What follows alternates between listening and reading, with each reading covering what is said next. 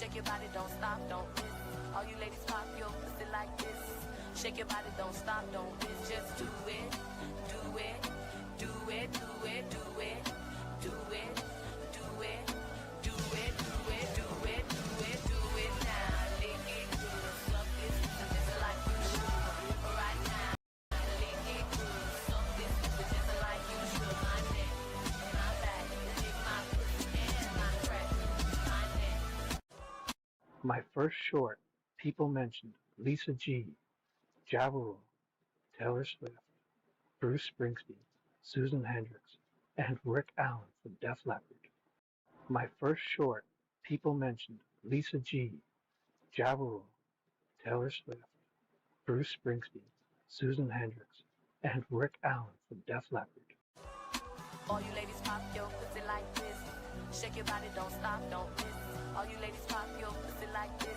Shake your body, don't stop, don't miss. Just do it, do it, do it, do it, do it, do it, do it, do it, do it, do it, do it, do it now. Lick it good, suck this just like you should. Right now, lick it good, suck this just like you should. My neck, my back, lick my pussy and my crack, my neck. All you ladies pop your pussy like this. Shake your body, don't stop, don't miss. All you ladies pop your pussy like this. Shake your body, don't stop, don't miss. Just do it, do it, do it, do it, do it, do it, do it, do it, do it, do it, do it, do it now. Lick it good, suck this just like you should. Right now, lick it good, suck this just like you should. My neck, my back, lick my pussy and my crack. And we're ready to start the show.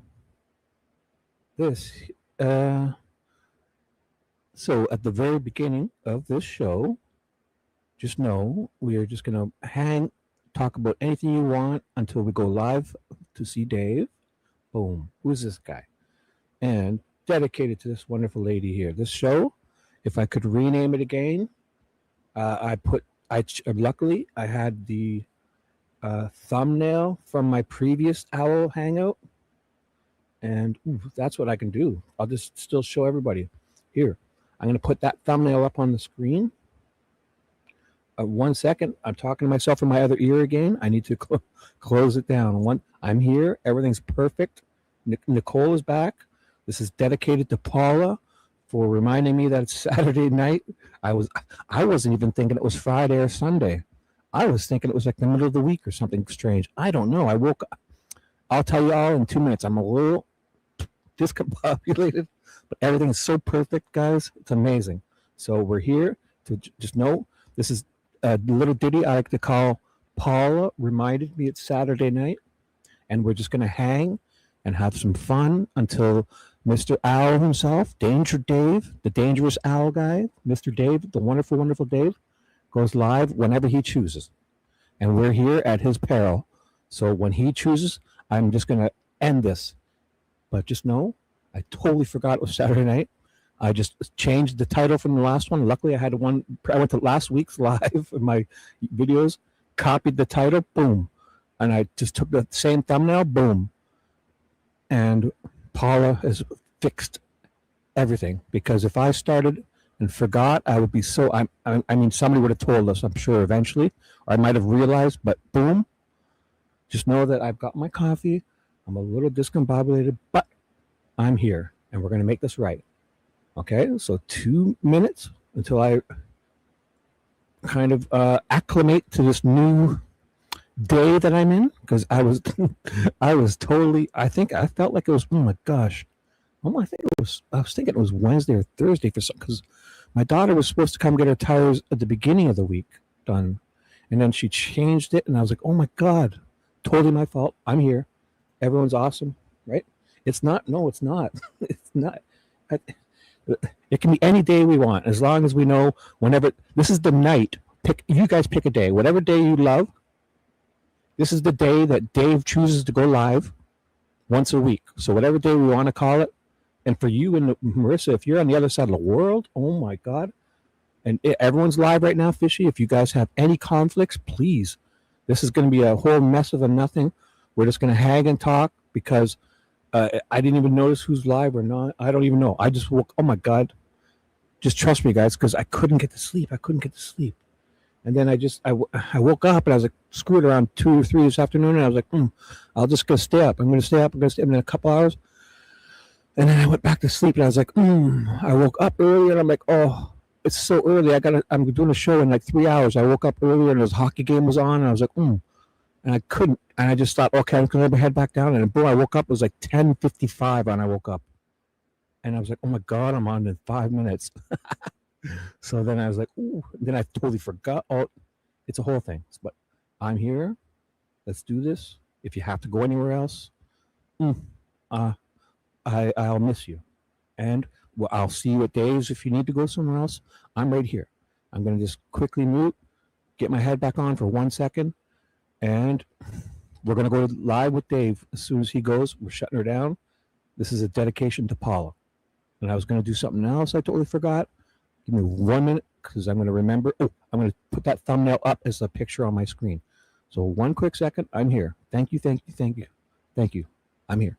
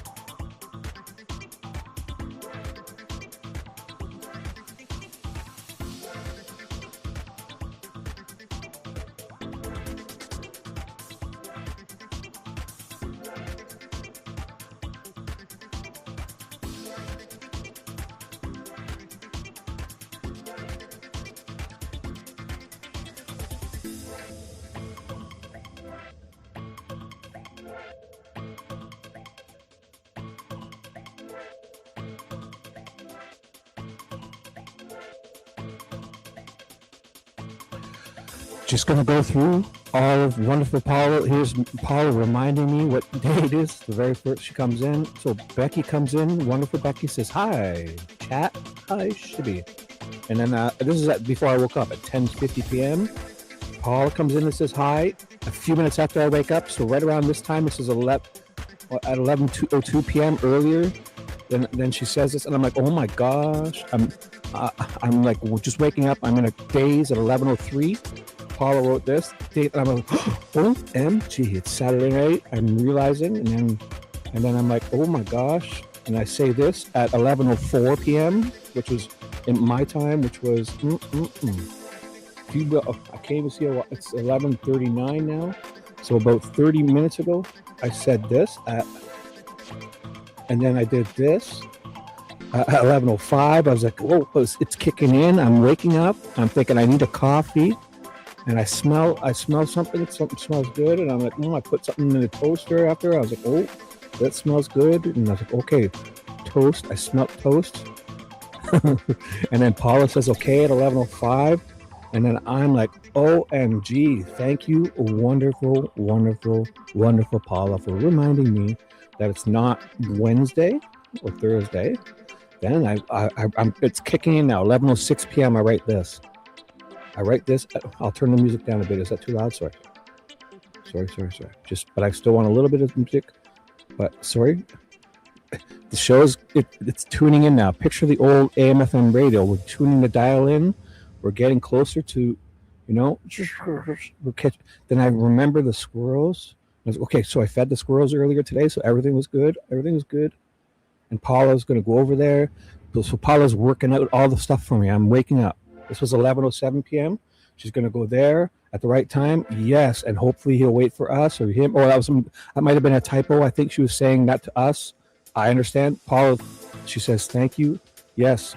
So we're going to, as soon as Dave posts his live, I'm going to be on it tonight. I will post his link and we can go there to say hi, or we can wait until he actually goes live.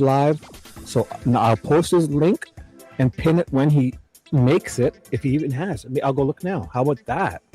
I'm on my other screen right now. I'm going to go over to Dave's and I'll keep one screen dedicated until he decides to even post it, which he may have. I'm going to look right now. Wrong person's channel. Excuse me.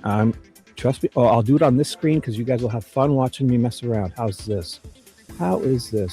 So how about I just get to his, I can find him. I'm at C. I'm going through my subscriptions. D, E, F, G, H, I, J, K. Oh, J, I skipped a J, L. Well, this is getting good, guys. This is getting good. Dom's here. Oh my God, I see people on the other screen. Oh my God, it's all L, M. Oh, I'm almost there. And Owl. I found him. I have found him. He doesn't have his link up yet, but I'm there. And I wonder what happens when I do this. Because I want to, that doesn't go away. Okay. Everything's coming. Everything's working so perfect right now. Oh, I don't want to. Let's see if I bring this. This is going so perfectly. I've made this. I'm going to bring this. You watch. I don't know if this will work. If not, I'll have to do a reshare. So here, I'm going to replace this Saturday Night Owl with this. Watch this, guys. And I'm going to come back and talk to you. I'm going to try I'm going to stop the screen share. Watch this. I removed it. I'm going to stop. This is going to just, oh my gosh. This is so amazing. Watch this. Boom. We are on. And I'll even have some audio up in case you want to, if this gets weird, let me know. If this gets echoey, I've switched the audio on, but there's no audio on the screen that I'm going to share. But if there's any audio problems, let me know. Here we go. So we're on Dave's page. This is the man of the hour. We're dedicating this to Paula because Dave is awesome. Everyone's awesome. So he's not, his last one was 6 days ago. So the moment this miracle mastermind decides to post his live, he may even be here now. I'll go look. I don't see him. So what we'll do is this here is dead. So I'm going through. Paula reminds me again. Paula, and then I say to Paula at about 11:07, my coffee. I was about to jump in. I forget what I was doing. I might have been jumping in the shower. I don't know. I was waking up and I was like, oh my God, Paula, you were the best. I said this at 11:07 p.m. So that's now 40 minutes ago. So I'm realizing I'm a dummy, that it's the wrong day, or it's not Wednesday night or something. So, oh my God, Paula, I said, you're the best. I totally forgot it was Saturday night, and I LOL'd, and she forgave me. She's so wonderful. She forgave me, and I was like, boom, this is it. And no, we didn't know when. Tracy comes in and says hi at 11. Oh my God. Mimi comes in at 11 p.m. Trust me, she did this at 11 p.m. and says hi. Wonderfully says hi. And Paula's nice to see you at 11:12. So just so you guys understand what's happening here, I'm Then Nicole, beautiful Nicole, comes in. Hey y'all, hello, bless your little hearts. Oh my gosh, hey y'all. And I said, hey y'all back. And it, boom, it's great. Oh my God, it's shaping up. You're seeing the evolution of this amazing new show. Mimi, I shall return. Yes, I'm going live in a minute. I'm in a few minutes because my head was still smoking a little bit and I had to put the fire out between my ears. But I'm catching your thank you. She says at 11:26. I say 2 minutes. 2 minutes is boom, boom. As soon as Dave goes live, we will go to Dave's. Owl heart. Cool. And then Paula says, cool. Marissa comes in. Good afternoon from the other side of the world. Just to make everything a little more confusing. So here's me.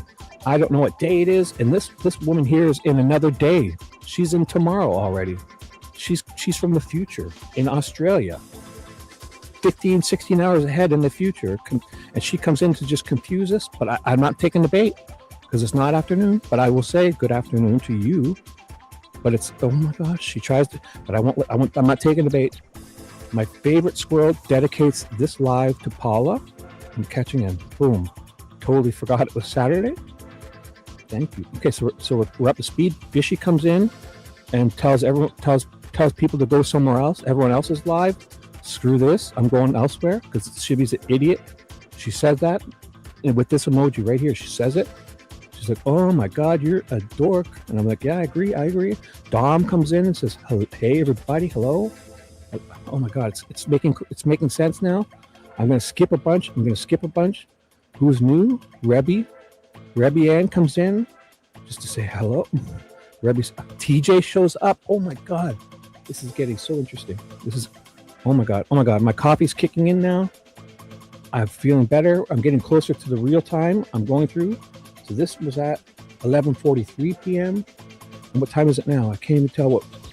Oh, I still have myself in my other ear, but it's not confusing me like it usually does. Oh my God. This is all making sense now. This is all making sense. I paused my other ear. I was talking to myself. I was watching yesterday's show on my laptop. So I'm getting closer. Let me see. I got to find a time. I can't get the bar to come up. Oh my gosh. I'll look at my phone. So it's 11:47, and this was set at 11. She said, Dawn says this at 11:43. So I'm getting, in a few minutes, I'll be caught up.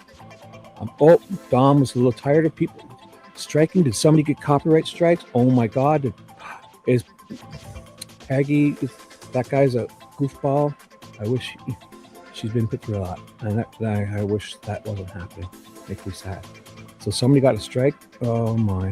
So we're going to talk about that soon because I'm 11:46. Dom's agreeing with Nicole. It's now 11:48. So I'm almost caught up to you guys in this future. Here's the last comment I can see. Yep. From TJ. So, okay, I'm caught up. All right. We're almost into the Saturday for us here. I'm going to turn this off. I'm going to take it down a notch. I'm up to speed. Oh boy. So what do you guys think of that? That's the progression. It was Wednesday. I was sound asleep. I was dreaming on a Wednesday. This is truly what happened. Yes. See, oh my gosh, I'm going to fall behind. I got to hit live. Oh my gosh, I was falling behind. Thank you for, I'm just kidding. So what happened, Dom? Did somebody get struck? Copyright struck? Nicole, so why are you only fair? You should be fantastic. Yes. Where is she? She's not fair. She's fantastic. Right. Dom, thank you for my stable of lovely subscribers. You kept them until I realized I'm here in the future with you guys. So I realized it's not Wednesday. I was in the middle of this dream too. Oh my God, if I shared with you what I was, I might get not struck, not a copyright strike. I might get, oh boy. I'll find out. Is Peggy live? Would you like, young lady? Oh, I can't. I don't want to do this. Sharing my screen lately has been dangerous because this weird sweet dude Shibby guy likes to watch other things when he's not doing this. And if he ever were to you know how they show like say I'm so afraid if I'm watching something, and you know how you see like say if I click on this right and you see other show stuff the recommendations here, sometimes it starts recommending stuff, and I don't want you to see what because it may be indicative of what I've been watching recently. So if you start, so just know that I'm on this. I'll be honest with you guys. So if we click on something, say we watch Dave's old live, just as example, you see this on the side here. So I'll go ahead. This is last week. This is Dave last week. And I was hoping. Dave last week. I paused it as not to get confusing. But you see how they recommend stuff here. If you ever see, let me see what I've been on this exercise health binge, and I'm doing yoga. I think the women do it best because I'm really flexible like there, I think, and I want to be flexible like that. So I'm studying to become a master. You know, Bruce Lee's a master of karate. I would like to be a master at yoga. And I didn't turn all my fans off. Do you guys hear background noise? Because I didn't turn all my fans off. And I bet you must hear something. Don't do it. I'm not going to do it. Just know that it's yoga. I love yoga, stretching yoga. And I think it's a wonderful art. That's all. TJ, you're right. You're right. Change the topic. Just know that I'm so afraid of showing you what the real Shibby watches. So I do things on another monitor. Okay, so TJ saved me. Don't tell him how I watch yoga stretching videos. I won't tell him. You're right. You're right, TJ. I will not tell how I watch yoga stretching videos. All right. Downward dog. Yes. Is that okay? I'm a man. And I honestly, I think yoga is wonderful. I really, I swear to you, I'm almost ready to go out into the world and try it. I swear to you, I'm not just watching. I'm actually participating. Heather's here. Hey, girl. Come to do, this is yoga time with Shibby. We're waiting for Dave. We're waiting for wonderful Dave. Here, look it. We're waiting for this guy. No post. I'll refresh. Oh my gosh. I get notifications on my iPhone. The moment he drops a link, I'm going to put it in the chat. Oh, hey, girl. Damn. Yoga in the park. Yoga in bed. TJ. Yoga in living rooms. Yoga in their bedrooms. I'll do yoga wherever they want. I will.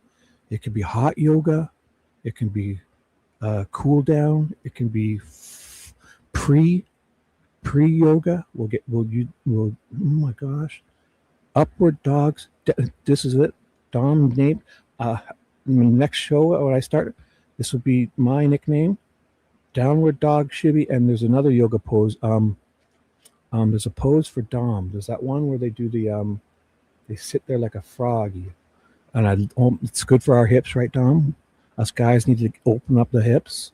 So we'll call it frog split or frog sit. Frog sit for Dom and downward dog Shibby. Yes. Dom is interested too. I know it. And this is truly for exercise purposes. It really is. It really does, because even just when you're waking up and it just, say you're laying on your belly and I push up and stretch your back backwards. OMG, I love doing that. Or sometimes I lay on the side of my bed, and you know how I kind of let my head and neck go off the back side of my bed, and kind of like that weird, that's awesome stretch. And I truly, so. Oh, that's great, Tom. That's great. It's cool when the kids, the older ones, come and hang. Oh, she's not. Well, you know what? Your mom's not doing well, but when she sees your daughter, you watch. It always helps. It's going to be wonderful. You watch. There's nothing. That's one of the best medicines for anyone ailing, especially a granddaughter or a grandson, for a grandmom. For myself, I'm kind of learning now.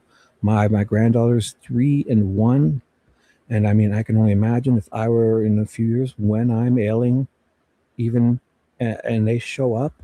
I'm sure, if not for just a half an hour, a couple hours, I will maybe get a little bit better, forget my woes. That's a wonderful, wonderful thing. If you have kids and your parents are ailing and you get those older kids, any age, if those kids are 50 to 40, 30, 10, 2, getting a grandchild to a sick parent, even if they're in a bubble and they can only wave through the glass. That will be, no doctor can give medicine like that. No doctor. Oh, yes, awful. ALS. Yes, it's horrible. It's horrible. And just know that whatever is happening, you bringing your child and yourself and play this. We could make something for her. How's this?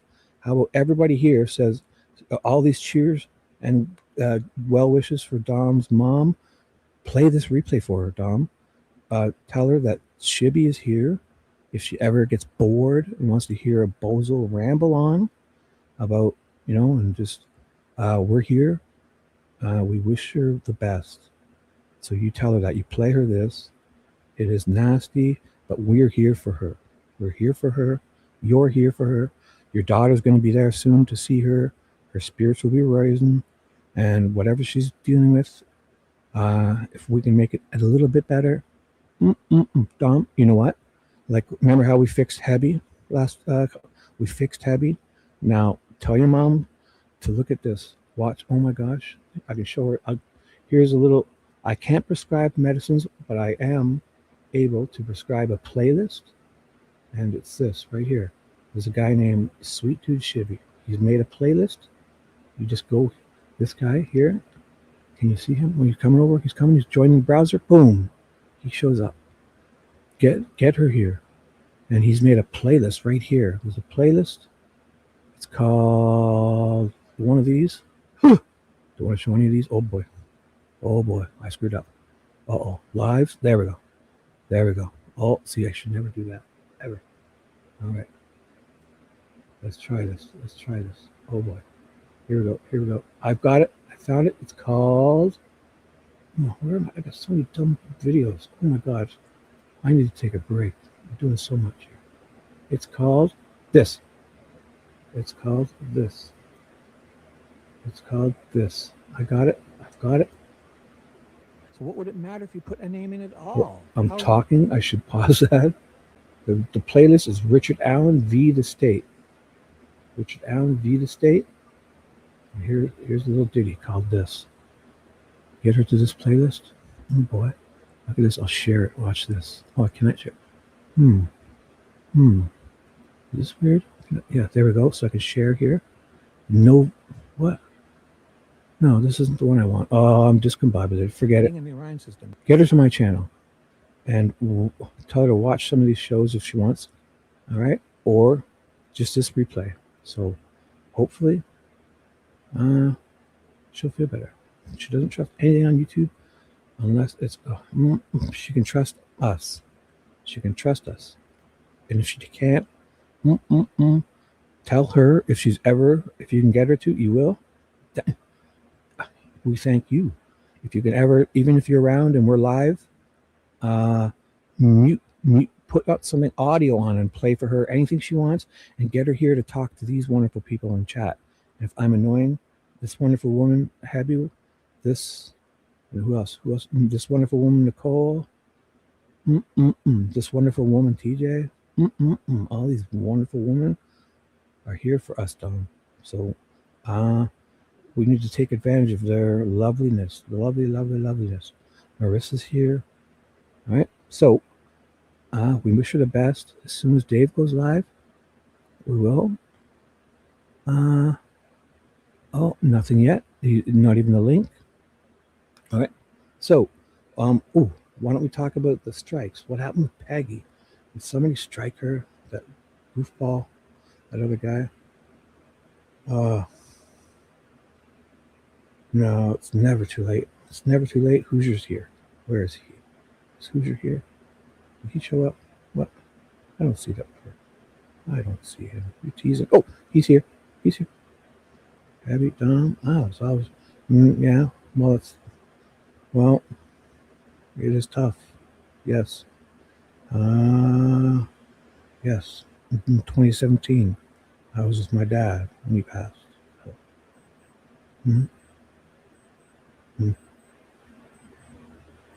It's tough. But I guess, yeah, you have to do those too. If you didn't have that hard moment to deal with, you wouldn't also to get rid of that moment, horrible moment, or time or feeling, you would have to get rid of all, like I popped out at 1973. So every memory I have of my dad between 1973 and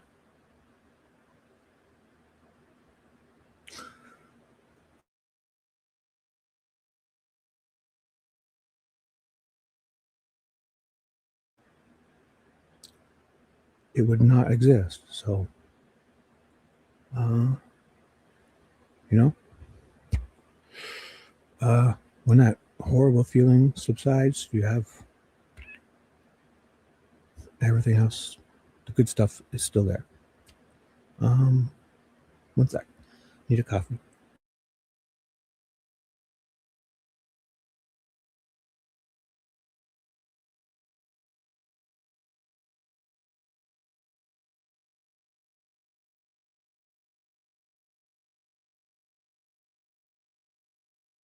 And we're back. So, did he? Paula, you are so gosh dang amazing. What would we do without you? I would be stuck in Wednesday dreaming. No, I don't see. Oh, I got my iPhone here. I don't have an alert just yet. You sure? Al posted about 20 minutes ago. I'm on his page right now. Are you sure? I'm refreshing. I'm not getting him. I don't see it. I trust you. I couldn't have because I'm on my iPhone too. No alerts on my iPhone. I have notifications on. Just some lovely, sweet Southern woman discording me. I don't. Oh, it's 12, so we still have time. Paula, I'm possible that you maybe, or maybe I missed it because I'm refreshing on his page, so you'd think it would show up. Oh my gosh! And I have other pages. I don't see it. Just no. Or posts. Oh, Marissa, Paula. Oh, you guys, stop being so. Hello. Oh boy. Uh-oh. Oh, he's not. He's canceled. Oh boy. Okay. Let's do this. Dave is canceled. We're looking at this right here. Dave is canceled. He says, hello all. 24. Thank you, Paula. You are so wonderful. Why didn't I get an alert for his post? Paula, thank you. This so everyone can read. This is his post. Hello, all from the owl. I will not be doing a live stream tonight, early tomorrow morning. Something has come up. I apologize. I will reschedule at some point. Hope everyone is well. We're very well. Dave, if you can hear us, we are going to change course here. How about this? Yes. But Paula, thank you, because for the next hour, we would have been sitting around waiting. Paula, oh my gosh, you've saved me twice. This show is dedicated to Paula. Whatever you want, whatever happens from here on out. I'm working now. I'm waking up. I'm feeling good. It's midnight. Okay, so I can go back to our regular schedule. I can go back to the program I was going to do when I thought it was a Wednesday night. So this is great. And oh my gosh, whatever I do, I'm changing this title. Watch this. I'm going to do it right now. You guys watch this. This is going to be dedicated to Paula. So I'm going to read, I think, Derrick German's deposition from Richard Allen's trial then, if we go into a regular show. But you must all know I'm going to change this because Dave is now. So it's the Saturday night. I'm changing the title right now. Come hang out. No, there's no more coming hanging out. There's no more pre-owl. It's Saturday night. I'm going to change it to the Saturday. No, I'll even get rid of the Saturday night. I'm going to change it. What is that other show I called? Previously I called it. Trust me, guys, this is going to make perfect sense to everyone in a second. Thank you so much, Paula. Because I wouldn't have seen that post thingy. Oh boy, what? So Dave is canceled. The Shibby is recalibrating. I'm going to read from the Richard Allen trial soon, very soon, unless you guys want. I will take any suggestions before I do that. So just know. And Paula, this is a show that has been saved by Paula, reformed by Paula, saved again by Paula, and she's let us know that David had a post, and I still couldn't clue in, but I stuck with it, and luckily Marissa said to go over and check the post. Oh boy, just watch this, guys. Watch this.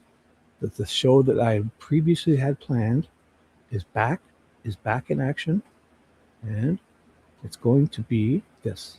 It's going to be not the opening statements. It's going to be testimony for this. I'm going to copy and paste, but I'm going to say it's going to be a read dedicated to here. Look at I'm here. I copy and paste. Trust me, guys, this is amazing.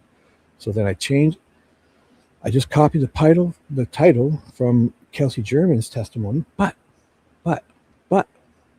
I'm changing that name. This is a Paula Fitzhenry show. So Paula, if she's okay with that, I know she will be. Paula Fitzhenry dedicated to. How is that? This is a show dedicated to. Look at this. Dedicated. This is the title. Dedicated to Paula Fitzhenry. I'm going to read testimony from. All right. I'll put a period so it makes sense. So, I'll put one of those little hyphen thingies so it makes sense. Then I'm gonna. But I only get so many letters, so I'm going to put it close. So, dedicated to Paula Fitzhenry. Testimony. Richard Allen versus the state. And I'll get rid of the ends because I'm running out of letters. Jury trial from day one, part. So I'll get rid of the state of. I'll just put Indiana because I'm running out of letters. It only lets you do like 100 letters for the title. Allen v. Indiana. Boom, boom. Oh, I'm 99, so I can do that. So here we go. Here's the new show. Title of this new show, and I'll change the thumbnail in a second. Jury trial. Day one, part. What part was this again? I'm on part. I was on part. I did day one, part 3. So this is part 4. Day 1, part 4. Dedicated, saved, everything you think. This is because of the wonderful Paula. It saved me again. So jury trial, day 1, part 4. I changed to part 4. So I'll do the save now, and then I'm going to update the thumbnail in a second, okay? So here we go. Check out the title of the show. Boom. Save the changes. The stream? No, not in the future. Oh, did I make a new stream? Oh, wait. Oh, I should have hit edit. Okay, so I will have to. I made a new stream, which I'm going to copy. Trust me, guys. This is amazing. I know what I'm doing. I'm going to copy this. I'm going to cancel. Sorry, I'm going to cancel. Oh my God. I made edit. So it said, can I change the name of the stream midstream or no? So I don't want to, can I do that? If I can't, I will change it afterwards. Can I not change, because I was doing it right. I'm going to try one more time. So if I hit save, scheduled for later, like I'm in the middle of it, so save the changes. The stream must be scheduled. I'm not scheduling a new stream. I'm changing the name of this one. There's got to be a way to do this. I'm going to shut that down. I'm here. Okay. So Dave has canceled. You guys are here. I'm gonna read, and we're gonna solve all our problems. I have to change this because maybe I'll go to my YouTube and try it. This is interesting. I see the live stream. I'm on YouTube now. Let's see if I can change the title while we're doing it. I wouldn't see why not. YouTube's good at this. Okay, here we go. Save. Does it change for you guys? You see a new title? I'm going to refresh on my other. I'm going to refresh. It was Saturday night pre-owl before the owl. It's now refresh. It is now called Dedicated to Paula Fitzhenry Testimony, Richard Allen versus Indiana Jury Trial, Day 1, Part 4. And I'm very shortly, I'm going to, yes. I've been brought, well, I was, TJ, I was dreaming in a Wednesday about an hour ago. I was dreaming and it was Wednesday. And all of a sudden I wake up. Yes. Get those emojis going. This is Paula saved us. You can hear me. We're alive. Dom's mom is going to get a visit from her beautiful young granddaughter, and Dom will be there smiling, saying, "Look at this dork Shibby," and making her laugh. I see it all. I'm in the future now. I'm trying to refresh. I see it. It's not Wednesday. It's now Sunday for me. Heidi Ho, Rebecca is giving an LOL. Life is good. It's 12:11 for us, but for Happy in the in Central, it's 11:11. So we'll dedicate. It's 11:11. If you're in the Central time zone, it's now 11:11 for you. Take note. Yes. Happy posts this at 11:11. The best, dude. You guys gotta use these special emojis. TJ, it's an emergency for TJ out on the West Coast, for you and Fishy, and maybe a Dee Dee. If anyone's seen Dee Dee, say hi to her for us. Hope she's well. I'm not hating anyone. So for you weirdos out on the West Coast, it's a 911 alert. So I woke up. This is what's happening here. So everything's perfect. Just know that. I woke up an hour ago, or I think I woke up around 10:55. Really, my time, 10:55 p.m. And I look and I was like, oh my gosh, I've set a live stream for 5 minutes, and I was like, in my pajamas, my commando pajamas. I was laying in my commando pajamas. The one I bought at the store Rebecca goes to get her pajamas. Yes, Rebby Ann gets her. We get our pajamas at the same store. I realized Paula saved me. Then Dave posted this on the screen. Hello all. I will not be doing a live stream tonight. And so she saved us again. I've dedicated the title of this to her. So, Commando. Yes, that's the name of the store. Well, that's the style of pajamas Rebby and I wear. And I'm sure a bunch of you probably must. Because they're so comfy, right? Right, Rebby Ann? They're so comfy. They're called Commando pajamas. They're really hard to see. They're so easy to clean. Yes. They're so easy to take care of. You never lose them. You never have to look for them.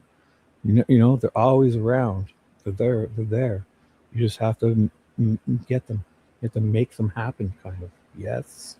The Commando style pajamas we wear, too bad, are, you don't need to wash them. They're so, oh my gosh. Under your pajamas. Well, okay, that's well, like I said, I'll take that. What can we call that? We can't call it full Commando. How about we call it TJ Commando? Or so that's like a half. Yes, that's acceptable, because technically, yes, that's a form of commandoism. Yes, it's like we're commando Odinisms, and you're like a commandite, like an Odinite. Yes, almost full.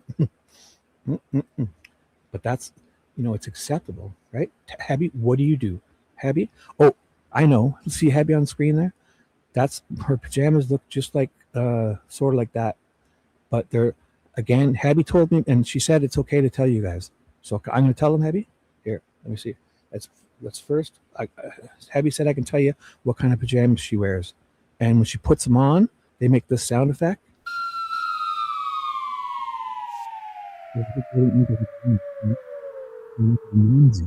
And there's no zippers, nothing. She's got only the head part open, and she has to slide down. So here's Habby. Picture her putting her pajamas on. Look at her pajamas. one-piece onesies. And you know how they got the feet covered in? What do you call it? Is there a name for that when your feet are inside the onesie? Like it's the feet are inside. Her hands are inside too. So she's in the pajamas. So here, she gets in her pajamas, all one piece, and it's got even like a hoodie part. And when she pulls it up, she has these little antennas and stuff on her. She looks like a Teletubby. She told me to tell you guys because she just didn't know how to tell you. She wanted me to tell you guys.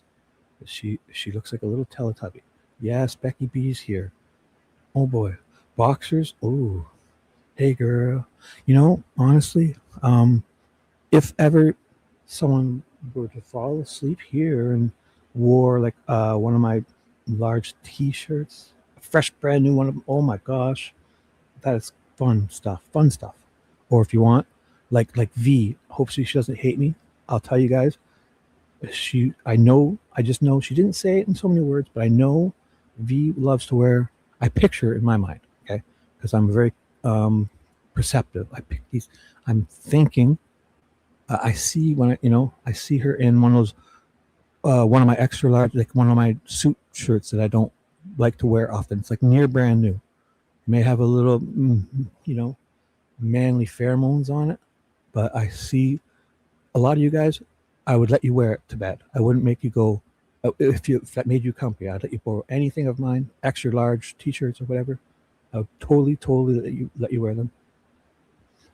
If you need to stay here because you've had way too much to drink and I'm not going to let you drive home, and I'll go sleep in the couch. I'll go sleep outside in the shed. If you can have, total friendship, or we can do like like Seinfeld did, since we're we'll sleep head, like I'll lay, we'll sleep 69 style, I'll put my head down at the other end. So, and even though Putty, remember Seinfeld, Putty realized at that moment that their genitals still line up when you do that.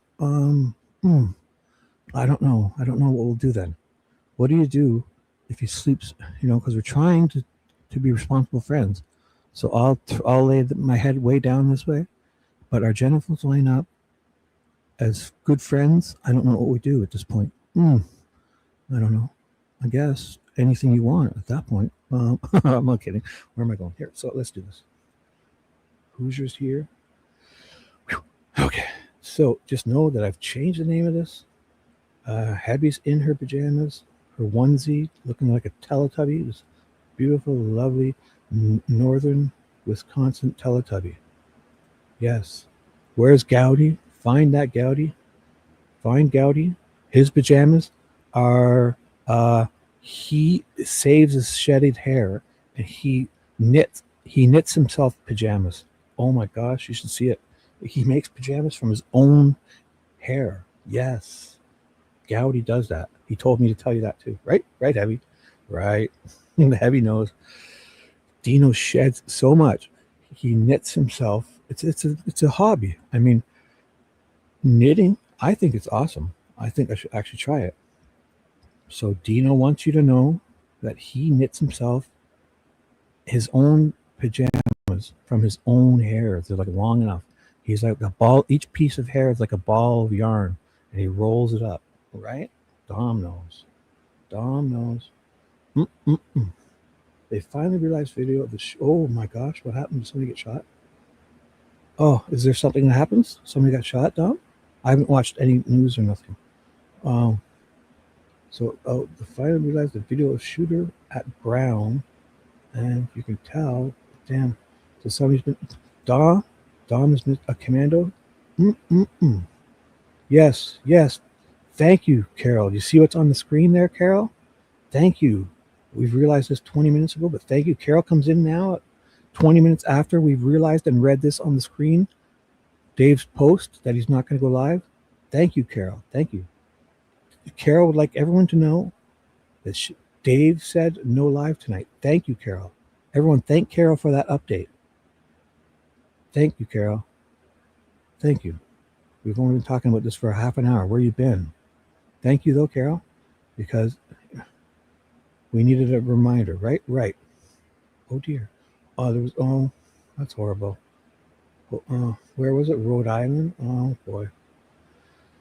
I haven't checked. Is there? I hope everyone's okay. You know, we can only do what we can do. If you're in the area, stay safe. Or I don't know. Go into the basement. There's bullets that can't fly through the ground in your home. I don't know. Stay safe. We're here. We're gonna do a reading. How's that? But also, if you guys, whatever.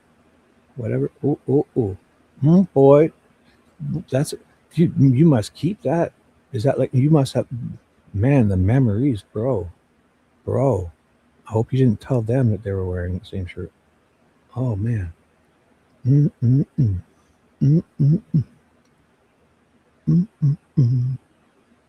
That's awesome. Dude, that, you definitely shouldn't let them know. So hopefully I'll take this off so they don't realize. I don't think, but I think maybe they'd be honored. That's it. That's a good idea. I'll dedicate. I'll get a shirt, and each time every time one of you, whichever one of you, Abby comes to sleep here, I'll let her wear it. When Nicole comes to sleep here, I'll let her wear it. Right? Perfect. That's a great idea. Becky B, you're invited. I only have the one, but I can get more. I can buy a pack of shirts and give you. I'll have to decide. I think it'd probably be best with Carol. Carol, what do you recommend, Carol? Oh, Carol messaged me privately and recommends that she says she would like to just share one shirt with all the ladies. That's a great idea, Carol. I agree. Carol, great idea. And you can't see that message because she retracted it. Dave said, again, she comes in, boom, boom. She reminds us the second time. Look at this one. This is her second, just right now. Carol, are you behind? Are you watching this live? Hit that. See that thing that says live, Carol? See that thing that says we've been talking about this for literally 30 minutes. I have this post on the screen. It's right here. Hit that live thing, Carol. You need to come talk to us live. I have a feeling you're way behind if you're still telling us this. I have a feeling. Does everybody else have that feeling? Carol has just come into the chat to tell us. Dave said again. So the first time, Carol, you're amazing. Carol comes in at 12:19. Shibby, Dave said no live tonight. Thank you, Carol. Again, tell us one more time, please. 12:21. Dave said no live tonight. Boom. Carol's adamant. You guys? Yes. Truck bet. Oh, you guys are awesome. Okay, so let's do this. Nicole, are you with the hubby? No, because she's here with me, Nicole. Her hubby has tasked me alone.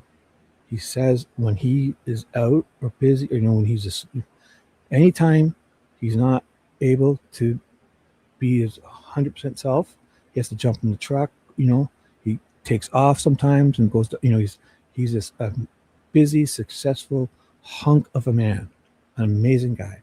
He's asked me to say, listen, he said, if you and your friends here on this channel can entertain my lovely wife, he'll be so grateful. And he's listening now. This was his idea. And I agreed. So all of us are here.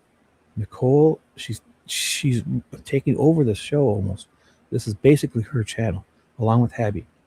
And I'm just here. I don't know. I don't even know the password anymore. They do the two-step notification for themselves. I can't log in.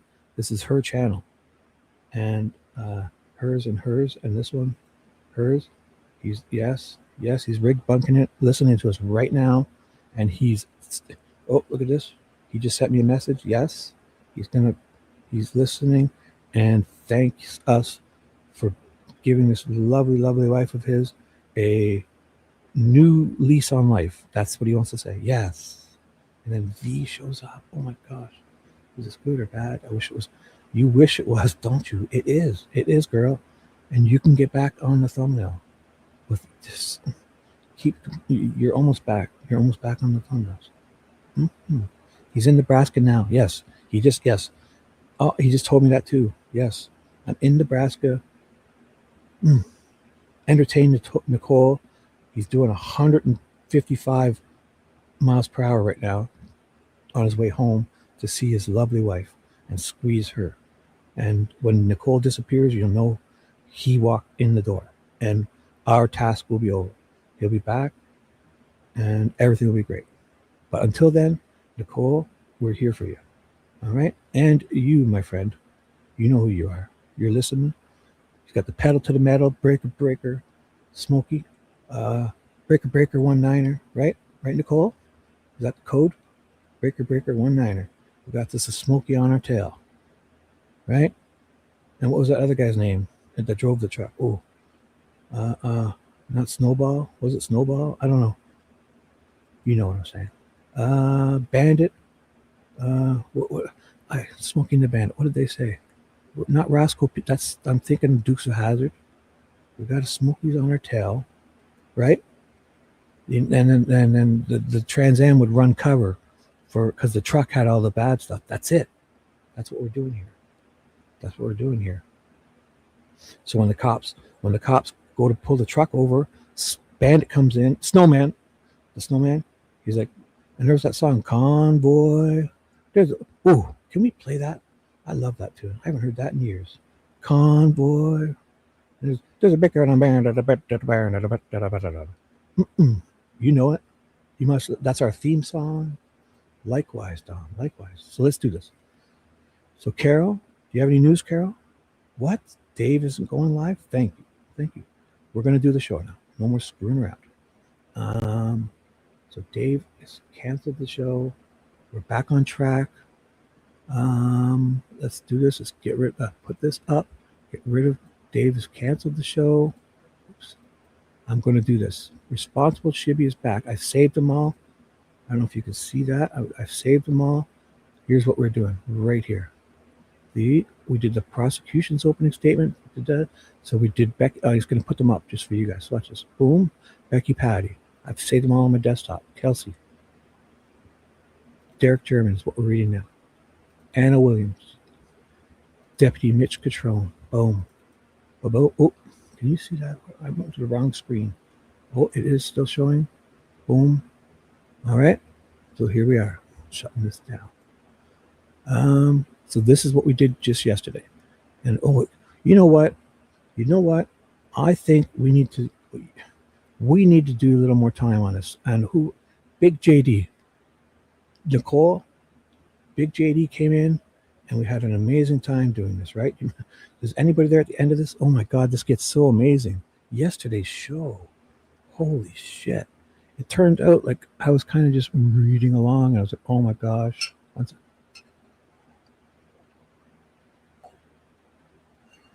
Yesterday's show.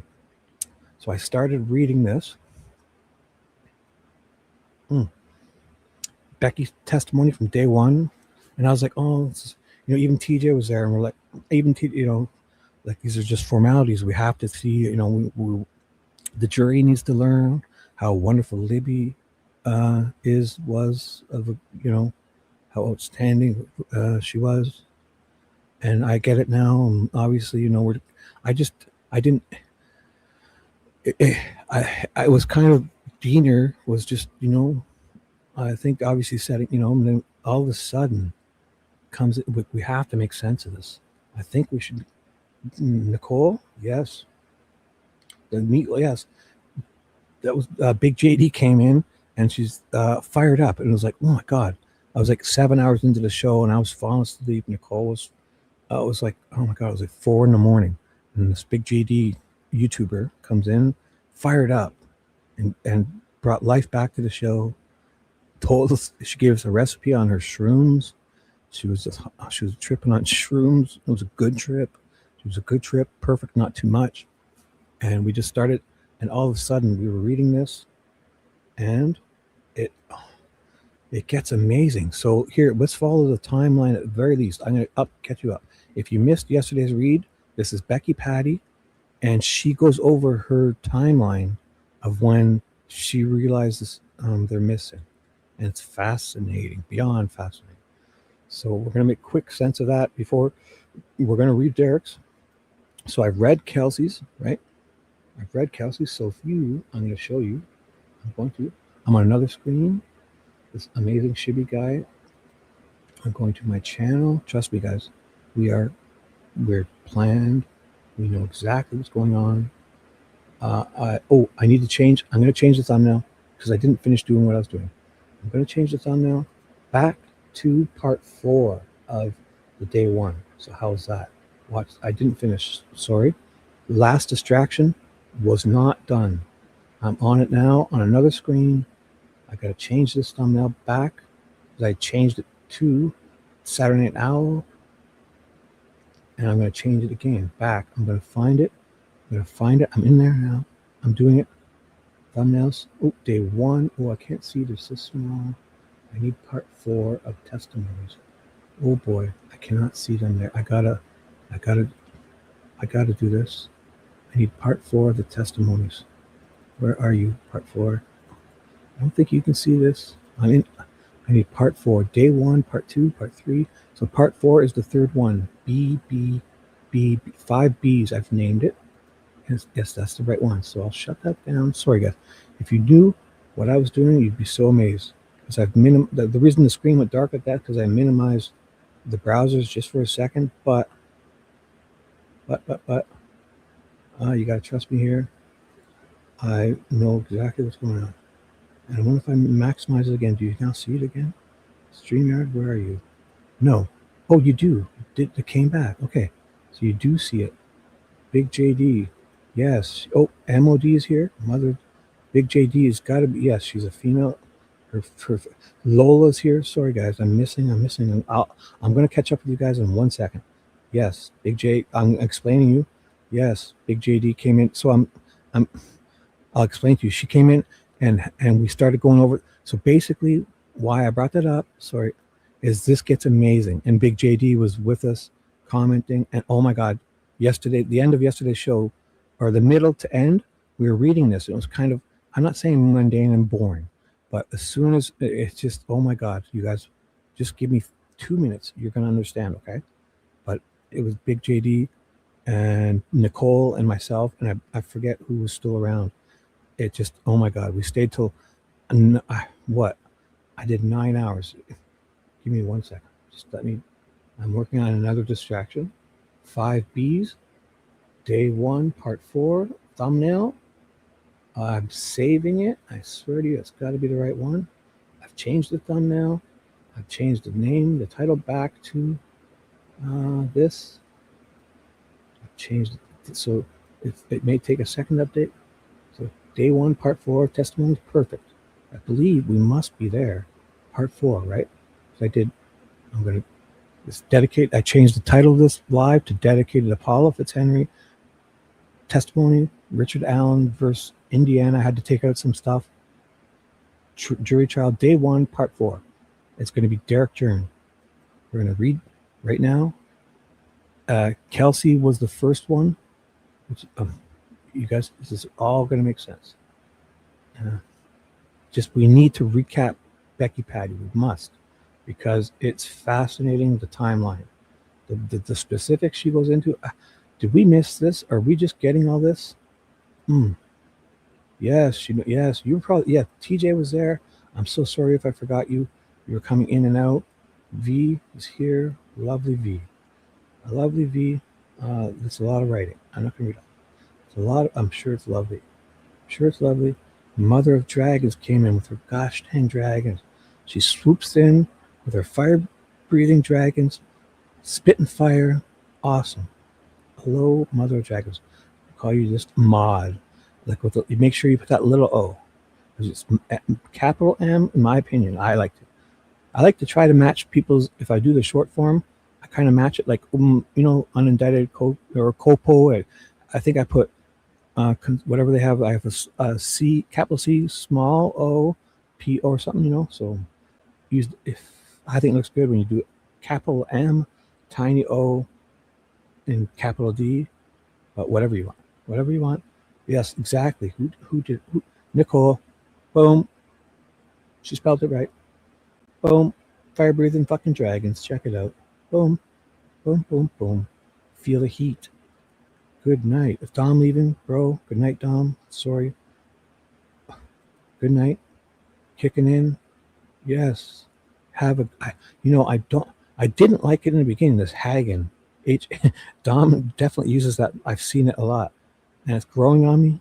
But at the beginning, the Hagen, the have a good night, I wasn't sure, but it's I think I'm gonna start using it. The Hagen.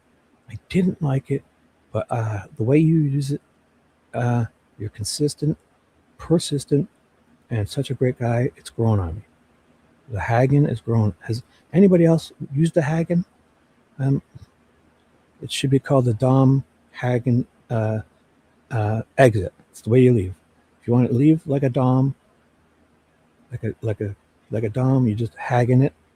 And it was LOL. Does anybody else? The Hagen's growing on me, I gotta say. I honestly didn't. It kind of was, ooh, that's the sound. It's growing on me. It's growing on me. I like Hagen. You Hagen yourself, bro. Hagen. Everyone, Dom says Hagen.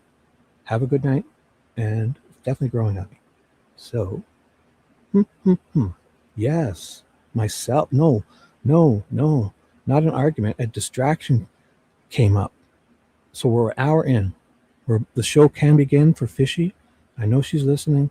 When anybody else stops going live, she'll be here to dedicate herself to us. She dedicates herself to me. I know she's listening, but she might be in another chat. I just know. I feel it. We're 1 hour and 7 minutes in. The show can begin. So here's a recap.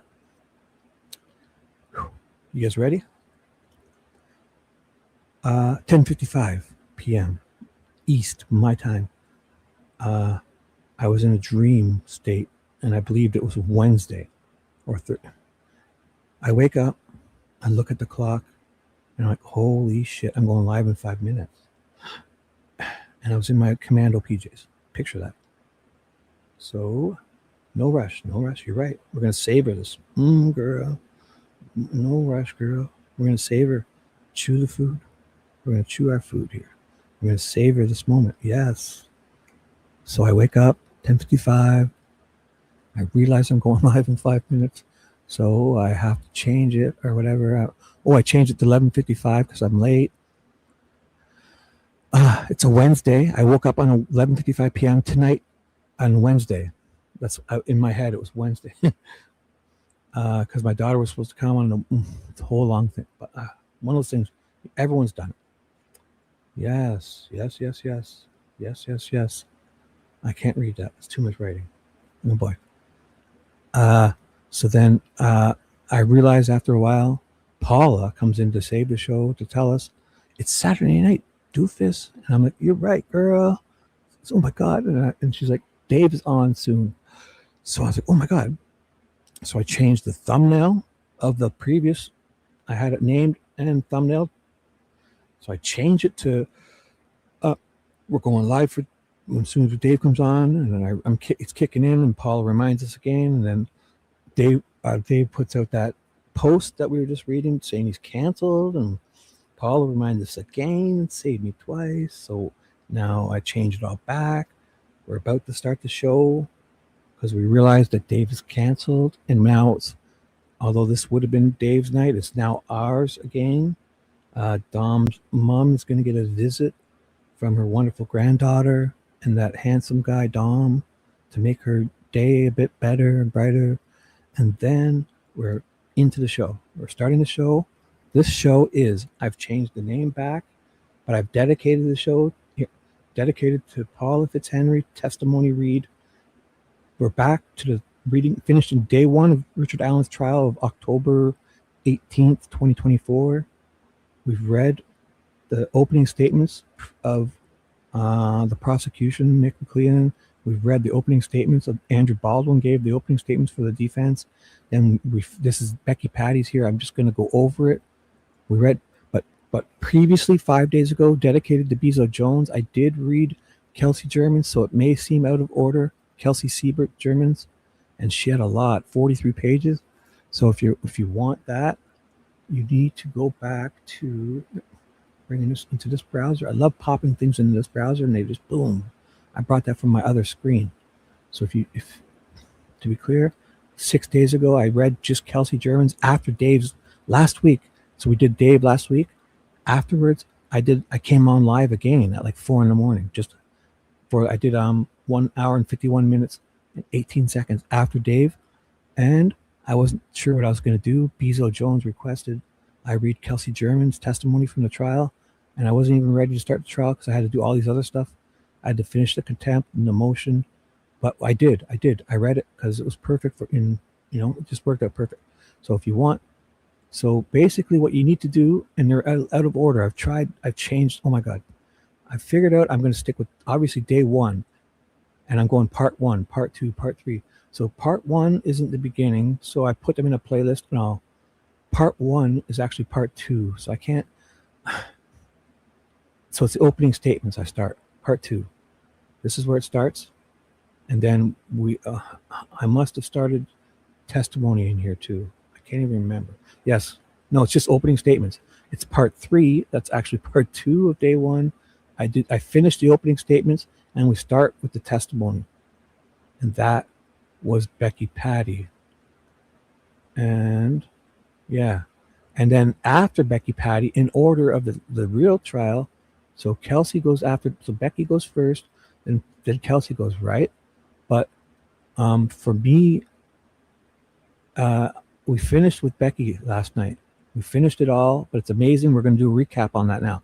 So then Kelsey goes up. So you have to go back to this one day. I'll put them on a playlist in order. So Kelsey is this, and then now we're here live. You see, I'm not going to click on it. I'm going to hide you. One sec. So did I say hello to Tammy? Who came in here? I saw someone. Oh my gosh, I'm so sorry. I must have said hi. I had you on screen, right? Oh boy. Or was that Aunt Mother? It was Aunt Mother. Oh, so you changed your photos. Is this really you? Girl, that's not you, is it? No, it's a dragon. Whatever. Oh, half distraction. I'm going to cancel that distraction and return to my previous distraction of the distractions. I'm not going to click on it. So we're live tonight. I'm going to read Derrick's testimony. Where was it? I'm going to read it right here. It's ready to go. Boom. It's 29 pages. Derrick German is up next. So it's Kelsey. So just know that I'm going to put these in order on the little playlist. So you'll have that. Okay. So what's happening here is we're live. We're going to do, but we have to. If you missed yesterday's show, TJ knows, Nicole knows, Big JD knows. Oh my gosh, my little mouse. Oh, it is showing up. It's white. Okay, I couldn't see my pointer. We're going to, as soon as she realizes they're starting to get worried, and Becky, her timeline is fascinating.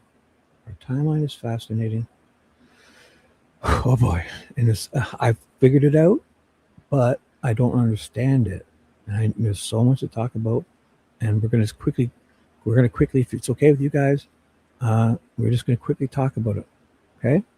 And we won't have to read it all because I did read it yesterday, but we must address a few things because there's a lot left unsaid.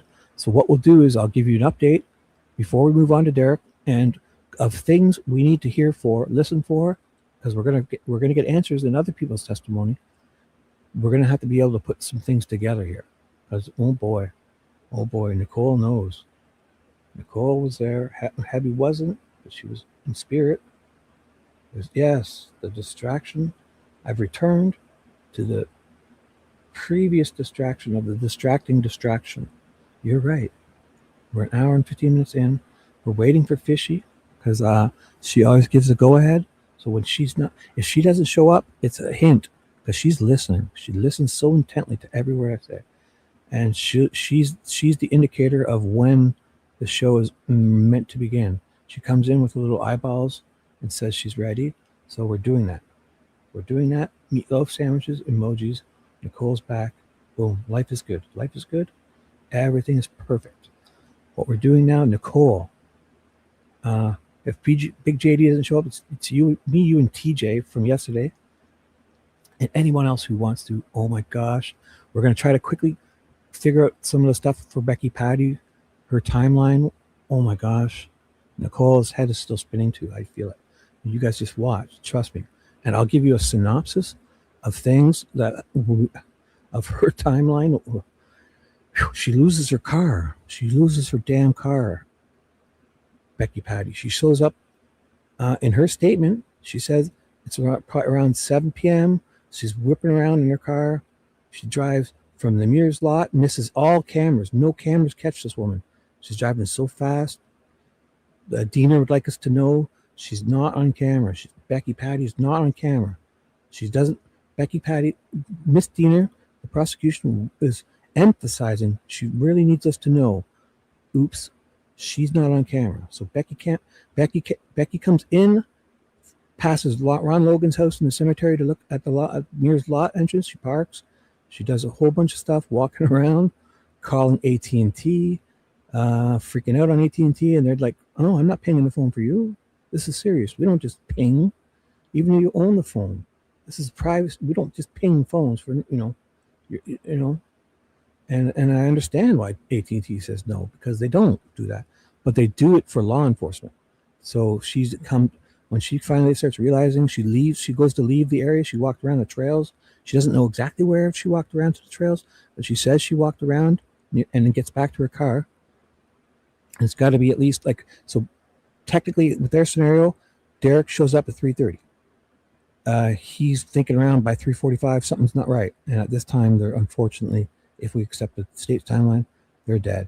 And by 3:45, for BG to get out to the road by 3:57, he's got to be just leaving now, because it would take him at least 10 minutes to walk up that hill through the cemetery or run whatever 5-10 minutes to get out there for to have Sarah Carbaugh see him walking towards the Hoosier Harvest store, right coming out of the cemetery, probably 50-100 feet off, from the cemetery entrance, heading towards. So Sarah Carbaugh sees him. Derrick's already there. He's waiting. He's probably out of his car walking towards the trailway. So what you got a picture is BG must have walked right by Derrick. Derrick's car, at least.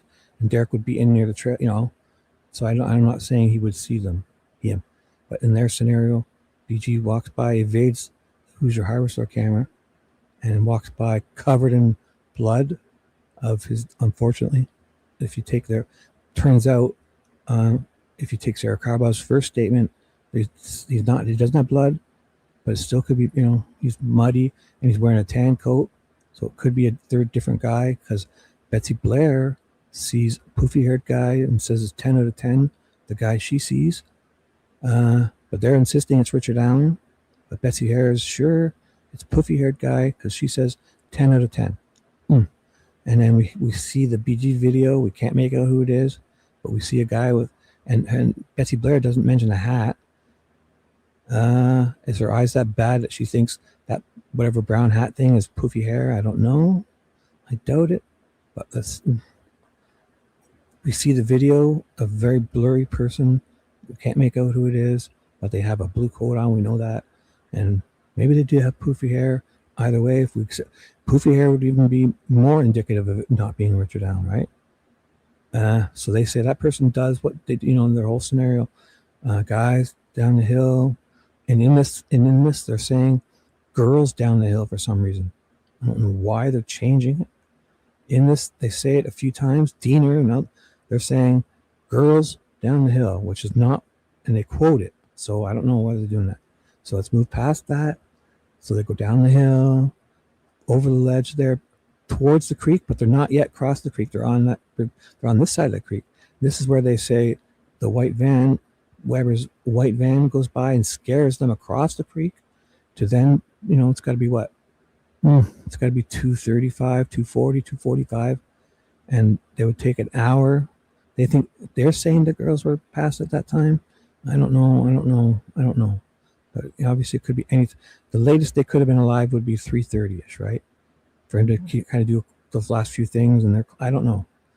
So whatever happens there, and whoever's doing it, they must leave by 3:45, right? Because almost around 10 minutes later, they're seen 12 minutes later, they're seen walking on 300 North. So let's just go with that. And so there's this scenario. Like Jerry Holman in his deposition says BG was scared by searchers. So if you think about it, I mean, and not because so this person, I don't believe is Richard Allen, right? I don't believe it. So this person, if you take their scenario, this third person, because Betsy Blair sees someone, BG's the second guy, and this person is wearing a tan jacket. So to me, it feels like three separate people. Sarah sees a tan jacket. I mean, you don't have that, the mud, you don't mistake it for a tan jacket. Unless he literally put it on the ground and did like in Predator, the movie, where they completely cover themselves in mud and the predator can't see them because they're covered in mud. Oh my gosh. So if you picture this, he must leave, so in Jerry Holmes' deposition, he says first at Crime Con, he says that Libby, he says he goes with the whole white van thing now. But back then in his deposition, he said something different. But now at the trial and afterwards, he's saying he's insisting the white van at 2:30 scares him. He's insisting that the girls were covered with sticks. The only reason that was there was to hide them. And he says at Crime Con, Jerry Holman absurdly, ridiculously also states that the angle of Libby's sticks were there to block her from Weber's private drive so she can't be seen from. So the angle, he says the angle of those sticks on Libby were so if you're going on Weber's private drive, you can't see her. So that's weird because he's admitting that from his private drive, you can easily see where the bodies were. I just thought of that. Oh my God. So what I was alluding to is now in their scenario, the only way that this third BG or whoever did this would plausibly walk down the middle of the road is because they heard Derrick or someone screaming for the girls at that time. Because he, in his deposition, Jerry Holman says that the person was scared off by searchers. He literally says that. He literally says that. He literally says it, right? Was it the white van? Yes. Or maybe they scared off, or the searchers? Yes. Because if I remember, Cody or Derrick and Kelsey went down the hill. Oh my God. Does Derrick go down the hill, or is this later on? What we have to go with, I think only Derrick could be at this time, because he goes, so Nicole, I see where you're going, but we're not that far yet. So back up, because 3:30 p.m. is when he's supposed to pick them up. He's there. He goes. So picture everything's in their minds. Nobody thinks they're missing just yet, right? At the beginning. Okay, so it's very soon after. I'm with you, but we're not quite. But boom, yes. It's before. So does anybody know? It's probably what we can actually find out when the sunset was. But obviously, it's they have a couple hours of daylight for sure. So 3:30 p.m. the girls are dead by that time. The latest they could have been alive would be that.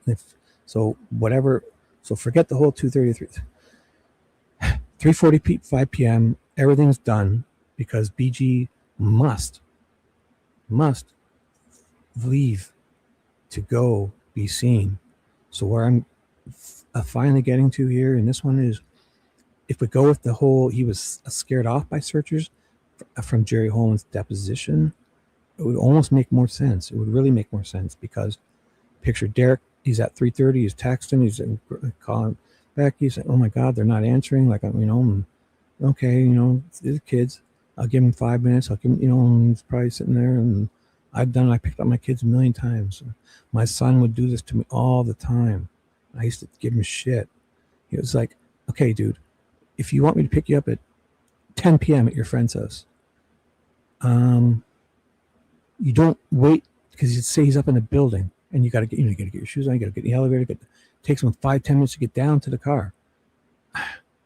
I would leave, if I'm picking him up at 10, I don't wait till 10 to get in my car to drive 10 minutes, right? You do these things for, so by 20 minutes ahead of time, I'm like, oh, if you get snow in the car, you got to, and get in the car, I got to get there, and I'm there for 10. So I used to give him shit to say, hey, dude, man, if I'm picking you up at 10, do you want me to be an asshole and say, I'll pick you up at 9:45 and then you'd be late. No, I don't like that when people do that, because they treat you like a baby when they think, I want it for 10 p.m., but this person's always late, so I'm going to tell them 9:45 because I know they'll be late. And I hate that, because I'm not a baby. And when you tell people that, some coaches used to do that with my son's hockey, because he knew people were going to be late, then I would end up, because I always show up on time or early. So when I get there, I'm extra early when they do stupid things like that. So my son, I'm not going to say 9:45, so I hope he's a little bit late and be there for when I want him. No, dude, if you say for me to be there at 10 p.m., you be there at 10 p.m. for me to pick you up. And that means by 1:45, you're thinking of me, you're getting your shoes on, you're saying your goodbyes, you're finding this, and you're getting in by the time, so you can be down for 10. And that's all I'm trying to get at. So picture, they're supposed to be there at 3:30, and Libby's super responsible, wonderful young lady. I know it. We all know it. So he's 5 minutes late. No problem. Maybe we're about 10 minutes late. By 3:45, he's got to be thinking stuff, right? Derrick is there to pick him up. So calling Becky, texting them, no answer. So he gets out of his car and he's probably walking towards the bridge area, because he knows, this is where the cool kids would go, or they would be on the platform. He probably knows too, and all of them know. But picture it. You'd be sitting there dangling your feet over there, drinking beers with your friends. I mean, it looked like before this was ruined. So Derrick is 3:45. Maybe he's the one that scares them off, screaming, because picture this. If he walks to the trailhead, or even to the bridge area, and he's looking left, he's not going to see, I guess, right? But the horrible thing is he's calling. If this happened that way, his daughter and Abby are there, dead at this time, laying there, and she's nude, dead. And a horrible thought, and we must do this, right? We must do this to understand. So if you think about it, he may have, if in their scenario, he may have scared the tan coat guy, who wasn't the BG guy, and he wasn't the poofy-haired guy that Betsy Blair seen. So 3:45, because BG then gets scared, and that would make the only reason it would make sense for him to actually not use the trail to get back to his car, if they say it's like this, or walk up the creek, is because he hears other people, right? So that's the first time I thought of it. Like, because we used to say, it makes no sense that the guy walks to 300 North in the daylight, right? The only way it would make sense is if somebody like Derrick and them scared him out that way, and when he's leaving. So let's get to what Nicole was. So here's the timeline. So we must go over this. I'll show you guys. I hope you're with me still. 1 sec, I need a drink.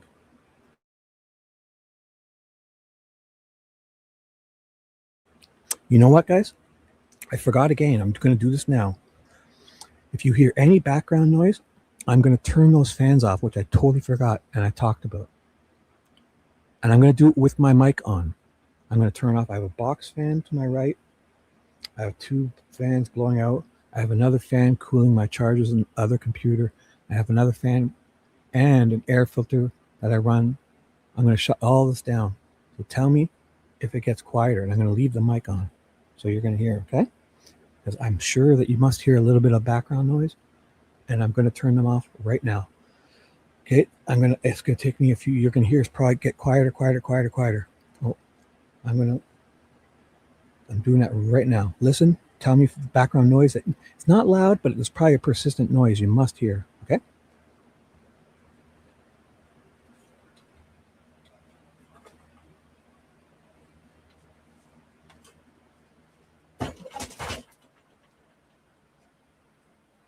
Oops.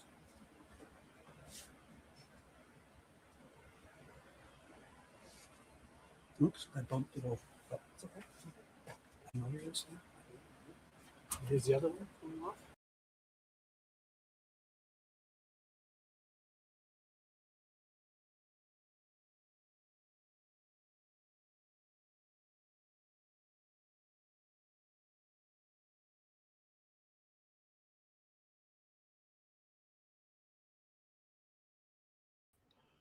Ooh, did I have you muted? Oh my gosh, something happened there. But anyways, when I turn that fan off, for some reason it mutes me because I don't know. Is this quieter? Do you feel the peace? I'm going to listen back later. So what time did I do that? At 1:30. I'm going to listen at the 1:30 mark later because I know it must have got quieter because I feels quieter. All right. 6:30 it was dark. Right. Okay, so let's get back. Thank you. Thank you. Yeah, so we're going with this timeline, okay, guys? I knocked my box fan over. I'm not sure if you heard that, but for some reason it muted itself, which when I turned one of the fans off, it kicks the electricity. I don't know. That's weird. So anyway, we're back. I see my little guy moving, right? You can hear. I'm going to change this. Hoosiers here. I'm going to change this to the one I like. This one. Boom. Boom, boom, boom. Everything's perfect. No difference. I'm going to listen back myself. Thank you. I respect you, but I'm writing. I'll tell you later. I could do it now, but that would be another distraction. I could listen in and, but I'm going to just write down a time for the fans off. I'm writing a note. Fans off was at 1 hour and 30 minutes in. I will update you. I must make it. I trust you that it doesn't sound for you guys, but I'm sure my neurotic ears will pick it up. Either way, it feels quieter to me. I feel much quieter right now. So must sound better. Must. But I believe you. Okay, so let's do this. So we're going to quickly go over this before we're minutes away, I believe, from reading. We're going to skip Kelsey's because I did an hour on that. Go to my lives later in the playlist. We're going to read Derrick's in a second. It's 29 pages. But we must look over this because so where does it really starts getting interesting here. And you guys are with me. I know it. I think it was around 1:30. I'll show you. I didn't write exactly where it got interesting because my mind got blown. And so we literally would need. You're here listening. Oh, cool. Hebby, just, yes, play Scrabble. If you're listening, wonderful. Just keep listening. So what's going to happen here, Hebs? I'm going to kind of go over Becky's discombobulated, convoluted timeline where she realizes they're missing from Derrick, calls her, and it's like 3:30-ish and for 3:45-ish, and she's going to start going on her little thing. So this is Becky Patty, and you're going to hear it. I'm just going to kind of, I read it last show, but I'm just going to kind of give the highlights because there's so much here.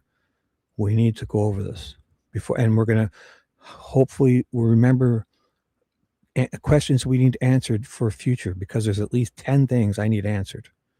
And one of them is she loses her goddamn car. Becky Patty. Becky Patty ends up doing all this shit.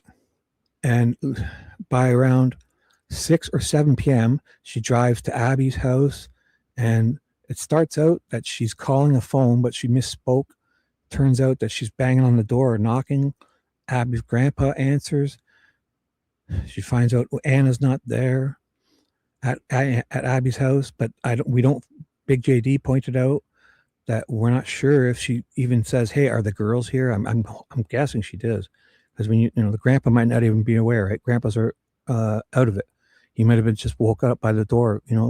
He's napping in his chair, rocker, whatever. Like me. So you'd think she, look, did the girls come here? Because she's looking for them. Becky is looking for them. She sounds like she's lost Cody somewhere because Cody jumped in her car. The other son, not Derrick, her other son shows up as she's leaving to go to the trails and jumps in her car with her, and he's disappeared. And another weird thing is one of Tara's kids, her sister's kids or somebody shows up,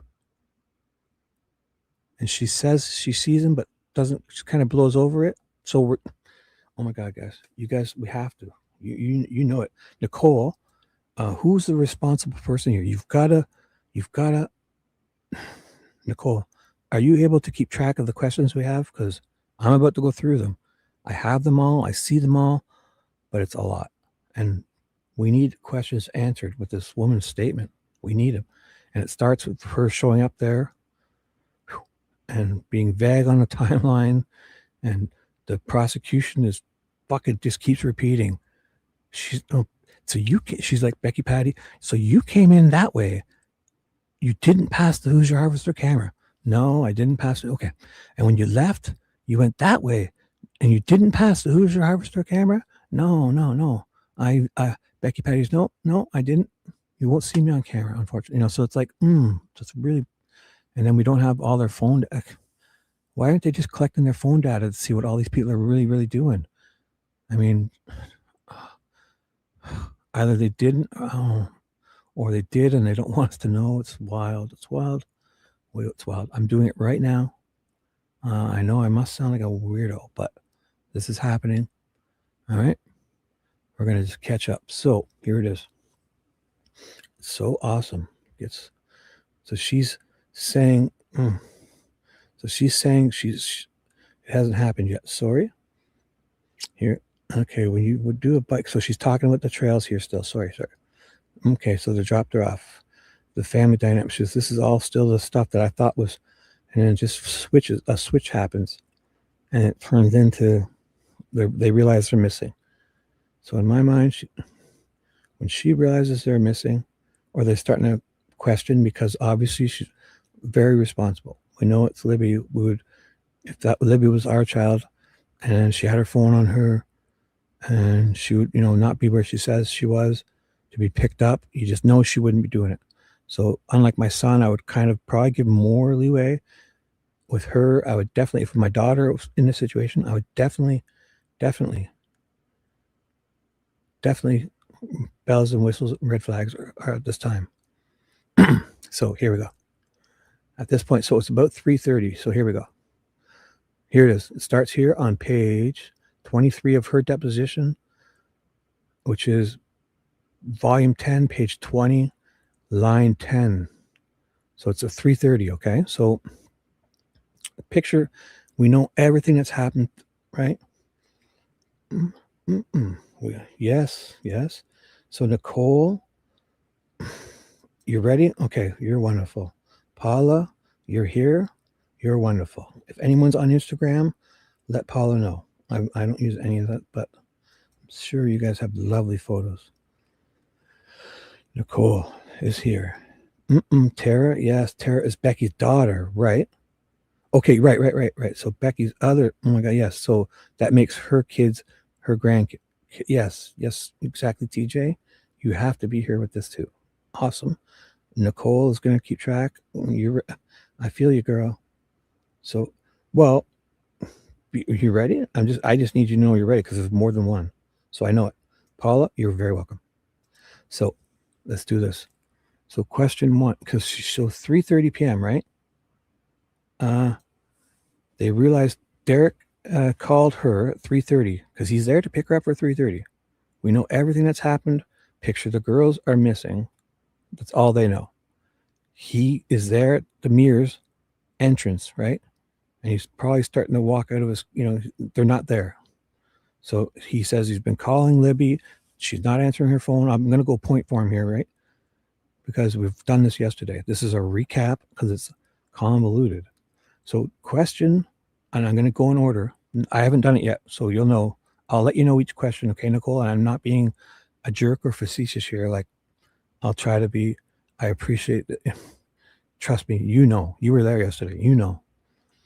I'll let you know which are the questions, and you can do your own too. Throw your own down. I mean, together, I'll read the note later too. So this isn't just me telling you what they write. I know you're going to do what's the best here. So Derrick is he's telling Becky to get a hold of her, right? And no answer. So it's never happened before. Trying to reach Abby. So while all this stuff. So the first one is Becky Patty. Sorry. Derrick's at the trails to pick up Abby and Libby. They're not answering. So here's where it gets crazy. So Tara went ahead. So first question is okay. So when Becky, she says she's tried calling AT&T. right? So that's the first question we need, is this whole AT&T thing. Becky says that she calls AT&T and they won't ping the phone for her, right? She's still saying it now. Yet, she then, within hours, is at the police station and seems to spend 5 hours there until after midnight at the police station. Are we saying that at that point, they know they're pinging the phone, right? So she gets to the police station, okay, AT&T won't do it, but you know the minute she's there, Jerry Holman, Liggett, Leesenby is telling her, listen, one of them, whoever it is, it's got to be saying the sheriff has called AT&T, and if he needed a warrant or just he has a command, code, password, whatever it is, they're doing it for him. The sheriff calls, so I understand they're not going to ping for you, even your granddaughter, your own phone. You can't even probably ping your own phone for you because, especially if you say somebody else has it, there's a whole AT&T just is not willy-nilly with this stuff, right? So they won't ping it for her, but we know they start pinging it every 15 minutes. But for some reason, she doesn't know. She says she spends. So are we to assume that Holman doesn't tell her? Like, listen, we got them pinging the phone. You know, we're trying, right? Obviously, they must have. She still doesn't know. Days, weeks, years after she says she still doesn't know if they pinged it or not. So that's a lie. It's a lie, or she's forgotten. So the whole ping thing is weird. She keeps insisting that they wouldn't ping it for her, and she doesn't know if they pinged it either. So that's a whole bullshit because, all right, so that's the question one. And let's move on. 1 second, I need a drink. So Derrick's at the trailhead, 3:30. Becky's going to get in her car next. Watch. And before she gets in her car, she's leaving her house. So let's say 3:45, even 4 p.m. Let's give them grace because obviously if it happened, they're not seeing BG. And so that's the only reason I'm going with that timeline. 1 sec.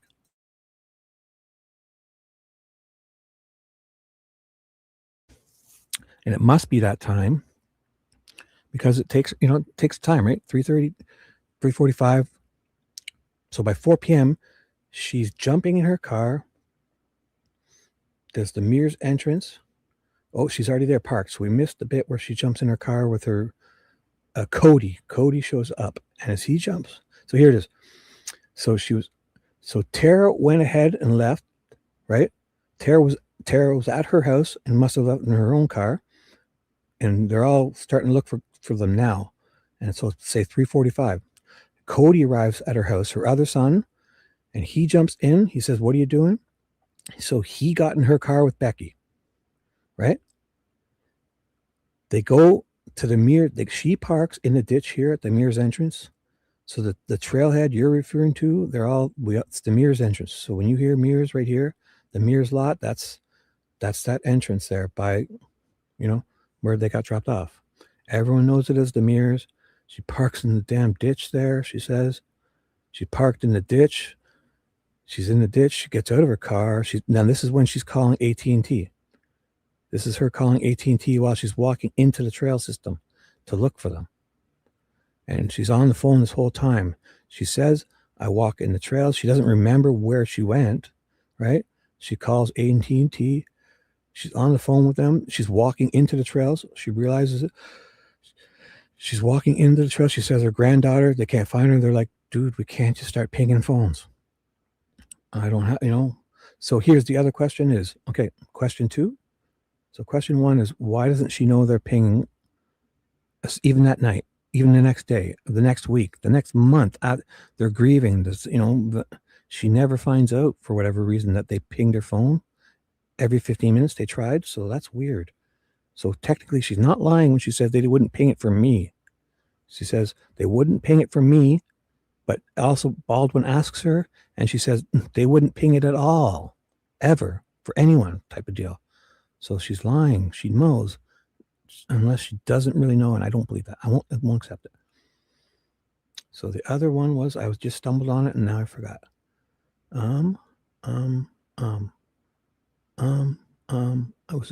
So the phone. So the iCloud. Okay. So we're at the point. Hey, just reporting. Hello. Sorry if I sound discombobulated, guys. But it's so confusing. We're just going over what we finished yesterday. Just that we have to address these things, because so that's the ping. Now the iCloud. Okay, at trial they say Libby's iPhone 6s is logged into iCloud. So forget the whole, a week earlier the phone was acting up, right? They reset the phone, but once you log back into iCloud, right? We all know your notes come back, everything comes back, right? Your contacts come back, they restored it, whatever they did to the phone, reset it to factory conditions, and then log back, because you have to log out to do these things, right? Nicole knows that. She reminded us yesterday. You must get your password. You must log out of iCloud to do these things, because it doesn't let anyone do this. They must confirm it's you. So you're entering either your passwords and stuff and your lock screen codes, because it wants to know it's you, or your so you reset the phone, you erase it. It's like, boom, brand new again.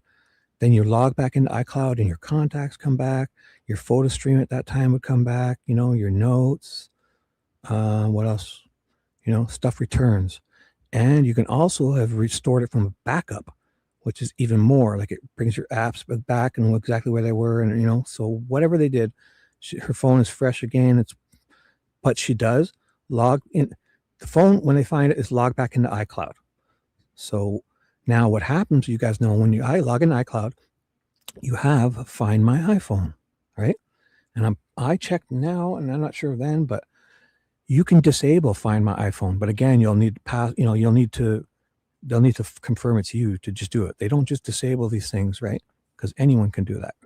So you go into your iCloud settings, there's Find My iPhone. You have to switch that off. So did they switch that off? Because if they did, that's the only reason, because this phone's still getting connection, right?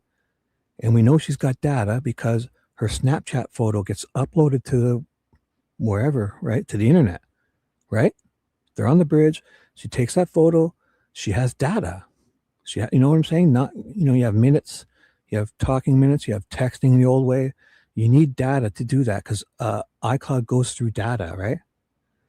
It goes through your at me or your at iCloud account, and your iMessage does the same too. You need to do iMessage. It will, but if it sends as a blue, it's going through your data. And if you don't have data, it sends green. It'll be green bubble, because then it sends it as a text message. But it uses your phone number. But when you're using iMessage, you're texting through your iCloud email and the internet data stuff. So she's got data, because her photo, she Snapchats a photo. She can get a photo to Snapchat, right? So she has data. So then, unless they must have turned off Find My iPhone. They must have, because even a shitty signal, you can locate it. You can locate it, right?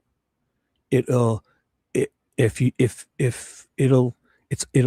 last known location when it connects, even if it's a shit, it'll tell you kind of where it thinks it was. That's what Find My iPhone does. And even if the phone dies or shut down, it says, here's the last spot we know where it was. It was at this battery, But if it doesn't shut down, then you could kind of do things like from an iPad or another. You have to just log in. Like, so if Kelsey knew her iTunes password and all that to log in to on a separate device, on an iPad or whatever, you guys ever done it? You can locate your phone. You can lock it. You can make it play a sound. You can erase it. You can wipe the phone in case somebody gets their hands on it, and it'll be still locked to your iCloud.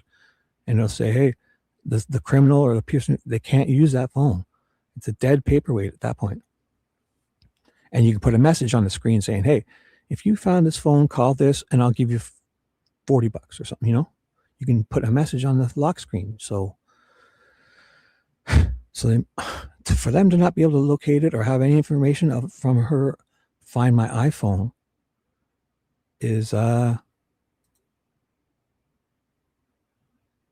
did they turn it off? I don't see between that week of resetting the phone and logging back in, I don't see them turning Find My iPhone off. So there's that. So she's at the bridge. She's bugging AT&T.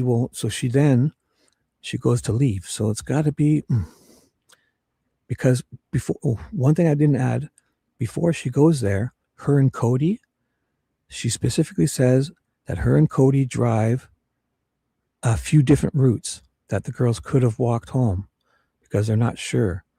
So they don't go straight to the Mears entrance. Her and Cody take a, so if Libby were to walk home to their house, she could have gone this way, she says, or she could have gone this way. So she's not, if it took Kelsey 10 or 15 minutes to get there, it's taken Becky Patty 35, 40 minutes because she's doing all these other routes looking for her. You know, she's not driving straight to, but she gets to the Mears lot and then calling AT&T, walking to the trails back to her car. It's got to be at least 4:30 or 5 p.m., right? It was after 5. Look at this. So it's after 5. She's leaving. She's leaving after 5 because what she's going to do is AT&T won't ping the phone. She calls Mike, or Mike calls her. She gets in her car and tells Mike to call the police after 5 p.m. So let's say 5:15 p.m. She's about to drive to Abby's house. She's about to drive to Abby's house, but also when she arrived there, well, that's the other question. When she first arrives at there, she misses cameras. But she sees 2 cars that she doesn't recognize. And she doesn't say one is Derrick's, right? So there's that. If you want to remember who those 2 cars were at the Mears entrance when she arrives the very first time, must have been around 4:45 or 5 p.m. when she gets to the Mears trails. And where does Cody go? Cody disappears. So she's going to go drive to Anna's house here. So let's move on. And when you leave the hardware store, here she's reminding us again, would you pass the Hoosier? No.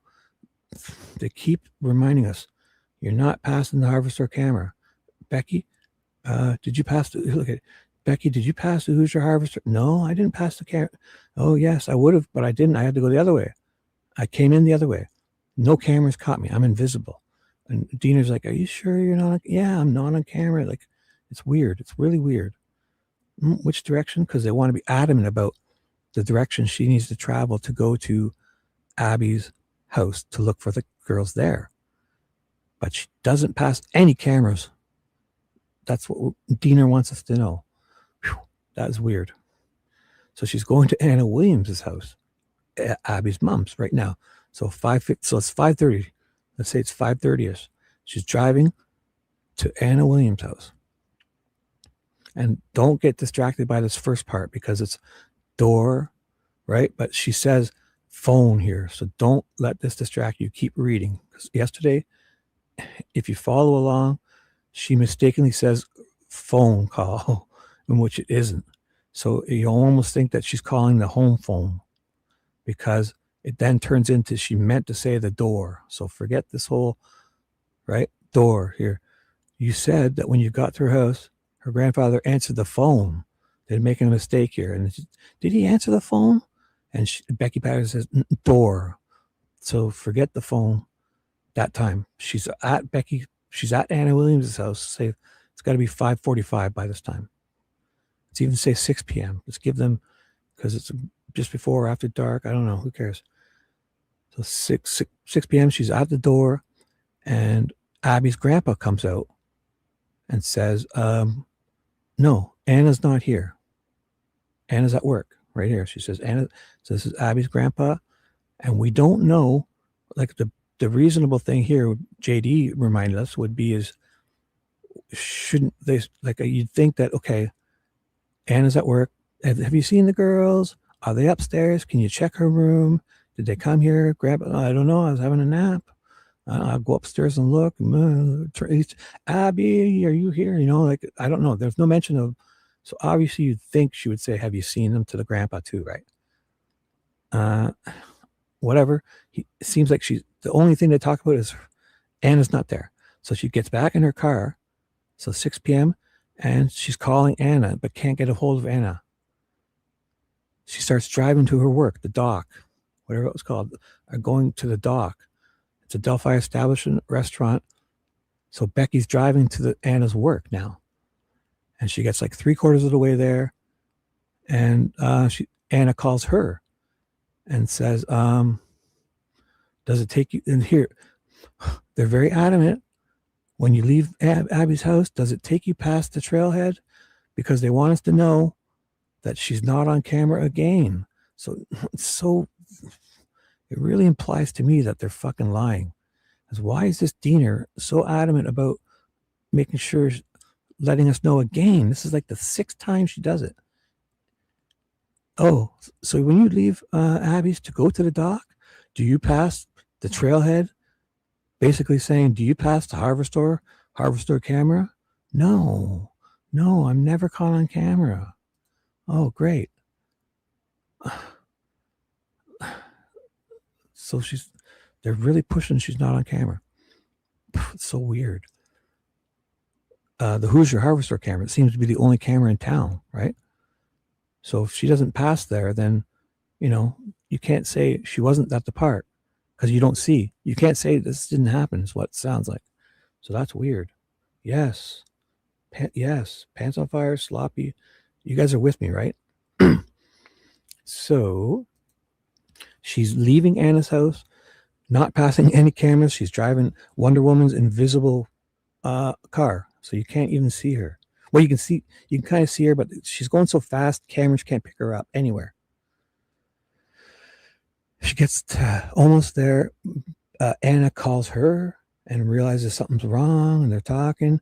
So whatever they say, okay, let's meet. Instead of me coming to your work, I'm going to do a UE or change course of direction and meet you at the police station. So Becky Patty's now on her way to the police station, going to meet Anna, and Mike she doesn't know if Mike is there. So she gets to the police station, doesn't update us on if Anna shows up, and doesn't remember if Mike's at the police station, right? And then she says she stays at the police station from then. So let's be generous and say 6:30 by this time, right? 7 p.m. because she's kind of driving a little, not going, she's driving towards Anna's work and then changing course. So let's say a 10 or 15 minute drive turns into a half-hour drive. So let's say 7 p.m. I'm giving worst case later. So she's at even 7:30. She's at the police station, right? The next thing she says is, she stays at the police station until after midnight. Oh my gosh. Right? One sec.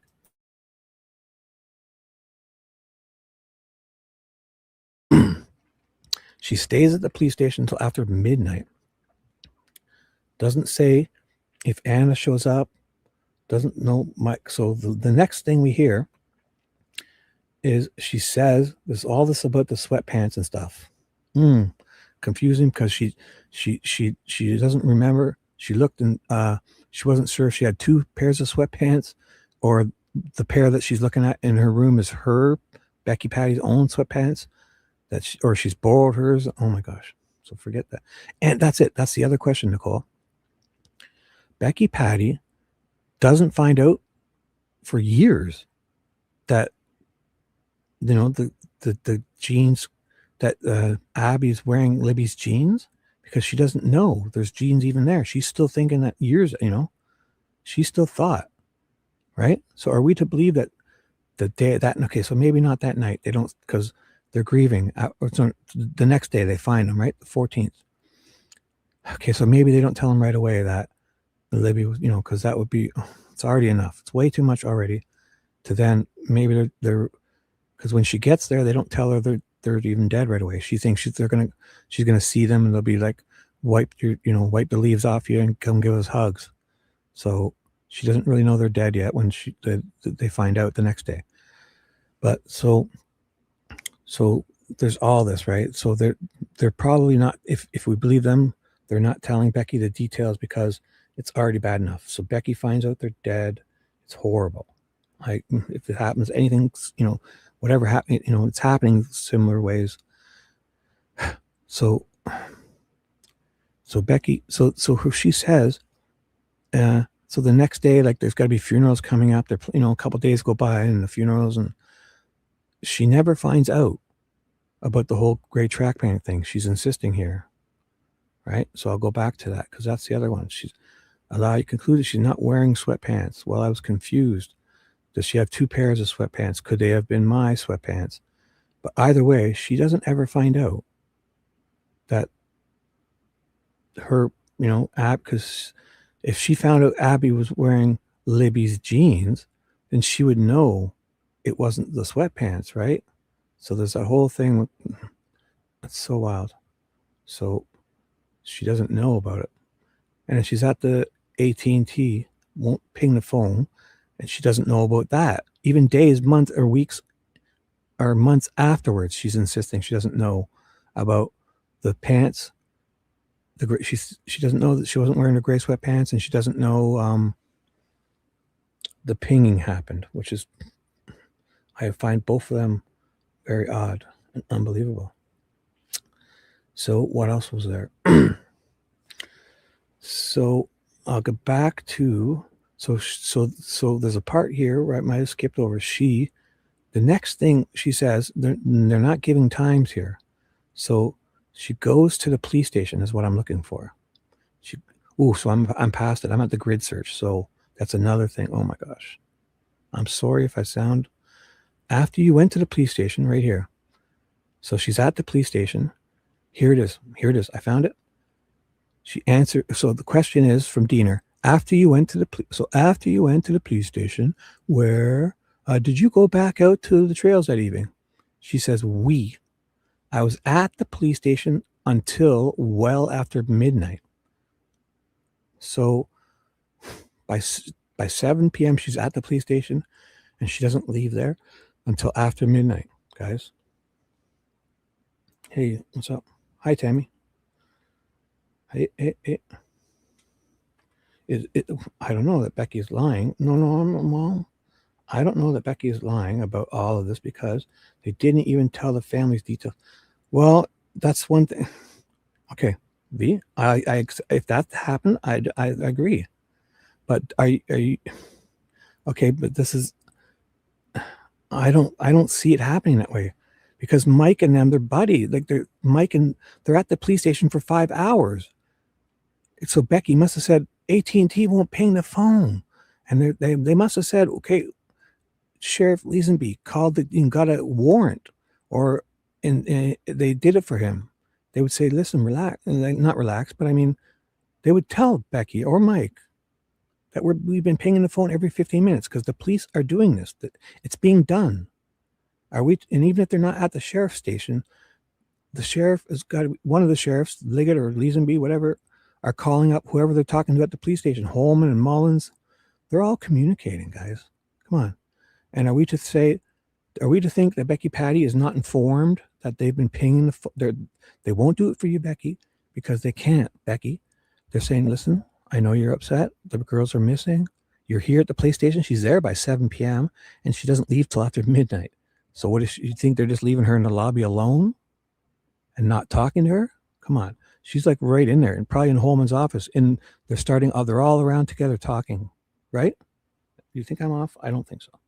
So with your case, I don't know that Becky is lying about it because they didn't even tell the family's details. So you think on that Saturday night that they're not telling them, hey, AT&T wouldn't ping the phone for you, but Sheriff Leesenby called and they're doing it for him because I've heard police do it myself. I've heard it on live on I listen to those radio scanner things sometimes, and they say, hey, this person we're pinging their phone. They told us the phone companies told us we got permission from the superiors or sheriffs and all that, and because they'll do it in this situation when kids are missing or if somebody is suicidal or about to hurt someone, and they don't do it willy-nilly, but they will ping phones and look. Forget about your GPS and iCloud. They're going to ping your signal. So they need your phone number. They need even if they needed some type of warrant, they would say, hey, okay, AT&T, Liggett or Leesenby or whoever is on the phone with AT&T, they would say, okay, 1 second. They would go, Diener, emergency. Call them, they've got numbers. They got people they can call. Either way, within 10 minutes or 5 minutes, they're getting AT&T to ping that phone that night. They know it every 15 minutes. So if you want to believe that they're not informing Mike Patty and Becky Patty sitting right there with them, who's there at the station for 5 hours that they're pinging the phone? I don't know. I guess you can do that, but I'm not there, right? Oh boy. Becky was frantic. Yes, she won't.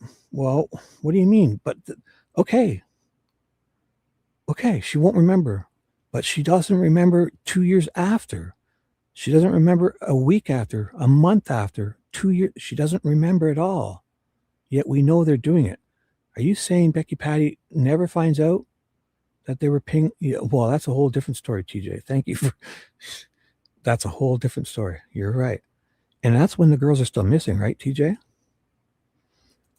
After it was a homicide investigation, they weren't. Okay, fine. You think that. I'm done talking with you, V. If you think, oh my gosh, I'm done. I'm seriously done talking with you. If you think that because it's a homicide investigation, that they're not right in this, pulling Becky Patty's not poking on Jerry Holman's chest saying, do this, do that, and they're not basically in all of this and helping decide. And oh my gosh, I'm done with you. Literally. Right. Yeah. Yes, we know these things. And she's still insisting years after on web sleuths that she didn't know. So I'm done with you, really. Yes, we have the advantage of we have hindsight here. Yes, we're looking back. Yes, they can poke. Oh fuck! I'm done with you, really, literally. If you don't think, okay, yeah, you believe that, V. Does anybody believe that the Patties weren't informed and totally informed everything that's going on, or what happened at the crime scene, or that the girl? You think that they didn't tell the family within that day or whatever that the sister found them. Libby was naked. You think they're not telling them that the Libby was naked and Abby was wearing Libby's clothes a day or two or a week later? You think they're not telling them that we pinged the phone and we tried, but we couldn't find it. AT&T was pinging it every 15 minutes. You think that the Patties didn't know that? Oh boy, I'm done with you. Done with you. Done. It's okay, V. He was done with me. No, I'm just getting started with you. So you guys don't think that they're knowing this stuff? You think that these police are not telling them everything that's happening or happened? Because Becky's at the police station from at least 7 p.m. till after midnight. You think she's out in the hall lobby sitting there and they're just not updating her? Oh my God. I don't know what to do with that.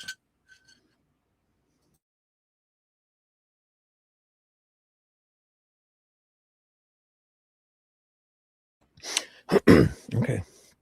So moving on. All right. But when you started reading Becky's transcript, you said you would be respectful to saying that she's, what? You think I'm not being respectful, Becky? What is the options here? Is it wrong for me to think of the options? She's either lying or doesn't know or is mistaken or forgot. I don't know. I'm throwing up everything. You think that's being disrespectful, looking at every possibility? Well, then you're being disrespectful, saying that I'm so being rude to her, because I'm not. We have to do this. Yes, that's what I think, because it's what I've heard from the families of murder investigations across the board. Well, V, are you doing this intentionally? Because you're really annoying the shit out of me. Most investigations wouldn't be like this. This is the Patties, influential Patties in small town, good old boys club. They're at the police station. AT&T won't ping the phone for Becky. She's pissed. Telling them, can you get them to ping it? And they're telling her, okay, yeah.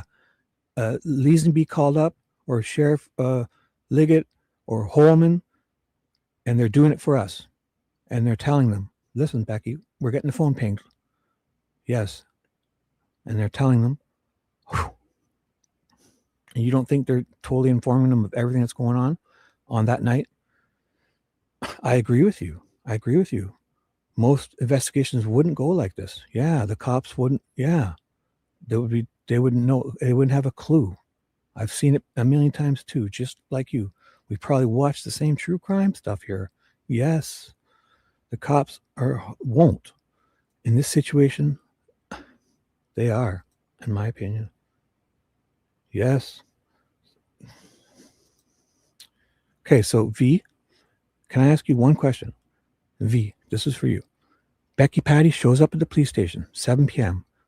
Anna's on her way to meet her there. She's at the police station. Holman, the chief of police, Mullins, and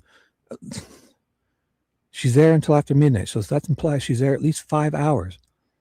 And she's just finished getting out the phone an hour before AT&T. She's pissed at AT&T, Becky Patty. So she tells them, are you saying that they don't, they know they are paying phones all the time on these exigent circumstances like emergencies or 5150s or somebody's going to commit suicide or this or that. Are you thinking Becky Patty sits at that police station for 5 hours and doesn't get told that we've got AT&T, we got a warrant from Diener, we got a permission? Liggett pulled his little card out and said, used a code, called somebody important and said, hey, AT&T, you must ping this, and they're doing it. They do it for them. They do it. So if you think, no, your opinion is wonderful, just saying your opinion, right? I have no evidence to say Becky was lying. I don't either. I don't either. I don't have any evidence to say Becky was lying either. You're getting ruffled because I'm giving a victim's family grave here? That's all. Literally, I'm done with you. Because I'm not saying she's lying either.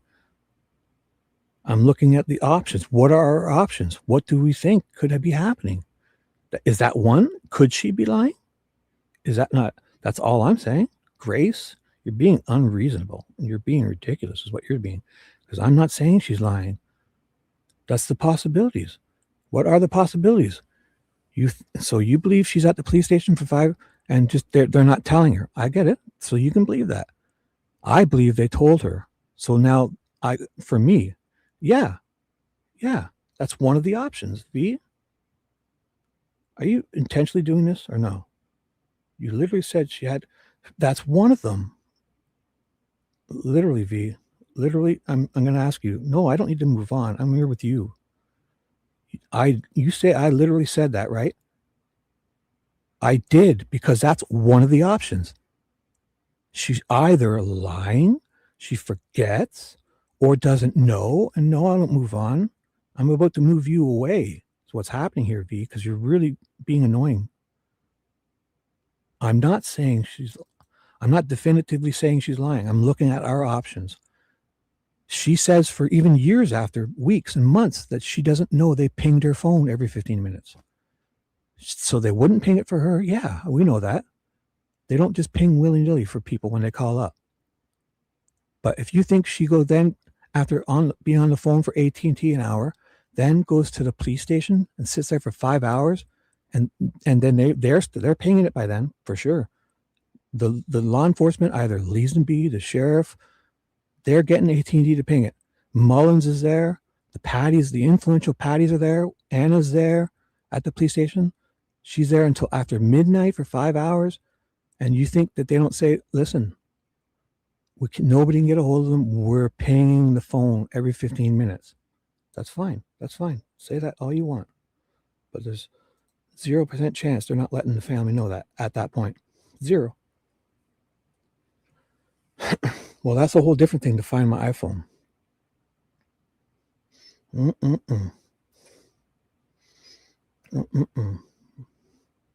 She could have been there to control the narrative. I don't know. But whatever reason, maybe, so they're telling Mike, and you think Mike's not telling Becky? Come on, guys. Come on. If they're pinging the Leesenby, the law enforcement gets AT&T to ping it every 15 minutes. Right? And that must start earlier on, 6, 7, 8. Becky Patty's there, right? Listen, you can have your opinion. Listen, V, I'm not mad at you. But you look at what you just said. I'm going to highlight what you said. You said this. You literally said she had to be lying. Is that all I said? Because I did say that that's one of the fucking options. Are you thick-headed? That's an option. Yeah, she could have been lying. I did say that, but I'm not only saying that. That's one of the 3 or 4 choices we have here, and I'm looking at them all, and I'm not saying anything definitively. So if you got shit in your ears, clean them out, because I'm saying that is one of the options. Of course you can have your opinion. It wasn't about your opinion. It was about you saying that I said this. And yeah, I said that and 3 other options. Yes. But you're acting like I'm only saying this. No, I don't know if she's lying. There's no proof. But she's either lying, wasn't told, forgets. All of them are on the table. Oh boy. And yes, your opinion's welcome. But this isn't your opinion right here. You're saying I said this. And you're implying that you literally said she'd be lying. Like I'm saying that's definitive how I feel. My only thought, she's lying. That's it. So I'm not doing that. I'm not doing this. So this is not your opinion. This is you're leaving out what I said. So here, you literally said she has to be. You literally said A, she has to be lying. B, she might have forgot. C, she really doesn't know. D, I don't know. She fell asleep and didn't hear. Like, all of them are options. I don't know. I'm not saying she has to be lying. I'm saying that's one of the choices. What are we choosing? So there's that. And your opinion is obviously always welcome. Guys, suck. Oh no. Update for Paula. Perhaps I misspoke? No. You need to clean your fucking ears out. I didn't misspoke because I've been very clear here this whole time. These are our options. She's lying. These are one of the options. She's lying. I did say that. But I don't know which one it is. She's either lying, forgets, or doesn't know. And I don't believe that they don't know. Right? So she's not telling us. She's only going with even the web sleuths. One sec.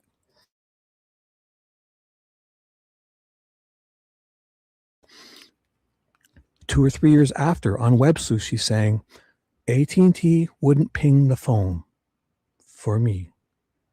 Never ever, she acts like she didn't know, even to this day, or probably, at this trial. Like, they're pinging the phone every 15 minutes, almost immediately, because she can't get them to ping it. They tell her, that's it, case closed. I didn't misspeak.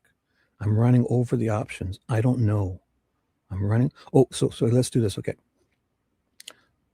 No, you chill out. I don't need to chill out. You chill out. Stop it. Don't start. Not you. Use more emojis, Abby. Come on. So there's 2 dead and 9 injured in a mass shooting at Brown University in Providence, Rhode Island. The suspect is on the loose. Shelter in place.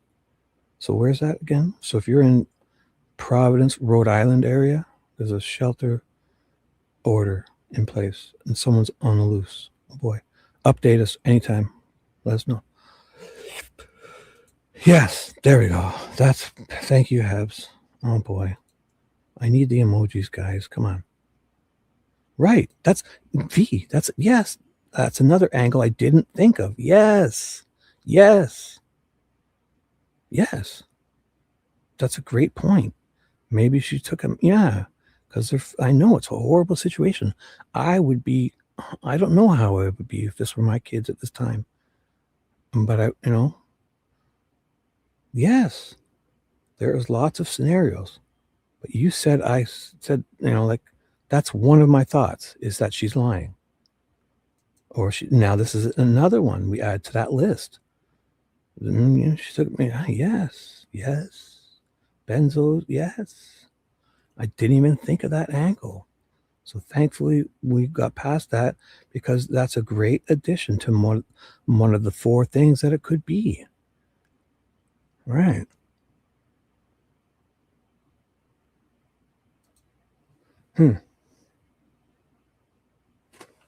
No.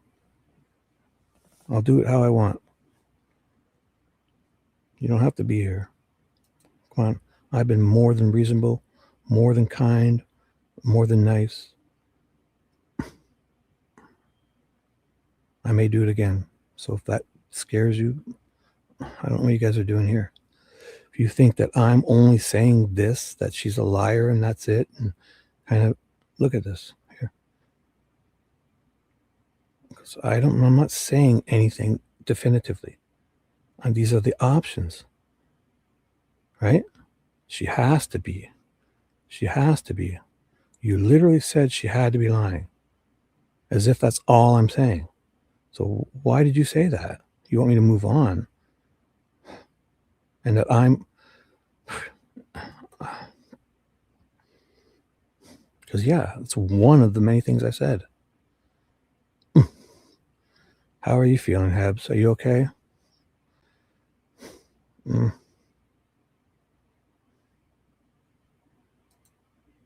I could. Yeah, I thought about it. Trust me.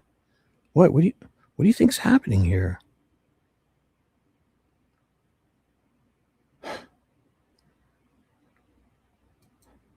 Right. I said it. I said that for sure. Okay, let's move on. For Hebby, because she's using her emojis. Where is it? There we go. Thank you. I'm okay. She's a bit not so happy. You feel better. Hope you're feeling better. So you're waiting for question number 4. Nicole, and you guys shut up. You're being too kind. Don't shut up. You know what I'm saying? I'm a fool. I'm going to say dumb stuff. But I didn't just say she was lying. I said that's one of our options to look at. Because what is it? Because I don't believe that she wasn't told, especially that night after she's frustrated with AT&T, they wouldn't ping for her. But she's always, for months and years after even all this she's saying, she still says it. And this is Baldwin asking her right now, isn't it? I believe. So it's on page, remember this, page 10. So volume 10, page 29. I'm going to leave it highlighted right here. After midnight, right here. Right here, we called and kept calling. So question 20. I'm pretty sure sometime Baldwin jumps up to ask questions.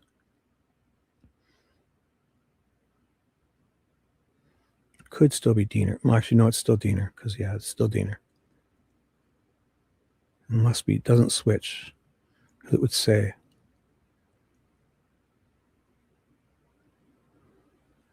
No, it's still Diener.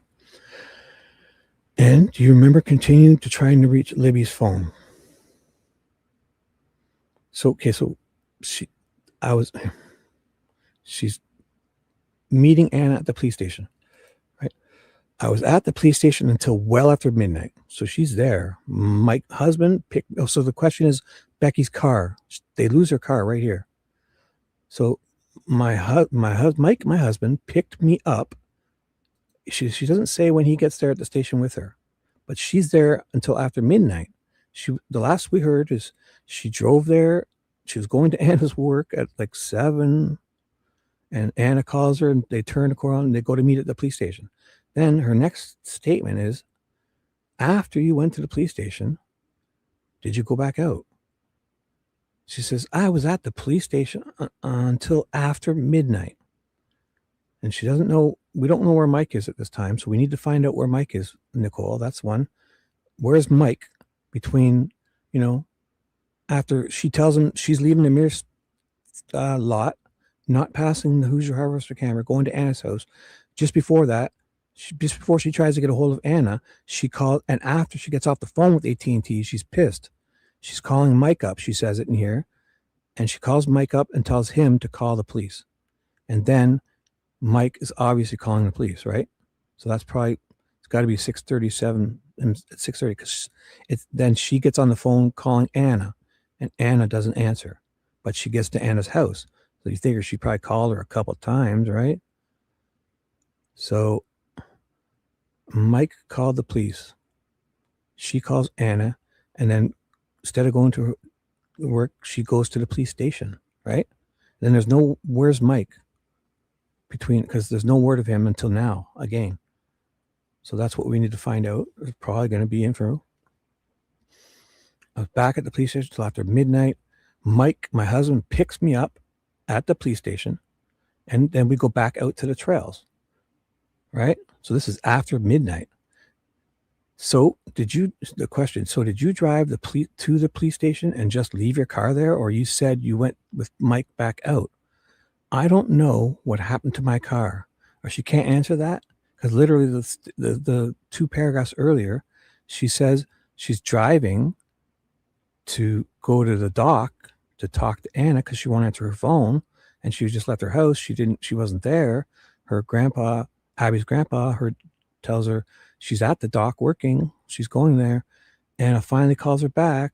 She's almost there, but they decide, okay, I'm not going to come to your work. Let's go to the police station. So she's supposed to meet Anna at the police station. And so we'll find out with Anna's testimony what happens when she gets to the police station. But she's there until after midnight for 5 hours. And they're pinging the phone by this time, and she's pissed that AT&T wasn't pinging it for her. If you guys want to think that they're not talking with her, it's saying, listen, we're pinging the phone. We got a warrant. The sheriff pulled this trump card thingy, and they're pinging it for him. They'll do it. Right? And then there's no word of Mike, and she loses her fucking car. Her car disappears. Right? So where's Becky's car is what one of the questions too, if you're still with me. So did you drive to the police station and just leave your car there? Or you said you went with Mike back out? And she says she leaves with Mike back out. I don't know what happened to my car. Hard to say, ain't it? I don't know. I don't remember. You remember being up very late? Of course they'd be up late. They're obviously trying to reach Libby's phone. Of course. We called. We kept everyone. They're obviously blowing up her phone. Come on. At some point, get your AT&T records for your whole family and share them with law enforcement? Yes. She shares it with... They asked me to pull up my phone. I look at the times, and they're looking at times of when people called on the record, and so they're piecing it together. So what was the next question? So do you go back? So they skip it. So now it's the 14th, right? That's another one. So she says that she goes back out on the 13th looking for them, but she doesn't. She goes back out on the 14th because she doesn't leave till after midnight, and that's the 14th. So I'll give them grace on that, right? Because like I was saying before, if you go out partying on a Saturday night and it's 1 or 2 in the morning, you get home, you had a great Saturday night. You're not thinking, I had a great Saturday night, early Sunday morning, I got home. So I understand, especially Saturday night. So 1 or 2 a.m. Sunday 14th is still kind of, if you haven't gone home to sleep, it's still kind of lumped in like right now. What a perfect example. Or not, sorry. Oh, it's Monday night. Right. But either way, forget, I didn't mean this because I confused. Today is Saturday. But like right now, for me, it's almost 2 a.m., which would be closing time. Last call is 2 a.m. here. So 1:45. Yes, I'm up here in Canada. Yes. I'm near Toronto, city called Mississauga, on the north shores of Lake Ontario. Yes, ma'am. That is me. So we have 2 a.m. right now, East. I'm in the East time zone, 2 a.m. So if I were just getting home now, I had a great Saturday night, I'm not saying I had a great Saturday night and I got home early Sunday morning. No, because until you go to sleep, kind of, it's not. So what I'm trying to say is she says that they go back out on the 13th, but they don't, because she's at the police station until after midnight. So they don't. Or they do and they don't tell us here. I'm so convoluted. But anyway, so her and Mike drive around and they see search party people's flashlights. That's one thing. And they stop at a few places. They say they check a few places before they go home. Like popular hangout spots, because that's something you do. So she leaves the police station after midnight. Her and Mike kind of drive to a few places, right? Maybe there's a local place or whatever, and then they go home. So then the next morning, well, pull my phone out somewhere, blah, blah, blah. So were you part of the search party? Well, let's talk about that night. And so at some point you go home. Yes, the 13th. If she goes home on the 13th, how is she at the police station until after midnight, right? So obviously, were you part of the search party? Let's talk about that night. So the search party is the 13th. So at some point you go home. Yes. The question is the 13th. And you go back out the next morning early. Yes. So I'm not sure if this is a mistake or whatever, because she doesn't go home. She doesn't go back home on the 13th because she's at the police station until after midnight. So again, that's obviously somebody's not, like, I understand, and it's possible because it's so close. People, if you equate 2 or 3 because they leave after midnight, they drive around, so they're getting home at 1 or 1:30 in the morning, and they're still, it's still kind of Monday. I get it, even though it's technically now the 14th, but and it's weirdly asked. It just says the 13th, and do you go back out the next morning? So early, yes. They were doing an official search. So now it's Tuesday the 14th, and they're waking up, or just, they for sure, if they did sleep, it wouldn't have been a great sleep, it would be like, or if they stayed up all night. But here, why are they they're searching a field in the morning, right? So to me, Nicole, you guys answer this if you want.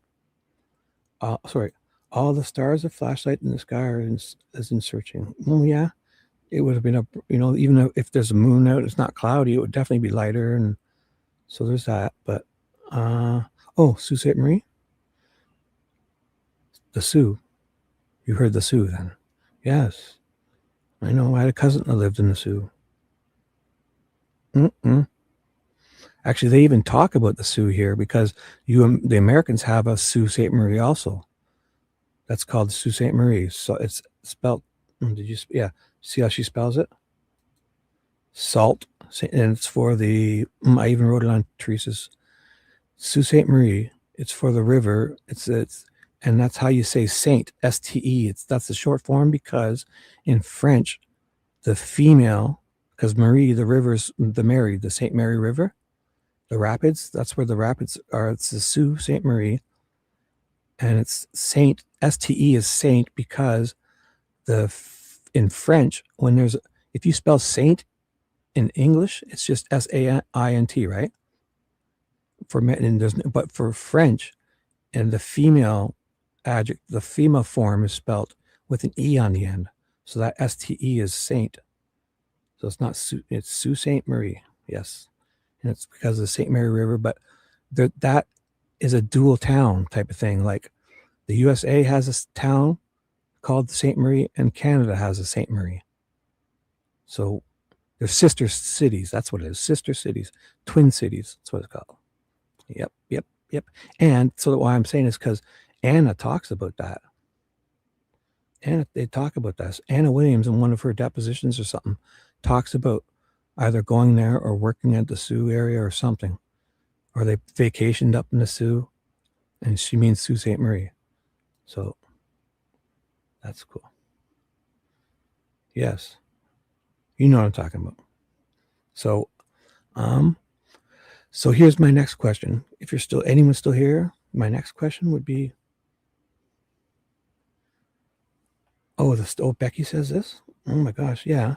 So it's probably a clear night, right? Because, yeah, when you're out in those areas, because we forget here in the city, yeah, when I go up north or camping, you think without all the city lights, it's dark and like the moonlight, when there's no clouds, the moon is like it really lights things up, and the stars are you're like, oh my God, look at these stars. Yes, because in the big cities, I live in an 800,000 population. My city has 800,000 people. So, and my fucking street lights are like spotlights, and they're on all night. And I literally have one at the end of my driveway. So there's like I could go out now and I wouldn't need a light or flashlight. I'll bring one, but there's lights everywhere. My fucking street is lit up like now at 2 or 3 in the morning. It's bright as hell. The street lights are those new LED ones. There's literally one at the end of my driveway. There's a pole, a street light, and it looks like it's daytime if you didn't know. Right? If I showed you on camera, you'd have a hard time telling it's nighttime. Huh? So does she say that? Because yeah, when you're out, especially in those areas, yes, the stars would look like they're lighting things up. So what I'm trying to say here is, so the next morning, they're in fields, and so they're right here. But why? So why are you going to look in fields? That to me would imply that the valley area, that little area there around the bridge, has been so thoroughly searched. They're moving on, so they don't find them. They haven't found it because they're still looking for them, and they're going to fields, other fields around far. Not far, but so we'll find out exactly, right? So it doesn't. If you're moving on to fields, either you've got tons of searchers around the bridge area still, right? Obviously. And, we've got so many searchers there, or we've searched it so thoroughly that we're going to move out. But it's all obviously has to, in my opinion, the options are, I believe it would sound legitimate for them to leave this area to go search fields, not nowhere near, but because we know they were last seen at the bridge, right? We know they were supposed to be there. They were to be picked up there. They were dropped off there. We've got a photo of them on the end of the bridge. The bridge, especially the other side, the whole area. I would say, if you put a circle around the Lieberts, where the whole area behind where the Webbers and Lieberts live, around the mailbox, all the way around Logan's house out to the street, even include Harbor Store, the Freedom Bridge, all the way back down and around, covering Weber's house and Private Drive in a circle there. You're looking in there, obviously, right? So that whole area under there, under the bridge, or they know they went down the hill too. So under that bridge, and for some reason they can't get across the little creek, which is not 22 hours, people around looking for them, and they don't find them. And the next morning, they're moving off places. So they've either got so many searchers over on that area, because that's the focus, right? So 13th, early, yes, we're doing an official search Tuesday morning, yes. They were doing an official, everybody met at the firehouse. So it would have to obviously be day like 6 a.m., right? Early, right? 5, 6, getting ready, because daylight, boom, we're out there. So there's certain grids up, so what area did you go to in that particular day? Oh, because we were right down the road from my house, and they had us walking out across fields near the Patty home. So to me, I think that sounds, hey, okay, we're going to take a little break, but remember, I'm on to the fields. I'll put a highlight here. Yotan, I came to your live. I tried, bro. Did you? I had to go back to sleep because I just saw that and it was weird. I saw the difficulties you're having. Did you get a good one worked out? Yotan? So morning again. It's okay. It's okay. Yes. Did you ever figure it out, or are you just going to try again some other day? Because Yotan tried to go live. I guess you could talk about it, right? Today at 3 p.m. East, which would have been 8 p.m. his time in UK, Yotan tried to do a live stream, his first one, I guess. And he had a dual. He did that thing when on StreamYard, you make a dual one. So basically he had 2 live streams going, which means there's 2 separate chats and they're not able to see each other. So that happened. And I know because I was in one chat and I couldn't see Peggy, but she messaged me saying, "Can you see me?" And then I went to the other landscape chat. When when you do StreamYard and to make a live stream, there's an option and it tells you, do you want to choose landscape, portrait, or they recommend you do both, which I don't like. I switched that off. So you have to actively you have to choose either portrait or landscape or both. And both is what you did. And I know it's your first one. So that's what probably helped. It really gets confusing because you have two separate lives. One is in landscape and one is in portrait. So I choose only landscape. But so I watched you. I was there. I went in both of them. I was trying to say hi in both of them. Peggy was there. It was, nope. Sorry, Miranda. If you missed it, Dave put out a post. He's not going live. So that's why. Nope. You're welcome here. We're going to just, oh boy, I'll give you a quick update because what happened was I woke up and didn't realize it was Saturday night. Paula reminded me we're at 11 p.m. East. And so I changed my thumbnail to the owl. And I said, let's do it. We're going to do a pre-owl party, like just a hangout. So by the time I got my stuff together and Paula reminded me it was Saturday night, I changed the title to we're waiting for Dave to come on. And we're just doing like, we're going to talk about anything until Dave comes on. The moment Dave posts his link, we were going to put it up, excuse me. And the moment he goes live, we were all going to go there. And he usually does that at 1 a.m. East, right? And maybe 5-10 minutes late. But then within 10 or 15 minutes of doing that, we're waiting. Paula noticed that David posted in his posts, community, how you have posts on his YouTube channel. He posts, do I still have it up? He posts, he canceled his live. So Dave is not going live. You're very welcome. You're welcome here. So then I changed it back to we heard about this. Yes. I have no idea. Any updates? Feel free to update the chat because Paul had mentioned it. Yes. There was a shooting in Rhode Island that we know. If anybody has any updates, let us know. I have no idea. But you're welcome.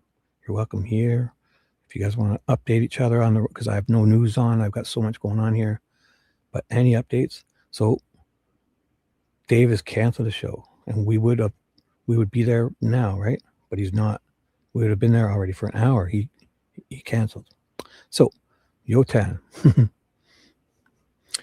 Yeah. So what do you plan on doing? So did you get it worked out? Because I watched, and Rick Stay tries to call in, and then there's no audio.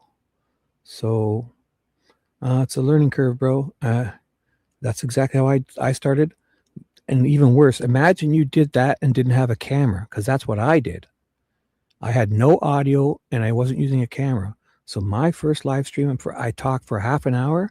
I didn't put myself up on the stage here, so nobody could hear me. So like when you're on here, I'm on stage. I have to go backstage and put things on stage. On stage means you guys see it. It's on my ear. And if I put things off stage, you don't see it. So I did even worse than your first live stream. Snay called in today, right, Yotan, to Yotan's show, but there was no audio, right? He was calling in, right, Yotan? And there was no audio? Like, is that what was happening, or were they? I don't know what happened. I saw him, right? That was live, right? No, it's okay. Yeah, you're good. It's gonna get better. That's all.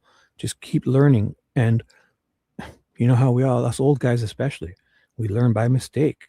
And the whole thing with that is if you don't repeat them, whatever happened today, then it's really not a mistake. It's a learning lesson, right? I always believe that. Sounds kind of cliche, but so it's going to happen. All of that, just, and next time, deal with another, eventually there won't be those mistakes, or they won't be so bad. Thank you, Miranda. Thank you. Thank you. Nice of you to be here. You're doing a great job. Thank you very much. So, be back when you're reading. Okay. Hint, hint. Yes. I'll be reading Derrick's probably soon. We're going to read Derrick German's direct exam. So, let me know. So, yep. And did Rick tried to call in? Rick's nay. I saw him. He was trying to call in, but he couldn't get his mic hooked up. But we could see him. And then Yota, oh, it's wild. It was definitely, it can only get better, bro. I'll be there next time. All I can say is, Yotan, if you're listening and you understand, when you go to StreamYard, personally, the portrait mode for me is horrible. If you choose, if you choose both, it's very confusing because when people show up, some people are talking in portrait chat, some people are talking in landscape chat, and they don't see each other. And then if you start putting stuff on the screen, they're like, oh my God, I don't, they get all confused. So whatever you like best, I would suggest before you start it, there's a spot in StreamYard where you can choose, or whatever you do it, you could choose portrait, landscape, but they're recommending both portrait and landscape. I would recommend you don't do both. You do either one. Do a live stream in portrait or one live stream in landscape. You have to actively select it. All right. When you're making your live stream and you're choosing the time, and then you say, go, you're going to make the live stream and then you go live when you choose. Honestly, the landscape one is best. Right now, this is a landscape live stream. Well, how you're looking at it. And the portrait one is like, it's like when you're watching a short. It's different. It's like when you're watching on a mobile device. I just don't like it, because especially when you're on a computer, and I don't know. So it's going to get better, dude. I have my notifications on. Just try it. Keep trying again. And my recommendation would be, at the very least, to choose one or the other, right? You know this now. So I don't mean to be a jerk. I just want you to know I'm just trying to help. Choose portrait or landscape, not both, because they, for whatever reason, they make two separate chats, and it's really weird. And then people get confused, and it just work out. You got to make sure microphones have permission. So if you're on those phones, go into the app and give your microphone permission to allow it, and make sure that app is allowed to use your microphone. There's all that stuff. So say Rick was calling in on his other, he may have said, when it pops up and says, can this app have permission to use your microphone? And you're like, no, I'm not using my microphone. So you put no. Well, when you try to call in, you've said no. So you have to go back to that app, right? In your, what is it? You guys all know this, right? You have to go there and say, yeah, in my iPhone, it's, you go to the settings, and there's, either not notifications, there's sounds, or like you got to go in there and give it permission to share. You guys know what I'm talking about, right? Sounds, is it? You know what I'm talking about, right? Or inside the app, and you got to turn probably notifications. No? Or yeah, it might be. No, it's in. So you know how after your settings, you go down in the app and you find YouTube, right? You got to go into the YouTube app first, for sure, if you're calling in, and click. Oh yeah, there's all this. Your microphone's got to be switched on.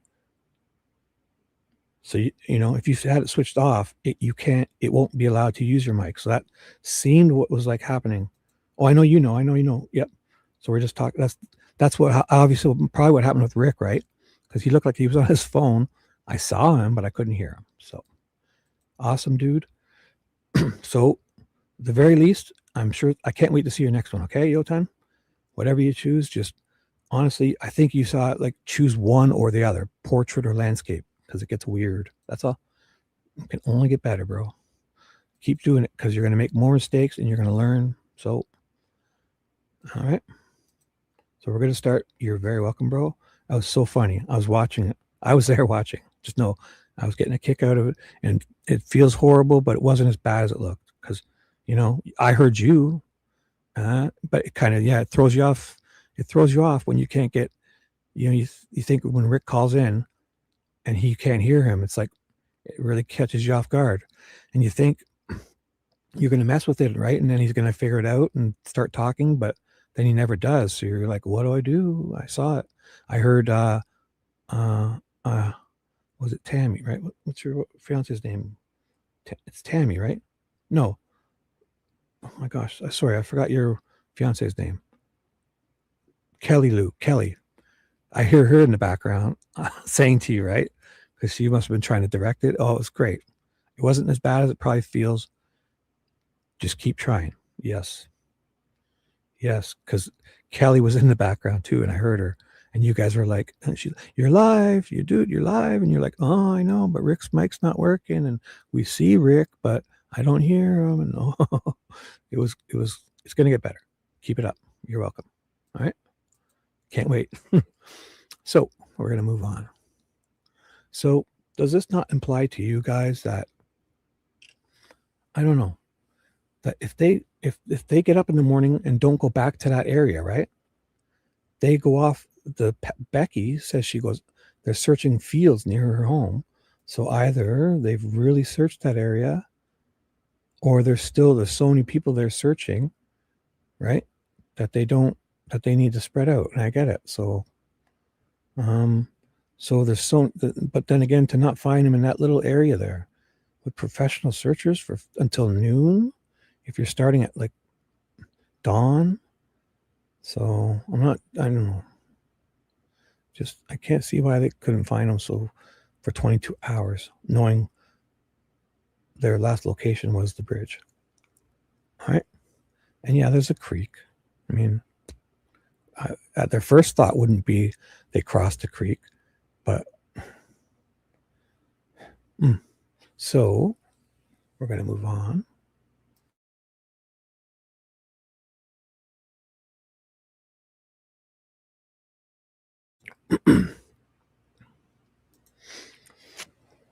All right. So there's more questions. I wish we wrote them down yesterday because I know. So let me see. I'm going to just move on because I know there's tons of questions. So Becky's whole thing about she gets to the police station, she's there for 5 hours. They must have left something out, because maybe she went to the police station and met Anna there, and then I could see them for a couple hours going back out and then coming back to the police station to then go leave the police station after midnight, right? They don't say that. They just say she's on her way to the police station. She's going to meet Anna at the police station at around 7-ish. And then the next thing she says is she leaves the police station and doesn't remember where her car is because she leaves with Mike. So there's that. All right.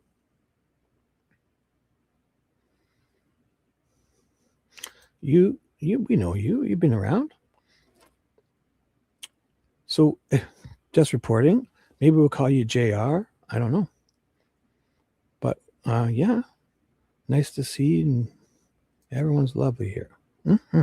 You've been around quite a bit, or I've seen you in other shows and comments and stuff, and I'm familiar with you very. You know me because I know you. We've talked a bunch of times somewhere, unless there's another just reporting. I don't know. I've read you in comments. So some channel I've seen you on a lot. I forget who.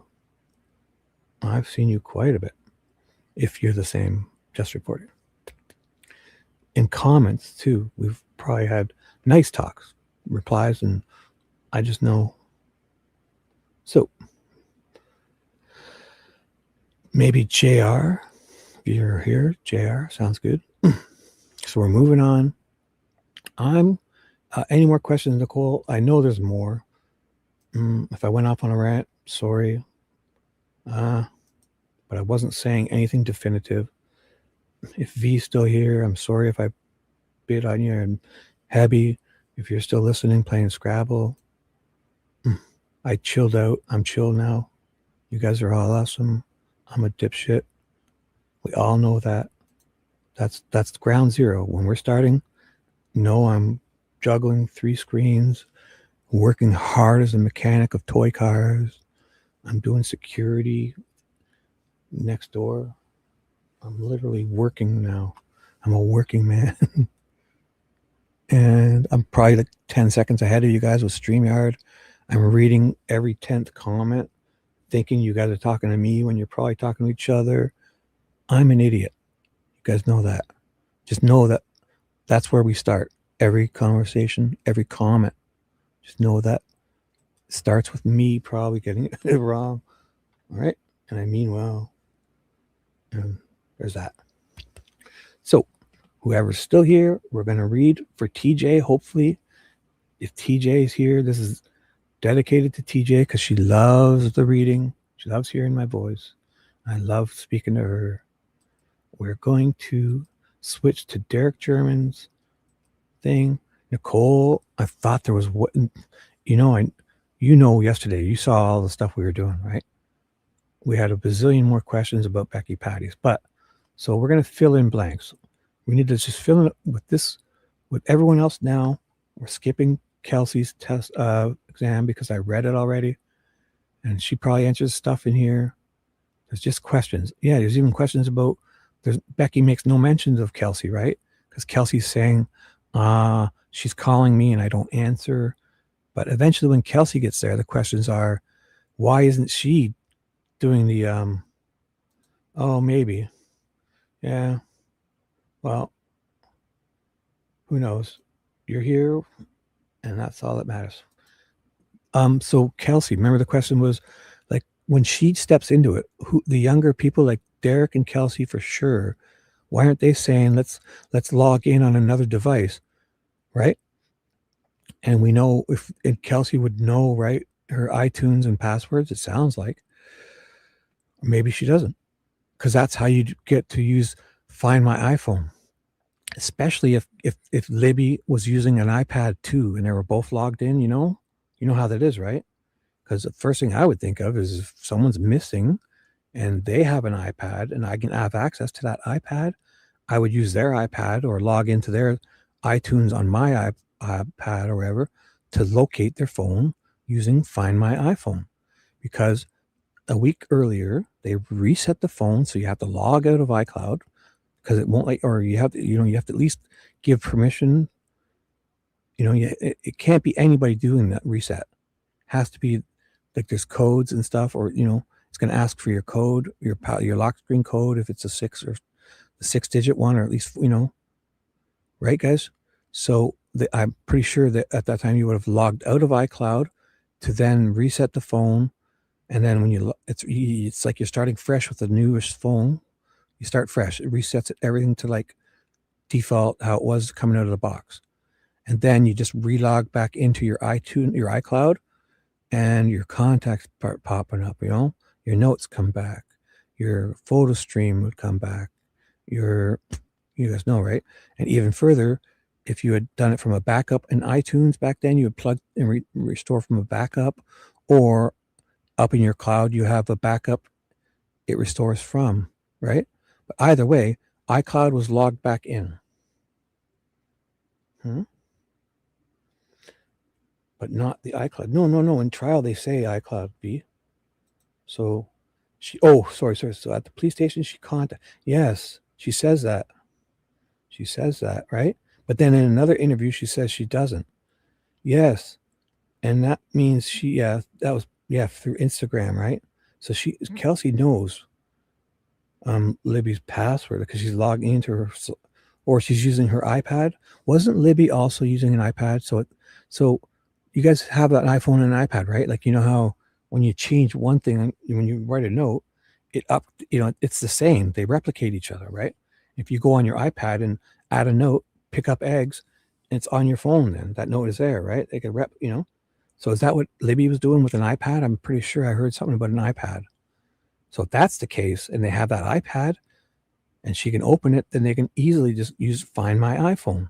Unless, so Libby was logged into iCloud. We know this. They say it. She had data because her Snapchat photo uploaded for people to get it. So she had data. So the only thing missing is why couldn't they find it? Forget the pinging, even though AT&T was pinging it every 15 minutes. And it's hard, if only one tower, it's probably near impossible. You'll get a ping. If you do get a ping, it's going to be just the distance. It will be like, could be anywhere. Like, so forget that. But iCloud would use the GPS satellite stuff, right? So all you do is find your iPhone. And you better erase it before you turn it. Yes, definitely. Thanks. You should have it. Yes. Well, so Nicole, Fishy has a message for you. Here, Nicole, this is for you. Fishy wants you to remember. Because the Geek Squad at Best Buy, if you don't, you're going to wake up in the morning and they're going to be on your front lawn looking for you guys. If you leave all your photos and give your phone away. Thank you for that reminder, Fishy. You're laughing your ass off. Yes. Oh, well, yes. So is that where? But the iPad never did get unlocked for whatever reason. Well, why then? Because they're looking for them all night, right? One of them's got to know the Find My iPhone, right? Like, am I being weird here? Because that's the first thing I would do if somebody said, hey, it's because I could help people. My parents, I helped them set up their iTunes. So if they were to call me up now, I can go on my iPad and log in and find their phone. If they lost their phone and got to, they were in the store and they borrowed someone's phone, or they found or they said, hey, if they were wherever they were, if they went to go shopping and they got their phone lost or stolen, or they left it in a shopping cart, or it fell out of the ground, I don't know. If they got to a phone to call me, and I could say, okay, give me 2 minutes, or do it right. We'll do it right here while you're on the phone with me. Because they go and say, hey, can I borrow the manager? I lost my phone. Can I borrow, so they call me. I would say, yeah, I'll log in and I'll say, here, I see your phone. It looks like it's in aisle 7 in the rice. Like, I don't know. Let's say it's there with you. Just, like I can tell it's either there or I'll say, it looks like it's, and I check the maps and I say, it looks like it's in front of Pet Value on it. And, I was just at Pet Value. And then they go back to the pet store and, somebody found your phone, or it's laying right there where you parked and you dropped it when you're getting in your car. And you know what I'm saying? Or somebody picked it up and, it's there. So there's that. If they don't have her, right. If they don't, they don't. Right. Right. Yeah. Because you need the iTunes. Yes. Yeah. Well, you would do that, but it sounds like Libby, they were right. No, they couldn't. Of course. OMG, I got cottage cheese. Who's baking cottage cheese salad? What goes in it again? Ooh, you know what I used to eat? It sounds weird, but a good healthy snack with the cottage cheese is you can put in, those the beans, when you get the beans in a can, and what kind of flavors are there again? Like it's got like a gravy stuff. You just put 50-50 with the what is it called again? And I would just mix the beans with the cottage cheese, and it actually tastes good. And it's healthy. It's very high in protein. Be a quick snack.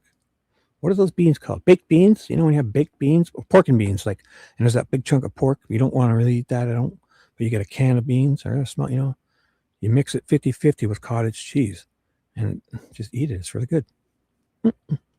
Healthy, very healthy, low in fat, all that. All right. So we're moving on. We are moving on. Yes. So are we sure about that? Or as far as we know, or, yeah, that's possible. Right. Right. But also if she was logged in on that iPad, they definitely are using it, right? Like they're opening the lock screen or whatever, especially when it's just a 4-digit. So yes, but we do know a lot that we're just all not sure about, because there's all these reports and stuff about the, so if we can, that's a question for Nicole and us. Did they have access to her iTunes account and password? Because definitely V's right. You would need that to use the Find My iPhone feature, especially if when Libby or whoever logged back in on her phone after they reset it, because her iCloud eventually most likely that day, the week earlier, right? You reset the phone. First thing you do is log back into iCloud to get your contacts, notes, and all that shit back. Or they did a full restore from iTunes or an iTunes backup in the cloud, whatever. She's getting her phone back. iCloud's back on. They're typing in the password because you can go switch Find My iPhone off. And I doubt that happened because who does that, right? Especially her. I don't see her doing it, but we don't know, I guess. Although, so nothing that says otherwise. The iPad was unable to be accessed. Are you sure? Why?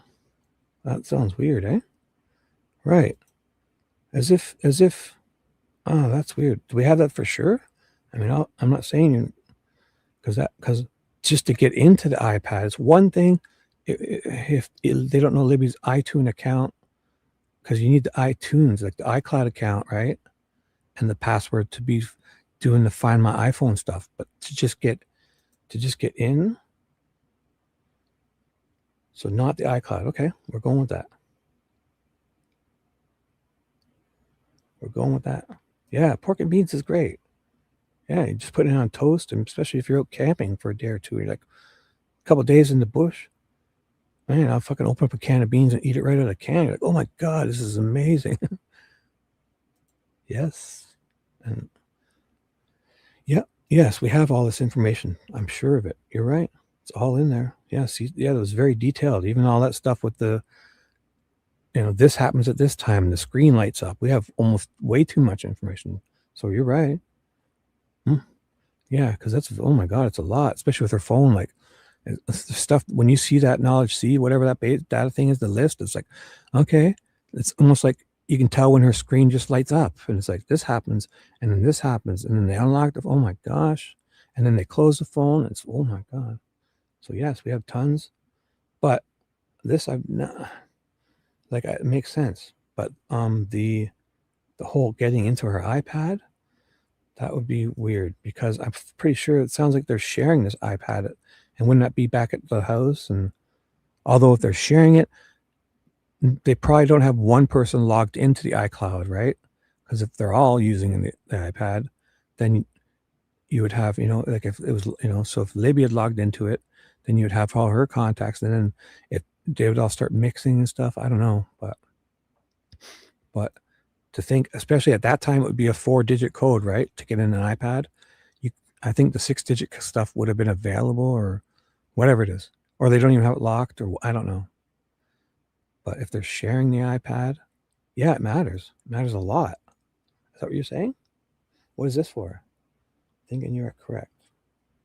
What does this mean, TJ? Okay, does it matter? I'm confused. Are you asking something? Let's help TJ out. It's in the court testimony somewhere, I believe. Cecil probably. TJ, what does this mean? Okay, does it matter? To RA's guilt? What? Are you talking to somebody else? I don't know. This is where I jump in and ruin things. So you should, if you're talking to someone specifically, let them know their name, so it's not confusing. To RA's guilt. Does what matter to RA's guilt? And are you talking to me or someone else? Let people know who you're talking with, if you can.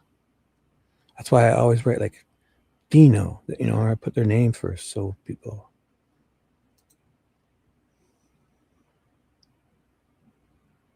You're right, yeah. You're wondering with you, Shibby, or oh, because you should easily be able to find the phone because it uses the GPS, not pings. TJ, oh my God. Yeah, it matters. Do you not have iPhones? Do you not know how it works?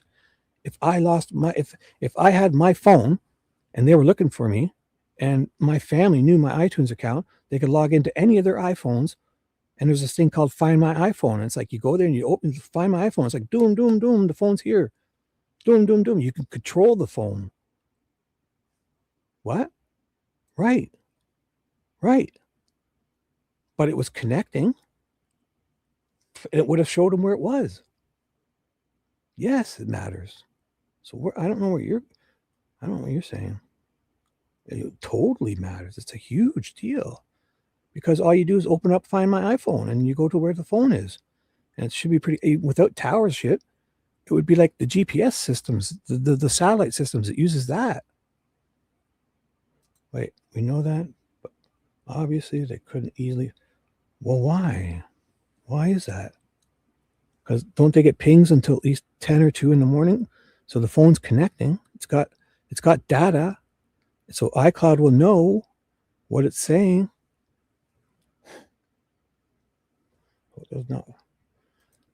That this didn't happen this way. Because the phone, you're looking for that phone because that's where they are. So, what? Oh my. To Instagram, not so wait. Teenager. Yeah, for sure. But so what does not finding the phone tell you? It finds that the bodies weren't there, that they weren't looking for them, that they, I don't know. It says, because the phone means that girls. So if you knew where the phone was and you didn't go there, why wouldn't you? Because Find My iPhone tells you exactly where the phone is from another device. It's the whole purpose of it. It's called Find My iPhone. Oh my God. Oh boy. So do you believe they did know where the phone?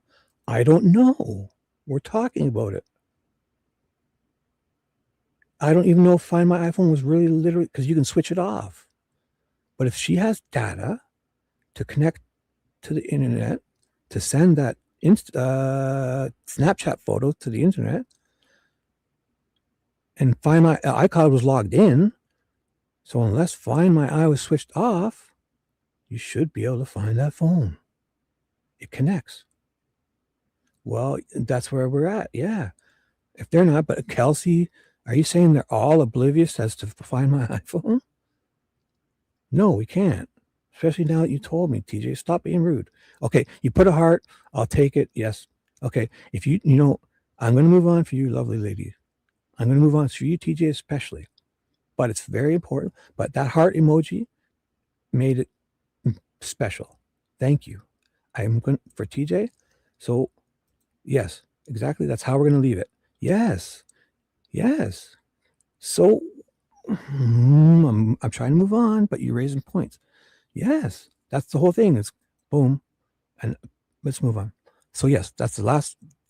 Kelsey is very tech savvy at the very least, but a lot of people know this iPhone stuff. So where is she? She eventually comes to them, right? She's not doing this, so I just find it hard to believe. So there's that. No, I don't know. We're talking about things. Why are you yelling? I don't know. Maybe they all knew about it. Maybe Kelsey didn't know. That's what we're talking about here, V. We're coming up with answers.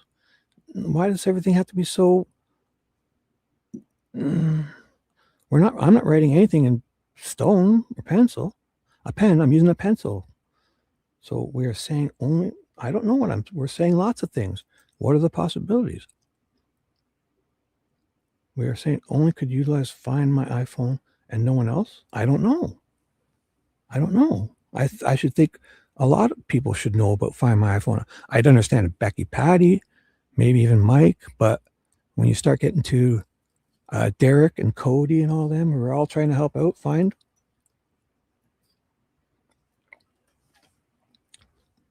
A kid has an iPhone. That's the first thing you do. You're looking for them. They're lost.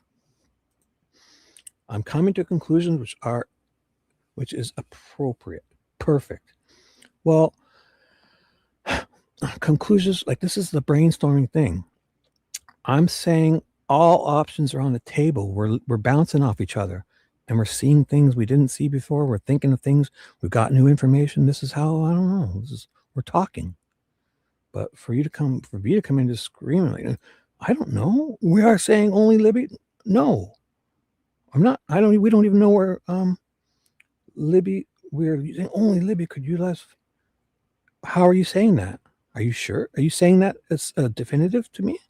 That only Libby could use to find my iPhone stuff, and since she's gone, we can't access her. See? So nobody else could log into her iTunes. They didn't have her passwords, right? All right. So V has told us we're going to move on. Only Libby can use Find My iPhone, and since she's not there, no one else could use to Find My iPhone to find Libby's iPhone. Okay, thank you, V. We're going to move on. So there's no sense. If only Libby could do that. Nobody else could have had her iTunes right or password. Okay, so V has told us nobody had access to Libby's iTunes password, her iCloud login, right? Because that's what you need. So, okay. Oh, okay. So that's right. We're talking here. So they couldn't. So at the time they couldn't. Okay. That's what I'm right. Yes. Then if that's the case, then no, they couldn't. Or is it because so the family says nobody could? Okay, so then yes, only Libby could have done it. Yeah. After you said that, yeah. And there's a lot of stuff here, so we can now go different routes, especially if that's what was claimed in the court stuff, right? So they had right because didn't LE have it? See, I don't know. There's so much, or I renew and I forgot, or I'm confused. Like yeah, so I wasn't even thinking that. So if Kelsey and them didn't have Libby's password, they couldn't use it. Right.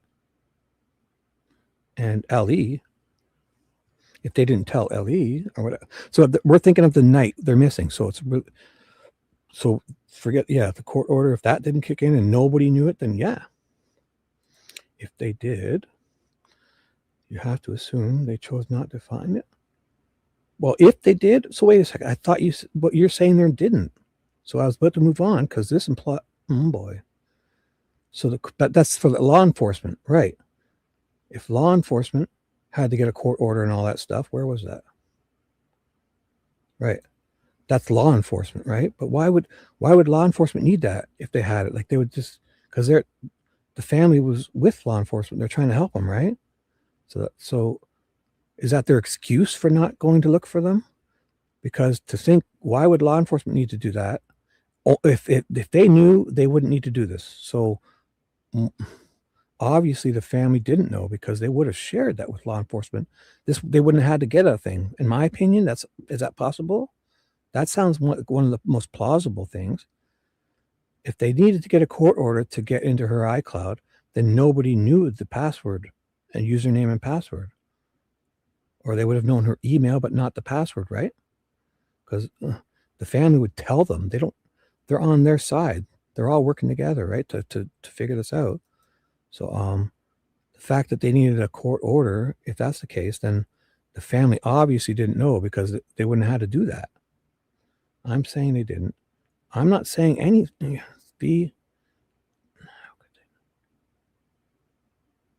How could they not possibly? I didn't say that. You are saying otherwise? Am I really V? Are you listening to me? Are you listening to me, V? I'm not saying otherwise. I'm trying to come up with the answer or the plausible scenarios.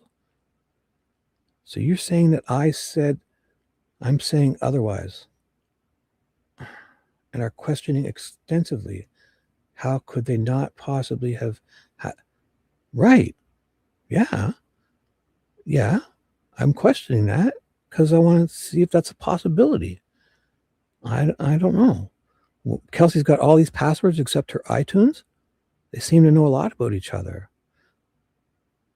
But if eventually, if what you're saying, then that would really imply to me that nobody, even Kelsey or anybody on the patio that knew of Libby's iTunes, and you need that to use the Find My iPhone. So that would be a good reason why they didn't use it.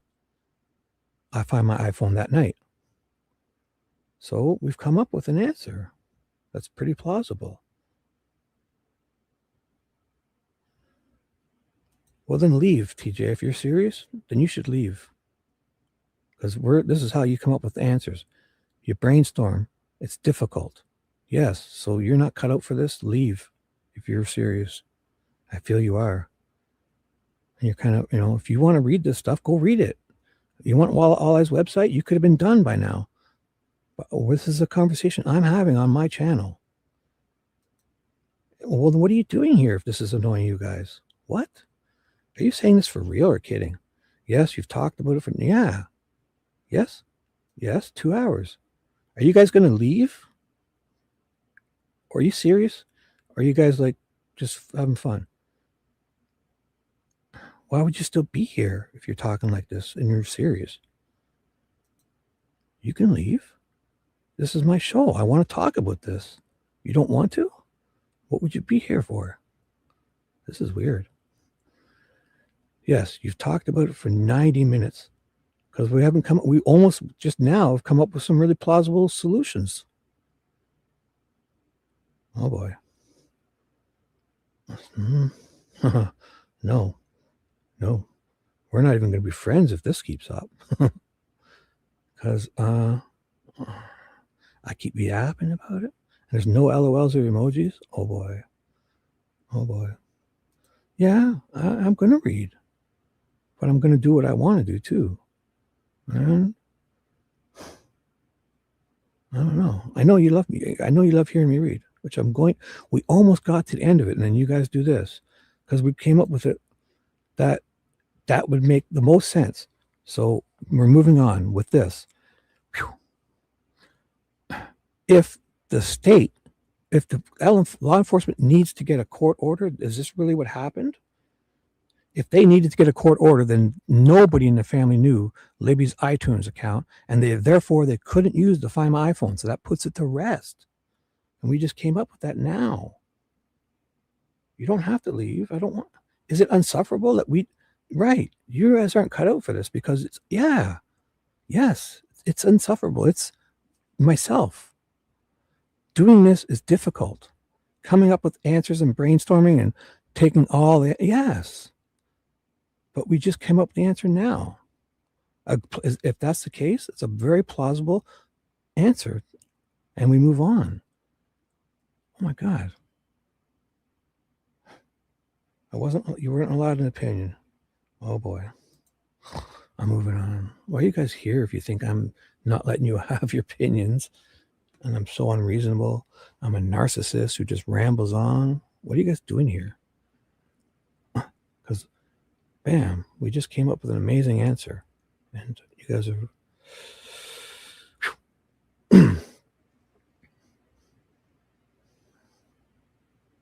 I wanted to yell at you. Oh my God. Shit. Yes.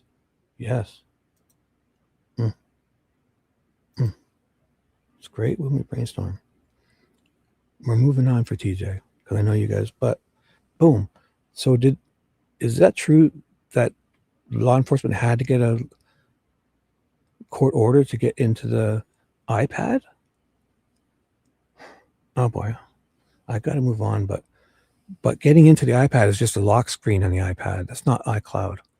So I'm sure they didn't have her iTunes login, her iCloud login. So they couldn't use Find My iPhone. Must have. All right. So that would be a great reason why they're not using the Find My iPhone feature. Because it's an amazing feature when you're looking for the phone. Well, the iCloud implies, right, the iCloud is, Find My iPhone is the iCloud. They're one and the same. Because it's when you log into iCloud, it's there. That's especially now. That's iCloud. Yes. Like I'm looking at my phone now. First thing you go into settings. If you go into your first thing at the top is your iCloud, Apple ID, iCloud, media and purchases. That's Find My iPhone is in there. There's iCloud storage, their purchases, Find My iPhone, family sharing, your past. Yes, it's kind of a blanket Odinism blanket. Your iCloud is that. So if they can't access this Find My iPhone or the iCloud, because you can't do it without the password, because it doesn't let anyone just start looking for your, so, all right. That makes total sense. So we're moving on. It was logged in, but they couldn't do it on another device because they didn't have that info. Right. So that means you can't use it. We're moving on. Thank you. I wish we came up with that earlier.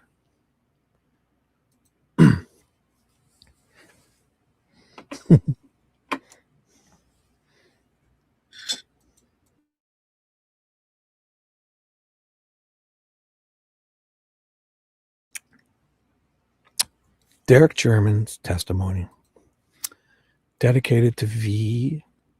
Yes, we did. Earlier? Oh boy.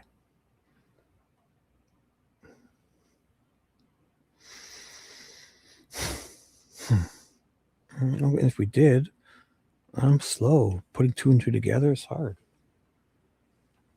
22 is a big number. Yes, you're looking. We're moving on. So we're going to read right now. And I'm the problem. If we did earlier, oh boy, then I wasted a lot of time and I'm an idiot. And I'm sorry. Derrick German's testimony.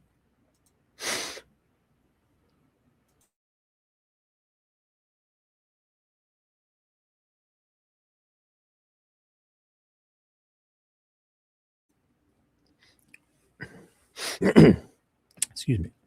So the direct examination of Derrick German. 1 second. Oh my gosh.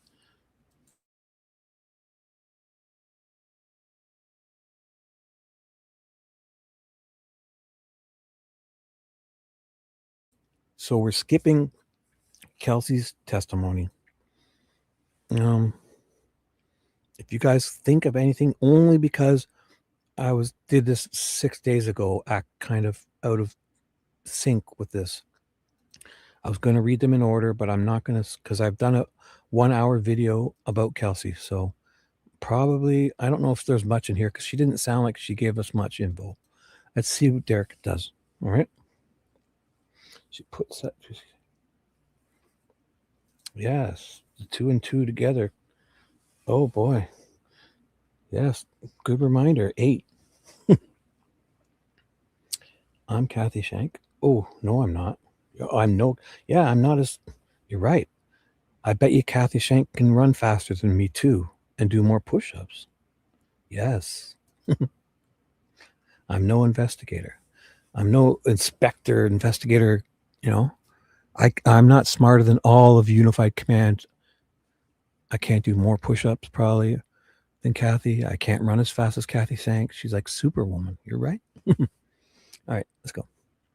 Derrick German, the court. Yes, absolutely. Okay. Questions by Miss Diener. Prosecution.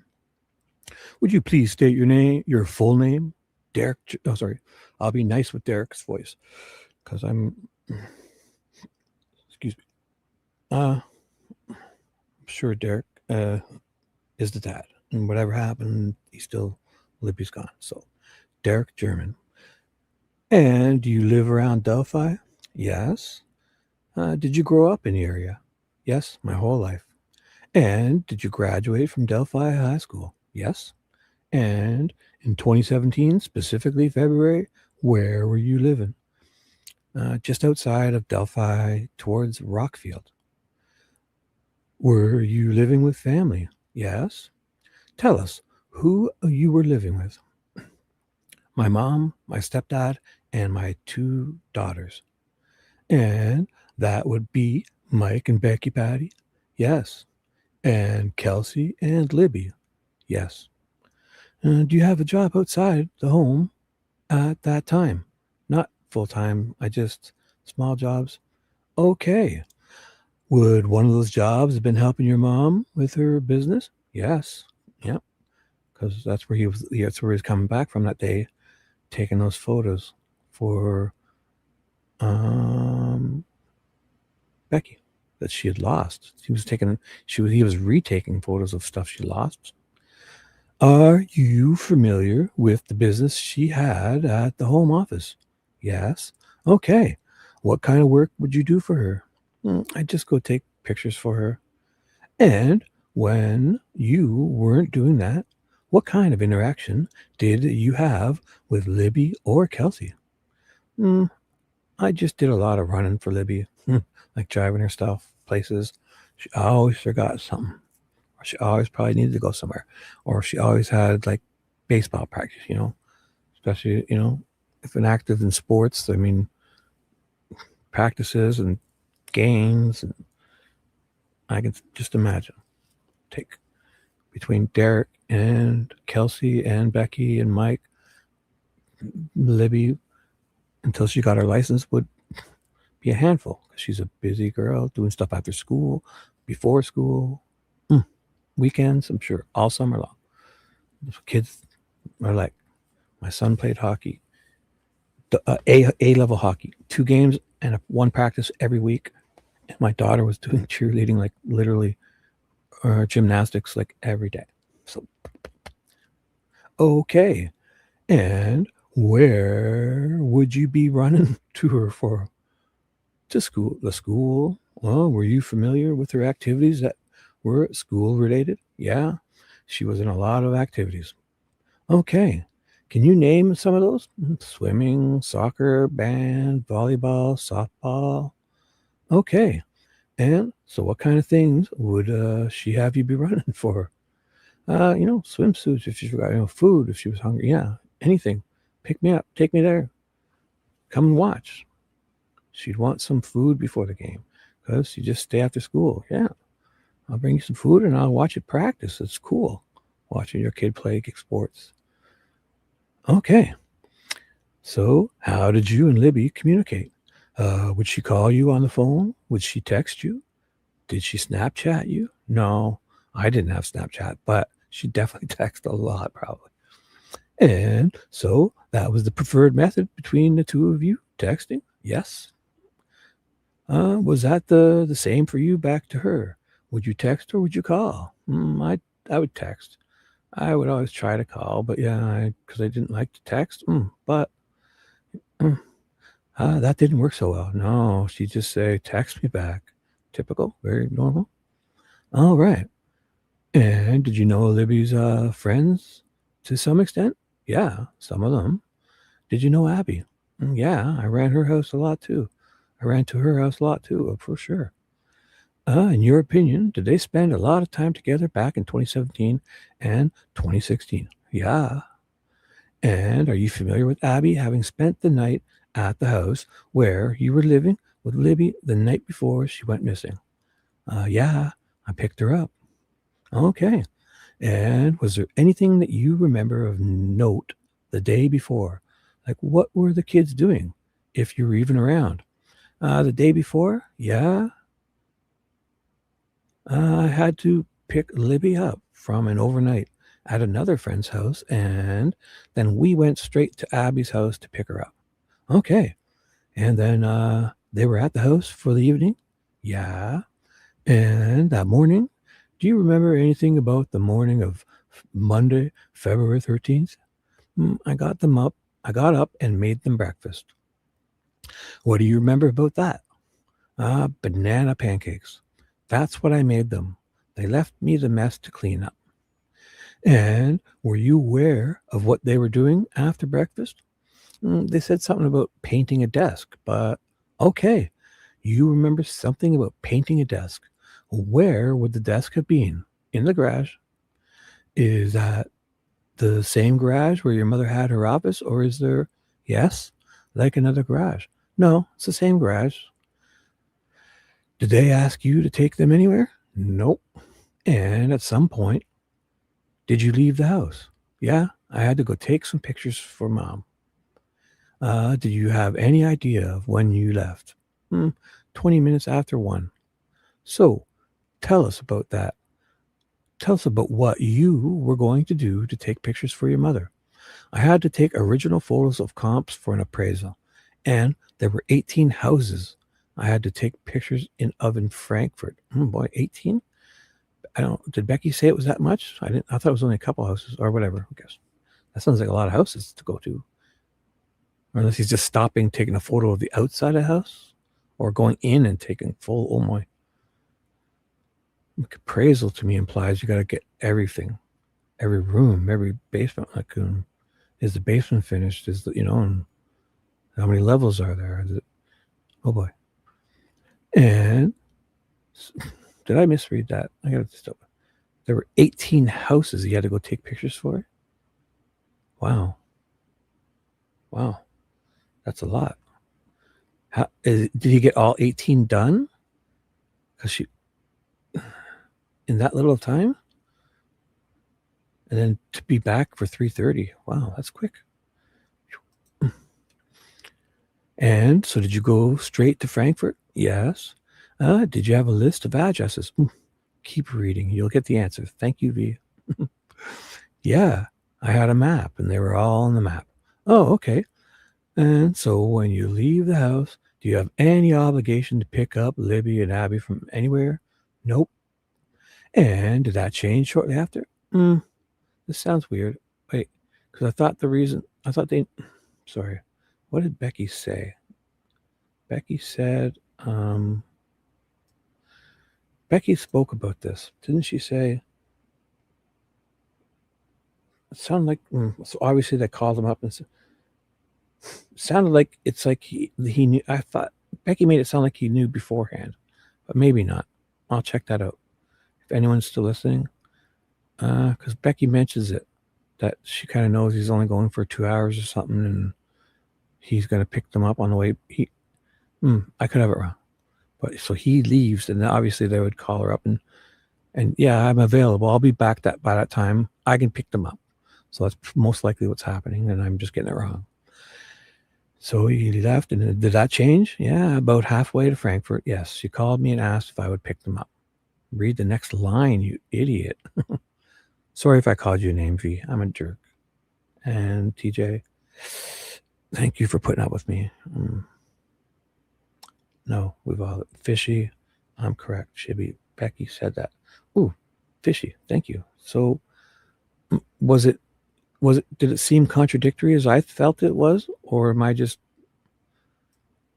because it sounds like he doesn't know until he's left, but I thought he left knowing. Should we look into that? So V, I'm sorry. TJ, I'm reading to you, girl. And just reporting, certified appraisals, cool. Anybody else still here? Anarch is laughing his ass off and lurking. How neurotic an idiot I am for calling these lovely people names, and I'm so sorry. I didn't mean to imply you're an idiot. I'm the idiot. And so fishy, do I go look for that? Because I was going to, and I wasn't. Then I wasn't going to get in a distraction. So for fishy, can I just take 2 minutes, guys? We must do this, because I really felt I was really going to go back and do this, but I didn't. But I really want to, because I know you're dying. No, right. Well, let's go double check, because it's perfect. If TJ and M don't mind, I won't. How about this? I'll just quickly double check so we can get the wording at least, and then we'll move on. Okay. So she says it when Derrick leaves, because it's in the beginning when they're talking about it, because it's like Becky says, "Oh, I'm going to be busy. I can't do it. But if Kelsey can drive you there and your dad can pick you up, everything's great, right? Right." So it's way before all of this. But it sounded like Derrick, but it sounds like he just finds out after he's gone. Yet the whole reason, we're looking now. We're looking, it's almost there. It was about, nope, not yet. Forget that one. Just a quick checkup, and we're not going to loop. But it did feel weird when I said that. And Fishy came in and reminded me I was so spot on correct with my assumptions. my intuition. Grandma, no. It's about Derrick. It's about them asking, so they can go soon, very soon. Because it's all about Kelsey can take you if you can get a ride home. You can go. And I can't because I'm super busy, Becky's saying. 5, 4, so here it is. Okay, so it's right here. We're there. We're here. It's probably a little bit earlier. It's here. It's got to be here.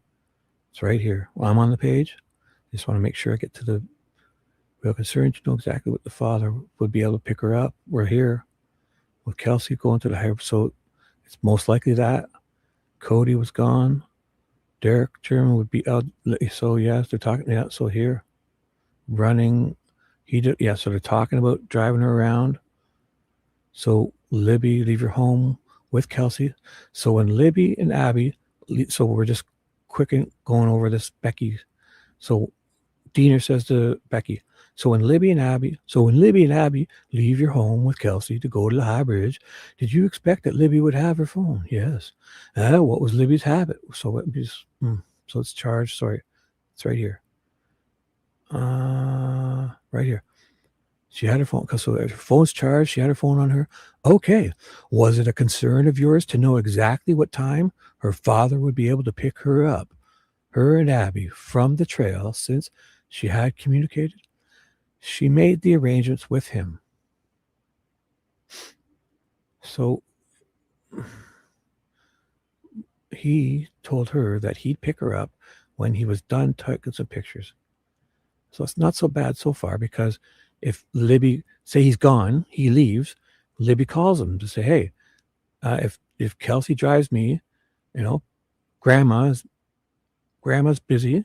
If Kelsey drives me, Abby and I, to the trails, will you be around 3:30, be able to pick us up? And he's like, so far it sounds good, but because he didn't need to know before he left, but he knew he'd be done soon or whatever, and he said, I'll be able to pick, so this is probably what happens, but let's see. She made arrangements with him. He told her that he'd pick her up when he was done. Okay. So he was doing some work for you? Yes. And can you tell us a little bit about that? So I had taken some pictures and I lost them. I sent it back over, so everything's okay. He's retaking photos, yada, yada, yada. So he's in Frankfurt, and he had left shortly before they did. Yeah, yes, he's gone. He doesn't know yet he's picking them up. So he had told them he would pick them up when he was done. So I think this is where it may sound worse, but like he didn't tell them before he left. He told them. Well, if he told them, then he knows before he leaves.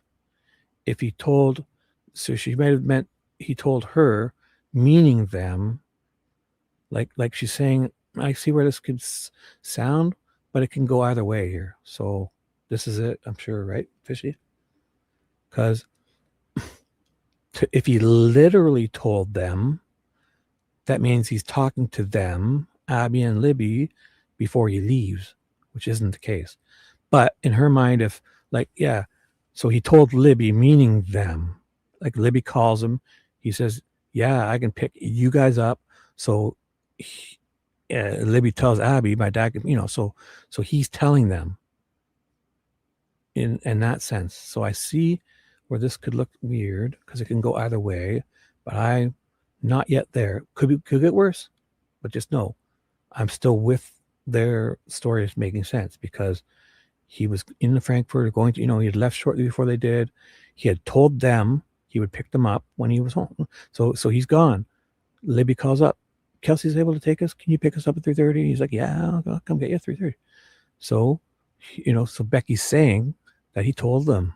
Yeah, he does tell them. Not literally. He tells Libby, and Libby, but it's for them. Okay. And so you had some sense when they walked out the door. Oh, they'd be gone for. Oh, so no, that they would be gone for as long as it took him to do this errand for you and drive back. This might be weird. Wait. So you had a sense when they walked out the door, because no, it's not when she calls before she leaves. So yeah, that they would be at least gone. Yeah, because that's not bad. As it took him to do, so he would be able to go back and pick him up. So this isn't, but so she calls, she confirms with her dad that you can come pick me up before they leave. And then, so because Becky needs to know they have a ride home, because she can't go get them. And Kelsey's sounds like she's going to be gone to work and that. So Derrick has to be the one. And sort of sounds like. So this makes sense. Okay. And you had a sense. Yes. When the girls left with Kelsey, Libby had already called her dad, and her dad was gone, but he said he told them both, because he tells Libby this is them. So it's okay. I can see how it can look different, but it can go. But and had you been to Frankfurt recently for the appraisal? Because you said you had lost the pictures. Yes. So in your mind, You know he's going to Frankfurt. You know what he's going. You know whose house he's going to. How long do you would probably take? Well, you had to take 5 or 6 photos, just fronts of houses. Okay, that would be a lot easier then. It was comparable photos, so it should. Okay, so of those 18 houses, he had to take 5 or 6 photos of them. That would definitely make it a lot easier because he's not doing like full appraisal photos. Did she just? So she only loses the outside photos? Oh my gosh. So it shouldn't have taken him probably half an hour, 40 minutes. So half an hour to 40 minutes. Okay. Oh, what? Because he's going to take photos that she's lost. And she's only losing the outside of each house. Because an appraisal, I've seen appraisals. I had appraisals. Appraisals are you're walking around, you're taking photos of the basement. Is the electricity, is it finished? Is, you know, you're taking photos of everything. Yeah, she said 18 houses. 18. Which it just seems weird because he's taken photos that she's lost. And why is she only losing the outsides of all the houses? Because it seems pretty convenient. Because yeah. So that's a little weird.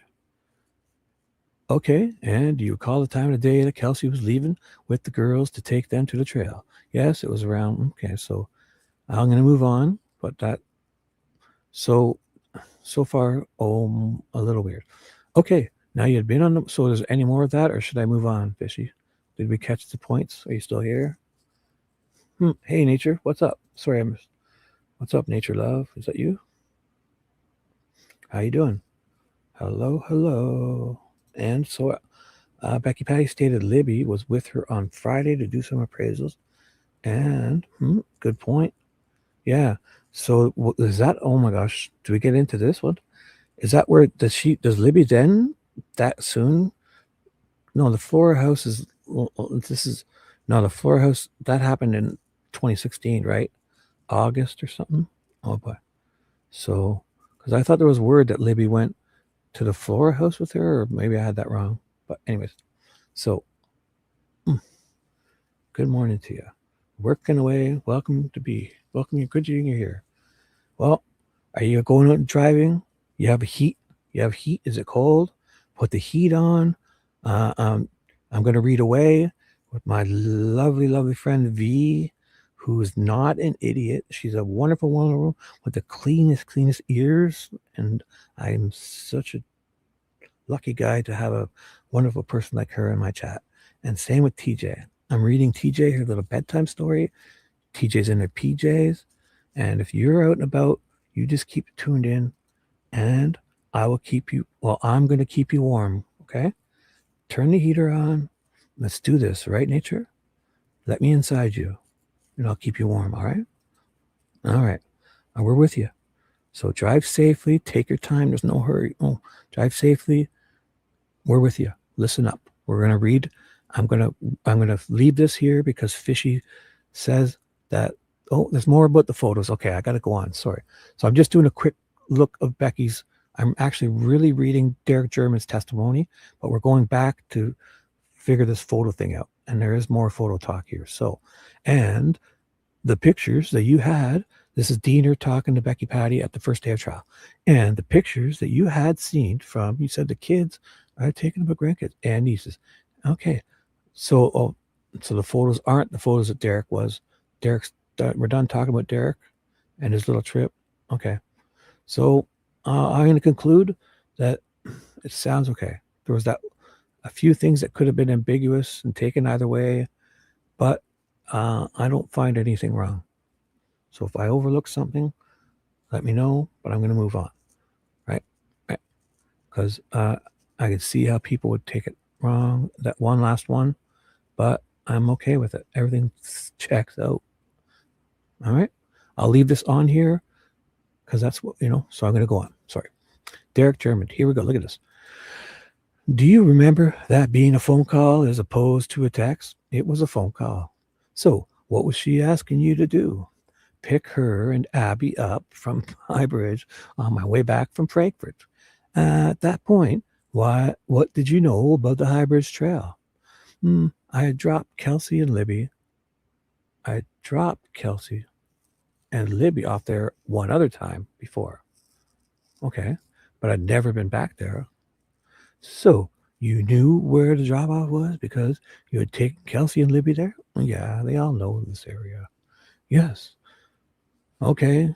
Had that been long ago, prior to 13th, 20 or close in time? Yeah. Well, at least the summer before. I don't remember actually when. Oh, sorry. I was him. Sorry. Yeah. Well, I don't, at least the summer before. I don't remember actually when. And so what did you tell Libby about picking her up? That I had 18 pictures to take. And it'd probably be a couple of hours. And she said, no problem. We'll just do something exploring. Just 18 pictures. So that's the weirdest part about this for me is, okay, 18 pictures, fine. But he's going back to take photos that Becky lost or, right, deleted. How is she only, of all the houses, she's taken tons of photos of each house. How is she only losing the very front of each house? So that's the most suspicious thing to me. Sounds weird. No, it's not. No, not the one, not that one, but I'm talking way before the Flora happened. At least Becky went to the Flora house, no, to appraise it, like way before all this, like the year or so, two, whatever. But anyways, yeah. So because the Flora thing happened, what was the date again? I know it was November. Oh my gosh, the Flora was what just passed? October 21st or November? No, November 21st time-ish. Yeah, it was probably around November 21st. Was the like 7th anniversary because we did a live stream. Nicole and I did a live stream with Charles on the anniversary of it. All right. See, the LOL. Oh my God, girl. The LOL makes me so happy. It turns me into making a ridiculous reply to, yeah, she loses a car. Fuck, she's going to lose some pictures for sure. Yeah. You're so fucking right. That's amazing. Yes, she makes cars disappear. So I'm moving on. So 18 pictures. Okay. So, but it's not that she loses. It's that she loses just the front. So this is weird. Come on. This is weird for him to just have to go and take the front of each house because she lost just the front of each house. And we know she's taken multiple. So how would you lose just the front of each one house? That sounds weird. That's the biggest red flag to me. So there's 18 pictures. That's fine. She lost, but to lose just the front of each of those homes, because that's all he's doing. He's stopping at the address. Maybe it sounds like he's maybe dropping. Maybe they're saying this. Oh my God! I'm so glad we stumbled on this. I'm so fucking glad because really, let's think. Oh my God, let's get nefarious here. Okay, so possibilities. V, I need to be straight with you beforehand. I am not alleging or saying anything. This is a thought that just popped into my petulant old man brain. So this doesn't make sense because she's going to take pictures, right? Now what? What is it possible that he's dropping things off at these 18 houses? That there's 18, let's just say, not alleging anything, a possibility. Let's hypothesize here. What if Derrick is, and they're saying this because this makes no sense, that he's going to take 18 pictures that she lost, right? But how is she losing just the front of each home? So it would make a perfect example for him to just go drop off, maybe pick up money, dropping, doing running. You know what I'm saying, guys? Now what? Oh, light bulbs are going off. V, I feel it. Come on, V, your next comment. Is that plausible? I'm not alleging anything as a possibility. That would make this make sense, that they're saying this because he's not doing that, if there was a big drug crime syndicate drop off money, if no alleging anything, that would be a perfect cover to say, hey, because how is she losing just the fronts of each home? But he's only going to be stopping at each home. So they're going to know his location and he's going to have phone. So it's going to look bad if they say anything other than something that makes sense with this. And this doesn't really make sense, but they've all accepted this. But I don't, because if you can explain to me how someone takes bunches of photos of all these houses and then just loses the front of each 18 of the houses. So Derrick is going to each house. And you see him on the police are going to be able to locate him on his, if they look. So to make sense of this, they're saying something ridiculous. Possibly. So maybe he is really doing this. But it would also fit, because this sounds weird to me, that she's losing 18 photos of just the fronts of the houses, that maybe if it would, like a person that's delivering and picking up anything, pizza, meth, weed, salad, I don't know if it were a possibility. So 18 drop-offs and pickups, because to go, their reason is silly. So there could be something else possible, plausible. I'm moving on. All right. Nobody's commenting. So you're all either thinking I'm an idiot or thinking that's makes sense. Surely could come up with a better, right? But they don't need to, because nobody's questioning them. Well, yes, no. Insurance is important, right? Right. But listen to this, just reporting. The only reason I say this is because Becky Patty says Derrick is going back to just take the pictures of 18 homes of photos she's lost. But when she does an appraisal, she's not just looking at the front of the house and taking a photo, right? An appraisal insinuates that I've seen them. They come in your house. They take a photo of every page. They look in the basement. That's how you would appraise a home. You look in the basement, you take photos, and then you assess it all later. So each of these 18 houses, Becky went to and took what? 20 photos at each home? Yet of each of the 18 houses, she's only lost the very front, because Derrick has been sent to just stop in front of the house, take a photo, and leave. He's going to the next address. He stops in front of the house, takes a photo, and leaves. So that to me is weird. It's just a thought. I'm not alleging anything. It makes no sense. Because if she's losing, how do you lose just the front photos of a house, each house? If you guys don't see a link there, that possibility, I'm not alleging anything. TJ says it's possible. I'm moving on. Thank you. But, I won't loop. I'm not going to loop. So that I had 18 pictures to take of just the fronts of the house, because mom lost only that photo, which sounds weird. How does that happen? And she said, no problem. We'll just do some exploring. So did you take pictures of 18 houses? Yeah. I went and stopped, took a picture of the front of 18 houses. Yes. Totally normal here. Nothing to see. And then did you go directly back to Delphi area? Yeah. I went straight to Highbridge. Based on where the drop-off pickup point is for Highbridge, did you have to pass that area when you went to Frankfurt? Nope. Oh, so you're not passing the... Right. Possibly. Yeah. And I'm trying. I do. I know how. I do. I've had appraisals done on my home. I've seen it. Yeah. So are you asking? But there possibly is some reason I don't see. Yeah. That's why we're talking about this, V. Yes. Thank you. But if you don't know how appraisals are done, the appraiser comes out and photographs everything, because they need to check out, they totally inspect your home, because they're trying to make an appraisal of it. So they walk into the basement, and if it's finished or unfinished, if there's wires hanging everywhere, or if it's they're appraising your home. So they're checking every angle, every room. If you have an attic, they're looking at it. They're taking photos like you're going to sell the house. An appraiser does that. So you don't see a reason doesn't mean there isn't. I don't know. I'm not coming up with an answer right now. I'm talking with you guys this is brainstorming, V. So again, you're weirding me out with this. You don't see a reason doesn't mean there isn't one. I don't know. Right. It could be. It doesn't mean there is, or might be. That's what we're doing here, V. We're talking. I don't see a reason yet.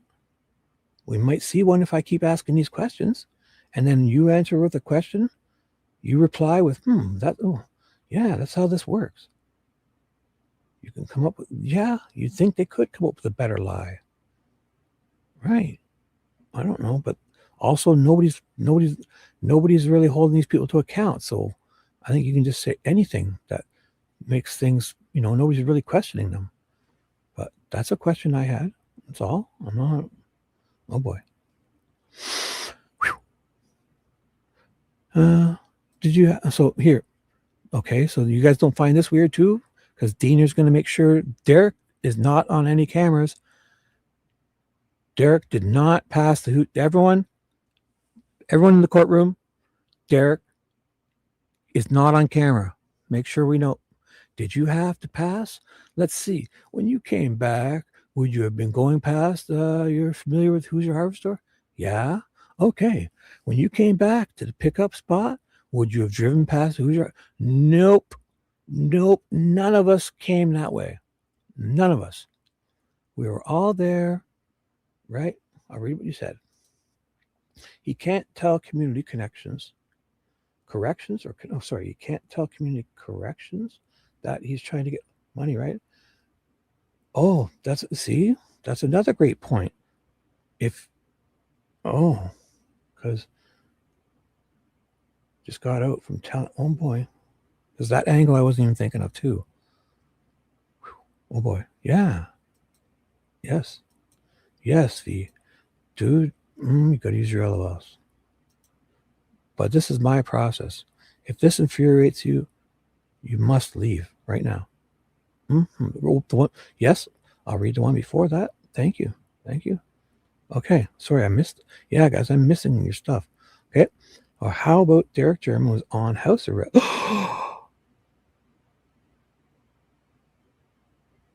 Was he? So he shouldn't be leaving at all. Oh, boy. Was he on house arrest? Or are you just saying if he was? Oh my God. Was he on house arrest? So he shouldn't be going anywhere. What the fuck? That's a major violation, right? Wouldn't you get in trouble for that? He's here admitting it. That he left the house. One thing, I don't even know if they had stipulated. Oh my gosh. Was he? Can we confirm that? Oh boy. You put a lot of S's and I's and R's. Oh boy. You sound pretty sure. Whoa. Yes. Say that. Yes. Whoa. Okay. I'm not sure. Nature, you got some awesome stuff. So is this alleged or do we know positive? Like, can we not look this up? Like, it's obviously we'd be able to find out, right? Yeah. Oh, so you can leave. It has to be. Okay. That's yes. Okay. So most likely he has approval if he's going to do things for Becky Patty because he works for them. Yeah. Okay. But these are questions that are good. Thank you. So I would think that, but to me, it sounds weird. Yeah, it would be a good way for him to go. Yeah.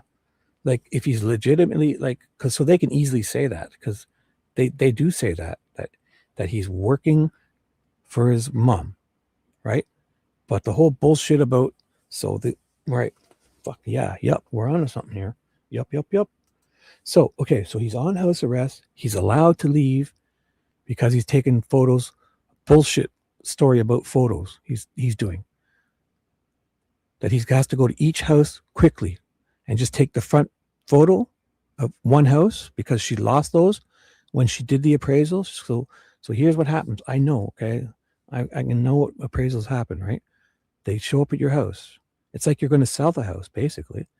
The appraiser needs to know everything about it to make his appraisal. That's the whole thing. So they they take the photo of the outside. They take the photo of each side. They take the photo of the back side. They take how big is your yard. They look, oh my God, you got this nice tree. This is going to, all this is going to help. They go in the front door. Oh, your front door is on the hinges. It's not, your screen is not ripped. Boom, they're taking photos. They look at your kitchen. What a beautiful finished kitchen. Oh, you just upgraded. Boom. They go into the dining room. Oh, they look in the hallway. You redid the tile. Oh my God. It's well painted. They're fucking taking photographs every angle, every room. This is an appraisal. Then they go into the basement. Oh my God. You finished your basement? This adds $30,000 if it's done properly to your home appraisal. Or it's unfinished and it's fucking a nightmare of electrical wires all over the place. They're taking photos of that everywhere, every floor, every basement, every room. Photos. This is well done. This has been upgraded.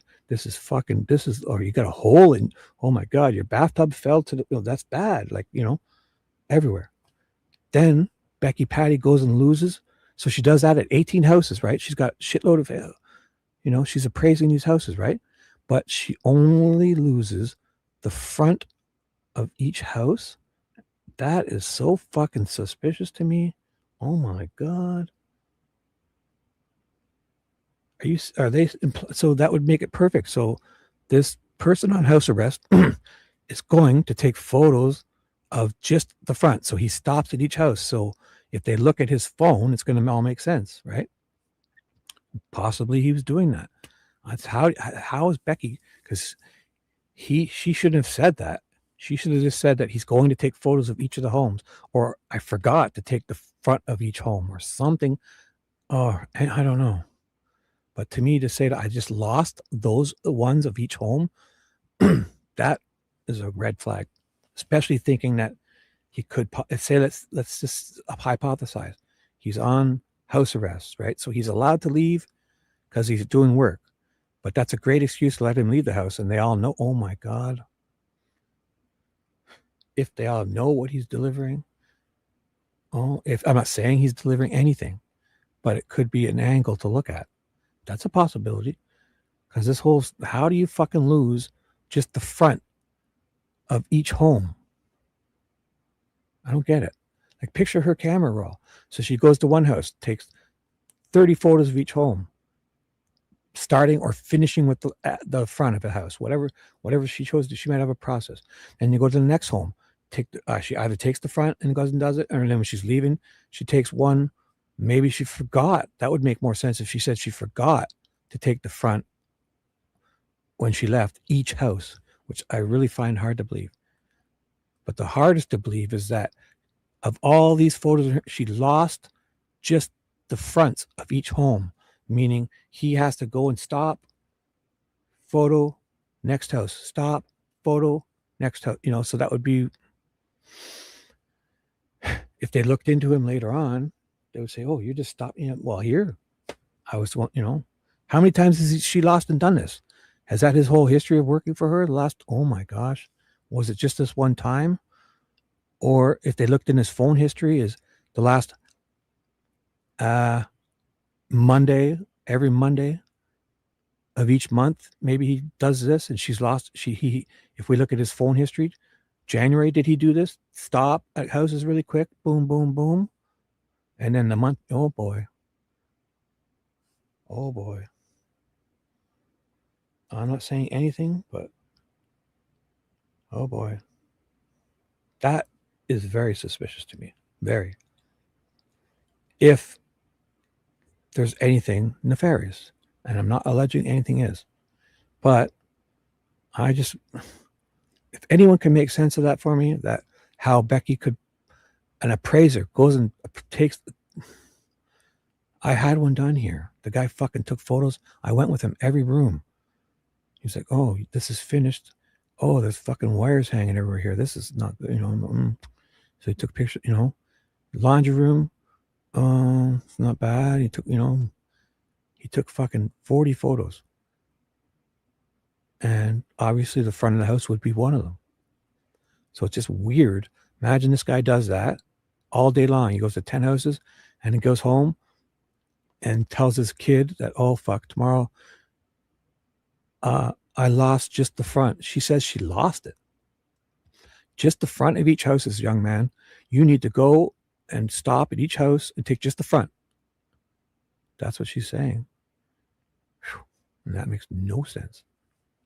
Because so you guys are awesome. Look what we're coming up with. Plausibility. Just hypotheticals. No allegations here. No nothing. But we're talking, and that's all I'm doing. Thank you. You guys are awesome. So again, yeah, we're just asking questions and thinking here. Right. Nobody's alleging anything or saying anything. We're all just yup. We're all just yup, asking questions. Thank you guys. At 3:33 a.m. you put that. Yup. Boom. Whew. So we're going to move on. Well, you can state facts. I mean, that's you're saying that. I'm not saying you're not right. I'm just saying it would be best if we just talk about things here, guys. I know what you're saying. You know what I'm saying, right?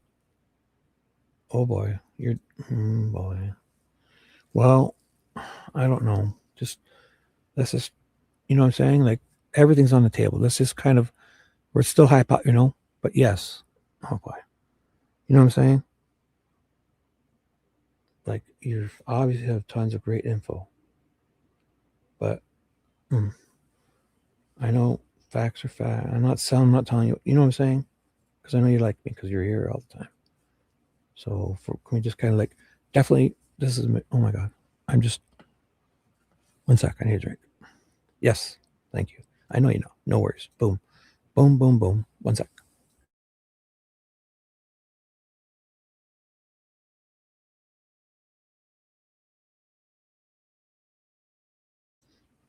You're right.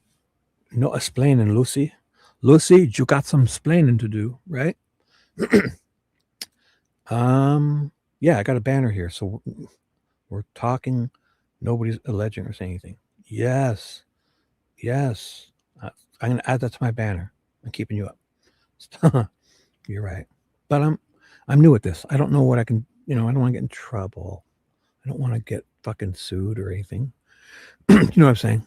I'm a dope. You're right. Great conversation. We're moving on.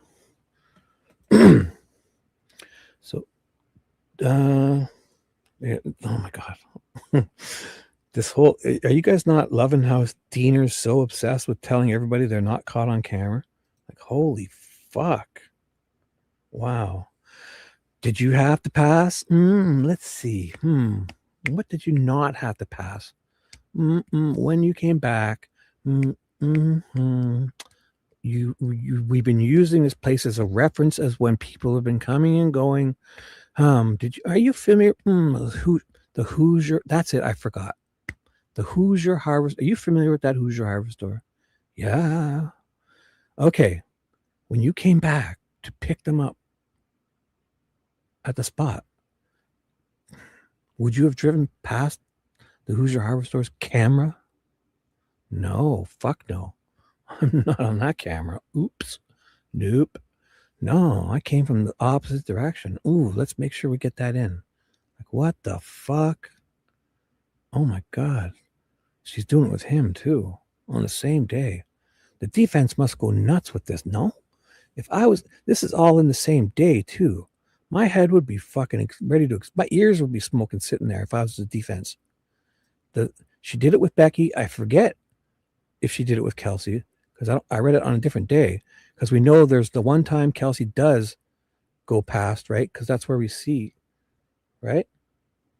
So, hey, Dave, what's up? Welcome, bro. Big kid in the house. Yes, sorry about if anybody's friends or hurts or whatever. And I definitely want to expect everyone say hello to my bro, David. It's the big kids in the house. Sucks when people can't handle what they... You're a wild one. You are a nature wild one. It's all good. Oh, boy. Oh, shit. Your friend? Oh, boy. Oh, boy. Derrick's your friend. Oh, boy. Yeah. Well, so I have connections with Derrick. I'm just kidding. 200,000. So I'm going to go. David's, hey, what's up, bro? Welcome. Things are getting great here. We're just, we're still reading up.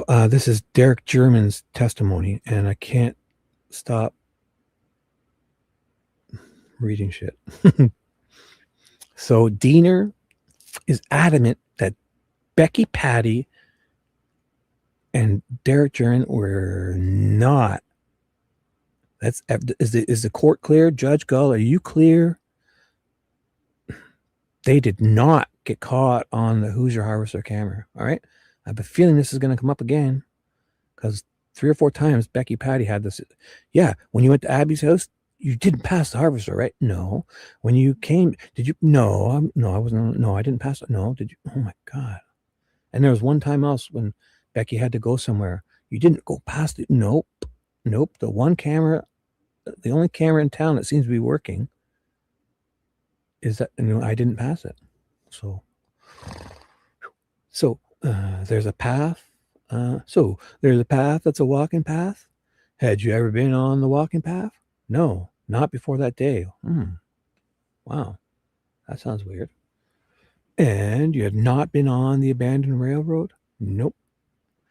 Bridge? So tell us about what you did on your way back to let Libby know that you were going to be picking them up. Wait, what you did on your way back. So tell us about what you know. This is going to be, he stops to take the front photos, which is ridiculous. Oh, sorry. Okay. So tell us about what you did on your way back to let Libby know that you were going to be picking them up. I tried calling her when I was a couple of minutes away to let her know to start. Okay. That makes sense. That makes sense. Because, yeah, it wasn't an exact set time, but when he's getting there to pick her up, it's like, okay, you guys got to kind of head back. Start heading back. I'll be there in 10 minutes. All right. I know what I used to do with my son. I used to send him 10, the number 10, and then maybe 5, and then 2, like when I'm, like when I was picking him up for school. 10 meant I was like, near. 5 meant I was like right around the corner. 2 meant I'm like right, I'm pulling in 2 minutes, like, So and he knew that. He didn't even have to reply. He would get those, So that's kind of what's going on here. He's saying 10 minutes away, get your ass to the pickup spot. And you were calling, not texting, correct? Wow. Why would you text? That's weird. Because you said earlier that she hates phone calls. And but he's driving. I don't know. Did you get an answer? Nope. Okay. Did you call again? Yeah. When I got to the entrance. Why aren't you texting? She likes to text. This is weird. Are they doing this? So there's no. He said she likes texting. Like after she doesn't answer, then you start firing texts off. No. Oh boy. Oh boy. Oh, you take it off? Have a great day, bro. Girls, got to do some stuff. Well, if you go live again, I'll come watch. Hopefully have some audio. Personally choose the landscape only because this makes it easier. Because when it's in the portrait mode, when you do a live stream in portrait mode, for me, the chat is just like, it's weird. It's like right there. It kind of covers a little bit, so up to you. But if you do choose portrait mode, okay, and make sure people know to have their mics enabled or working. But I can't wait to see what happens next because I know it's going to get better. All right, have a good day, Yotan. All right, yes. No, I'm still here. Oh, did I misunderstand? What? Yeah, most likely I do. Nature didn't say Derrick was her. Oh, sorry. Yes. Okay. Thank you, V. She said he put. Oh, okay. Oh. Oh, Nature. Sorry. I'm sorry. Thank you, V. Boy, you guys are cool. Yeah. Yes. Oh, wait. Because there what? There aren't any texts. Probably. Yeah. That's convenient. Because he knows. That's weird. Yeah. Oh, boy. Do text. So on their bill, it would show that. Does it even show? I've never really. Does it show him texting or this is iMessage though, probably, right? Does it have a list like the words you're sending and all that? Is it that? Oh my gosh. Was Nature leaving? Or you okay, sorry. Right? I know what I'm saying. Yes. I'm with you. And you're driving, right? So you drive safe, Nature Love. I'm V, definitely thank you, because it wasn't what I thought it was, and I'm totally understanding now. Yotan's leaving. Everyone's saying goodnight to Yotan. V and TJ are still here despite me being a snippy with them. And yeah, because, oh boy, because it's so weird. He says, but just 2 pages before this, he's saying Libby hates the phone calls. If I phone, she doesn't answer, so I have to text with her because that's, her terms. Text me or don't talk to me, motherfucker. No, I'm saying, like, it makes sense. Kids don't want to talk on the phone now, especially they want to text. To get stuck in an old phone call with your old man and your grandma. Oh my God, I can just see their faces now, and they're both in their 30s. It's the way to do it. Right? Boom. This is awesome, guys. Thanks for putting up with me. Yes, all of you are great. They must have had phone records. Yeah. Well, they did say that in Becky's. They're talking about the phone records, but I mean, it would even say, "Oh boy, you're right." It would probably say that they're texting and where they're what time they're. Oh shit. Moving on, but that's weird because it's like, did you call again? Yeah, I called her. Oh, when you got to the entrance, were there other cars parked there? Yes. Oh, here's where we're going to find out what the other 2 cars, probably, because when Becky shows up within 45 minutes or an hour, there's 2 cars that she doesn't recognize, and she states that for whatever reason. So when you got to the entrance, were other cars parked there? They really want people to know this. It's not like he's the prosecutor is trying to piece all this together, paint a picture. So we got to look at this. Diener doesn't seem all that, like, she's very obvious to me. Diener is this is Diener? She's not. Nick, she should, because she's raising this Diener really. What's that? Telegraphs like her what she's trying to do. She's too obvious. She's not smooth. It feels like to me. And you said you called when you got there, right? No answer, right? So, well, then what did you do? So I got out and started walking back to the trail. So I got out. Okay, back. So he gets out of his car to walk to the trail, not on back, whatever. And did you go to the left towards High Bridge, or did you go to the right towards Freedom Bridge? Nope. I went forward down to. I ran into somebody when I got to the trailhead, where all the trails came together, and I asked him if he's seen 2 Danish girls, and he said no. So I took. Which way was he going? Whoa. Holy fuck. Did he say this before? Holy fuck. Yeah. Diener, yes. You don't have to fix it. We know you're saying Diener. She's filling in stories for these people. And Brad Holder, Diener fucking coddled Brad Holder so goddamn much. Diener wanted us to know Brad couldn't be the guy. Like, she really, especially near the end of his deposition, Diener, oh my gosh. She was holding his hand. Brad Holder. So he says, so I'm going to read this again because he bumps into someone. Was he muddy? Oh, was he wearing a tan coat? Or, oh boy, he bumps into a man. And did you go to the left toward the bridge or to the right toward the Freedom Bridge? So he gets to the. Nope. I went forward. Down to, I ran into somebody. Forward. Well, the question was left or right. When I got to the trailhead, where all the trails, so he turned right, where all the trails come together. All the trails? Or he's just talking about he gets to the trail but doesn't go right or left. He's there at the trailhead where that bench thingy is, right? And I asked him if he's seen 2 teenage girls, and he said no. So I took a different direction. We know this, and I'm just a dummy. Who's this guy he's talking to? Holy fuck. Why is this McCain? Holy fuck. McCain's there at this time? Yeah. He's not at trial. Oh my God. Why didn't you say he was a little fartsy artsy eccentric guy with a flannel shirt and a camera? He looked like who was wearing a weird beret. Oh boy. I bet. Oh boy. So he bumps into McCain. Is this known and I'm just a dope? Oh boy. I think so. Yeah. Am I confused about? I think he's talking about the 503 trail next to the bridge. Okay. Can we? Yeah. Because I'm not really clear what he's saying there. So we're going to move on to this one for sure. But I think we should clear it up because I'm not clear what he's exactly saying.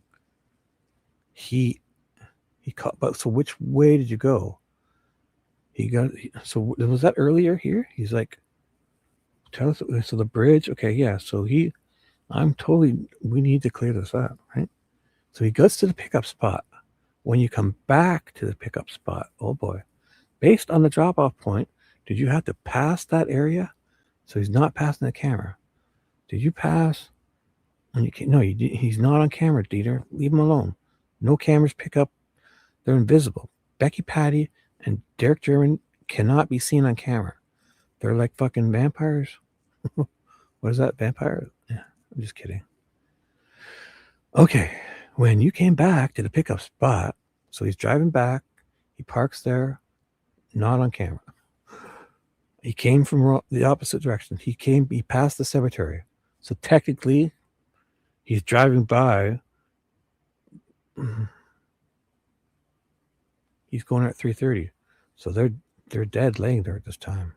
And BG's about to come out and walk down the street because he's there at 3:30. BG's seen at 3:57. So this is my one thing is that Jerry Holman said the searcher scared off BG. And then in his deposition. So like say Derrick goes to the trailhead and at 3, he's like screaming their names. And that scares, or he looks up and sees somebody there. And then leaves. Goes up the cemetery and then leaves. And then he must leave by 3:45 to walk up the hill to the cemetery. BG, if whoever it is, so far it sounds like a third man in a tan coat. Because Betsy Blair sees puffy-haired guy with a round face. The guy we see on videos wearing a blue coat. And then Betsy Blair sees a guy in a brown coat, tan coat. So that guy walks up. He must leave to be seen at 3:57. He must leave by 3:45 at least, right? And if he's running, 3:50. If he runs up that hill and runs out the cemetery and then starts walking on the road, he's 3:45 to be seen at 3:57, leaving, going towards the hardware store. So then Derrick was already there for like what, half an hour?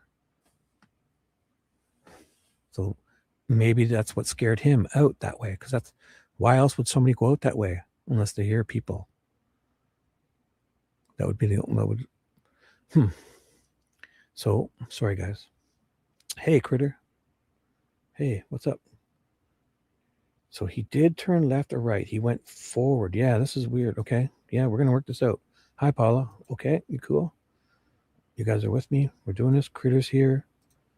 When Doug Rice talked to Derrick, he asked him straight out if he was McCain, and Derrick said if it was McCain he talked to, if the man was McCain, and Derrick said he knew who McCain was, and it was is that on video? Oh my God. Purple. Hi. Oh boy. Fishy. Hi. Derrick. Oh boy. Derrick had to drive past the cemetery if he wasn't on camera. Yes. Derrick is driving by there as he's doing it still. He's passing it. He's passing Logan's house and the cemetery to get to the Mears spot to park, to get out and look for them. Because that's where he has to pick him up. So you got to figure when he gets there, he's not getting out right away, right? So I would say I would wait 5-10 minutes, and then he's calling Becky. He's doing all, by 3:45, which is exactly when BG would be having to leave. Because if it happened as they say, if Sarah Carbaugh sees him at 3:57, near the cemetery entrance on 300 North, but heading towards Hoosier Hardware Store, maybe 50 feet, 100 feet, or whatever, 100 yards, he's going towards. So that's where Sarah sees him, out near the cemetery entrance, a little to the, at 3:57. So he's leaving at 3:45, 3:50. He's running. And Derrick is there. And say Derrick parks and sits in his car till 3:45 or 3:40. He's like, Ma, where the fuck? She's not answering. Like they're not thinking, right? Mom, I'm here. Have you heard from Libby? She's not answering. Sits there, and then he gets, what the fuck? I'm gonna get out of the car, and then he starts walking. Oh boy. So we're looking back at what he's gonna say because So he dropped your daughters off there. So right. So there's a path. Okay, so let's figure this fucker out. There's a path. That's a walking path. Had you ever been on the path? No. What? Is this why they can give such a broad excuse? Such a, like with non-descriptive, being so nondescript about his, because he's never been there before and he doesn't know this. What? All of Becky and him was riding bikes. They've all been there. They grew up, and he doesn't know this. And fuck, whatever. That's bullshit. But so let's move on. No, he's never been there before. What? Didn't he grow up in this area? They were all there. Becky Patty's talked about it. They're riding bikes around there. No, maybe not that far down. I don't know. Sorry. No, he's never been. So bridge. What? Not bridge. So tell what? Why does she say bridge? So there's a path that's walking. Had you been walking on a path? No, not before. And you had not been on the abandoned bridge. Okay, sorry. So he cut her off first. So he never went to the bridge, the Monon High Bridge. You'd never been on it? You'd not been on it. Nope. So tell us about what you did on your way back that you were going to pick, to let know you're going to pick them up. So on his way back, he's calling her. I tried calling her when I got, so a couple of minutes away. So let's say he's passing them around Logan's house, or before he's just getting there, he's calling to make sure to give them time to come meet him. So at 3:20ish, I tried calling her because he's there at 3:30. So he's giving her 5-10 minutes heads up, right? A couple minutes away to let her know I started heading back towards the entrance. And were you calling and not texting? Correct. Did you get an answer? No. She hates calling, talking. So he should be firing off a shitload of texts, right? No. Okay. Did you call again? Yeah. When I got there, I called again. When you got to the entrance, were there other? So why does she growl so? Like, there's no talk of that. So if you call again, I called again. Why no? Well, how about texting? Did you try any other way to get a hold of her? Because these kids like to talk all these ways. At the very least, you said it earlier. She hates talking on the phone. Did you try sending her a text? Where's that question? It's not here. So when you got to the entrance, were there other cars parked there? Okay. So they want us to know there's other cars parked there because they both see. This is where Diener's very transparent. What is that when you project? Like you're very. She's easy to. She doesn't seem like she's very obvious to me. I feel. She says, like, when you got to the entrance, were there other cars? Because Becky's first thing is, when you got to the entrance, were there two cars there you'd never seen before, kind of thing? Yeah. When you got to the entrance, were there other cars parked there? Yes. And you said you called when you got there? No answer. Oh, you called again? Yes. Why aren't you texting? Ask him. So, did you text? Because she loves texting. So then what did you do? His next thing should be, I fucking sent 10 text messages. Get your ass out here. Like, because he doesn't know, right? She's missing yet. So he'd be blasting her up with text, no? Yes. Yes, and it's very obvious. Well, I don't know if you can object to it. I think they're thinking, if I was the defense, I would be like, oh my God, I would object to that. But this lady's, it's like, it's like it's bad for them, in my opinion. Because if I were a juror, I'd be thinking exactly as I am now. The only problem is they don't end up with these jurors are gonna go with that. I don't know. I know what you're saying. They should object, but it's not really leading that much. But it's her questions are obvious that they want to paint a picture. The defense has got to be thinking, oh my God, this looks so obvious what they're trying to cover up here. Because to emphasize so much about the cameras means they want people to know that they're not caught on cameras, yet we have no other way of verifying that they were there. So how would this, as a juror, I'd be thinking, is any of this even true? Why do they want me to know they're not on camera so bad? Why do they, what's with these two cars there? What cars did the police investigate whose two cars were there? Because they're so pushing this two cars. Becky, there was two cars there when she got there. She had never seen. This guy, there's cars there. Whose cars are these?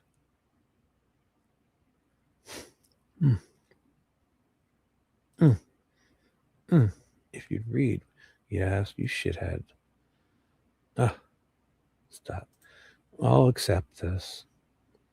I'll accept it, and I see your little smiley face, and I raise you a TJ. I'm going to carry on. Sorry, guys. I'm only human. I'm flawed. I'm fucking flawed. Let's do this. Okay, so I'm going to move on. But come on, I want to figure this out. I need to know what he says about, okay? Then I'll move on quick. Because when he's walking there, okay, so no, he got out and started walking back to the trail. That's a weird way to say that.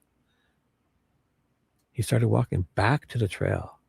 So I got out of my car. I pull up I pull up at the mirror and I'm walking back in there to get to the trail, not back as in, it's a weird way to say it. And oh shit, what the hell was that? My mouse just went flying. Sorry guys, that happens to me. My pointer, oh my God, sorry, I swear to God to you, my pointer just went flying. And sorry. So there was other cars. Sorry. So he went forward. So this is weird. And did you go to the left toward the High Bridge, or did you go to the right towards Freedom Bridge? That's a simple question, right? So he's walking toward the trail.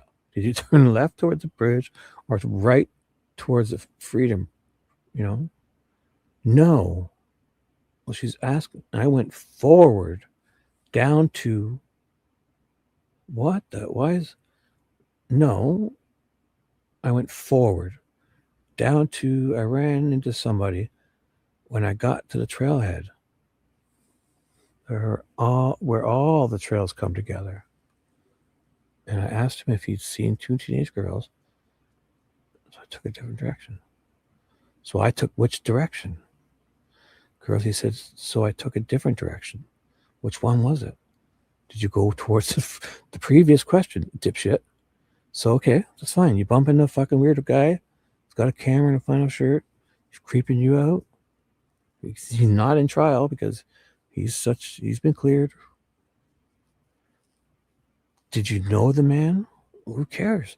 Wait, forget about it. Which direction? I need to know. Oh my God.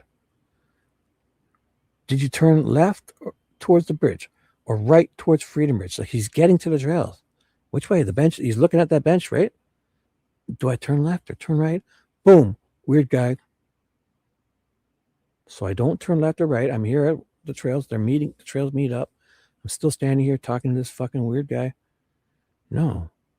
But he goes forward, down to I ran into somebody. I got onto the trail. So where do all that's basically, he's still at that part where all the trails come together? Or did he kind of go up towards the bird sanctuary thing a bit to where the 501 meets? But I don't think he does that. He doesn't, because then he would say, I turned right towards the Freedom Bridge, because you'd have to walk a bit. So he's there at that bench, right? Where the thing is, where their little memorial thing is. Like there's a whole when they put stuff on the ground, to all the stuffed animals and stuff was right there at that one sign. Whew, this is a weird. I'm gonna move on, guys. I'm so sorry. I know you're loving this. I know you're loving this. Yes, I know you love it. Let's figure this out, because this has to be figured out. And did you go to the so fuck this guy? How does she just not? It's like she's okay with it being ambiguous. Like, so it's not. It's like you can't say I didn't ask him. And I mean, if you don't understand, it's your fault, kind of thing. Because she's almost intentionally making this so it can kind of slip under the radar. And did you go to the left toward your so you get out of your car, you're walking, you're at the mirror's entrance, you're walking toward you're walking. There's you can get you're coming up to a trail where you can turn left to go to the bridge, you can turn right to the one on High Bridge, and we don't get to figure it out.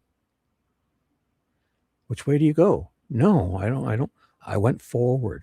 If you went forward, wouldn't you be walking into a bench, or then off a ledge and down a big hill to where the creek is if you kept going forward? No. Which did you go? Did you turn left or right? Or you just got to the trailhead and stopped where the bench area is? Must be. I ran into somebody when I got to the trailhead where all the trails come together. Well, it's not all. There's the one you're using a little trail to get to that trail, and that's the other trail.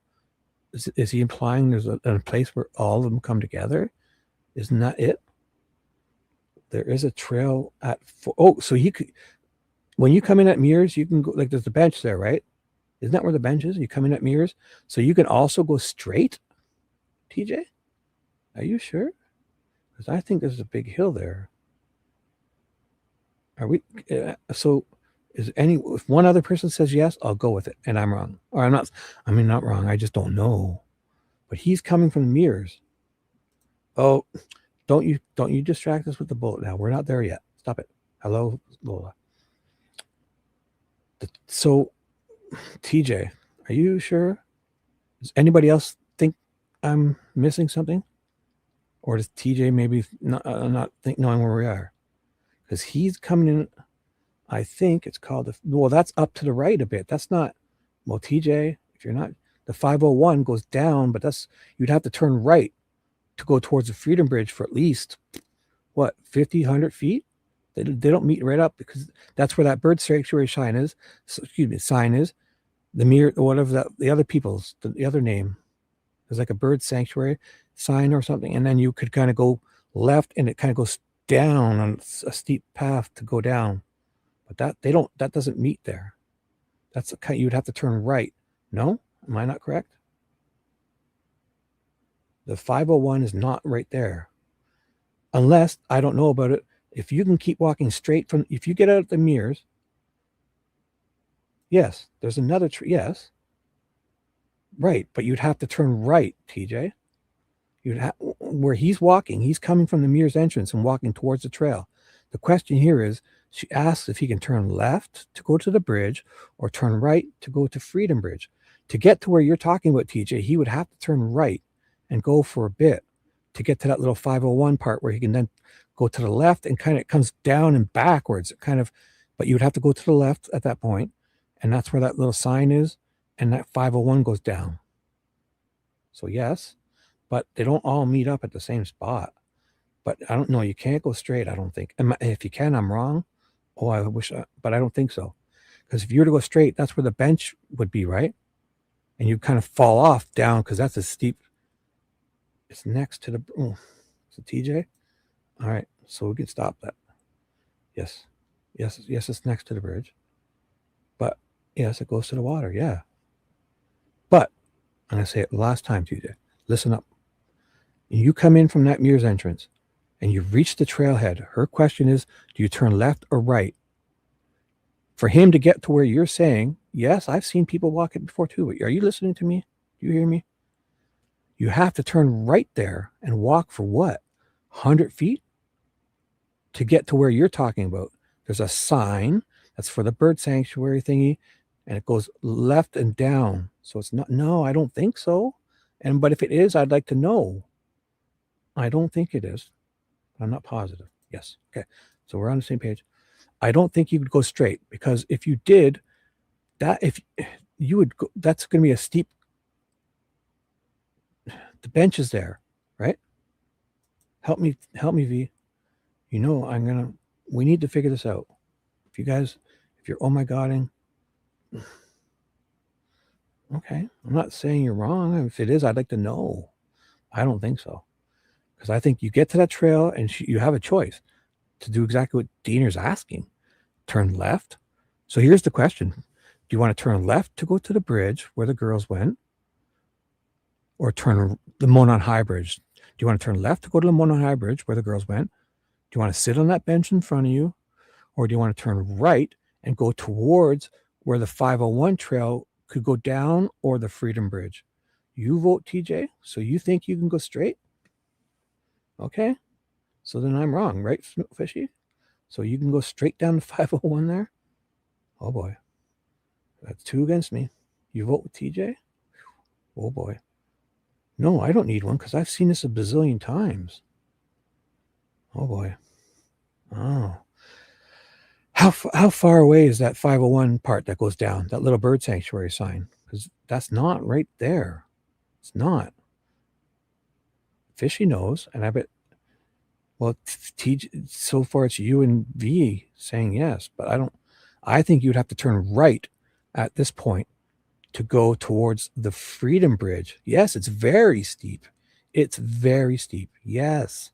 And it kind of, to get on that path, the 501, you go left, but it kind of comes back and runs parallel with the trail and goes down on a steep. Yeah, it's very steep. So I've seen, yes. But you would have to turn right at this point. Right, it's a trail. Yes. It's called the 501 trail. Yes, it's a trail where a car could probably make it down. It's not paved, but it's, yeah. You walk it. It's a steep down, but you can walk it. But then you kind of turn left. You guys aren't, I don't think you guys see what I'm saying. So Fishy, you got to get in here and save us. Now, I command you. Maybe it starts by the bench then. I don't think it's that close to that bench. That bench is there. You'd have to turn, with this scenario, listen, you'd have to turn right and walk for what? 100 feet, 50 feet to get to where you guys would say is that bird sanctuary sign that goes down, like to the left and kind of down parallel, and that's the 501. But they don't all meet up at the same spot. So this, maybe it's closer than I thought, but it's not right there. I know that. I know it. And if I'm wrong, oh boy. So, want to look? Oh boy. No, I can't get into this. There's a million videos. Let's move on. But you guys, so he went straight, but not onto the, well, he can't go straight. That's the whole thing. If he went straight, he'd fucking go down like a steep incline, and where the 501 would take you, he'd end up with a broken neck. If he went straight, he would trip over the bench and go down a huge hill to where the 501 would take you. So he can't go straight. You guys? Right. So this is why are they being so evasive? Because she knows he's not making sense, and she lets him away with it. Isn't a large, I'm done with you guys. Stop. You guys don't, you're not making sense. He just went to the bench. Yeah. So he doesn't turn left or right then.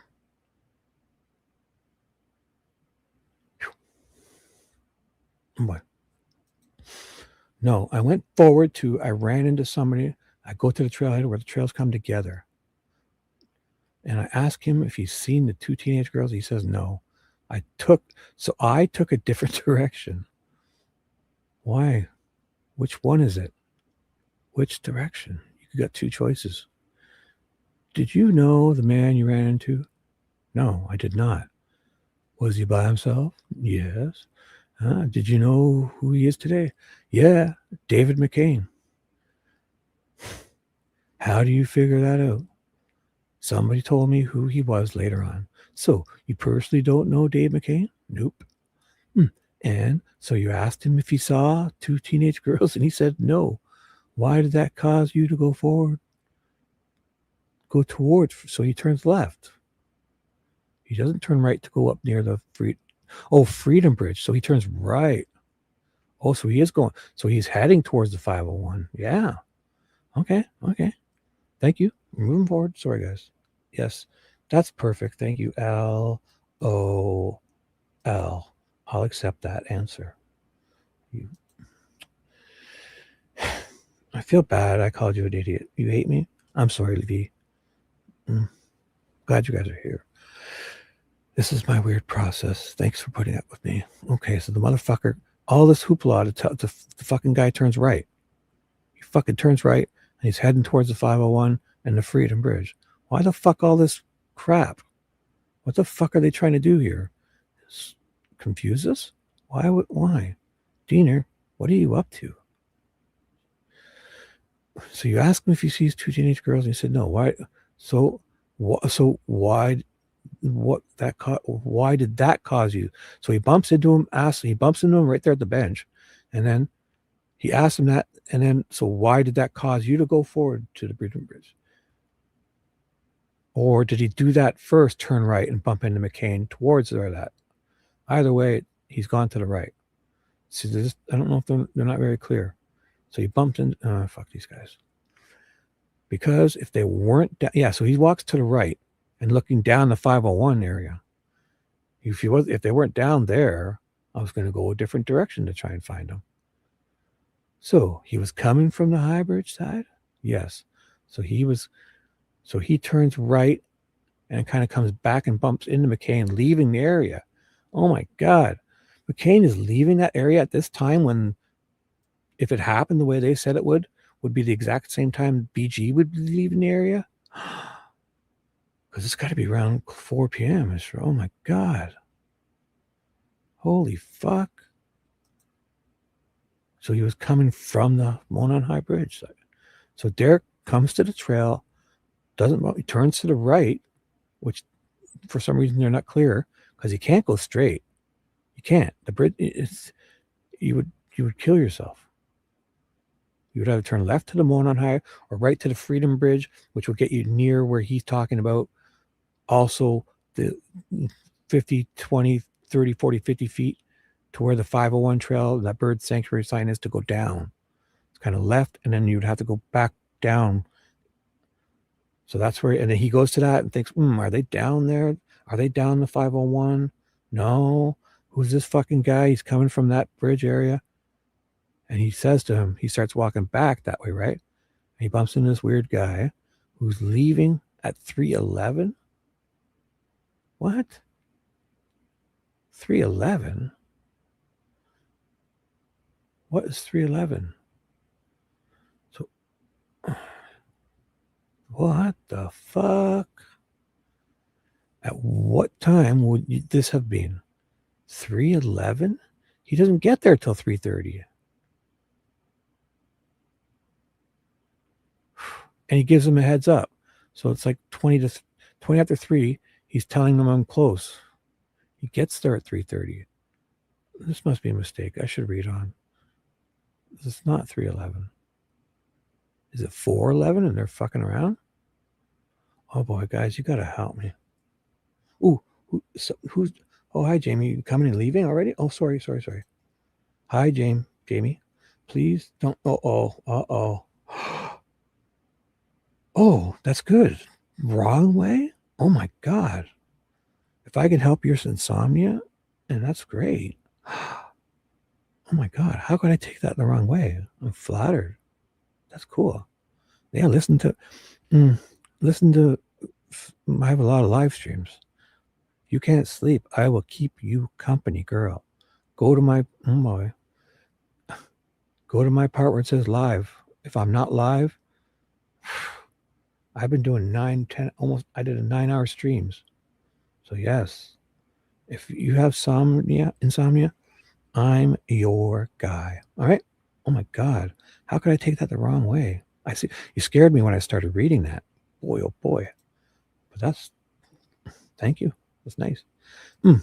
Is there a low bridge? There's another bridge that I hear other people always talking about, which is kind of down like if the creek comes back. So if you had to go up creek, like where 4 Pits and them jumped and got their canoe in the water and came down towards. So there's totally another bridge the other way, Hall's Bridge or Matthews Bridge, or you guys know what I'm talking about. There's definitely another little bridge. There's, I don't know if it's Low Bridge. I think there's a different name. Yes, Paula, there's a third one. There's a third bridge, and it's upstream. Wilson's Bridge. Boom. Yes, that's it, right, TJ? And it's kind of upstream, right? Not far, because I hear Prof, I hear everyone talking. You're very welcome, Paul. Yes, there's a Wilson's Bridge. So it would be the opposite way. It would be if you stood on the Monon High Bridge and looked towards the crime scene, you'd be kind of looking upstream because the water flows down towards the bridge, right? That's where the clothes came to. So if you looked upstream, the Wilson's Bridge is up that, I don't know how far, it can't be too far, but yes, there's a third bridge.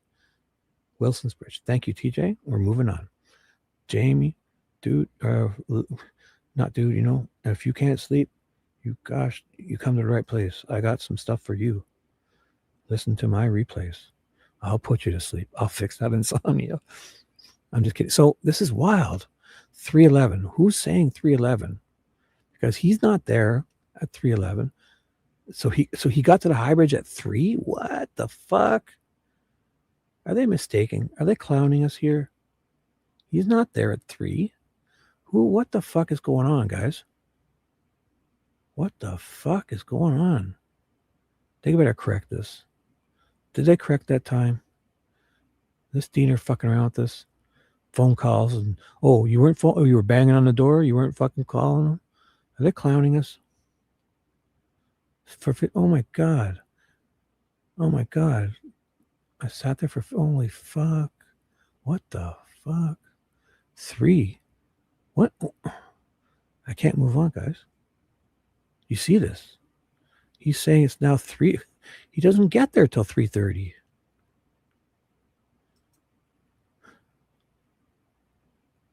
And what time would this have been? What time did you turn right to get near the 501 trail, to stop, ponder, look down at the 501, think, are they down there? So then you see this guy walking towards you, and you start going back towards the One Arm High Bridge. So then McCain you bump into, and he asks, so at around 3 o'clock, are you saying he's there saying, so if you bump into McCain at 3 o'clock, 3:11, so about 3, I got the High Bridge, so he got there at 3 now. Wait a second. He got to the High Bridge at 3. No, you didn't. You clearly said 3:30. No? Oh my God. I gotta go.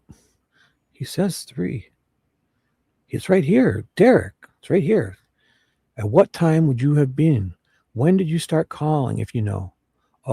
Start. Thank you, TJ. But, okay, so thank you, TJ. I kind of jumped. So he starts calling at 3:11. So he's not there yet. Sorry. I'm sorry. He starts, but the only reason I said that is because she cuts him off here, or he doesn't finish this. Why don't we finish this? I got to the High Bridge around, so about 3. No, you didn't get there at 3.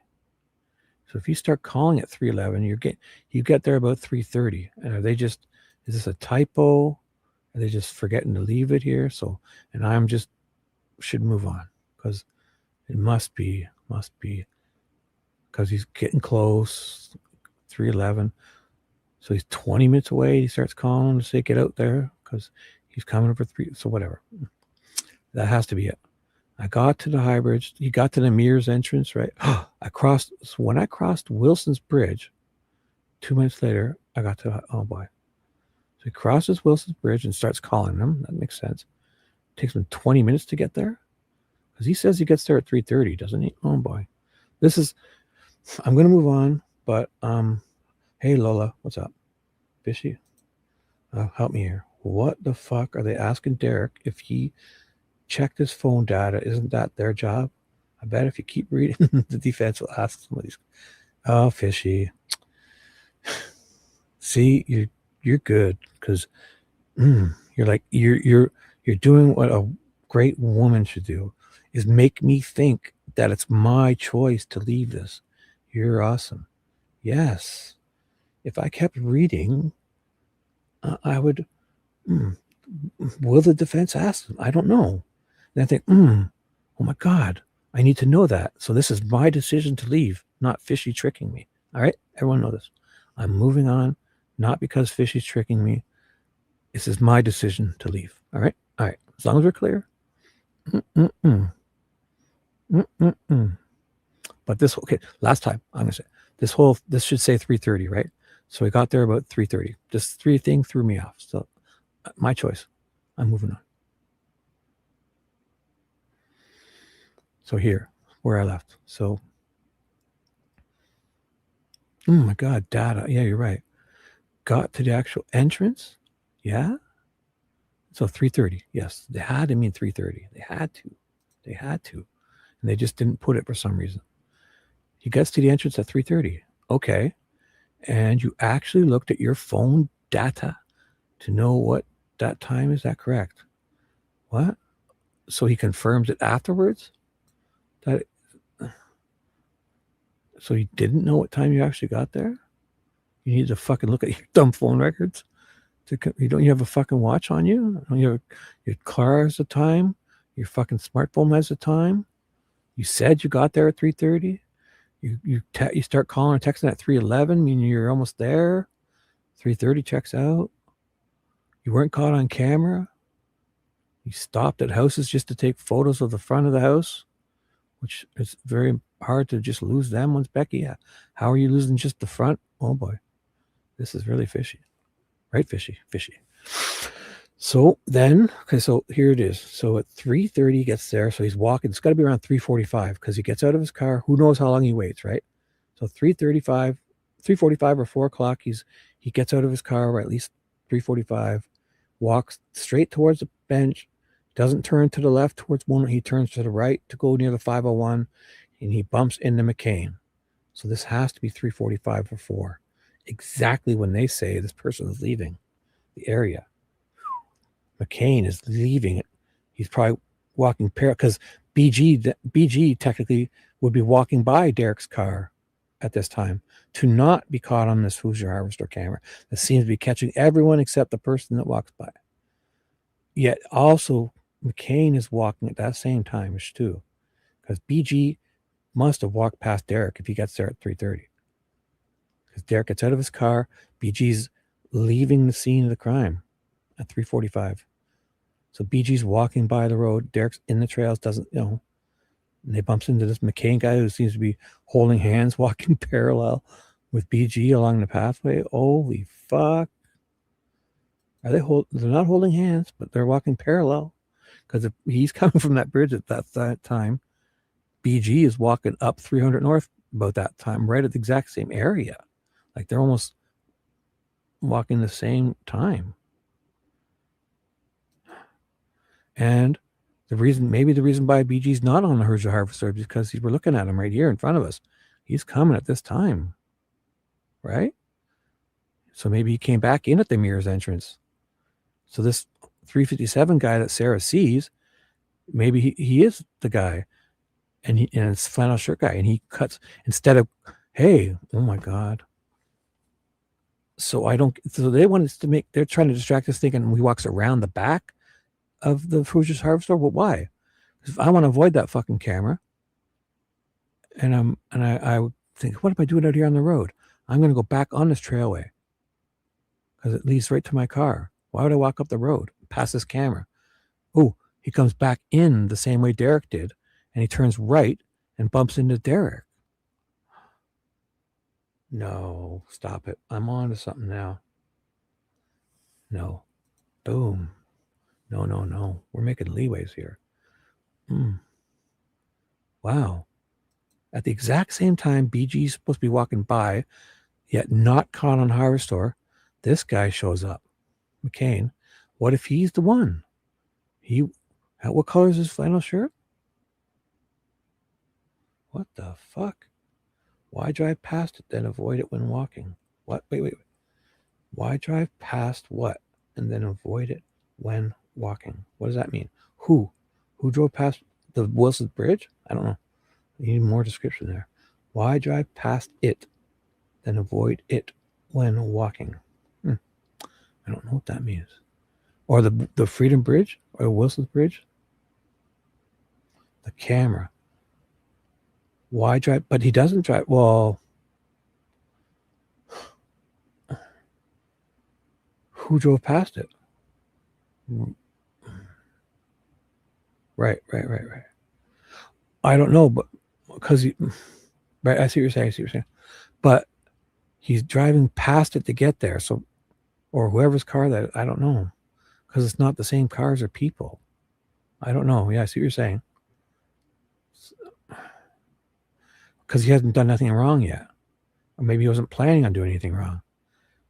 So you're not worried about Kim. But then he said, he takes advantage of something, and now it's time to avoid cameras only leaving, because whoever drove past that camera, maybe they were really just going to take photos. Yes, I see what you're saying. Yes.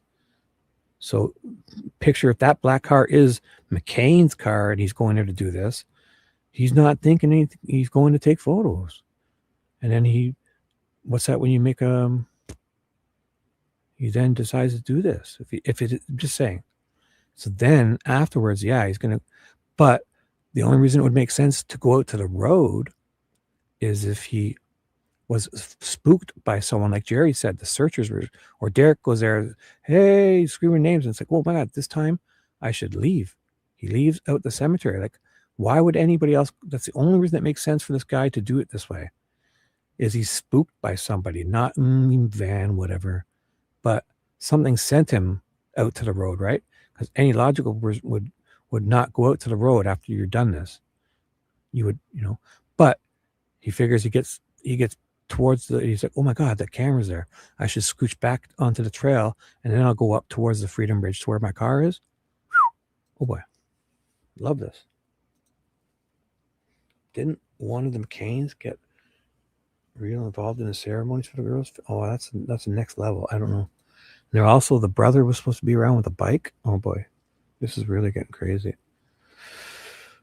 So for Fishy's answer, why is he avoiding the camera? Because maybe when he gets there, he's not planning this stuff, but it's a spur of the moment.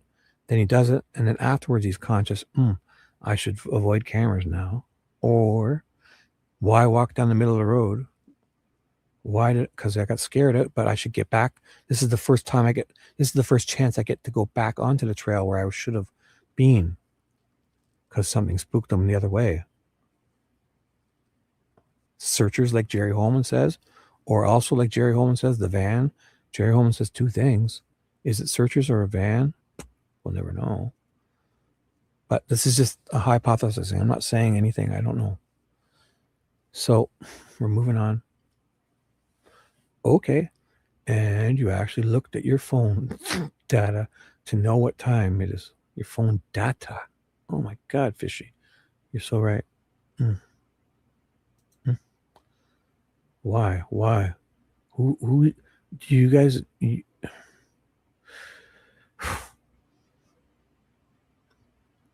knows what time he got there at 3:30. What do you need your phone data for? Okay, moving on.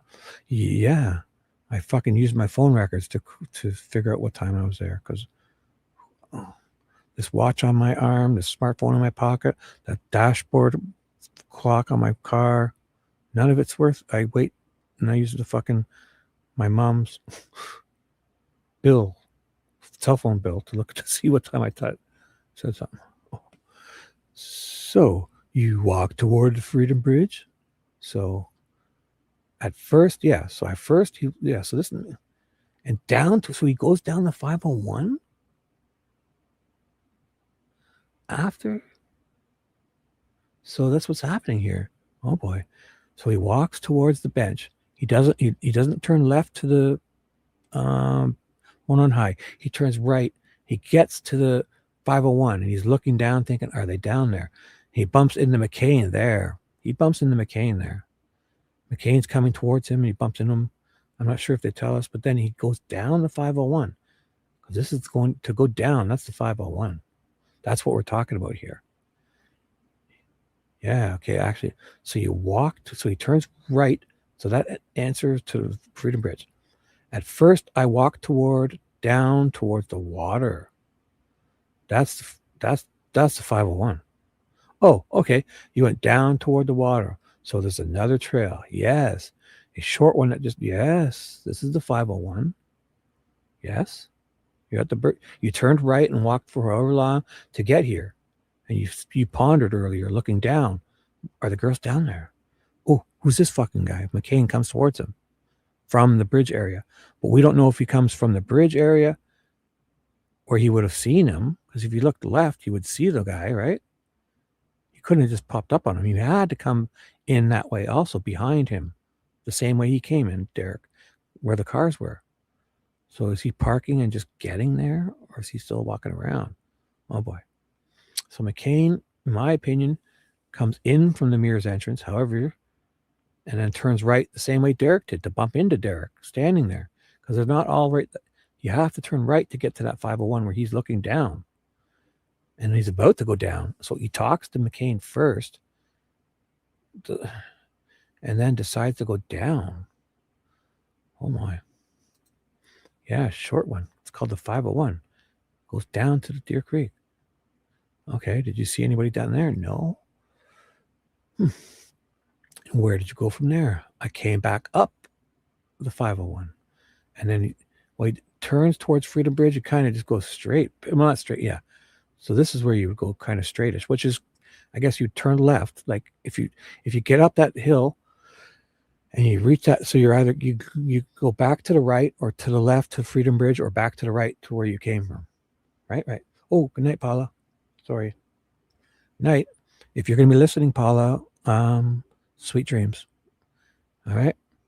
If you have to fall asleep, stay warm and we'll see you whenever. Oh, Paula, thanks for helping us out at the beginning. Reminding me it wasn't Wednesday, that it was Saturday. Reminding me that Dave is on soon. And then letting us know when Dave canceled. You saved me, Paula. Thank you. You're awesome. Night. All right. Because that's a whole other story, guys. I thought it was Wednesday. When I woke up at 10:55 and I had a live stream scheduled for Saturday night at 11 p.m. I woke up at 10:55 thinking it was Wednesday night.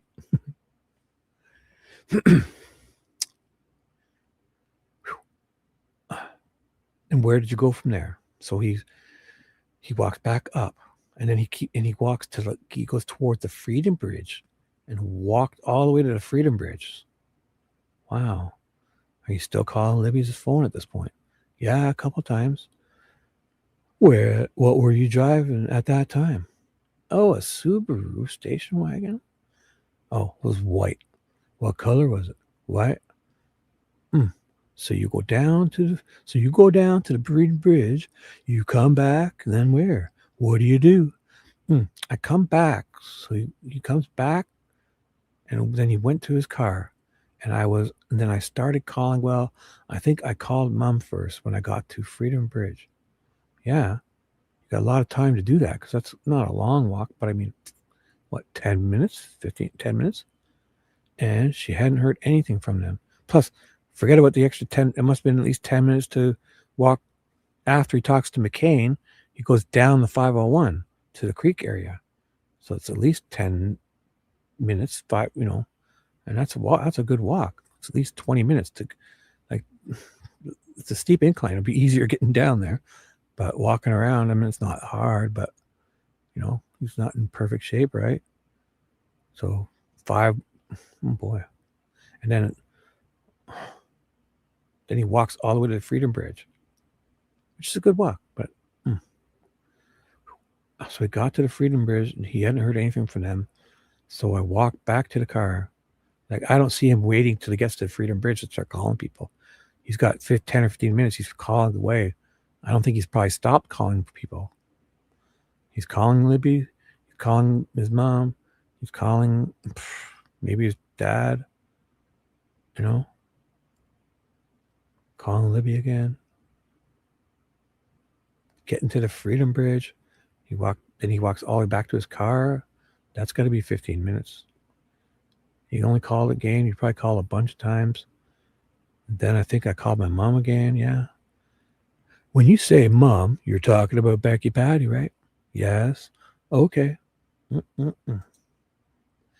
Also, Derrick is a big... Yeah.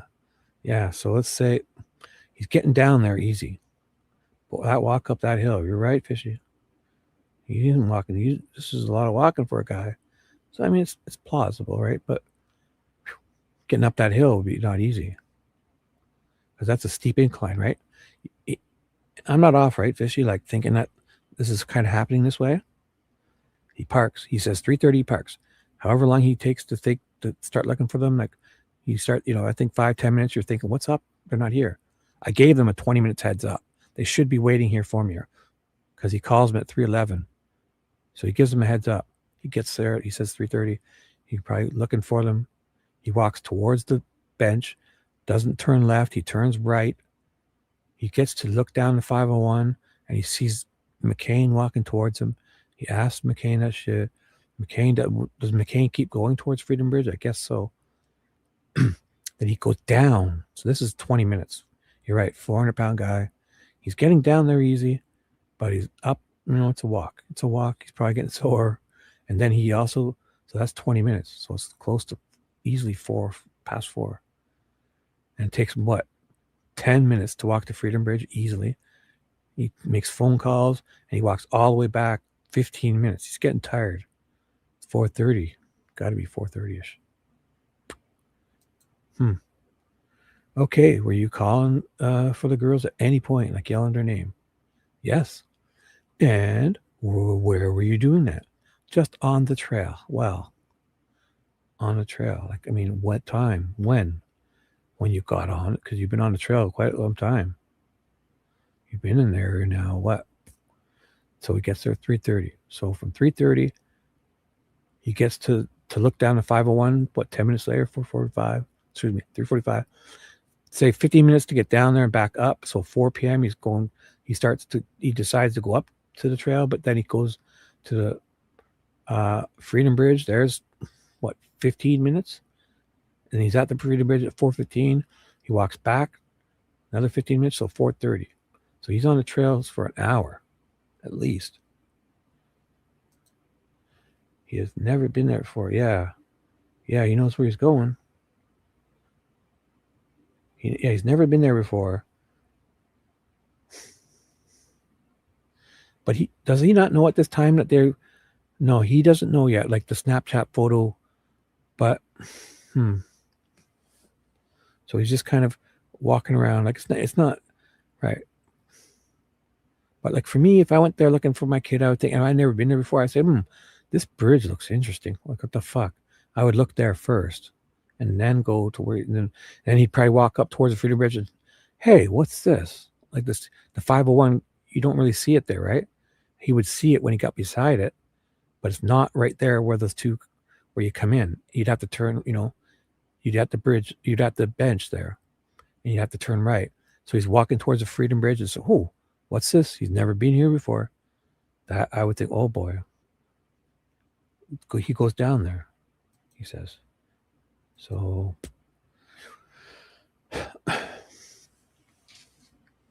what? This is wild. Is this new, or did we know all this at the time, Fishy, or is this just trial? And when did we find this out? When trial ended, or did we just get this recently? I don't recall all this convolution. Bumping into McCain like this, and the 501, going down the 501. I'm going to move on. Sorry, guys. Moving on. So, Okay. Were you calling for the girls at any point? Yes. And where were you doing that? Just on the trail. I've been on the trail. So everywhere. He's been on the trail for at least an hour. The trail. You've been on the trail for an hour. You've been doing a lot of calling and you got no response. Wait, what kind of yelling their name? Not just calling on the phone. He's calling and yelling their names for an hour. And you got no response? Correct. Did you go at some point then walk to the high bridge? So yeah. So he came back from the Freedom Bridge, went to his car. I got back out of the car. So he's back at his car 4:30. Because he's doing a lot of walking, right? So he goes back to his car and gets out of his car. So he's getting out of his car at 4:30, went to the high bridge and sat there for about 15 minutes and still nothing. So he probably went to that bench and sat there, right? So that would be a great spot because like you're thinking, if they're coming from this way or they're coming, I'm going to see them come from both ways, kind of. That's what it sounds like, right? He comes back from that Freedom Bridge walk, goes to left to his car, and then decides to go back and sit somewhere for 15 minutes. So I got out of the car and I walked. Then I walked back to High Bridge. Did you see people either on your way or at the High Bridge? Well, while I was sitting in my car, that's when Dave McCain ended up coming back and leaving. He sees him again. McCain came back. Oh boy. Come back from. So did McCain walk to the High Bridge and back? Oh. Coming back and leaving, and two kids pulled up and they walked back to High Bridge. And that's who was back there when I got to High Bridge. Okay, so by the time you walk to High Bridge, Mr. McCain is gone. When you get to High Bridge, do you cross the bridge? Nope. And at some point, do other family members arrive? And if so, when? So this has to 4'6". Oh boy. Yeah. As soon as I got to High Bridge, those kids were sitting on the first little deck on the bridge. And I asked them if they seen anybody. And they said no. And that's when Kelsey and Cody came up behind me. Cody? Wasn't Cody with Becky Patty? Because Cody jumps in with Becky Patty, and that's at around 3:30. So when Becky comes, so Becky comes there and he doesn't see Becky? Wait a second. He's leaving some stuff out here. What the fuck? Oh my God. Because Becky came there with Cody. Becky came when she realized when Cody came home. She was coming there at around 3:30-ish, but her and Cody jumps in with her, and she kind of doesn't go straight to where Namir's entrance is. She takes two separate, they look on the two routes there where Libby could have walked home to her house. And then they go to where, and she says she parks at Namir's entrance. And then that's when she goes in. So Derrick's right there at his car, and he's not talking with his mom. This isn't right. Oh no, because she comes, and this is at 4:30. So he misses his mom coming and doing that. That's what this is. That's what's going on here. Yeah, because he's there. He's 3:45 walking down, and then he goes towards the Freedom Bridge. And that's when Becky Patty is showing up. She must be there around 3:45 with Cody. Right? Let's say she's there at 4 p.m. because he's not back to his car yet. He bumps into McCain about 3:45-ish. Goes down the 501. Must take him till at least 4 to get up, back up, down and up. Then from there, he doesn't go back towards the Mirror's entrance. He goes towards the Freedom Bridge. So that's 15 minutes both ways. 10 minutes there, 10 minutes back. So it's around 4 o'clock, and this is when Becky Patty's coming there. or at least say he gets to the Freedom Bridge, Becky Patty must be pulling in with Cody because she doesn't go straight there, but she avoids the cameras and she comes into the pathway. She does what Derrick does. She walks all the way up to that bench area. She doesn't say exactly where, but Becky Patty starts calling AT&T. And then Cody's with her, but then she doesn't say whose the two cars are. She doesn't say if it's Derrick's car. She just says there's two cars she doesn't recognize. She goes back to her car. AT&T won't ping the phone. She calls Mike to call the cops, then calls. She leaves the same way she came, avoiding cameras, and calls Anna, and then starts heading to Anna's house, Abby's house, looking for Anna. And there's a whole mistaken testimony here of somebody saying answering the phone, but it turns out she gets to the house and it's the door she's at, not the phone. So Anna's at work, not answering her phone. She gets to the no, she doesn't go both ways. They're very specific. Nope. So who am I talking with? Is this fishy or is this fishy? You got me confused, girl. I'm just kidding. So she doesn't go both ways. No. Becky comes in, avoids the camera. So when Becky comes in, they're very clear. Her and Cody kind of search like the two other possibilities where Libby and them could have walked back to her house, to Libby's house. And then they go to the Mears entrance, passing by Ron Logan's, the cemetery where the girls lay dead. She passes by and goes to the Mears point. And when she gets there, there's two cars that are there. One, she must see Derrick's car. He's there. He's walking. He's way up near the Freedom Bridge by this time. Derrick's there. His car's there. So either she forgot to tell him or she sees two cars that aren't Derrick's that she doesn't recognize. She gets out and Cody's with her. I don't know what he does. He kind of disappears. He ends up with Kelsey. She says in hers that she walks towards the trail, doesn't go to the, then she kind of starts calling AT&T. They're very vague about which way she doesn't even know where she's going or what she doesn't, they don't say really. And she starts walking back because AT&T won't ping the phone. She gets to her car, calls Mike and says, call the cops. Something's wrong. Derrick must be walking back from the Freedom Bridge close to this time because he's gone. They don't see each other or they don't, or I guess they don't. Maybe he's way so far she doesn't bother waiting for him because she's like, but they would probably communicate because they can call each other and say, hey, you keep looking. He'd be like, oh, Ma, I'm all the way up here by this big blue Freedom Bridge. I walked down so you can now go. I mean, that would make sense if she's like, okay, I got the trails. I've looked down I'm looked down by the creek. I'm looked by they're not this way. They're not this way.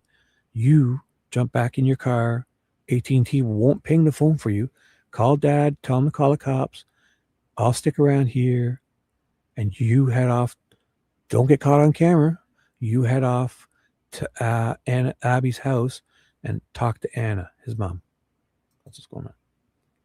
Just keep reading so we know what the story they're telling says. Okay, shut up. See, this one, Don't Hate Create, would have tricked me in saying, maybe he says that in the story. And if you chose yourself to read, you might, but this one here, this fishy is a little persistent, but I agree. And at some point, do other family members arrive? If so, when? Yeah. As soon as I get to the high bridge, those kids were there sitting on the first little deck on the bridge. I asked them if they seen anybody. Wait. They were sitting. So as soon as I got to high, so he's walking back, but he goes to his car. So sorry. And that's when Kelsey and Cody come up. So Cody stayed there because Becky Patty goes to, so Cody, because Cody's with Becky. So Cody stays at the trails and Kelsey must show up. Has to be because Cody's with Becky. And Cody and Becky get in her car after 3:30, whenever they start looking for them, 3:40, because they're not being picked up. They're by 3:45. they're not meeting Derrick where they should have at 3:30, right? Hey, critter. So Cody came there with her. He jumped in the car with Becky. They looked both the ways they could have walked. They didn't go straight there, but we do know it took them longer to get there. So by 4 or so, 4:15, they're getting there and they're avoiding. They're passing Logan's house. They're passing the cemetery, avoiding Hoosier Harvester camera, parking in the ditch there. Becky gets out. No mention of Cody. But Cody's with her. He has to be unless he jumped out while she's driving. He's with her. And she sees 2 cars she doesn't recognize. Doesn't mention if one of them's Derrick's. Well, if she doesn't recognize the 2 cars, one of them's not Derrick's. So it means there's 3 cars there because Derrick, we know, is there because he's fucking walking all the way down to the Freedom Bridge and back. And for whatever reason, either they communicate and forgot or don't tell us. Maybe they tell us if I read. I'm going to make the decision to read because they probably answer this. Fishy, if you let me read this, we'll get to the answers, but you keep stopping me.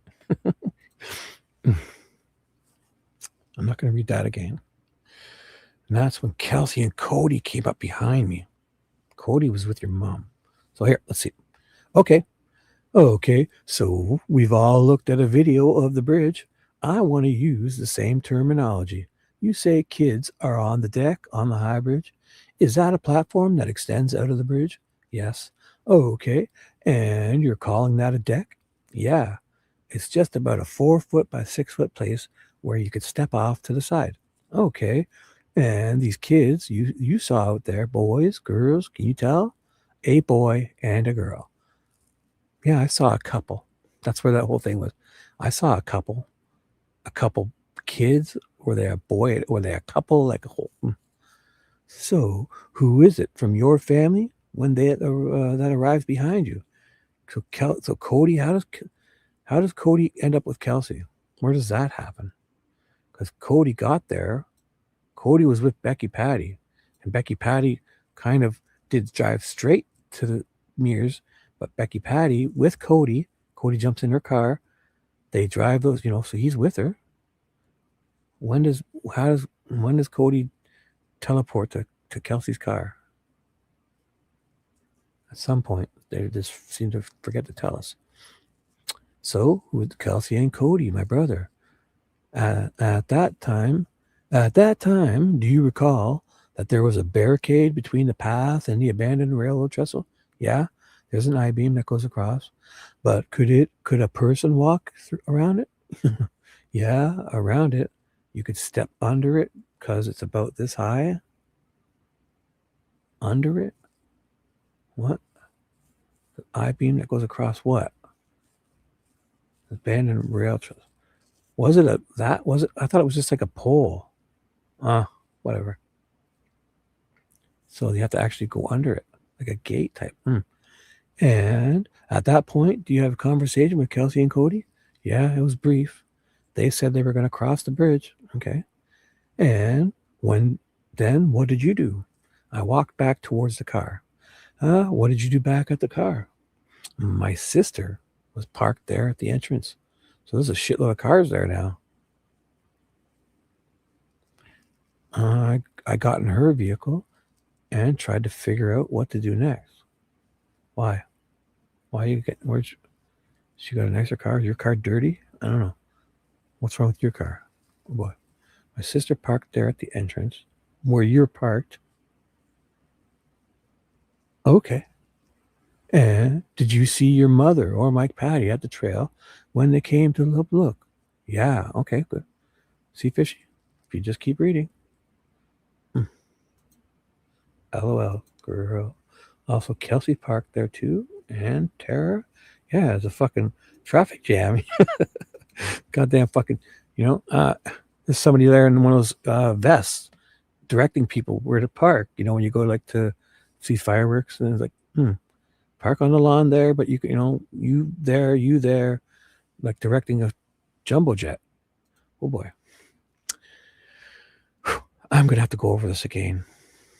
I'm going to do this and I'm going to write it down. I'm going to kind of draw it out on a picture next time because it makes more sense to see, like, because man, it's weird. So there's a weird thing of like when Becky shows up, Derrick's there. Fuck it, Derrick's there, but she only sees 2 cars she doesn't recognize. Is Derrick driving something she doesn't recognize? Why? Why does she say that? And then when Cody shows up, Cody's with Becky. Why don't they say, well, Cody decided to stay at the trails and I went to Anna's. And then when Kelsey got there, Cody and Kelsey teamed up. Like, where's that? Well, she's not. That's not. They're not saying that, are they? Oh my God, they better not say that, because she doesn't do that. Cody's with her. Okay, no, Cody's with her. She's not. That better not be said here. My sister was parked at the entrance. I got, and he gets in her vehicle. Okay. Did you or mother or Mike pat your trail when they came to help? Look, yeah. So when did you see them? Like anyone else from your family you recall? So when did you see your mom and Mike? Because Becky doesn't see Mike at the trail. She calls him. Oh, whoa. This is not, none of this adds up. He doesn't see, did you see your mother or Mike Patty at the trail? Yeah, like Mom pulled up part of talking to you and Mike, no, they don't. No, they don't. They don't. Not if you listen to theirs. Becky says she comes there with Cody. So that means Cody must have stayed there, because she takes off. She talks on the phone for what? Trying to get AT&T to ping the phone. But then before she leaves, she calls Mike and says, call the cops, and then leaves to Abby's house. She's not with Mike at this point. And they don't see Derrick at this point, because Derrick is way up at the Freedom Bridge. She doesn't even see Derrick's car. What? None of this adds up. This is wild. So the only thing that's ambiguous about this question is this one. Did you see your mother or Mike? Yeah, because technically Mike could have showed up, but we know you're not seeing your mom at this point. Because at this point, your mom is long gone. She's fucked off to go to Abby's house, and then she's going to Abby's work. And then when she almost gets to Anna's, she's going to Abby's house. She talks to Abby's grandpa, and Anna is at work. So she leaves there. I'm not sure if she checks if the girls are there or not. I would think she would. And she leaves Abby's house to go to the dock where Abby works. She almost gets there, and then she decides to says, okay, Anna, meet me at the police station. And they go to the police station. And then she says she's at the police station until after midnight. So they're either leaving the whole thing of them going back. And that's why it sounds weird, because I think that doesn't have, she must go, they must be mistaken or wording it wrong, because she would go to the police station and then leave it again and go and do all this looking. But she doesn't say that. She said, Becky Patty says she was going to go to Anna's work, and then goes to the police station. And then the next thing she says is that she leaves the police station after midnight. So, boy. Yes, I'll keep reading. You need to know. Okay, sorry. For you, Fishy, I'll do it. Yeah. That other one, for that Don't Hate Create one, I'm not doing it for her. I'm doing it for you, Fishy. That other one's a weirdo. She's got weird eyes. She scares me. She looks like a snake. I like Fishy's better. Anyone else from your family you recall? Not at that time. Mom pulled up? She doesn't pull up. What? Talking to AT&T? No. She's done talking. Your mom talked to AT&T a whole long time ago. You motherfucker. This doesn't happen. No. Your mom's not. Not at that. Mom pulled up and parked across the road and was talking to AT&T. So wait a second. Hold the phone. This is, oh my God, Fishy. If that's the case, then he is pulling up. Because, okay, so he's done about 45 minutes of walking. And Becky goes there and she's talking to AT&T like Her and Cody drove there. And that's when she's doing the talking to AT&T.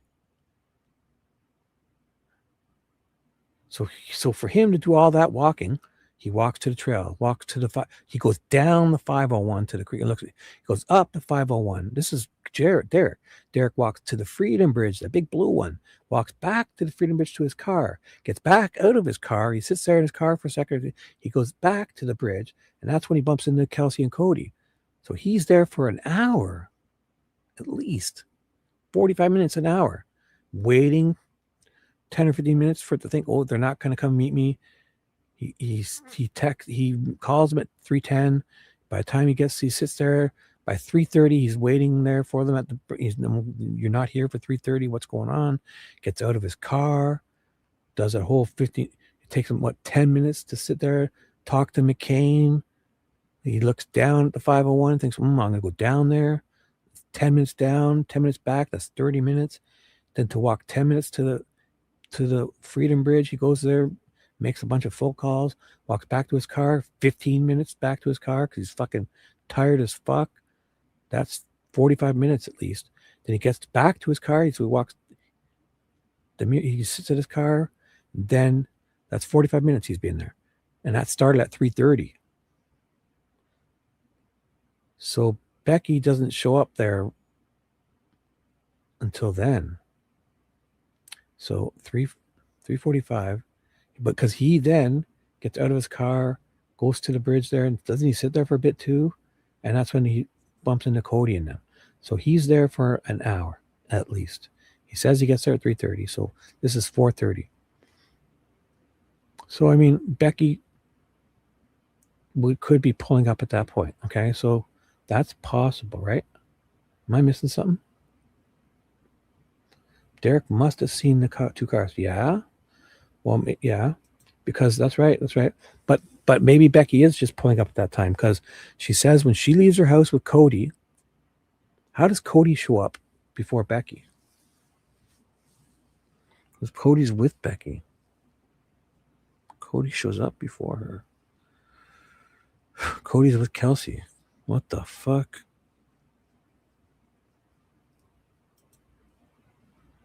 Because Derrick runs into Cody and Kelsey. So for Becky to pull up at that time, for Cody to be there, Becky, they took a long time because instead of going, because they do say that Becky says she drives 2 different routes to see if Libby walked home, but Cody's with her. So, and that's because Derrick is at the trail already. This is 3:30. So for Becky's leaving her house at 3:45 with Cody. So they're leaving something out here. Because if she's leaving, because she says she's talking to Derrick and Derrick is sitting at the trail and they're not there to be picked up. And it would take at least 10 or 15 minutes for him to start getting alarmed. That's when he gets out of his car. So he's there, let's see, he's there for 10 minutes, 3:40. So Patty's at that point talking to Derrick saying, okay. Cody's with me, we're coming. But instead of going straight there, Patty takes a little longer route. So it takes Kelsey, say 15 minutes, right? So it's going to take Becky 30 minutes to get there because she's taking 2 different routes that could have been walked to then get to the mirrors, right? So they do that. Let's say it takes half an hour to do that, right? And get there. She's arriving by 4:15. That could be right. Maybe Cody jumps out of the car then and bumps into Kelsey. And that would be the only thing that makes sense because it would have to be later on because he's done some heavy duty walking, or maybe he's walking fast. Maybe he walked faster because he walks there. He bumps into McCain. He goes down that hill, back up. So let's be gracious. And if he's walking fast, so let's say 5 minutes there. He's talking to McCain for, 5 minutes down, 5 minutes back up. So 15 minutes he's on the trails. He waited for at least 10 minutes. So that's 25 minutes. He waited there for 10 minutes because they didn't show up. He's alarmed that they're not there at 3:30 when they should be. So 10 minutes goes by. So sorry, I'm starting fresh. 10 minutes, he sits there. 3:40. He gets in there, turns to the right, looks down. That's 5 minutes. right? 3:50. He has a quick conversation with McCain. So how long do we think it takes him to walk down the 501 to the creek and back? Let's be gracious. What, 10 minutes each? It's got to be 10 minutes, right? So 3:50. So 4 p.m. he's down at the end of 501 and 10 minutes back up. So 4:10 he's up at the top. But at 4:10 he decides to take a 10-minute walk to get to the Freedom Bridge because he doesn't go back. So 4:20. And then he's got to walk all the way back. So let's just say 10 minutes again, even though to get to his car from the Freedom Bridge. So 4:30 he's back at his car. So then say he takes 5 minutes to get back. He then goes back to the bridge and turns left this time towards the Bonon High Bridge. So that's 5 minutes. So 4:35 he's there. Becky would then be pulling up then because Cody must have got there. For Cody to be there, Becky's pulling up at that time because he's in her car. So he jumps out, and I guess Kelsey might be there too, and they go to the bridge, and Becky's then talking. Oh, sorry, I didn't see you. You guys writing to me?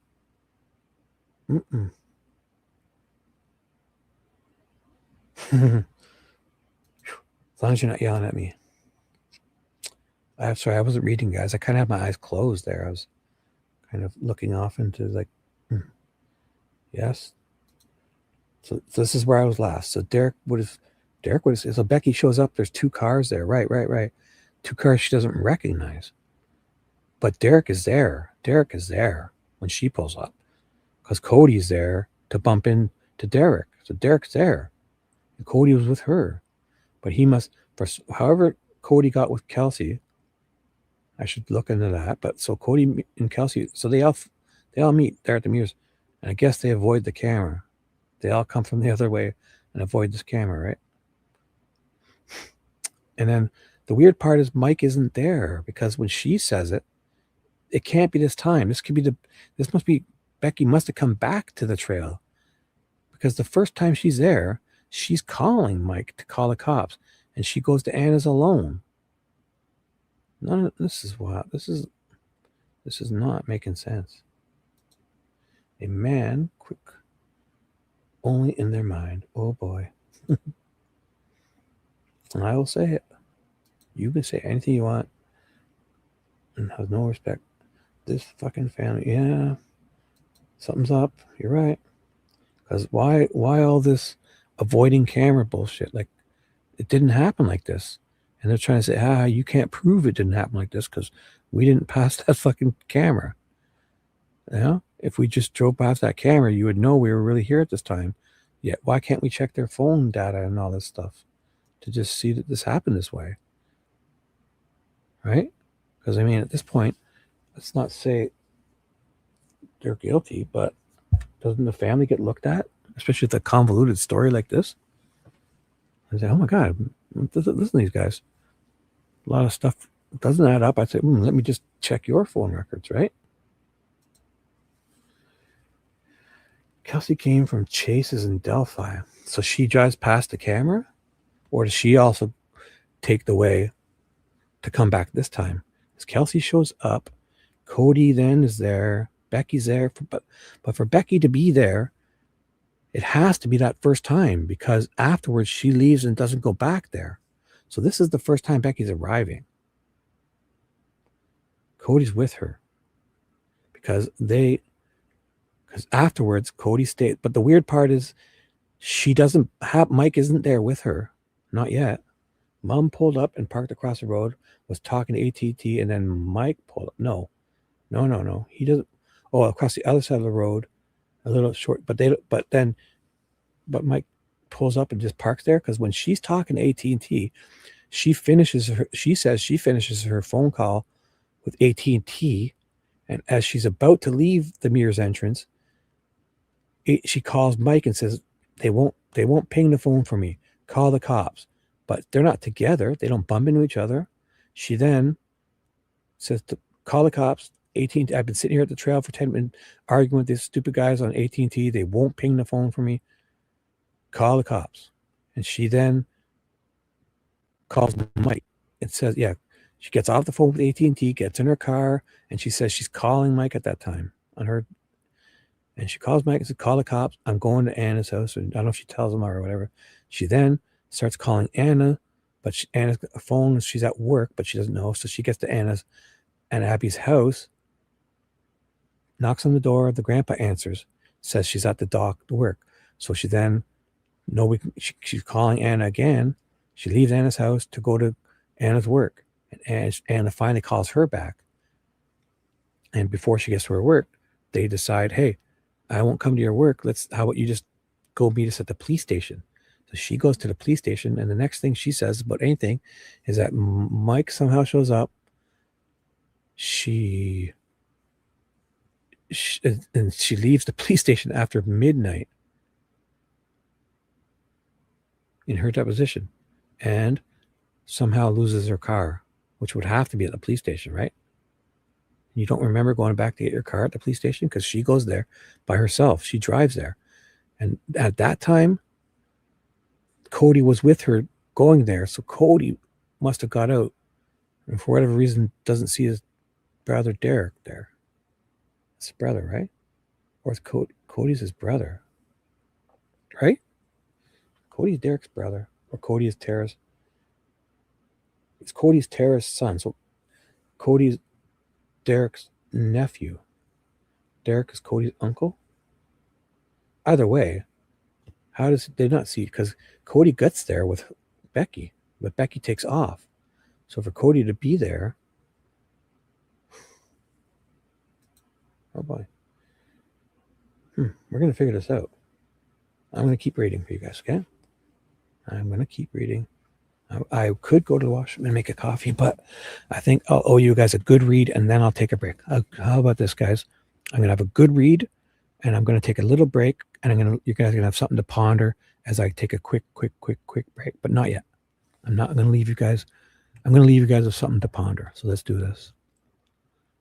Pay attention. Concentrate, ladies. I'm going to walk you right there. I'm going to walk you through this. Hold my hand. Man. Okay. Did you see your mother or Mike Patty at the trail when they came to help look? Yes. Did you see? So this whole, did you see your mother or Mike? Yeah. Well, which one was it? Mom pulled up at the park and parked across the road. Then Mike, so you saw them both at this time. But you didn't. They didn't see each other at this time. They didn't see each other because she was talking to AT&T. She says it. And then I called Mike, and then she left.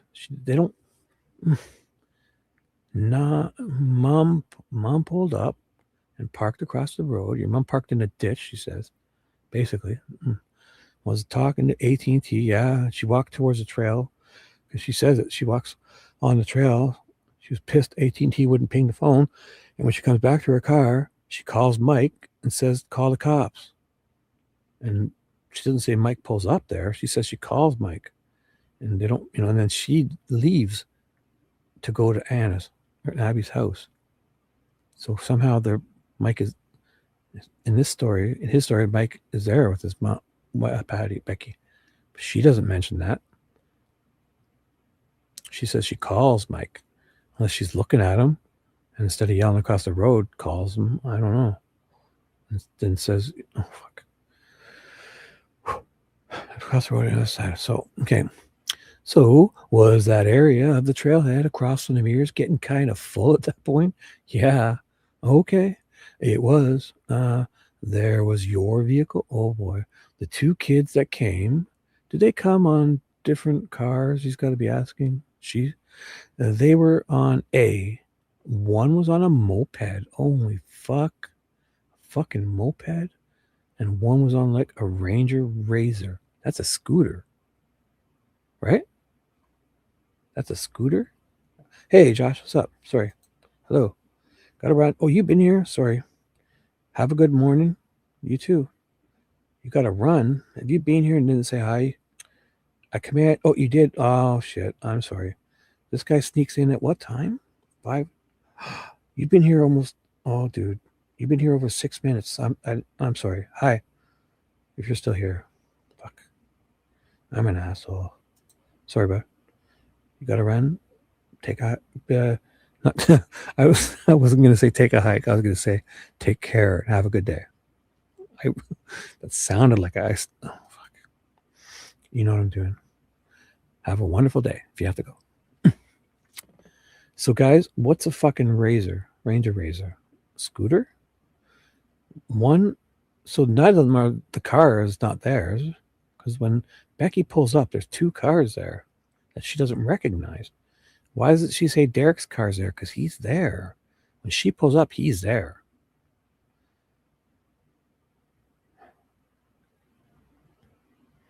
This is weird. So a moped and a Ranger Razor. If they had a moped, why wouldn't they just drive it? No, I guess they couldn't drive on the trails, but who knows?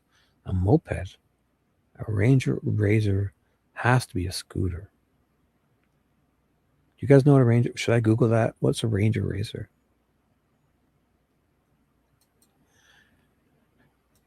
What is a Ranger Razor? Holy fuck. What? That's a 4x. What the fuck? That's a fucking, holy shit. That's a, oh my God.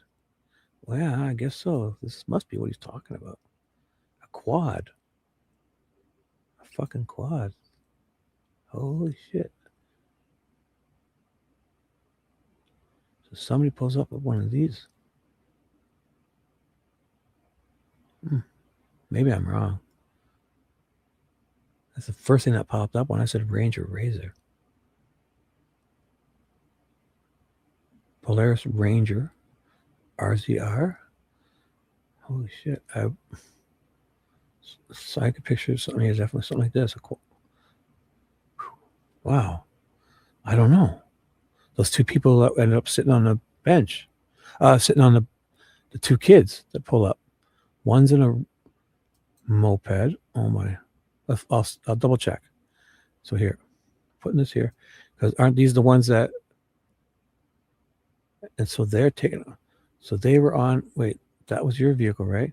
And the two kids that came earlier that were sitting on the bridge, probably smoking doobs, one parks their Ranger Razor and one parks their moped.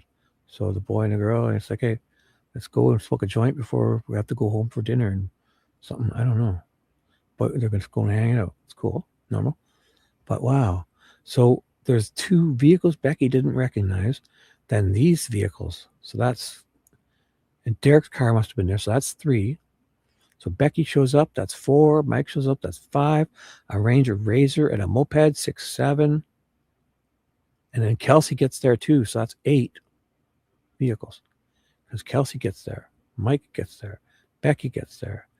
Cody was there with Becky, but somehow it's transported to Kelsey's. Be with Kelsey. They could have bumped at the same time, and she could have stayed there waiting for Mike to get there, which would make kind of sense, I guess. And then Kelsey and Cody, then Cody gets out of Becky's car, and Kelsey and him walk towards where they bump into Derrick. Oh. So who do we know who the two kids are that are sitting there smoking on the edge or whatever? Or not smoke, I don't know. This Kelsey and Cody are going across the bridge. But wait, at that point, do you have a conversation? They go across the bridge. So they must pass the boy and the girl who are sitting out there.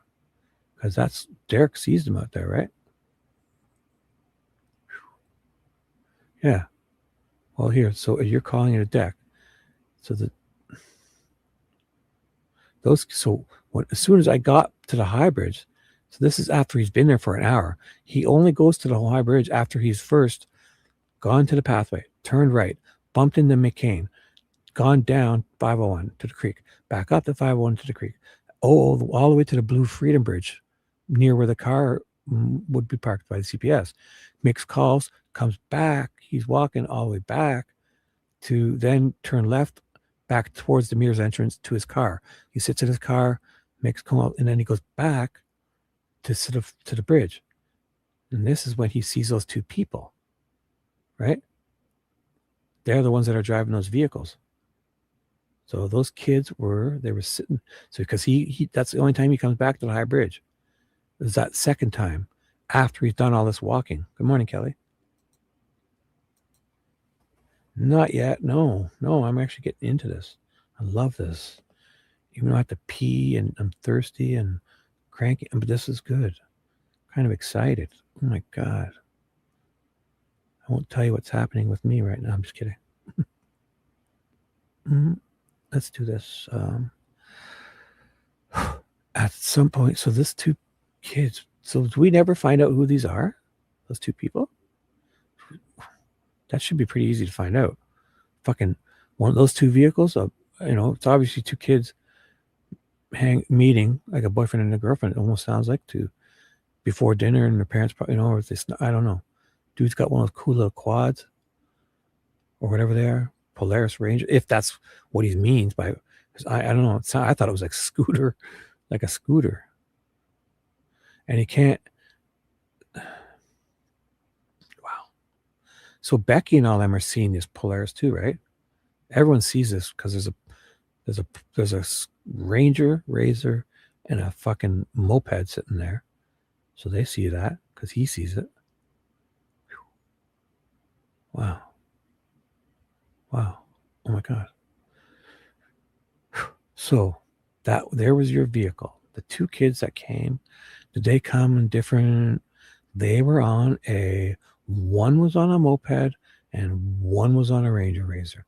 If they don't identify these two kids, that should be pretty easy to find out who these two kids are. Because, I mean, boom.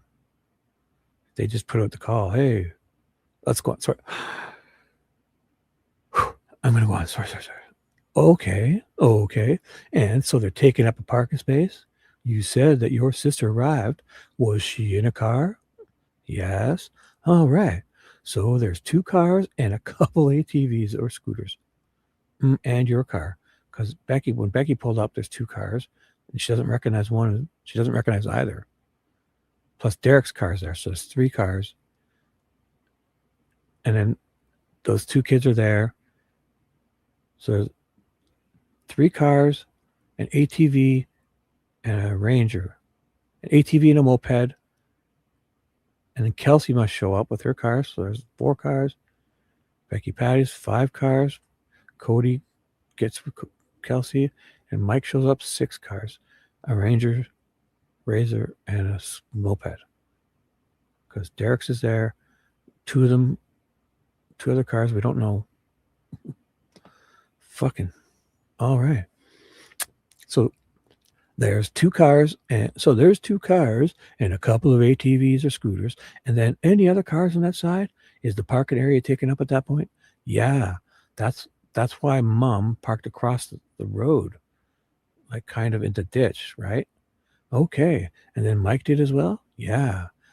After you meet with your sister at the car, do you go back? What? He doesn't say that. Earlier, he said he walked after his walking around, he gets there at 3:30. Must take 5-10 minutes. So 3:40, he decides, okay, I'm going to go look for him.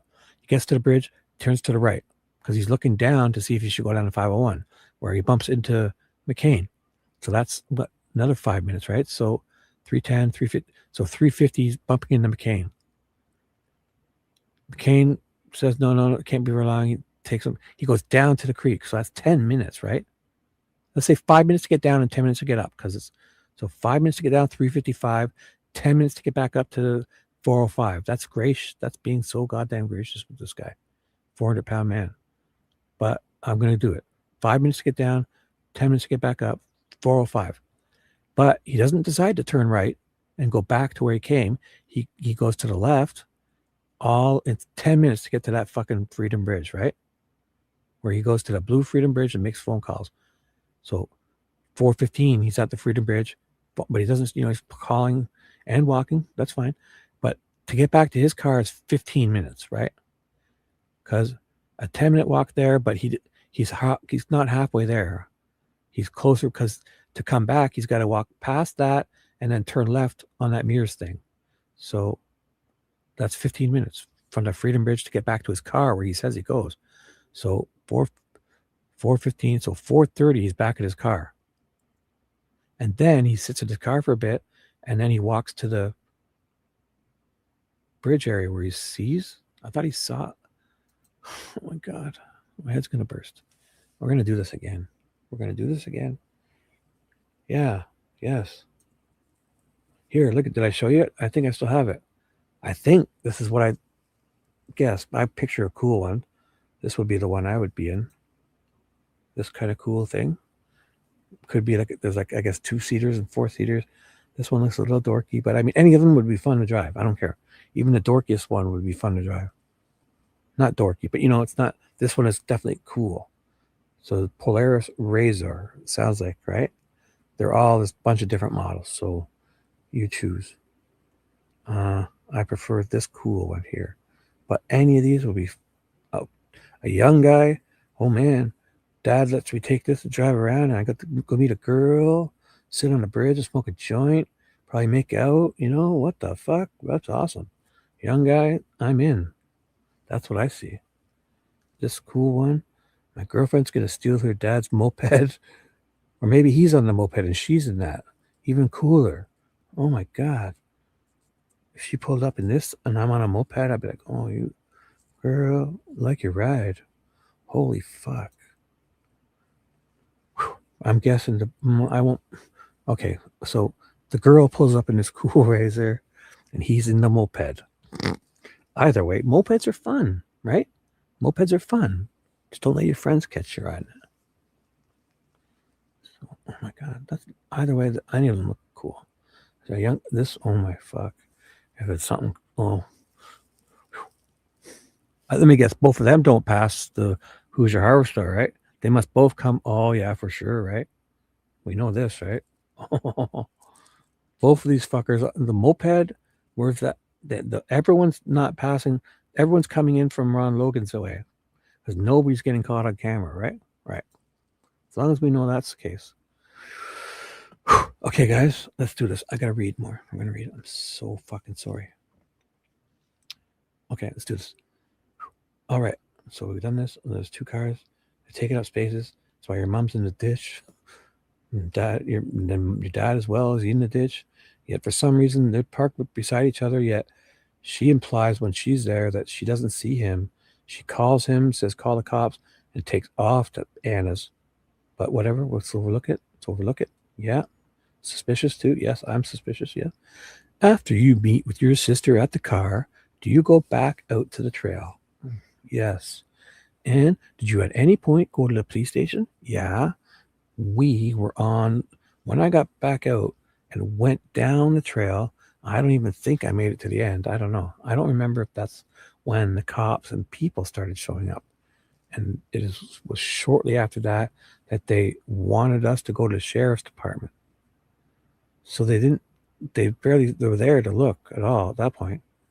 Yet the girls were laying there dead. Imagine that. All these people are showing up at the trail. Instead of looking around, I think Cody and Kelsey crossed the bridge. And that's it. And they all leave. That's weird. So, you never made it all the way back out to the Hawaii Bridge? Nope. When you went to the police station, do you think it was still light out? Yes. Oh my God. Why would you guys leave that area at all? Why is everyone in a hurry to get back to this police station? So nobody can corroborate that they were actually there because the cops can't. I go, holy fuck. What's the hurry? Everyone wants to get to the police station. Nobody wants to look around for them? Well, it's still daylight. When you went to the police station, do you think it was still light out? Yes. And did you look for them anywhere else? Yeah. My brother and I, we ended up going and driving around town looking. Was that before or after going to the police station? Yeah, after. Makes sense. Okay, what kinds of places were you looking for the girls? Other parts of the trail that go through town, like down by the canal, over the bridge, behind Pizza Hut, and... Did you at some point go back out to the Monon High Bridge Trail? Yeah, That's, yeah, my car was there. So Cody and I went back out there. So how, you left your car there? Are you insinuating? How did you get back? So you all jumped together. So you left your cars there and you probably jumped in one to go to the police station. Sounds like. So all of you fit in probably your dad's truck, right? But Becky's car, is this where Becky's car gets lost? Oh boy. Because Becky's car isn't there. Becky's car, she went to the police station with it in her car. And didn't leave until after midnight. Unless she did and we don't find that out. For some reason they left. Because it does sound weird. Like, I think what's happening here is, in Becky's, for some reason they left it out. Because she goes to the police station and meets Anna there, like 7 or whatever. And then says she doesn't leave the police station until after midnight. There's no way she stays there that whole night, right? So I think they left out that she left the police station again to come back. Like, it would make no sense for her to sit there at the police station for 5 hours and then to only leave after midnight. So something's up.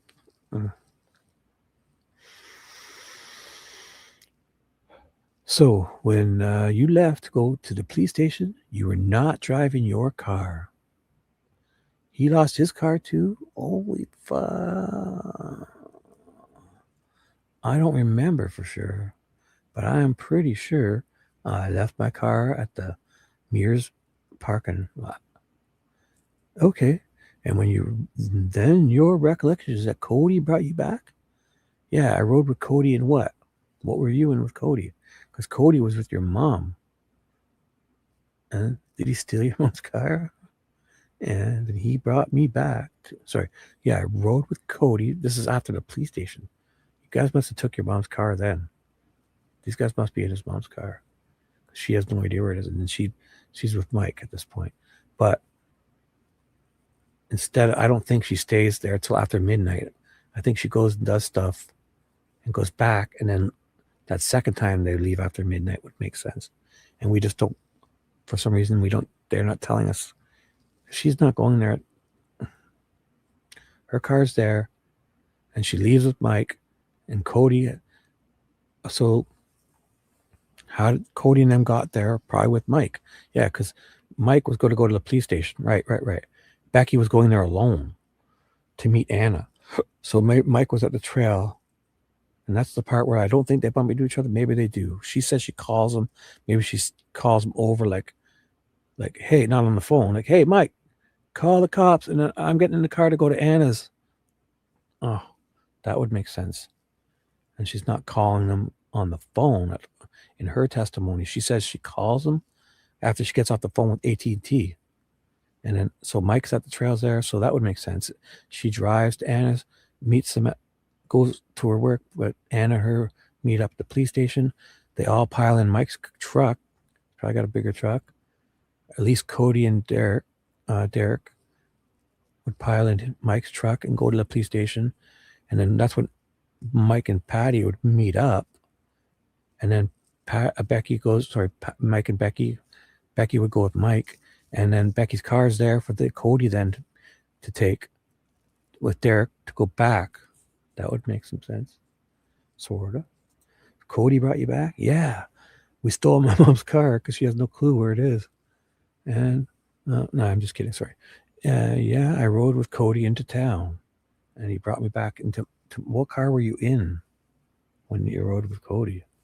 That's curious. Oh, I'd like to know. It has to be Becky's car. Because Cody went there with Becky. But to get back to the police station, Becky doesn't take them back because she's there by herself. Becky's going to the police station by herself.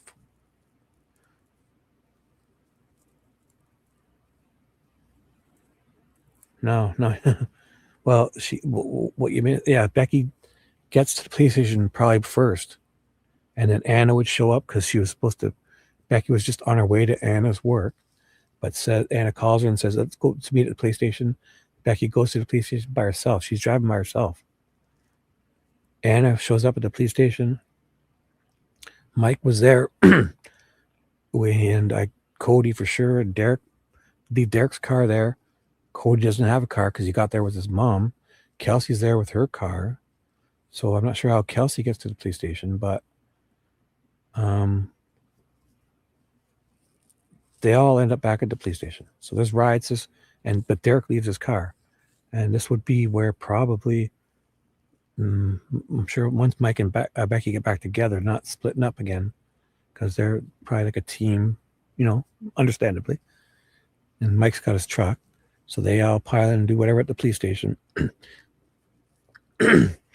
They take their mom's Becky's car and go back. So I don't really know what's going on with Kelsey. So but I'm sure there's enough cars. Maybe Kelsey left her car there too, but she doesn't go back with them. I don't know. Man. And so what did you do from there? Regarding the searching for the girls, I walked back down to High Bridge and searched the woods off to the left. You searched there. Couldn't have gone very far, because if you walked right down, you would have been on Logan's property where they were laying. So he just looked to the left there a bit. He went to the High Bridge to the left. That would go right down to where they were, but and so it's dark. I guess it's going to be really dark, but is he by himself too? I doubt it. It's going to be people all over at this time. My little flashlight. Where did that come from? I just always have one in the vehicle. Were you searching by yourself at that point? Yes. Where did Cody go? Because he came back there with you. He brought you back there, and then what? You and Cody split? Where does Cody go? Did you know if Cody was searching as well? I don't remember. I'd like to show you a map of the area, Derrick. Oh boy. I'm making reference to States Exhibit 3. It has a sticker up here. It's a picture of the area. Do you recognize it as the area that shows the High Bridge? Yes. Okay. Would you be able to come down here and point out the area where you were looking, please? Yeah, I did not cross the bridge, so I stayed up in this area here. So it must be just off to the left, pointing like he's not going all the way down to the Logan's where he would, so he's, oh my God, he's close. Imagine. Okay, so I want you to turn to your side that the jury can see the picture, but also see where you're pointing. Okay. All right. Would you agree this is the trail? Yes. Okay. So where did you leave the trail before the High Bridge? Just right here at the High Bridge. He said he goes off to the left, which is down towards where they are, but he doesn't. Okay. In what direction did you go? I went back this way. I just wove my way through the woods. Yeah, because I've seen people go through there. I've seen at least 3 different YouTubers. I mean, you'd have to kind of yes. But it's kind of going down this area. Can you go down by the water? Oh, it's pretty steep and it's high. Okay. And so did you go down? No, he didn't. Obviously didn't, because he didn't go down that far. Did you go down by the water? Here? No. All right. So with your finger, indicate to the jury what area you searched the day they went missing. I searched all this around in this ravine. Yeah, that was the first place you went down to. You went down the 501. Okay. And point out for the jury and the court where this ravine is. And he's got to be, he's pointing way over, because that's where he bumped into McCain, and he was looking down the 501, because he didn't go to the bridge. He turned to the right towards Freedom Bridge. So that's right where the 501 starts. He looked down, and he actually said he went down to the creek there. Okay. So there's kind of a dark area on the picture. Would you agree? Yeah. And, cemetery. What?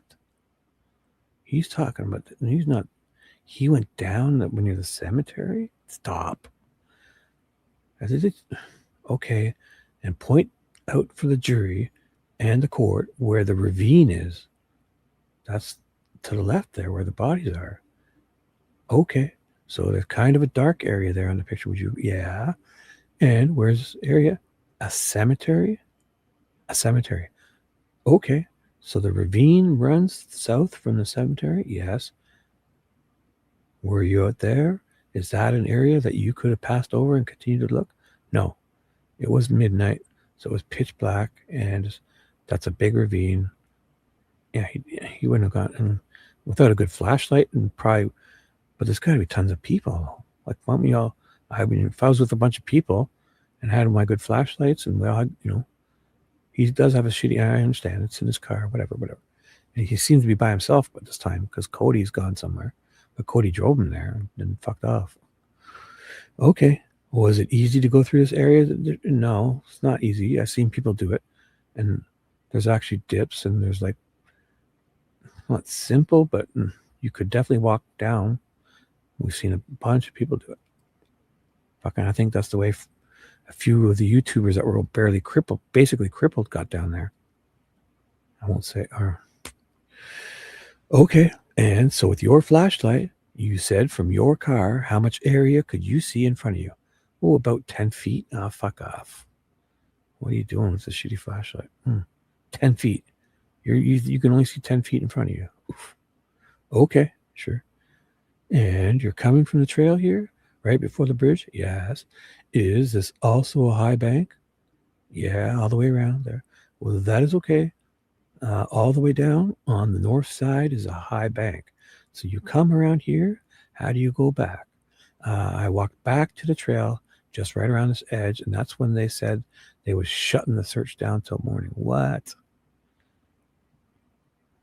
Who are they to just shut? Like, I mean, they're saying, okay, we're gonna, but I mean, they're forbidding people from walking around. This is stupid. Okay. When you were searching this area, what time of night were we talking about? 10, 11, 12.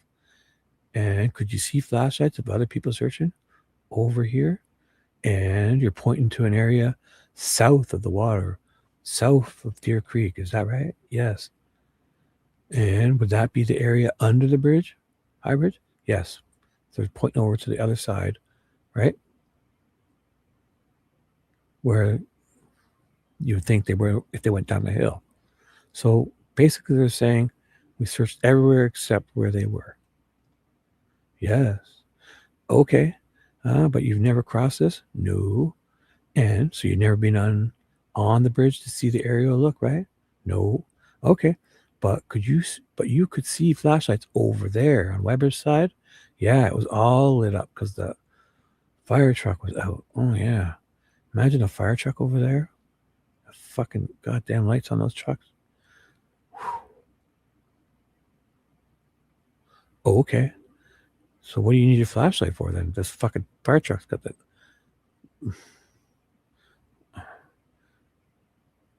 Okay. Did you see any flashlights on the east of the? No. He doesn't see flashlights, eh? On the east of the ravine. East. Never north, east, south, west. You didn't see flashlights over there, eh? Well, why not? Either it was so lit up. East of the ravine could be, depends on which side of the creek you're on. Because if you get on the bridge at the north side and you walk to the south side, is that what they're saying? Then that would make to the right where they were the east side. No? I should know this by now because I figured, like, when you first walk on that bridge to walk over to Weber's, you're heading to the north side, right? No, you're heading to the south side.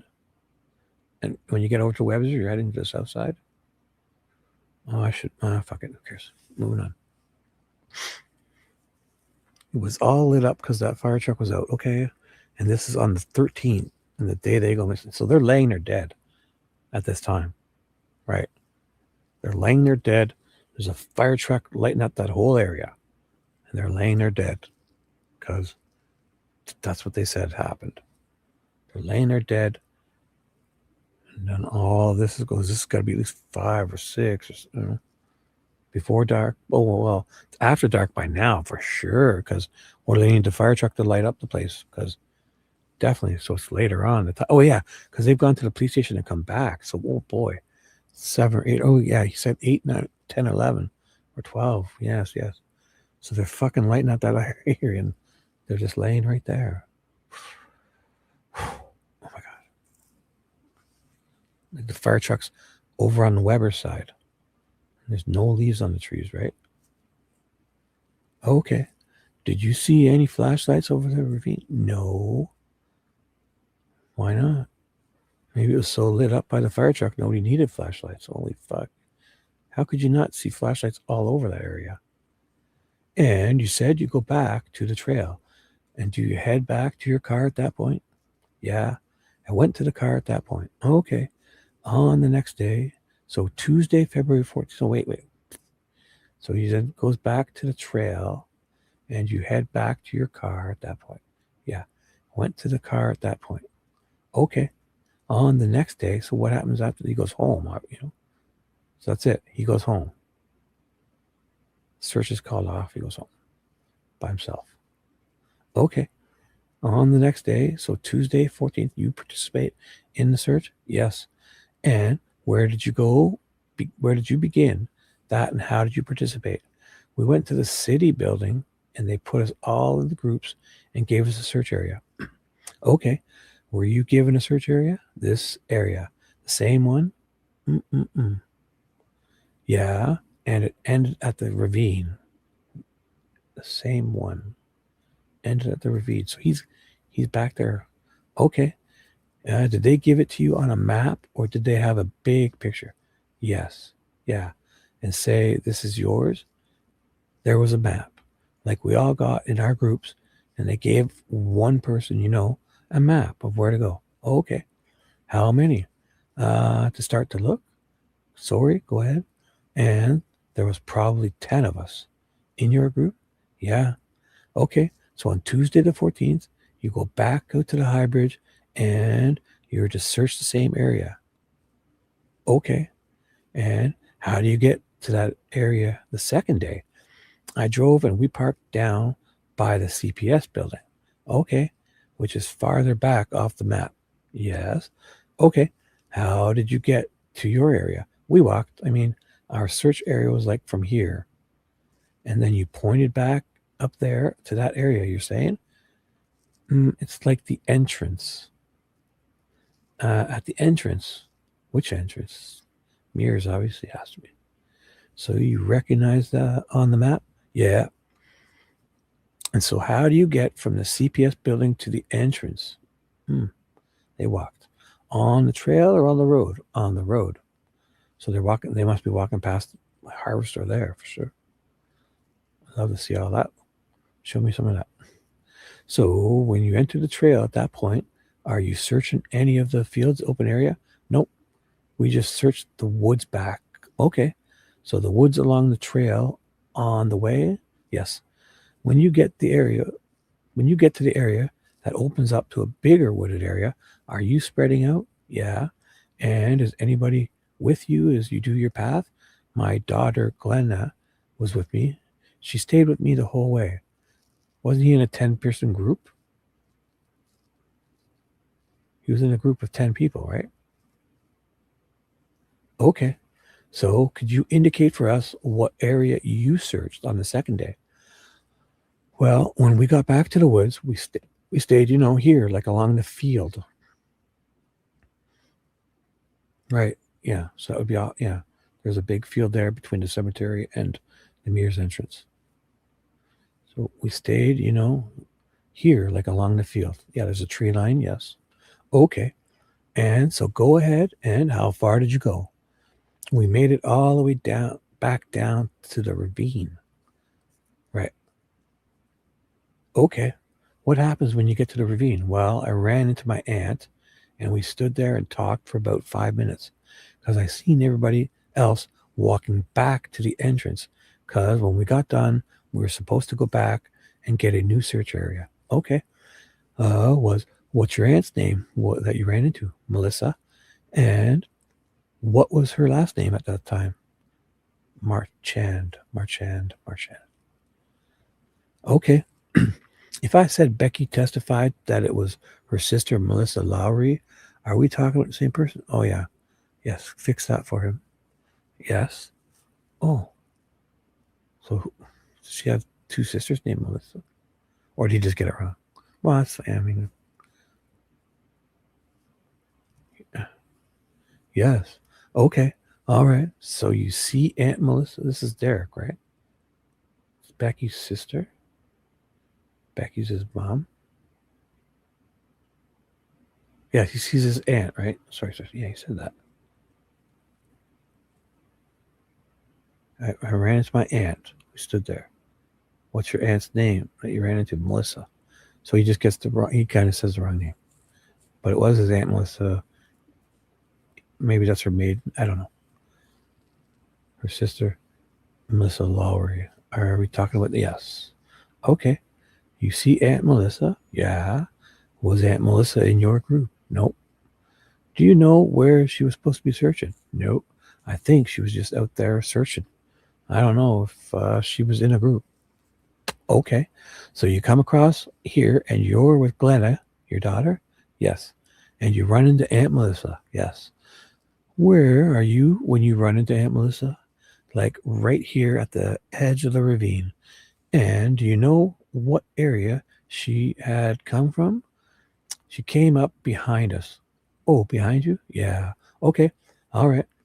And then where do you go from there?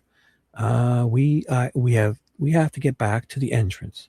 The rest of the group was already about, I could see them in the field right back, and then said, well, I'm going to go down and check down here. So yeah, they're almost down to there, but they're not. And they try to have to go back up. Okay. But she went down in the ravine. So she continued this direction. Yes. Okay. The area up here by the field and cemetery, is it flat up here? Or do you know? It's pretty flat. Oh, I don't really remember exactly where it starts. It's getting really steep. But I was pretty close to the cemetery. Okay. You could see there's a cemetery there. Yeah. But it was still too steep, in your opinion, to cross? Still too steep to cross. Yeah? Okay. All right. You can have a seat. After you separate from Aunt Melissa, how do you learn that Libby and Abby have been found? Well, Melissa finds them. She was with the ones who finds them, right? By the time I got back to the entrance, there was already a murmur, something I could tell something was up. So, did someone specifically tell you? No, I just heard Mom screaming. She had heard something.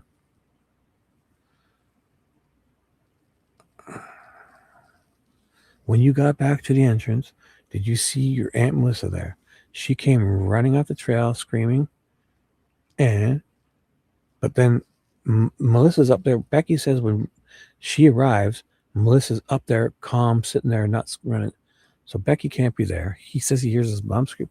Because Becky doesn't she would be happy screaming because she thought when she first seen him that they found him that she was alive. Then Mike sits her in the truck and she says she doesn't realize they're dead until the coroner's van drives by. So I don't know when he says he heard his mom screaming. Because Melissa screams, but Melissa screams because she found him, right? Did you go somewhere where you actually received the official notification? No, I think, he sees the coroner too. In cars. So his mom's up near the Mears entrance with Mike in her truck. He sits her in the truck. How does he hear her screaming from way over there? She's fucking not even near him. He says unless he goes back up to there. So I come running off the trail because she finds him. She's there and she finds him. How does he hear his mom scream first? Because she's calm, unless it's a different. Becky says when she arrives, Melissa's there at the Mears entrance, parked, standing there or something. So his mom's not screaming then. He's mistaken. If anything, because she might scream because she was with the ones that found him. And did you then go somewhere where you're No, I think I saw the coroner van and 12 cop cars, so I knew. I just found out where Kelsey was at. You called Kelsey? Yeah. Did you go meet with her? Yeah, she was my dad took her back to his house. So I went there. Are we talking about Brad German? Yes. I don't want to embarrass you, but you're a big man. It seems like that. Been a difficult area to traverse. Would you agree? Yeah. So was it also hard when it was dark? For sure. Okay. And you're confident that you did not see on the first night any flashlights. Why is this important? On the north side of the creek. Right. So you do walk to the south side. So on the north side is the opposite side. So no flashlights over there. We couldn't have seen them. Why? Why isn't everyone over there? Or there's so many people. There's a fucking fire truck there. Don't any of them go to the other side? I mean, you don't have to walk across the bridge. You don't have to wade through the water. Jump in your car, drive back out wherever it came in, around, go around, and park either at the beers with everyone else or the cemetery where everyone else is. So you're saying nobody's on that side. Why? Why is nobody on that side? And why do they only go down so far? They don't. It's like we go down, but not all the way. It's dark. There's a hill. Oh my god.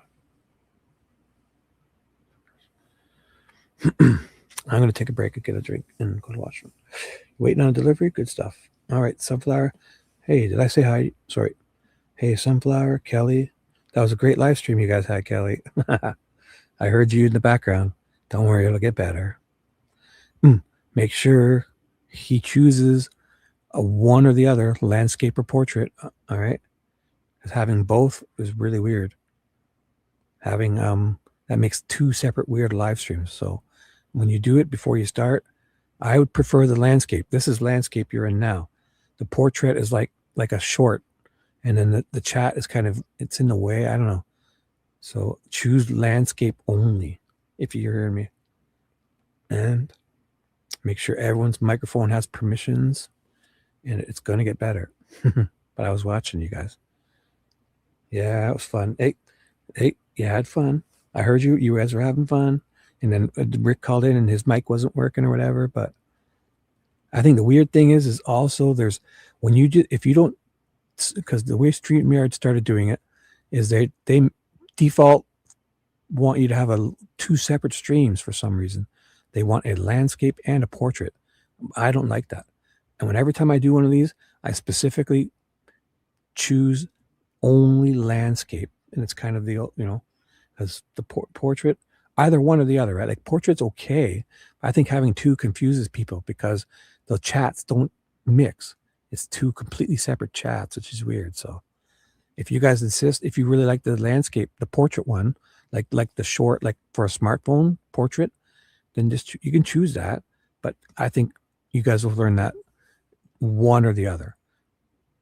Having two is confusing, but you did good. You guys were fine. It was just Rick had some problem. Like you guys were fine. I heard you. I saw you. So if just Rick was able to talk to you guys, it would have been a lot better. Because then you kind of keep trying to fix it, and it feels weird. I know, but I heard you guys good. I heard everything would have been fine if Rick was able to talk. So something happened, so it was great. Yep, you're going to get yes. But just keep doing it. Trust me. You know what you do?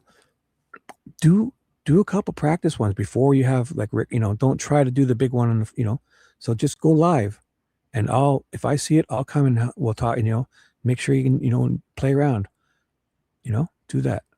Just do one, say, this is a test.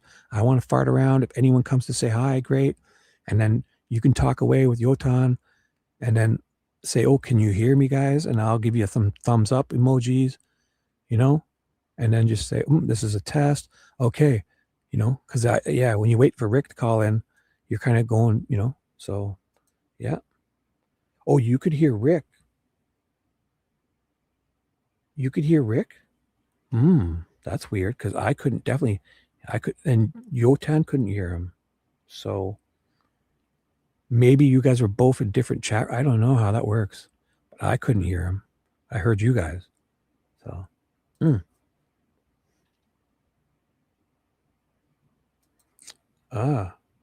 well, if you guys go, I have notifications on. If you guys go live and I'm awake, I'll come. And if you see me there, ask me anything you want, and I'll tell you if I can hear you. It sounds good. You look good, you know. And I prefer the landscape only mode. But if you choose both or portrait, just know if you choose both, you're having two separate lives, and they don't get to talk to each other. And it confuses people because sometimes you see them on the screen and you're wondering, oh, do they have me blocked? I don't see them. Yes, you're very welcome. You're very welcome. If I'm awake and you guys go live, do a test. Do a test, and I'll show up, and then just it gets easier. Trust me, because I'm like a pro now. So I'll help you if you ever want.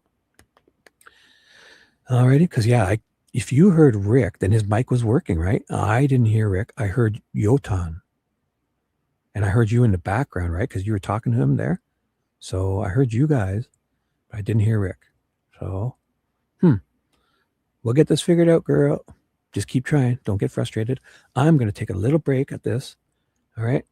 And I'm going to get a drink, a coffee, and I'll be right back. And if anyone's still here, there's 15 here. I'm just going to keep reading, especially if there's one person, I'm going to treat it like there's 1,000 people, because you're very important. If there's still one person here when I get back, it's like I'm talking to 1 million people. You're going to be a star. I'm coming back for you. Yeah, it was great. It's just weird. I couldn't hear him, so I wonder what happened. But you say you hear him, so his mic was working. But I just saw his lips moving, but I heard you guys. So we'll get her figured out. So I'll be right back, okay, guys? Just know if you guys ever go live, I'm awake. Just put down test. We're testing. Or if you want, whatever you want, I'll be there, all right? I'll be right. Yeah, coffee sounds great. I'm going to grab a coffee. I should grab if I reach in my fridge, I'll wolf down as much as I can eat until my kettle boils, and then I'll just make a coffee and come back. So I'll be right back. 2 minutes, maybe 3.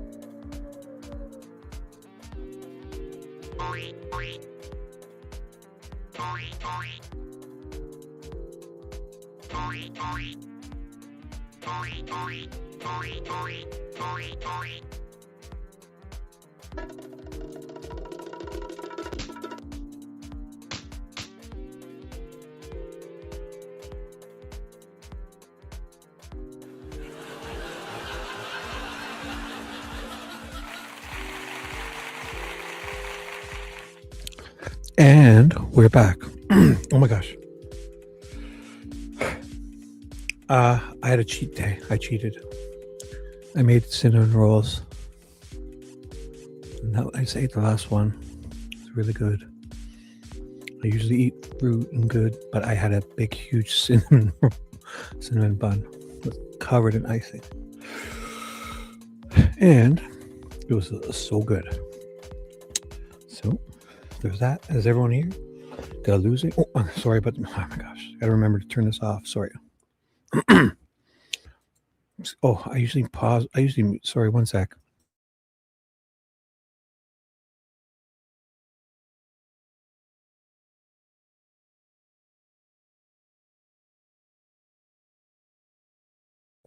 Oh, I usually mute when anyways, I'm move on. So let's move on. As people still here, let's do this.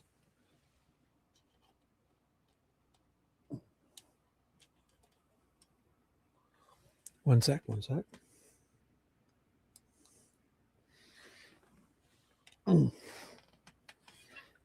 Sorry.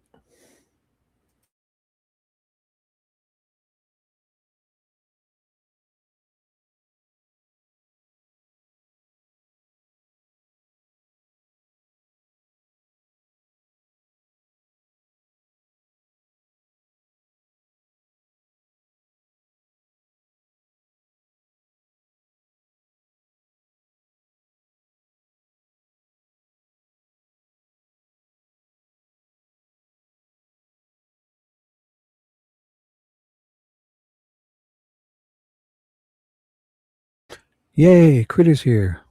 You ready? Please hold. 1 second. I'm right here. 1 second.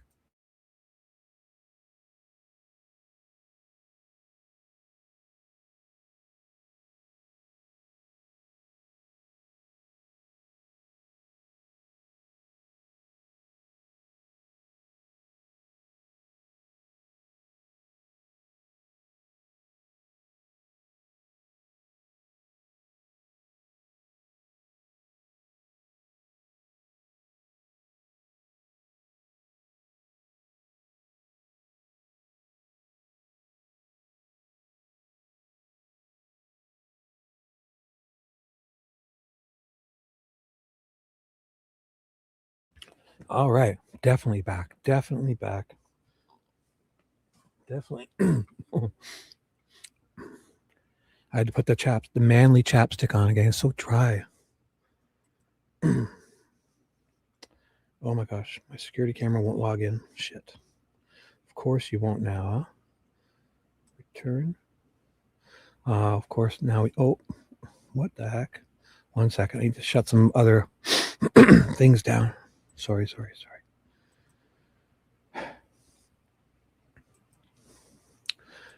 So, Critter, looks like it's just you and I, girl. But I'm ready. Are you? Are you ready for some Shibby? Because I am. Nicole asked me why I'm going on so late. And I said, well, I'm working, man. I work in the night shift. Successful login. Security cameras are working. Perfect. That's just very important. Because, like with the security cameras, if you have them up, usually nothing happens, right? It's those times when you don't have it working, then something, it's almost like the security gods know. And then that's when something weird happens. And you're like, oh, how could I not have my camera on? All right, perfect. Everything is perfect. Oh, I gotta stop doing that. Bring it on. I'm going to bring it on. For some reason, when I clear my throat, I've been good with muting, but the last 2 times I've done it, I'm moving towards the microphone like I'm actually trying to talk to you, but then I clear. So That's weird. So I usually do this and then I mute.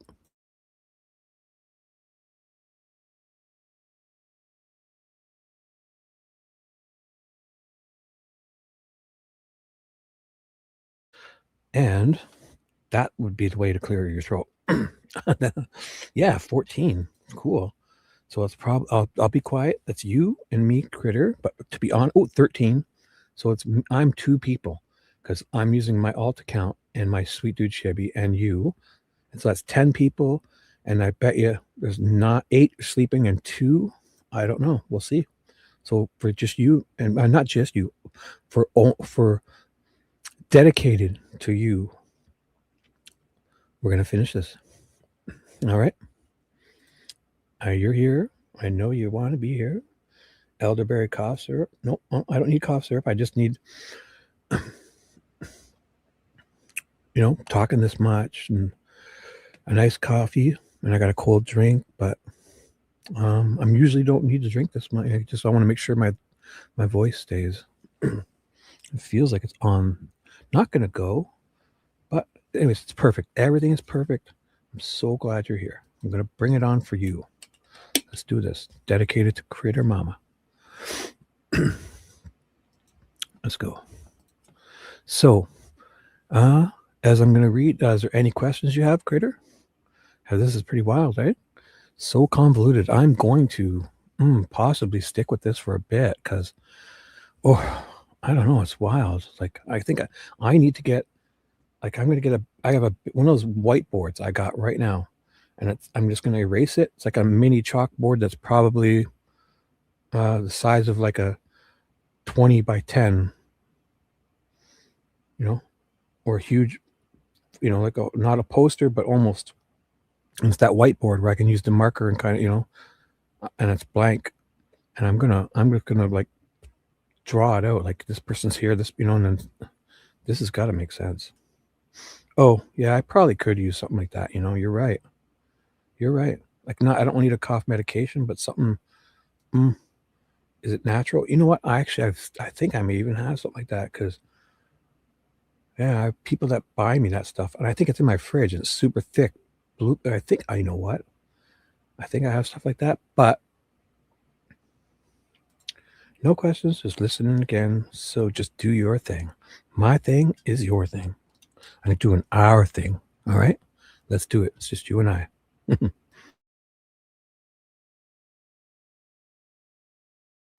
Holy shit, my coffee's too hot to start drinking.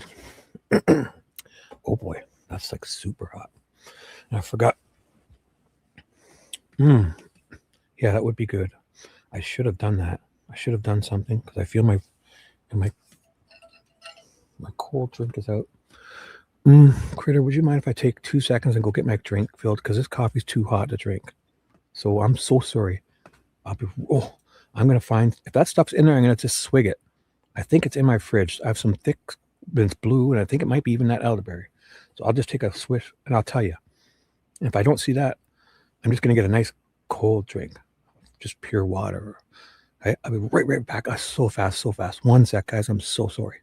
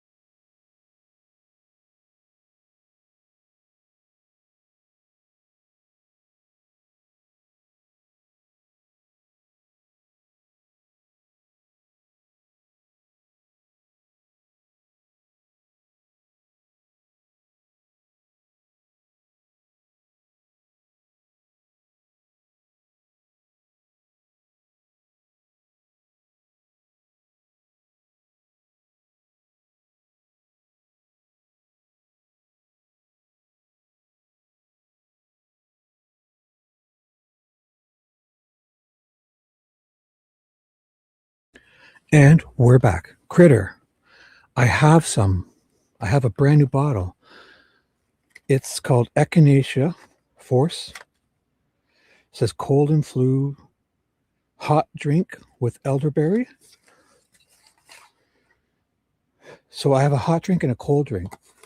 Do I add it to my drink? I've had this in my fridge for so long.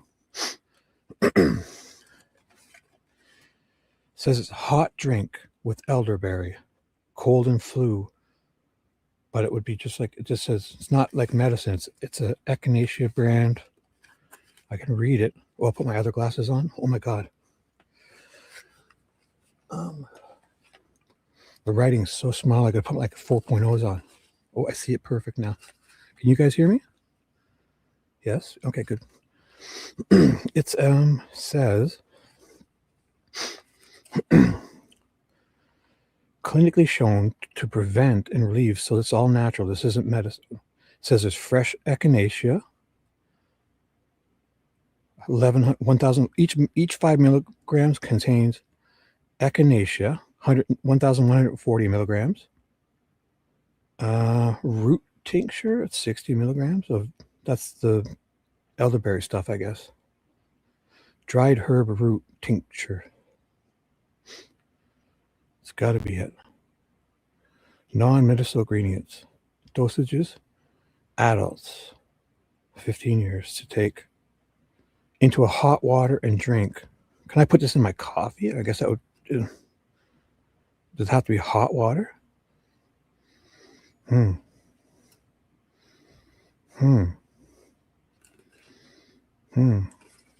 I just drink it? Oh boy, it's not medicine. It's like natural. It says to put it in a hot drink. The kettle was just, you know what? Oh my God, my kettle just boiled too, and there's still hot water in it. I didn't read this. I'm gonna go get us. You guys know it. We have to do this, right? I'm gonna go put this in a hot. I'm gonna get a hot thing of water with this, and you watch. You guys will love this. You watch. You hear my throat now? No, I won't. I'm gonna. I was just gonna go do the right thing. I just boiled the kettle, so the hot water is still there. So I'm gonna pour it into. I got tons of mugs. I'm just gonna pour it into a regular mug. Grab a teaspoon, and I'll come back and tell you how much I put in. Okay? I'll be right back, you guys. Thank you. Oh, you wait till my voice. Let's see what happens. It's not like I'm losing it, but I just feel like I've been talking a lot. But this might be perfect. Oh, there's only 5 listeners. Oh my gosh. Hopefully I don't lose any more, but if there's one person still here, I'll be right back. I'll be right back so fast. I will love it.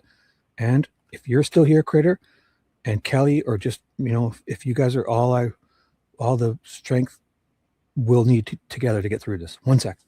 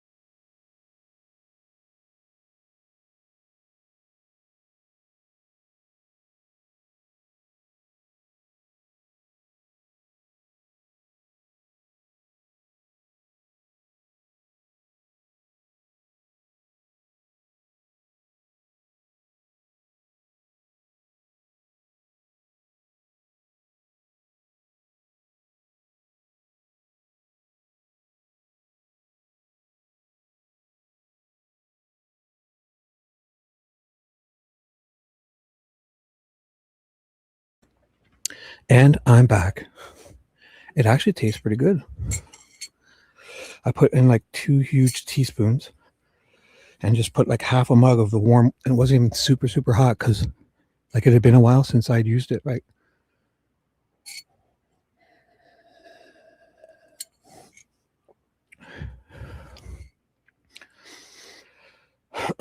Oh, it tastes good. Tastes like blue. It's good. We'll see. I should sip on this. I already feel my throat feels good already. Sorry. All right. So 8 people. Let's see the numbers build. I should do that every show before I start, probably. No, I did not put in my coffee. Yeah, it was. You're right. My coffee is way too hot anyway. So, but the water was perfect. I put 2 teaspoons in. Uh-oh. Ooh. Cold weather. Wouldn't that be warm? Oh, to make it smell nice. Yeah. Oh, elderberry. That's what I'm drinking. I think it's echinacea with elderberry. And it's like, it looked like syrup, purple syrup. So I put it in a mug. I put 2 teaspoons of it in a mug. And I filled it up with about, I think it looks like 250 milliliters, like a half a cup of, or like a 1 good cup of water. But it was still right from my kettle, which was boiling like 10 minutes ago. So it was perfect. I could drink it perfect. Now it's warm, not too hot. It's perfect. So, it's actually good. It almost has a honey. I don't know. It just says echinacea and that elderberry stuff. So whatever that is. I think I'm cured. I'm cured. Look at me. Look at me. I'm cured. And for you guys, Kelly, Critter, here's for you. Let's do this. Thank you for being here, putting up with me. And if I said anything weird to anybody earlier, V, TJ, I'm so sorry. I mean, well, just know that. All right. Alrighty then. Oh my God, I feel better already. Mimi, yo, you're always here, lurker, aren't you? You got to say hi more. I command you. Huh? Right, Critter? Mimi, every 30 minutes, please say hi. An emoji, even just a little dot, anything. I command you. This is good. What the hell? Why haven't I been? It's been in my fridge for so damn long. Whew. I'm just kidding. You guys share away. If you want to post stuff on my community page, like Unindicted did with her grandma's turkey recipe, if you guys want to share recipes on my post thing for each other, go feel free. Command, yes. Yes, you're begging. I'm just kidding. You want me to command you, don't you? I command ye. I only joke when I say that. Like, I command ye, lurkers say hi, and people find that funny. So, what the heck? I command ye. I beggeth ye. How about that? I don't command you. I beggeth. Please say hi more. All right? Emojis, LOLs. You can do it, you guys. We can do it together. Oh my God, this is so good. What the hell is this shit?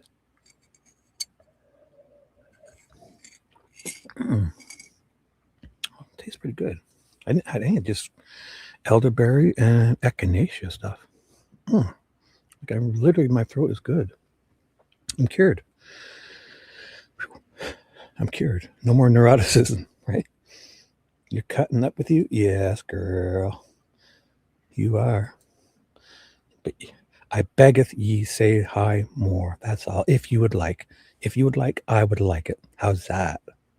Anybody wants to say hi more? Emojis? Just drop the little dot, you know? Let me know you're here. I feel great. If you want. All right. Let's do this. So he doesn't want to embarrass him because he's a little out of shape maybe and whatever. But so this whole thing, I'm going to switch to the defense now, but we're going to end this with the stuff that's not adding. Look at you. Look at you. Look at you guys. Squirrel. And this is all, if this is all you can muster, guys, to Nicole, she sent me a code once, right? And she said, if you ever see me put this, just know that It means I'm with you, and you sound amazing. I miss you. You sound awesome. I'm hanging on every word. And she said, if I do that, that's all you need. And I said, that's all I need. That's all I need. Thank you, Nicole. Squirrels. Anything. All right, let's do this. Oh my gosh. Elderberry stuff is like, I think I'm cured from what? I don't know. Maybe I won't be an asshole anymore with this stuff. Oh my gosh. I'm so sorry, V, and if you're still listening. I feel like a jerk. I wasn't mean. I don't know. I'm a new man. I found elderberry and echinacea warm drink. I've had this in my fridge for months. I haven't used it. Thanks, guys. It's a great suggestion.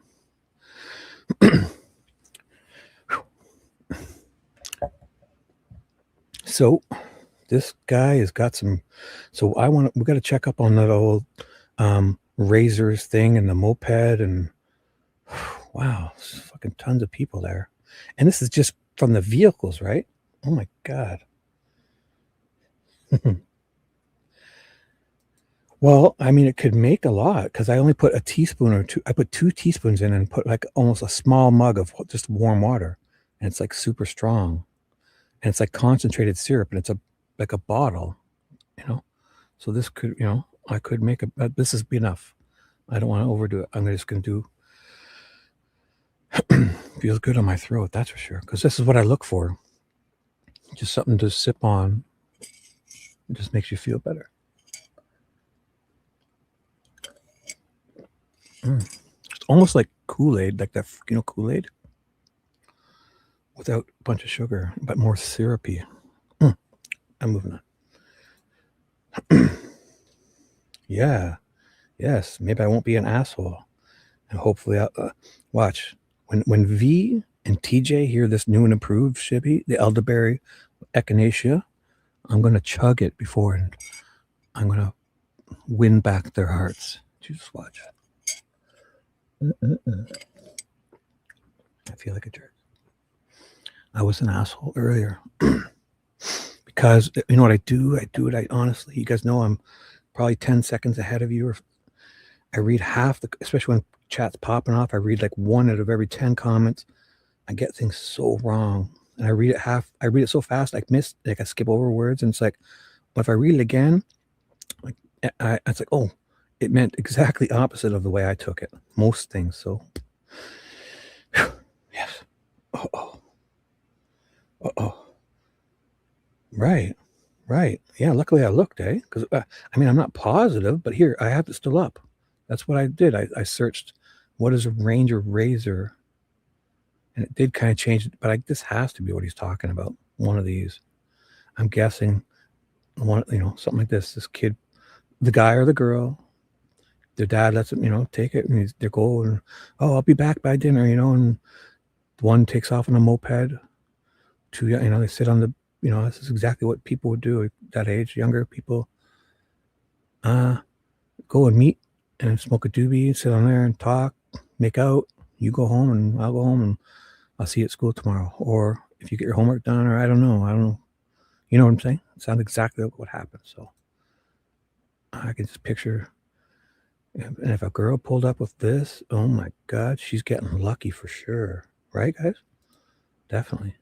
If I'm out on my moped, those old mopeds too, where you got, maybe it's a new one, but I picture the old ones where you have to pedal it to get it to start. You got to pedal it like a bike, and it's like a moped. And then I pull up on my little moped, bright orange moped, and she pulls up in this. Oh my God, she is getting lucky. Oh my gosh. Oh my gosh. If any of you had one of the, it's it. Instant, you're getting, oh my God, you're getting lucky for sure. This is cool. Well, that's Australia. So I got to look for just razor. All of these are razors. Razor, Polaris razor. So this has to be it. Imagine we saw one at the Monon High. Oh my God. Imagine we saw one at the Monon High. Look at this. It looks like if you did an endo over, it looked like it would just roll over and come back on its wheels. Eh? Like if you jam the brakes on really hard and it flips over, ass over, like the end overs, it looks like it would just roll and kind of end up back on its wheels like a toy. Oh my God. I gotta get one of these. These look fucking fun. Anyways, let's move on. But that is cool, yeah, because so that is there, and they're taking up a parking spot. So it's a smaller one. One of them they park together and they walk to smoke a doobie and, probably get back before dinner, and their parents might not even notice. Their parents aren't home yet this time. So, so cute. Good times, good times. All right. No joke. No joke. So Derrick finishes up. Does he say anything? And you're confident that you did not see on the first night. This is how do you end with this question, right? Over there on the north side of the creek to the east of the ravine. Like they're just pushing that so hard. Like, why aren't you seeing that then? Like, why?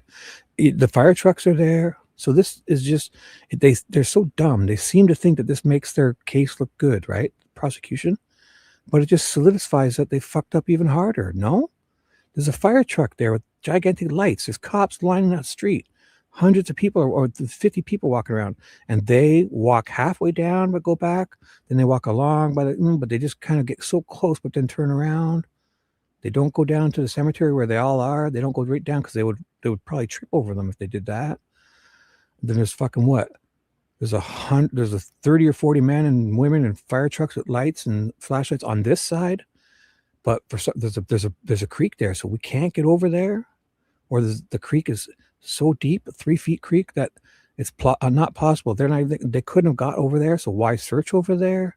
Let's only search this side. There's hundreds of people or 50 people walking around. It's been there for hours. Why the fuck aren't they saying, hey, we got so many guys here. Get your ass in that fucking for you. Go park in that cemetery over there. Come down. Watch there.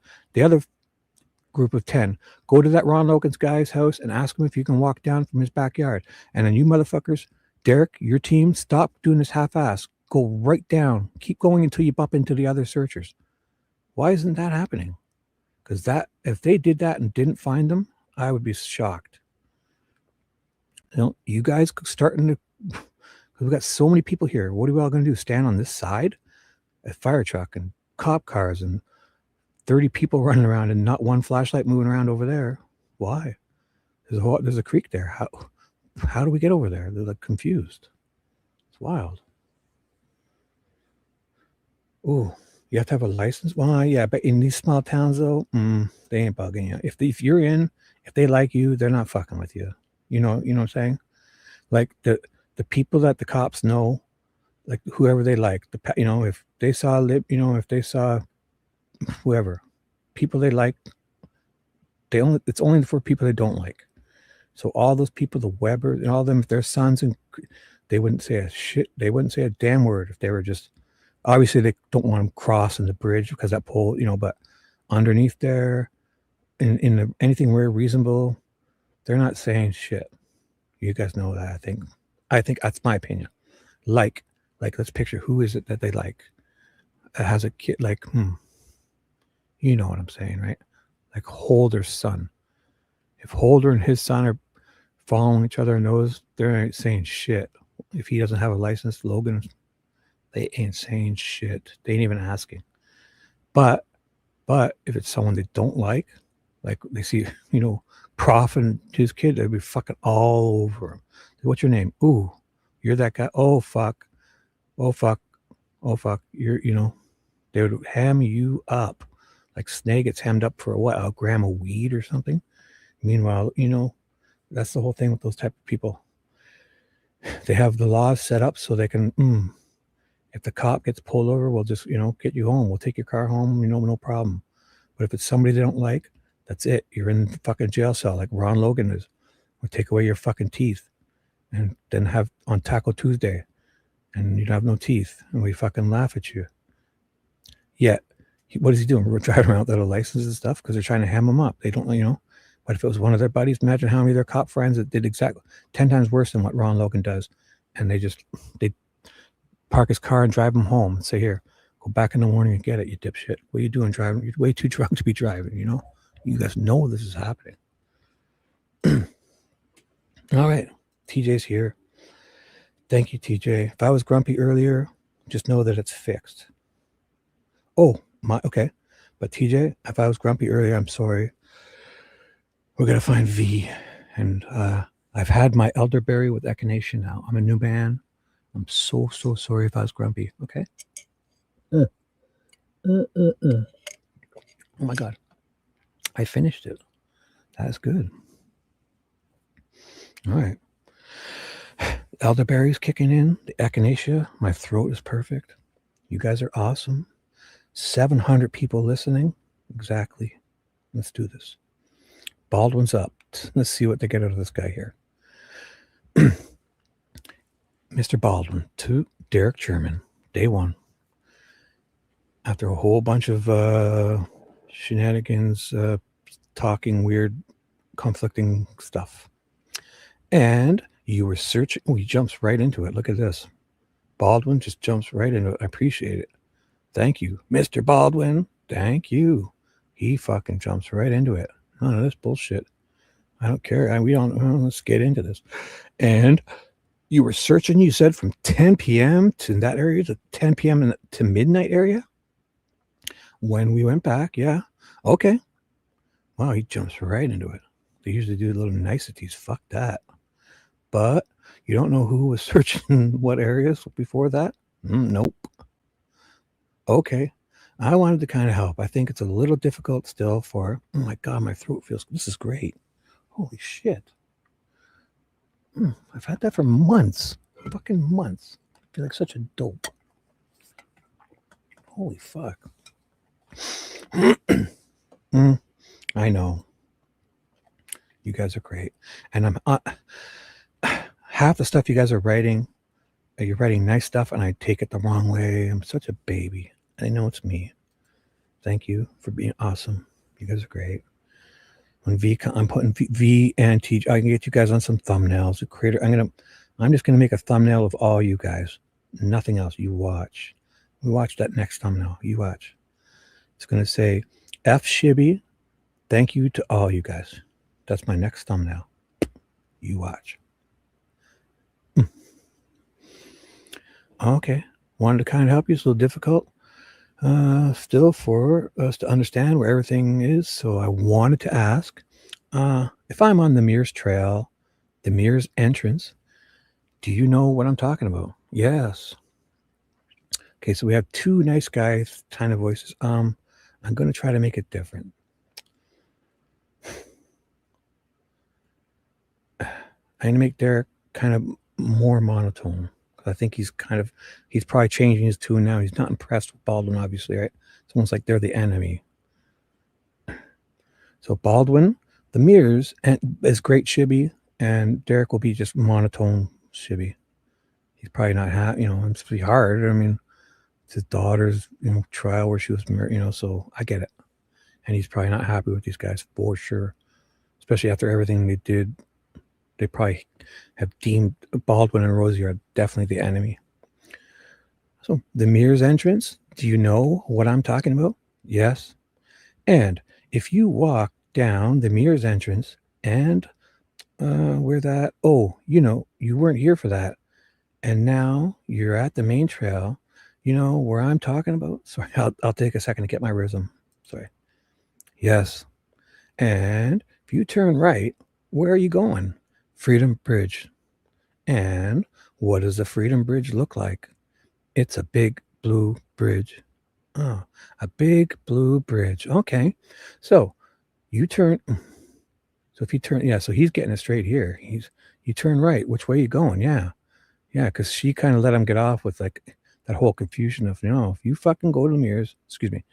I was saying F word too much. I'm really going to try. I'm so sorry. Have you guys noticed that? Earlier, last few, I thought I was saying the F word too much, like I'm some cool guy. I don't know. I don't usually say it that much, but I was. Just know I can find other words if I really try. So, the big fucking blue bridge, right? You turn right. Where's it? You're going to the bridge. Yeah. None of this stuff from Diener. You turn left. You turn right. Yes. What? I asked you double, it's one or the other, not yes. The big blue bridge. So if you turn right, you're off of the Mears entrance. No confusion here. You're going to go toward the Freedom Bridge. Yeah. You're not going straight over the edge, over the bench, because that would fall right down to the bottom where the 501 goes to. We all know this. They really tried to spin it for whatever reason. And there's another bridge beyond that even, isn't there? Right behind Mears. Oh my God. My throat feels so good. Can I drink? How much can I drink of that stuff? I don't want to drink too much. Next time I'll do little drinks of it each time I get one. And when I make a coffee, I'll make it 1 teaspoon in a small mug also. Oh my God. My throat feels so good.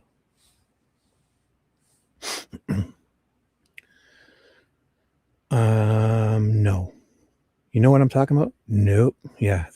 Don't help these guys at all. Oh, okay. You don't understand, right? Yeah. The other bridge, the railroad bridge, because he gets it wrong.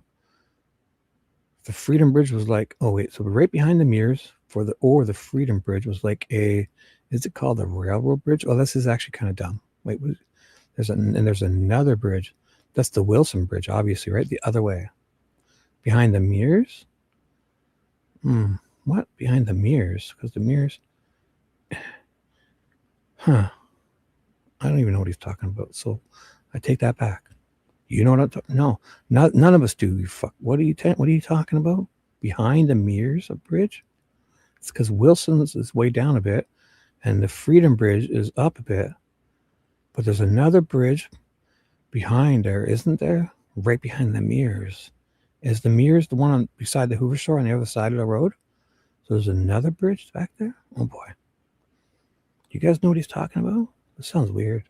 Let's find out. How about, you know what, Fishy, if you're listening, I agree with you. You're probably fucking saying there right now, dude, just keep reading. They're probably going to tell you in the next sentence. Oh, okay, that's fine. So if you turn right, you go to the Freedom Bridge. If you turn left, you're heading toward High Bridge. Ah, the High Bridge, right. And if you go straight, you go down a trail. Oh, wait, oh my gosh. Oh my God. You go straight. What? He's doing it too. No. You'd have to turn right for a bit to get to that little trail 501. Don't you? You guys, come on, help me here. This fucking guy's doing it too.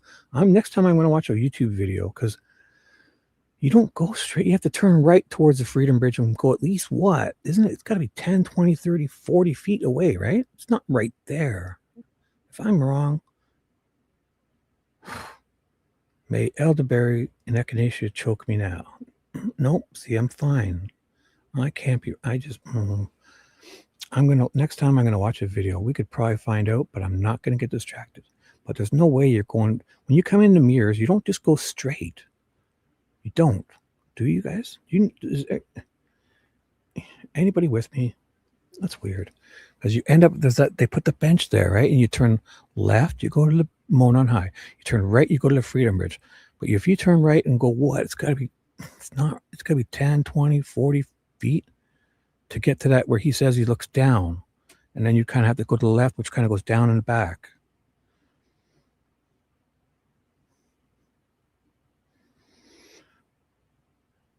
Right, which is what I always said. Right. Well, that's the whole thing. For this murderer, if it happens, if their car's really parked, great, I always say this, if their car is parked where they say it is, and especially if they're covered in blood and they want to avoid people from where they are, why would you walk up that into the cemetery and walk down the road? You wouldn't. At the very least, you would run up the thing where Derrick didn't go down far enough to the trail and along the trail. You would go up into that little field and, instead of walking out to the road, you cut along the tree line because you don't want people to see you, right? You could run up the edge of the creek and it kind of goes under the bottom of the bridge there. If you stay on the edge of the creek, I think you don't even have to go in the water. You can run. I believe that you can run up the side of the creek there to get to that 501 part and sneak, and then probably, there's so many shallow parts that you could go in the water. And if you're covered in blood, hey, maybe that might be a good idea to kind of splash some water on yourself and clean yourself off. By the time you get to your car, if you bump into somebody, you'll say, I was fishing. I dropped my fishing rod. I don't know. You won't be covered in blood. You won't look like you just stuck a pig. like that Carabao says. Whew.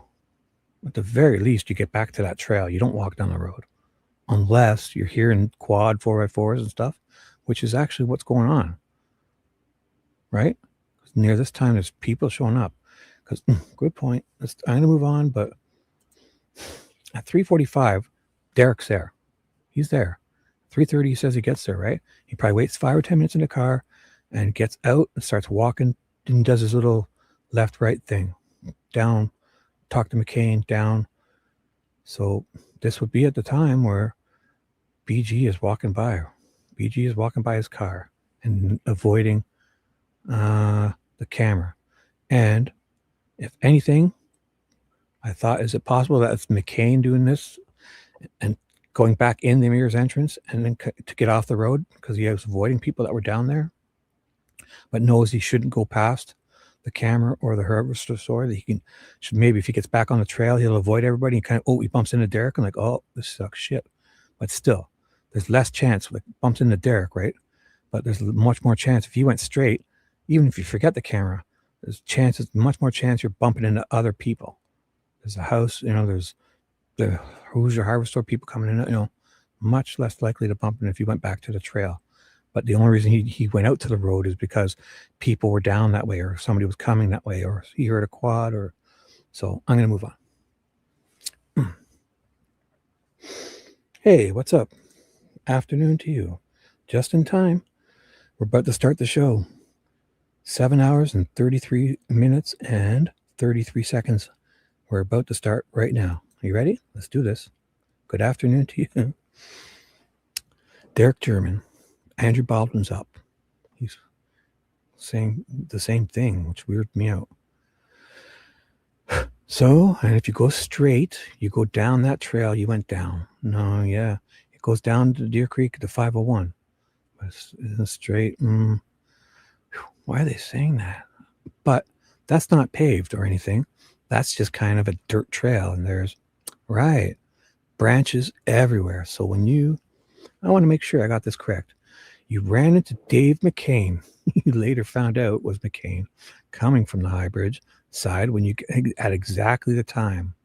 So 311. They were saying, and you think that was no, 311's when he called. Yeah, so they were confused too.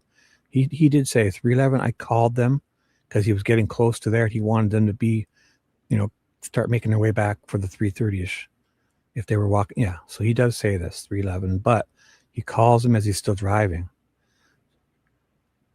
So so he pulls up at, so he's saying it's 25 after. So he gets there before 3:30, 25 after. So that's true, because he does say 311 around Logan's house, right? And I was thinking he's basically 5 minutes away. So he must get there by 3:20, right? Let's say 3:20. And 5 minutes he gets to there to talk to, yeah. So this is definitely good for the timeline for us to know. It's a little bit ahead, but it's still right in there. So he's 3:20, or say even if he gets there, he calls him at 3:11 near Logan's house as he passing. He said the bridge, that Wilson Bridge. So you got to figure 5 minutes, he's almost there. And so he's there by definitely 3:20 for sure. Well, let's also say that he sits there for a second or two. But I think he's waiting until 3:30-ish. I don't know. But whatever it is. It wasn't 3:30 the time. It was just there when he gets there around this time, and he's calling them to say, okay, wherever you're at, make your way back to that part. It's 3:11 now, start making your way back. And then he probably sits there for a second or two and realizes, I'll walk in there and look for them, right? Oh yeah, because they're not replying. So he starts getting, which makes sense. If he didn't try to text them, but he's definitely tried to call Libby. And then he's calling his mom. This is weird. I'm going to walk in there. He walks in there. He turns to the right. He doesn't go straight, but I'll say he then looks down the 501 and then probably looks back. It's like McCain starts walking towards him at 3:25. And that's probably a brief encounter. So let's do this. So 3:25, 25 after. Okay.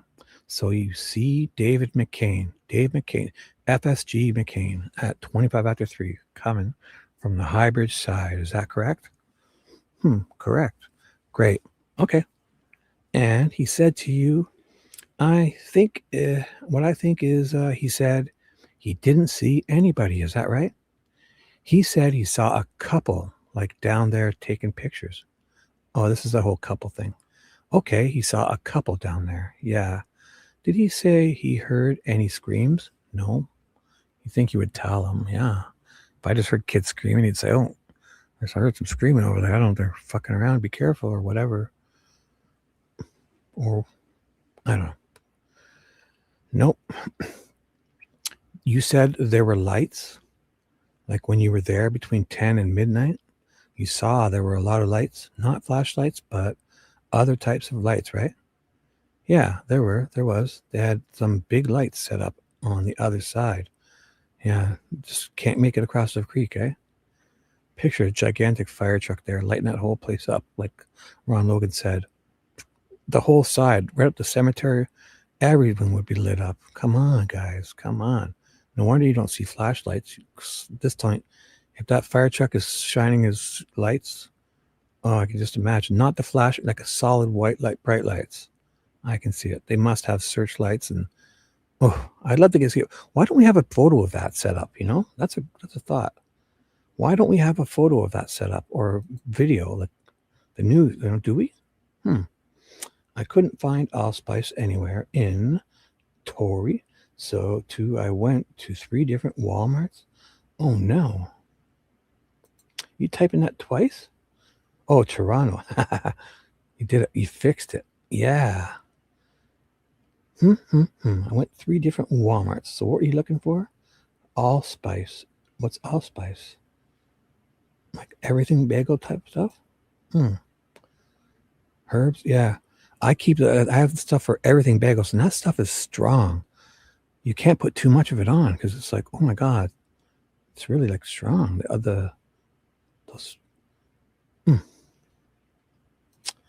Or maybe a decent box of chocolates. All right, I'm gonna keep moving. So what was that? Oh, so the lights. Come on. So I would like to see. There has to be a photo. Like those searchers always do that. Don't they, Doc? Like, can't we get a photo of what that looked like? Nobody's like, oh, this is cool. Look at all these cop cars. Weber's like, oh, standing there, right? Take a photo of this. When was the last time you seen a fire truck and probably 20 cop cars lining that street? That little thing there. You know they're all parked on one side and kind of trying to squeeze through. And they're probably saying, let's keep it clear. Because if you go straight through, you can go past Weber's and back out. So if you're coming in, they're probably picking one side, park close on the right side. But if you keep this open, and there's probably a cop reminding everybody, make this stay open so you can, if somebody has to leave, they can get out and keep driving where Weber came in, keep driving up under the bridge, up towards his house, and go out past the mailbox. You know, must be. You guys see it that way. I know it. Yeah, except nobody had a camera. There were tons of lights. I didn't see any flashlights because there were such big lights you didn't need flashlights on both sides. Okay, so if this, I believe, is the heading over to the Freedom Bridge, correct? This way? No, that's a high bridge. Thank you. I do that all the time, a high bridge. Thank you for correcting me. This is the Mears entrance is somewhere over here, right? Yeah. It's basically the edge of the picture right here. Yeah. Oh my God. And you go here and then you go down here. That's where you encountered McCain, somewhere over here. My mouse is just jumping. My pointer is just taking off. What the hell? I need to charge the battery in my mouse. It's like my pointer just takes off. It seems like there, it just did it again. What the fuck? Something's going on.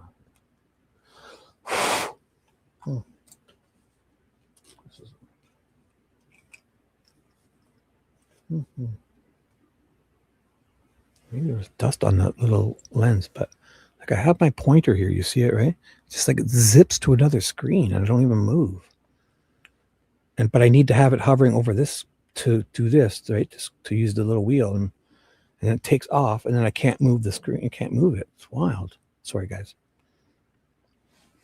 What the heck is Crimbo? Christmas? Is that what you guys call Christmas?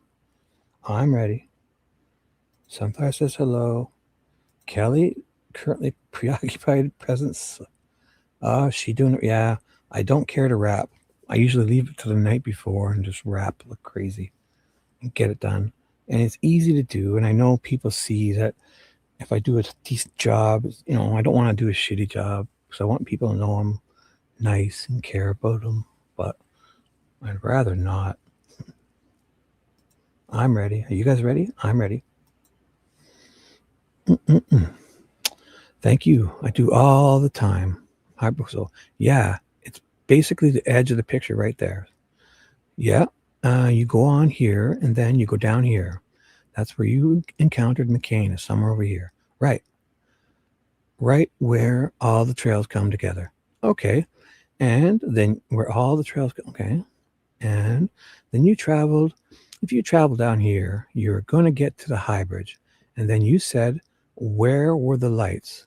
They were on the other side. Does that mean the side here? Yeah. They were actually on the little service road. On the service road. Yeah. Because they pulled the fire truck down there. Oh, excuse me. I see. So they were on this service road down here. Were they facing that way? Yes. Thanks for telling us which the way that is. Yeah. He indicates in writing. Okay. So was it bright enough that it would illuminate this creek here? Yeah, some. Okay.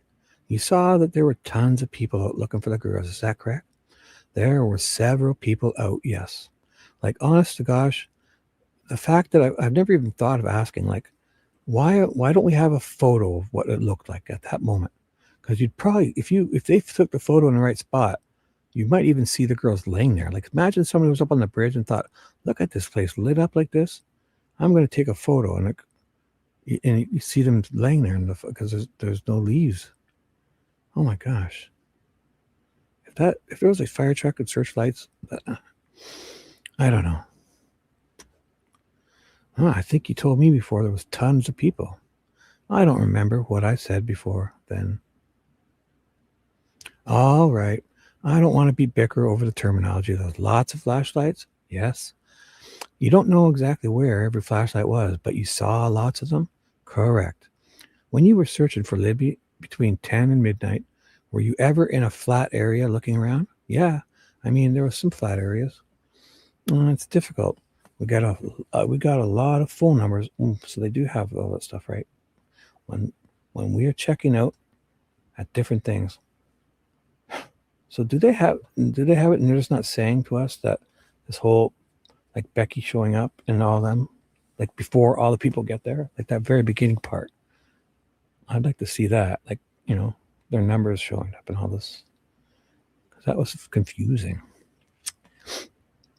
It's difficult. We got a lot of phone numbers that when we're checking out different things, would you mind telling us what the last 4 digits of your phone numbers are so that we can compare it to others? 9199. And that's what it was back then. So where's Richard Allen's, right? Why don't we just... Yes. When you were growing up, did you go out into those woods? Nope.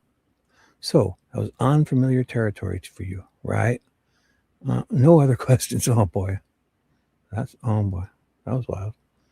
No other... That didn't go anywhere. Miss Diener. No questions, Judge. Does anybody on the jury have any questions for Mr. German? No response. Oh, Gall's going to go off and do... Oh my, that was nothing. Well, I mean... All right. Thank you, Mr. German. You may step down.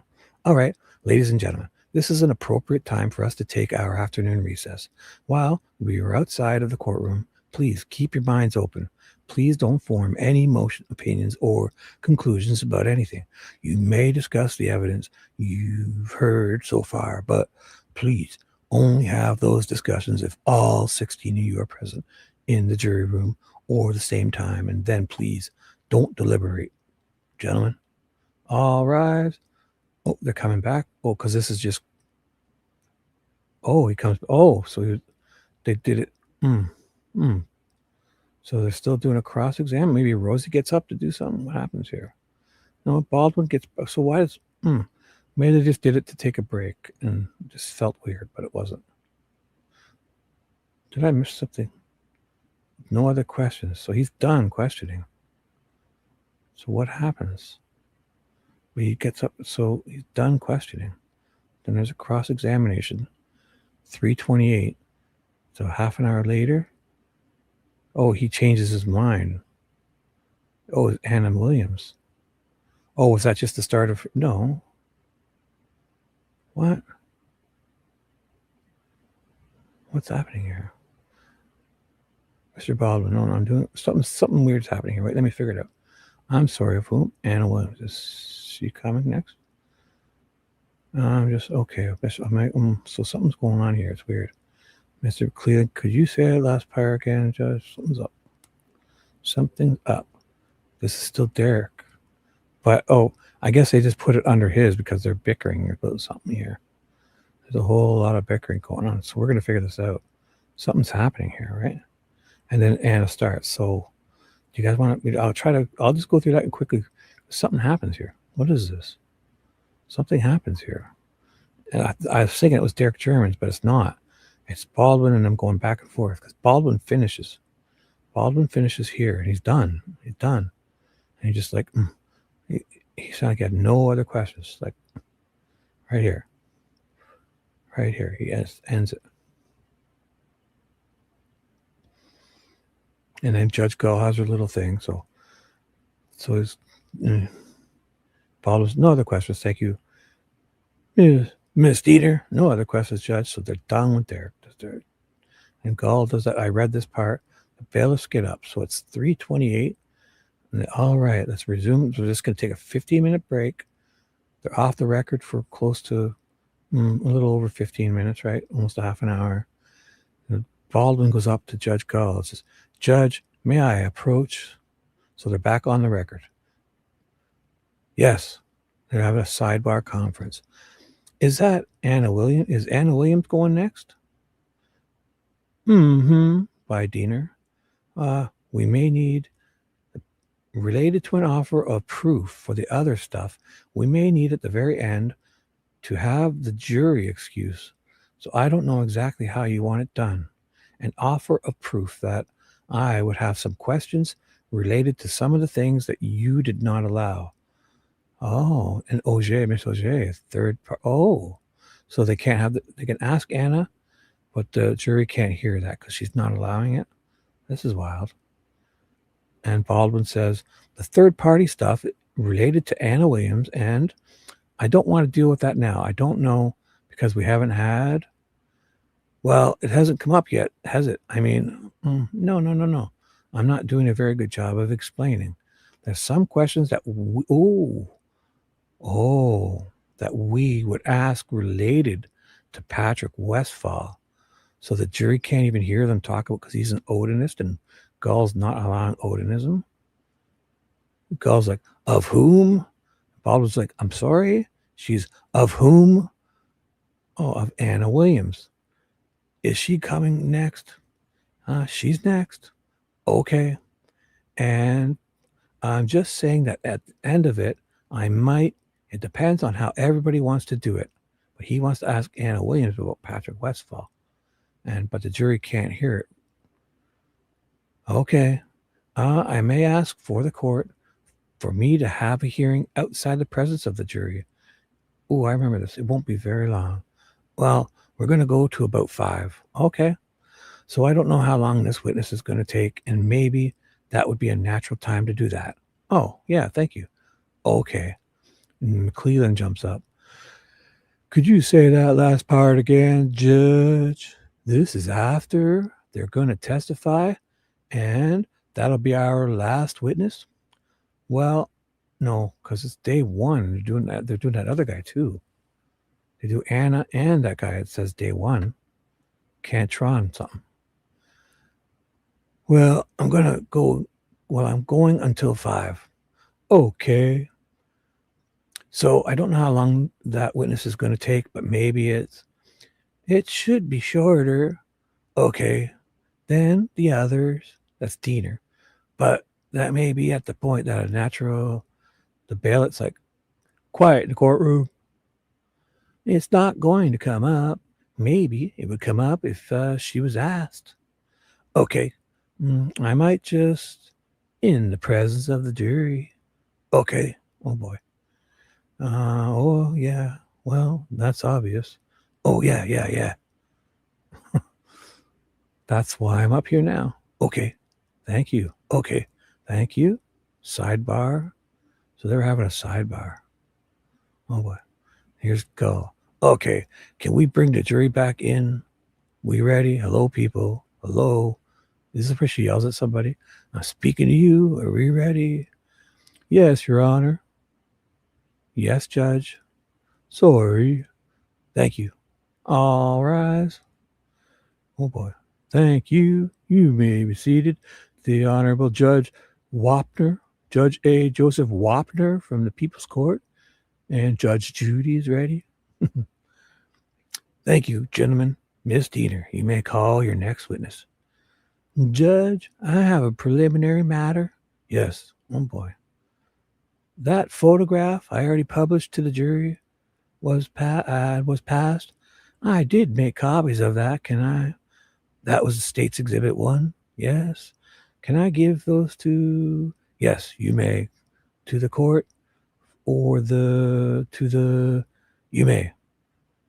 Ladies and gentlemen, you've already seen the photograph. That is your copy. Just put that in your folders for use in deliberation. And Judge, the state will call Anna Williams. Okay. So, that happened. Anna Williams is quick, so let's just do this. You guys here? You guys here? You guys alive? Having a good time?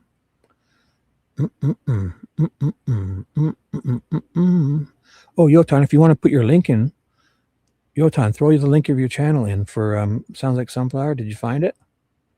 We are all going. Yes, big party. Big party. Yes. No. We'd have to meet somewhere central. Because these guys are on the other side of the pond in UK. So maybe we'll meet them out in Newfoundland. You guys fly over to West Newfoundland. We'll have lobsters. So Yotan, if you want to put your link in, if anybody doesn't know, or anybody wants to put their channels in to get followers, it's cool. Because Yotan was trying to go live earlier. It was interesting. Oh, the sun is peaking. Yeah, it's light. It's getting light here too. What time is it? 7:30. I don't see anyone next door, so I'm working hard right now. Let's do this. This is short. Let's see where this takes us, okay? I'm ready. That echinacea, that elderberry drink really helped my throat. So Anna Williams is up. McClelland. Sorry. Thank you. All rise. Thank you. You may be seated. Thank you, gentlemen. Miss Diener, you may call your next witness. Judge, I kind of read all this, right? Yeah. Court goes. See, then I got to hear where she calls the photograph. This is what I just read, and I got to hear. They're calling. Judge, state will call Anna Williams. Good afternoon. This is Diener, the prosecution. Good afternoon. Can you tell the court your full name? Anna Michelle Williams. I know it probably sounds weird. I'm doing a women's voice, but I'm just, I don't know. I'll talk nice and slower, and you'll know when it's not. When you don't know when it's her. Nice Shibby's her. That weird prosecutor's voice will be the prosecution, and I'll figure it out when I get to the defense. Anna Michelle Williams. And how do you spell Anna? A-N-N-A. How do you spell Williams? W-I-L-L-I-M-S. W-I-L-L-I-A-M-S. Oops, I left out an A. I'm sorry. I'm a little nervous, folks. Okay. You are the mother of Abby, is that correct? Yes, I am. And in February of 2017, were you and Abby living in the Delphi area? Yes, we were. Were you in town or out of in the country? We live out in the country. Were you living with other family members or just the two of you? Yes, we were at the time. And who did you live with? My mom, my stepdad, at least one of my sisters, and we had grandparents throughout different parts of the wintertime. Oh boy, full house. And did you grow up in this area? Oh, we did not. We grew up in northern Michigan, up near the Sioux. That's right. They were talking about the Sioux. Actually, she may even talk about it here. This is it. I don't know. Because I remember seeing it on Teresa's. So this is it. And I'll know exactly because this is it. So what about Abby? And so what brought you and Abby to the Delphi area? Sorry, that was the prosecution. So what brought you and Abby to the Delphi area? My dad was a high school auto teacher and he transferred to Lafayette College. And after my divorce in 2006, my daughter and I moved down here when she was 2. So for Abby, she was here for most of her life? Most of her life, yes. Did she attend the Delphi Public Schools? Yes. And in February of 2017, how old was she? 13. Now, you lived in the country, so how did she get to school? She took the school bus. Did she take it both? Oh, sorry. Did she take it both ways? 95% of the time, yes, unless she had an after-school sport. And then what would happen? Well, she would stay after school and occasionally walk across the road where I work. Oh, so that's where Becky was going, to her work, which is right there at their school. Ooh, to where you work? Mm-hmm. And where were you working at that time? Would it be across the street from the school? Oh, sorry, at the time. So she was not at that. This was a long time ago. I forgot. So she was at the time St. Elizabeth Healthcare. And what was your job there? I worked in the kitchen. I served lunch and dinners. Did you also have another job? So she did. Well, she was there. Oh, sorry. I should have kept reading. I also bartended and waitressed part-time at the Dock in Pittsburgh, just down the road. So it's not far. Okay. Did you have a set schedule at the St. Elizabeth Healthcare? Sometimes yes, sometimes not. And the job at the Dock, would that be a particular time of the day or days or even work? More evenings, afternoons, and evenings. What about weekends? Generally every other weekend, unless I covered a shift for somebody. Okay, so taking you, well, let's talk about Abby first. How would you describe her for someone who didn't know her? She was a kind-hearted little girl, helpful, funny, smart, quiet, reserved around strangers. But also, one of her favorite things at home and in the public was, how can I help? What can I do to help? What can I do to help? Okay, how did she do in school? Fair to some extent. She loved to read. She had special things that she liked to do, and then other stuff, not quite as important, but she was always a good student and a good friend too. I mean, most of her teachers loved her. And that's great. Did she have a large circle of friends, or did she keep her group small? I feel she had a pretty small group of friends. She had the same kids, mostly in band and in volleyball. She would have done softball with Libby that spring. And most of the same kids are all in the same groups in that. Not all of them, but most of them. Okay. And so would you have an opportunity then back then to get to know her friends in band and volleyball? To some extent. I worked a lot of evenings and a lot of weekends, and I wasn't able to go to all the games of all of the times, but I knew the kids because they played volleyball 3 years in a row. So same girls. Would Abby have friends spend the night, or would she go to other people's houses? She was at her friend's house more than they stayed at our house. With my work schedule and her being with her grandparents, I didn't find it appropriate, or I didn't have people come and stay and and have other people to be responsible for her friends. Yeah, you had a full house over there, I think, too. Okay. If I couldn't be there, yeah, especially if she wasn't there. And if she's working those nights, wouldn't.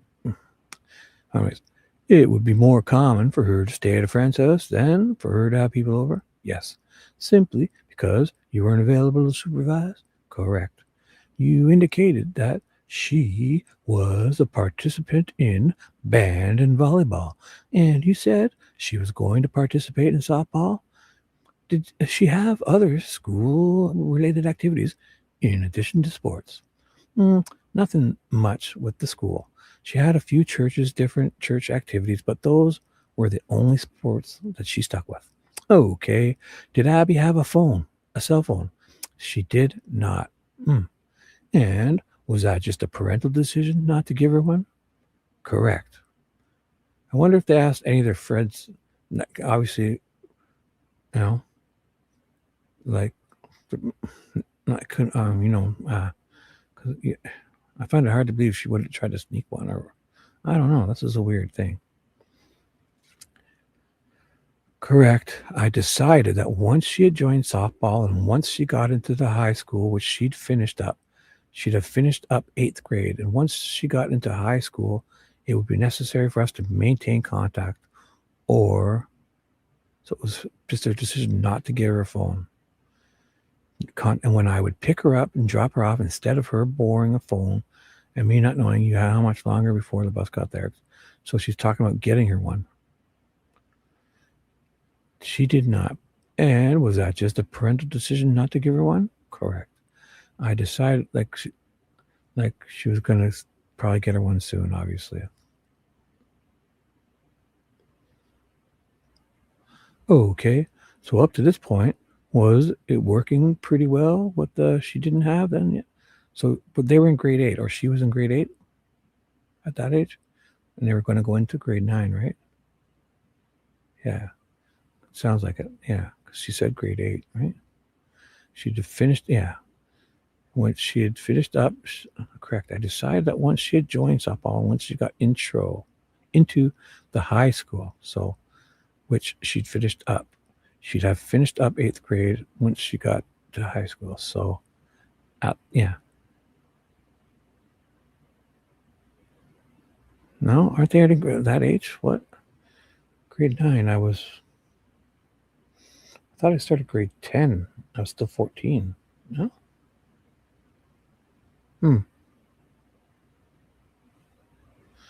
What age was I?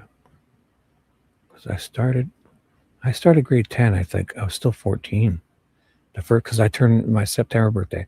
So for the first few weeks of every school year, I was like always the youngest.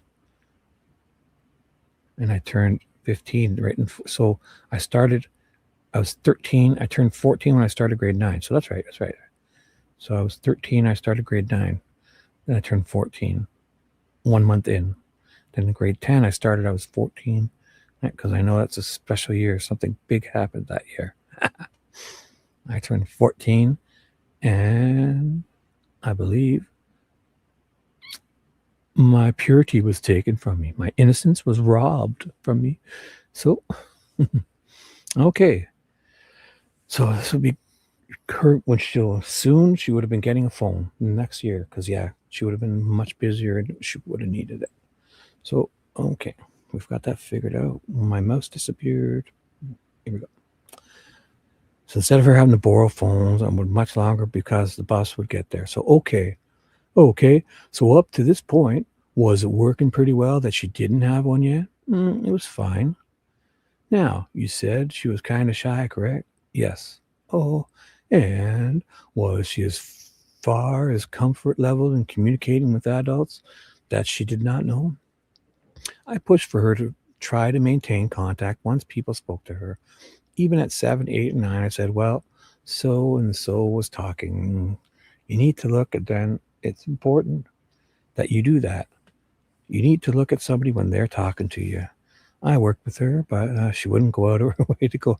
You can tell some kids are just a little awkward. And, when I can just imagine when they're alone, she was just as exactly like Libby, but probably would, so she seems like one of those type of kids who is around people maybe a little awkward, some, but when they got alone, she was probably exactly as exuberant as Libby would be, I bet.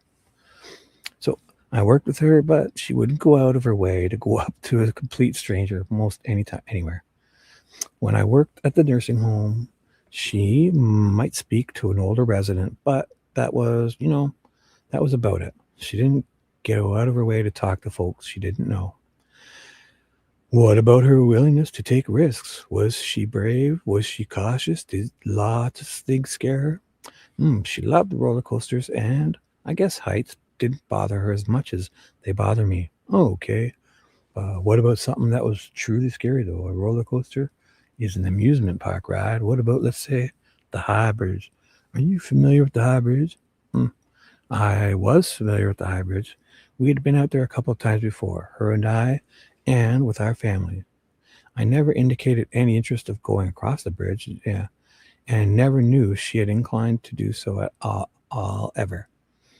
In fact, if she had asked permission to go across the bridge, no, of course not. Yeah, she's not giving her a phone. Come on. She wouldn't have been. But hey, kids are kids. Now, I assume you had a cell phone in 2017? Yes. And would you have had contact information for Becky, Patty, Libby's grandmother, in order to communicate if the girls were together? This is the part where we're going to find out about her, if she could answer at work and that. I bet. Yes, but a lot of times they would have gotten home. So, okay, sorry. Because Libby had your number? Yeah. So, yeah. Okay. And had you and Becky communicated before because of things the girls did together? I feel like my pointer, I can't see it behind us. It seems like I wish I should have changed the color. I feel like today I can't see my pointer because I need to keep it there in the middle to do this scrolling.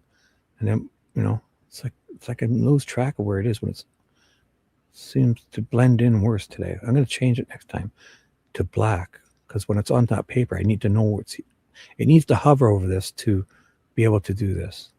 But sometimes I lose it.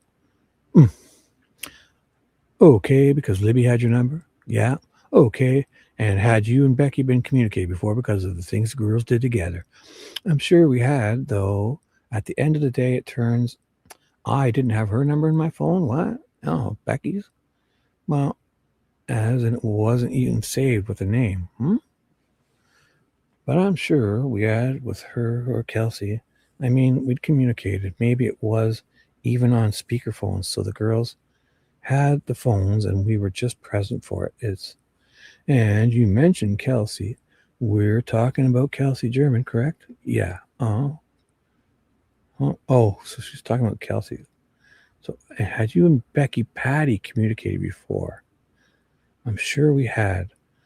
I didn't have her number sheet, but I'm sure we had with her or Kelsey. So you didn't have Becky's number. So now we're talking, yes. Okay. And that would be Libby's older sister? Yes. Were you familiar with Kelsey? Yeah. And what was it that made you familiar with her? She's probably driving and picking them up all the time. Abby had been over there before, and I remember that on one of the other occasions, besides her traveling to Florida with them for spring break years prior, her saying, oh yeah, we rode with Kelsey to go pick up cake. Right. And I was like, okay. I mean, she was an older sister and she was like our house. She was like our house. There was always kids coming and going to some extent. Did Abby have any siblings at the time? No. Would you characterize you and Abby as close? I would think so, yeah. So on the 13th of February, do you remember that it was day when there was no school? Correct. And so it's been clear from testimony that she spent the night with Libby the night before, correct? Yes. And so in the weekend just prior to that, had Abby been at home, or what was she doing during the weekend? My father was coming down from Michigan, and she had spent the night prior to all of this with him, picking up her new softball gear. And so, where did she spend her time with her grandfather when he came down? Well, they liked to go shopping, but I believe that particular weekend they had stayed at the Brandywine Hotel in Monticello. She liked the pool there. Okay. And how many nights did she get to do that? If you remember, it's not important. It was at least Saturday night for sure. And then she spent Saturday night with her grandfather at the hotel in Monticello. Did you get to see her on Sunday before she went to Libby's house? Yes. We had what? Her grandpa lived at a hotel, or they would go for softball. My father came from Michigan. Oh, and spent the night prior to all of this. So her father came, but yeah, and he stayed at a hotel. Sounds pretty packed. Oh, so her mom and dad. Oh yeah, it was her grandpa and stepdad or something. Yeah, so her Anna's parents had separated. So Abby's other grandpa came to see her. Okay, that's different. Okay. So I read this. If that's sorry. I even read this too. And then after she spent Saturday night with her grandpa at the hotel in Monticello, did you get to see her on Sunday before she went to Libby's house? Yes, we had. I picked her up. I think I had to get my tires worked on at Walmart. Something. And when we came back into town, we met Libby down at the park. You remember being at the park? Yeah, we were at the park. I had Abby, Libby. I had Abby. Libby was there, and I can't recall if I went and picked her up or she met us there. I've never been able to recall that particular night, that particular part. Okay, so you spent some time at the park. Yeah.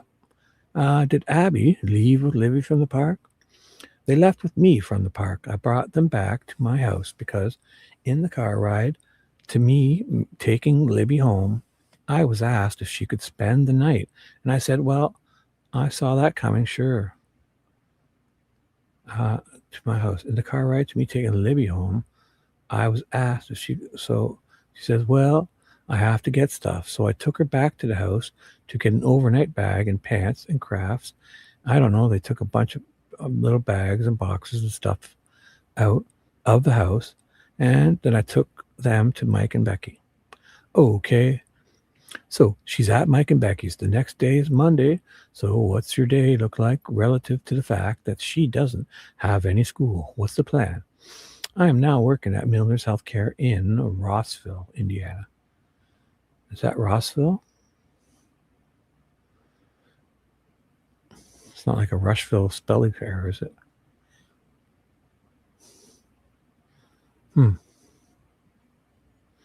On the particular day, and that was the morning shift. I think I talked to her on break.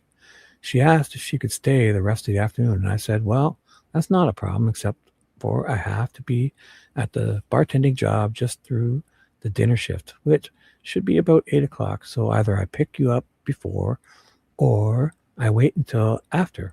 And conversation went back and forth, and Becky said it was fine that she stay until after dinner. And I said, okay, well, I'll just come pick her up as soon as I'm done then. Okay. And just so the jury's aware, the Dock is a restaurant located where? Pittsburgh, Indiana, just down the road, right across the bridge. Okay. Down that way. So from the courthouse to get to the Dock, how long would you say it takes? Oh, less than 5 minutes. And the park you were talking to is in town? Riley Park, again, just down the road that way. And from town to your house, 3 miles. So everything's very close. So on Monday, now that she's going to stay until 8 o'clock, yes. Or when you're done with your shift, approximately, yeah. Okay, at that point, Do you know that she's at the High Bridge Trail? Nope. At what point do you learn that she had been at the trail? When I was at work that evening around 5:30ish, I think, Becky called me and said that the girls had gone out for a walk and they were supposed to get picked up. Oh, and they had not returned, and they had searched. Becky called you? No. Or did she leave you a message? Because that's 5:30, because she says you called her when she was almost at your work. Or did you call you when I was at work? So it's earlier than I thought. Way earlier. 5:30. I was thinking 6 or 7. Because she's done all this.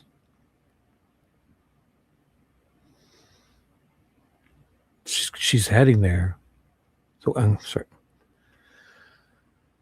Becky called me and said that the girls had gone out for a walk and they were supposed to get picked up and they had not returned and that they had searched. And can you meet me at the sheriff's department? Right. When you got to speak with Becky, was this conversation that you were talking about, right? She says yes. Is that a yes? Yes. Okay. Oh, sorry. When you had an opportunity to talk to her, could you tell from your phone that she had previously tried to reach you multiple times? Yes. She had called my cell phone and I kept missing the call, whether it was dropping out from the location or I just didn't get to it in time. But she called me like 3 times back to back within a very short period of time, like not within hours, just literally 10 to 15 minutes of calling. And you said that you were receiving calls, but you didn't have a name attached to her number? Yes. Oh. When you look at it, do you even realize that it's Becky Patty? No. Okay. When you actually get to answer the call, is that the point at which you know that the number is now related to the previous calls? Yes. So did you go to the sheriff's department? Yes. And this is at 5:30ish. So do you leave your shift and just go at that point? Yeah. So 5:30. Wow. It's a lot earlier than I was guessing. Yeah. I had a couple of tables to close out. I kind of explained. I said, well, they just called me. And I said, I don't know where these girls are up to, but it's probably not that big of a deal. But I'm going down there. And if I can come back, transferred a couple of tables over to somebody else, and out the door I went. Oh, okay. So you certainly didn't think that there was something horrific that happened? No, of course not. Who's thinking that? Why would you? Oh my gosh. Had you ever had an issue where Abby disappeared before and you couldn't find her and then it turned out to be nothing? There'd been one incident prior to that in the high school gym. Libby and Abby did? Okay. What can you tell us about it? They were there watching a swim meet and neither of them were answering their phones. Their phones, eh? So they both had phones. Look at that. Whoa. Did you guys hear that? She says their phones. Thought she didn't have a phone. Her mom says they both weren't answering. Did you see that? What the hell? Okay. So the other time that Abby went missing, or maybe she took it away from her because of this. I don't know. So Abby and Libby were watching a swim meet and neither of them were answering their phones. And I thought she'd gone home, that they'd changed their mind or that something had been canceled. But nobody was out front. Nobody was at the house and at my house. I couldn't get a hold of anybody, so I went back to the school and they just walked out from the basement of the school. I said, you guys, I've been frantic. I said, please don't do that. Go where you're supposed to. And that was the only time. And that had not been but a year, but that's it. So a year prior, Abby had a phone.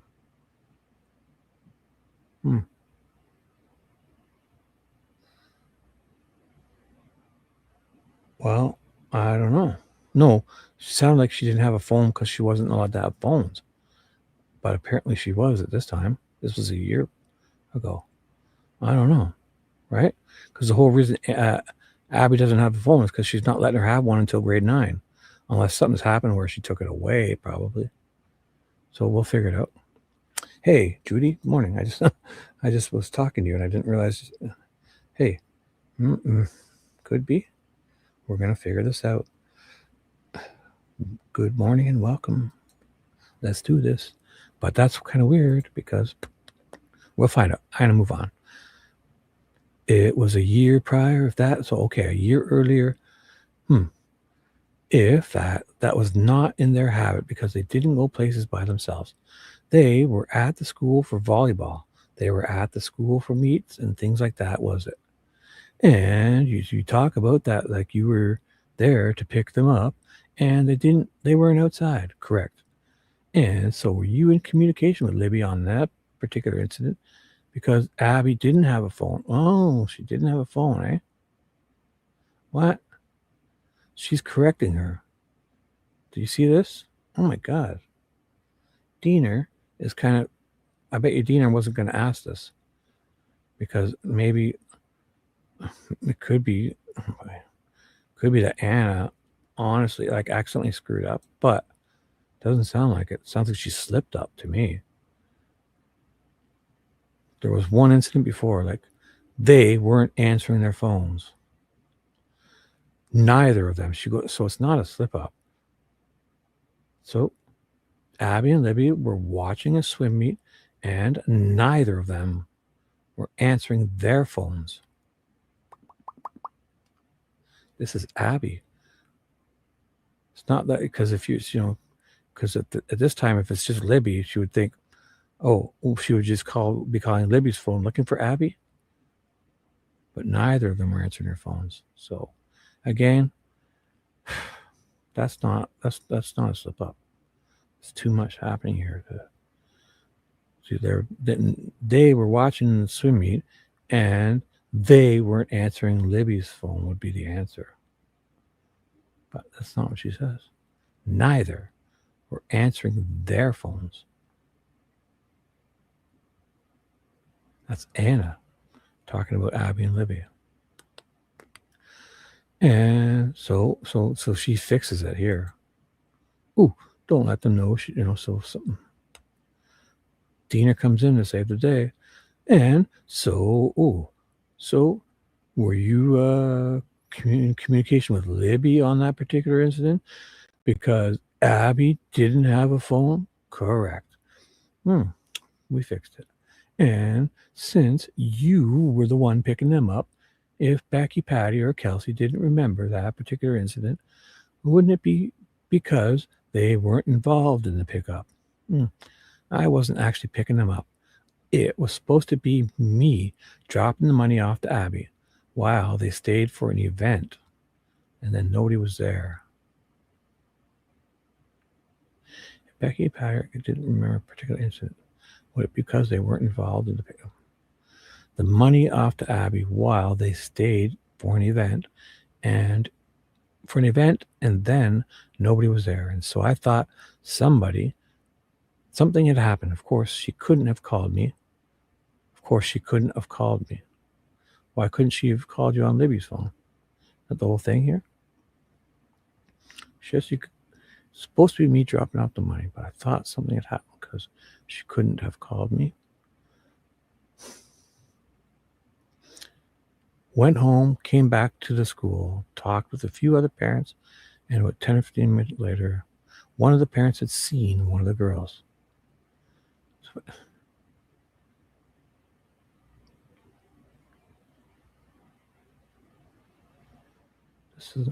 This doesn't make sense. Sorry, guys. So they were at the school, and they were watching something. So there was one incident to pick them up, and they weren't outside.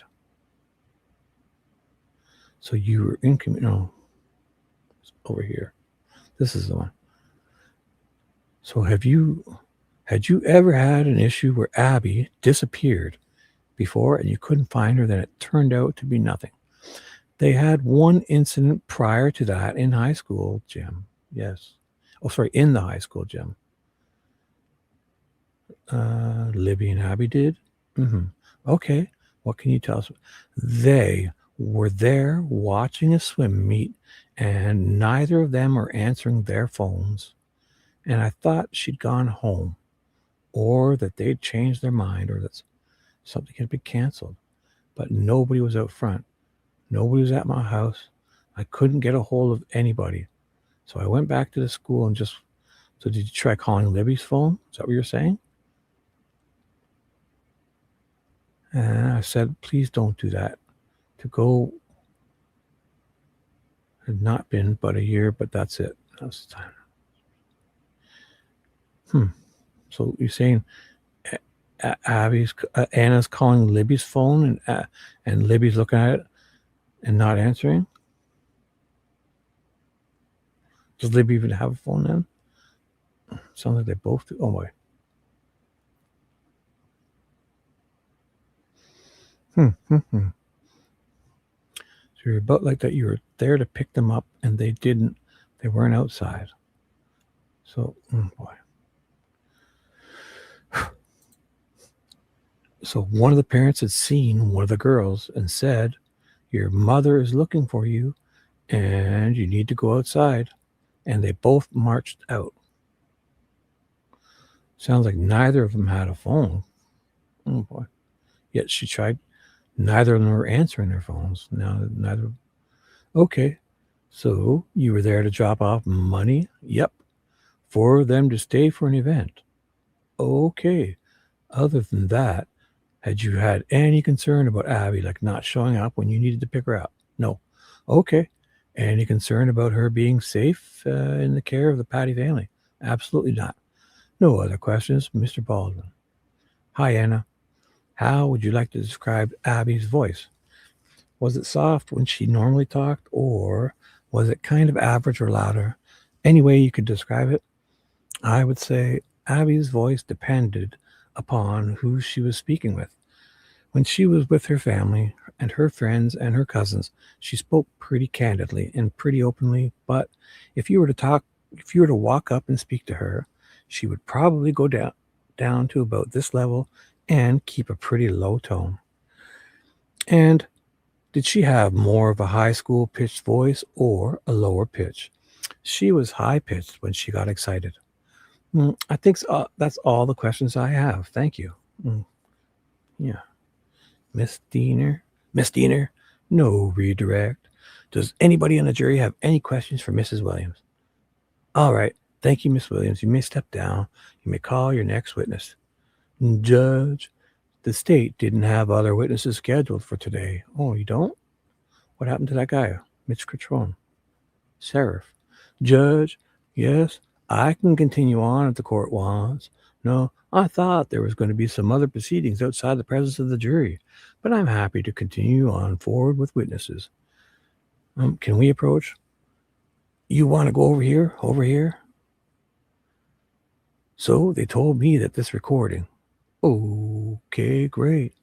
I'm not going to have Anna go through an examination. Oh, this is about the Patrick Westphal extra stuff, right? I'm not going to have Anna go through an examination which might not be very comfortable for her. And I don't really want that to come out. Oh boy. I'd rather introduce her deposition, and I can just do that at some other point in time. Oh, okay. That would be a good way to do it. I think I wanted to get more information of her, but it's not worth it. It's just not. So, Judge, may we have a moment to decide whether we want to agree to the deposition in place of her testimony or something in particular before we would agree to object. Well, if you don't agree, then he's going to call her, and he doesn't want to do that. So they're going to agree. It has to be. So if she goes ahead and does another witness and we readdress this issue, would that be permissible? She's still under subpoena, right? And she's still under subpoena. So that, yeah. And she'll be here the rest of the day. Okay, all right. Yeah, that's good. Yeah, okay. I can always bring her back in. Sure. Yeah. Oh, yeah, I'll just tell her. McClellan, my next witness may go past 5 o'clock. Is that something you want to do, Judge? Yeah, I know. Yeah, because the jury won't be here for the other part. How far past 5 o'clock? I don't know, Judge. That's what I'm worried about. Who is it? Mitch Catrone. He is the first officer that responded to the call from the police department, so he's going to talk about. Jennifer's doing him. It's pretty long. I mean, from what I could tell. Well, then, we can do direct. They did deposition him. They did a deposition of him. We may. And so I figured I was going to be lengthy, but that's why. Okay, well, maybe we'll do, I hate to do it, but I'd rather do a split like that of a professional witness than with a civilian witness, if you're all right with that. So they're going to do it. But we're not. So they finish up here. So I'll finish this here. Yeah, because they finished Anna up here. And then they start with him. Oh, no, I'll go right down to here because they're doing something. They're talking about something.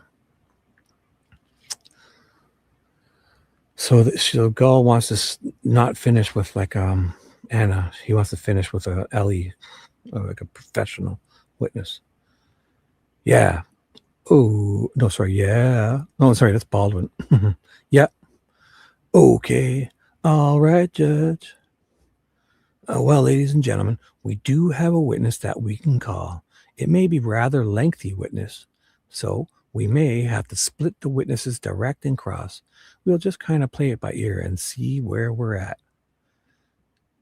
Judge, the state of Indiana would call Officer Mitch Catrone. He's coming up now, Judge. Judge, while we're waiting for Deputy Catrone to come up, I've had the Steve Moonman Mullen put in a zip drive to the computer. It's going to be a map. It's going to be a map photo on the screen. The parties are willing to stipulate to that. If the court would allow, I'd like to use it for Deputy Catrone, and then I can have Miss Williams mark it as State Exhibit 51, believe afterwards. Sure, you're at 5. Then I want to make sure everybody can see this. Come on up, Deputy. Thank you, Judge. I apologize. That's all right. Deputy Catrone, please. So this is where we're going to end here. Look at us. Look at us. There's still people here. Oh, boy. It's getting late. Oh, 8 o'clock. I'm done my hard shift. Oh. What day is today? Today's Sunday. So, yeah, nobody's coming now because today's Sunday. Yeah, definitely. So, well, I still need to stay up just to feel better. So I'm done. We're going to continue this tomorrow. Catrone. All right. We shut this down. Remember the razor. This guy, Shibby. So if anyone's still here, you can know too, if you want. So basically, if you want to start with this track, you start here with part. I'm going to change it because it's kind of out of order.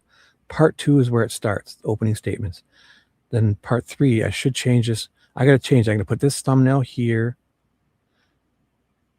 because this is opening.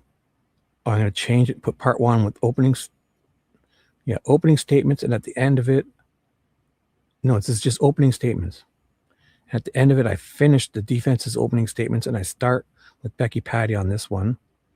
And then a while ago, Kelsey German's here. So I'm going to fix these up and put them in the right order. So this should be day 1, but just opening statements, part 1. I'm going to change this. And this will be day 1, part 2, opening statements and testimonies, but I'll put part 2 here instead of 3. And then this will be day 1, part 3, because Kelsey is after, and then I'm going to put part 4, and this is day 1, part 4. So this is right. So this needs part 1, just opening statements.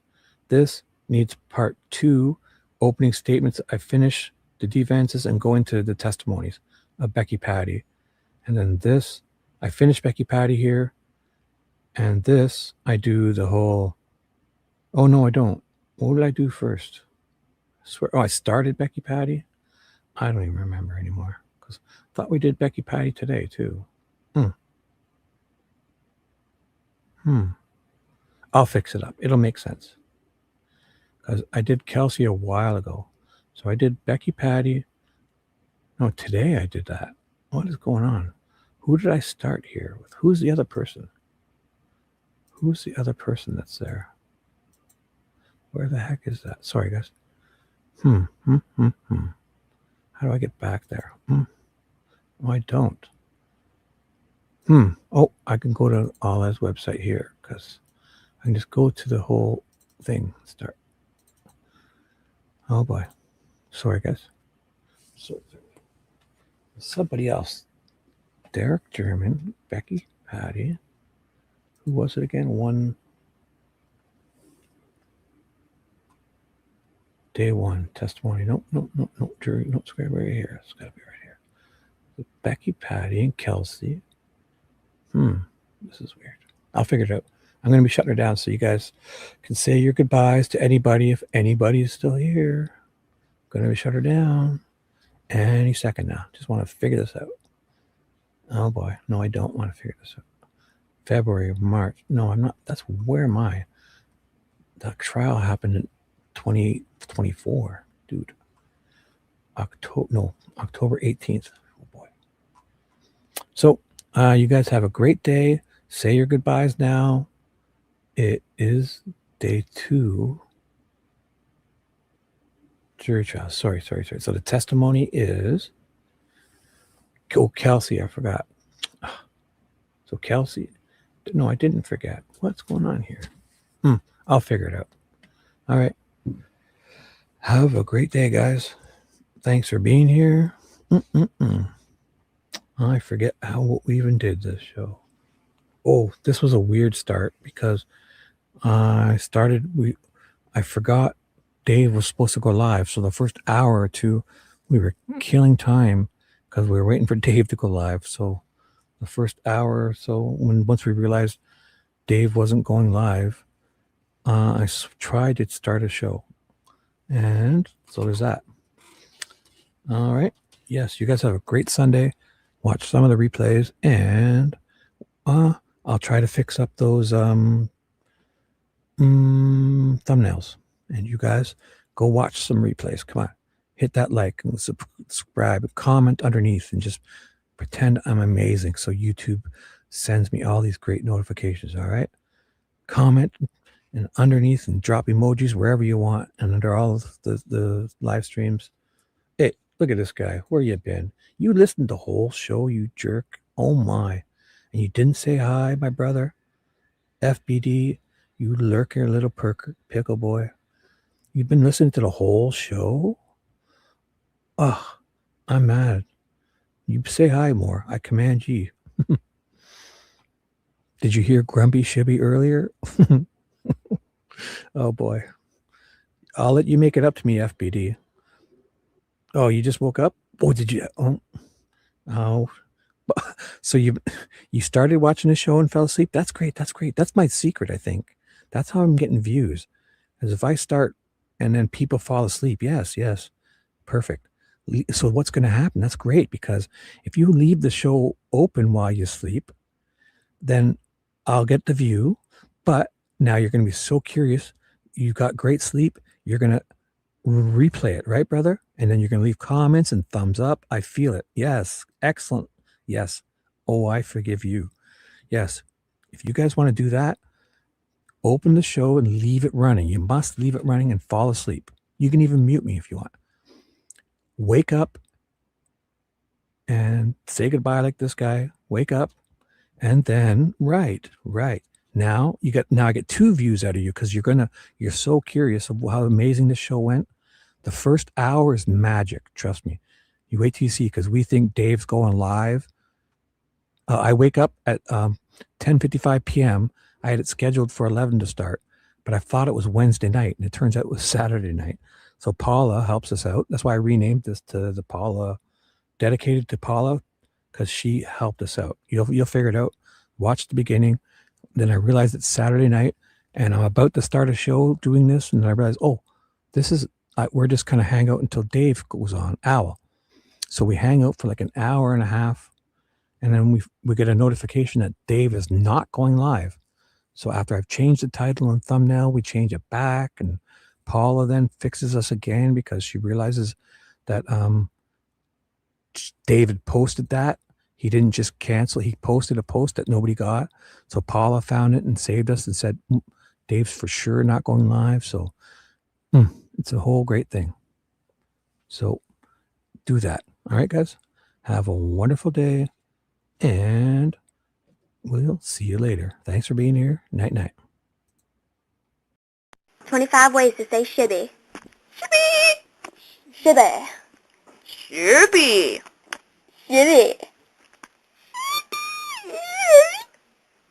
Shibby. Shibby. Shibby. Shibby. I'm so shibby. Yeah, I'm well shibby, ain't it, bruv? Shibbiest shib in the world.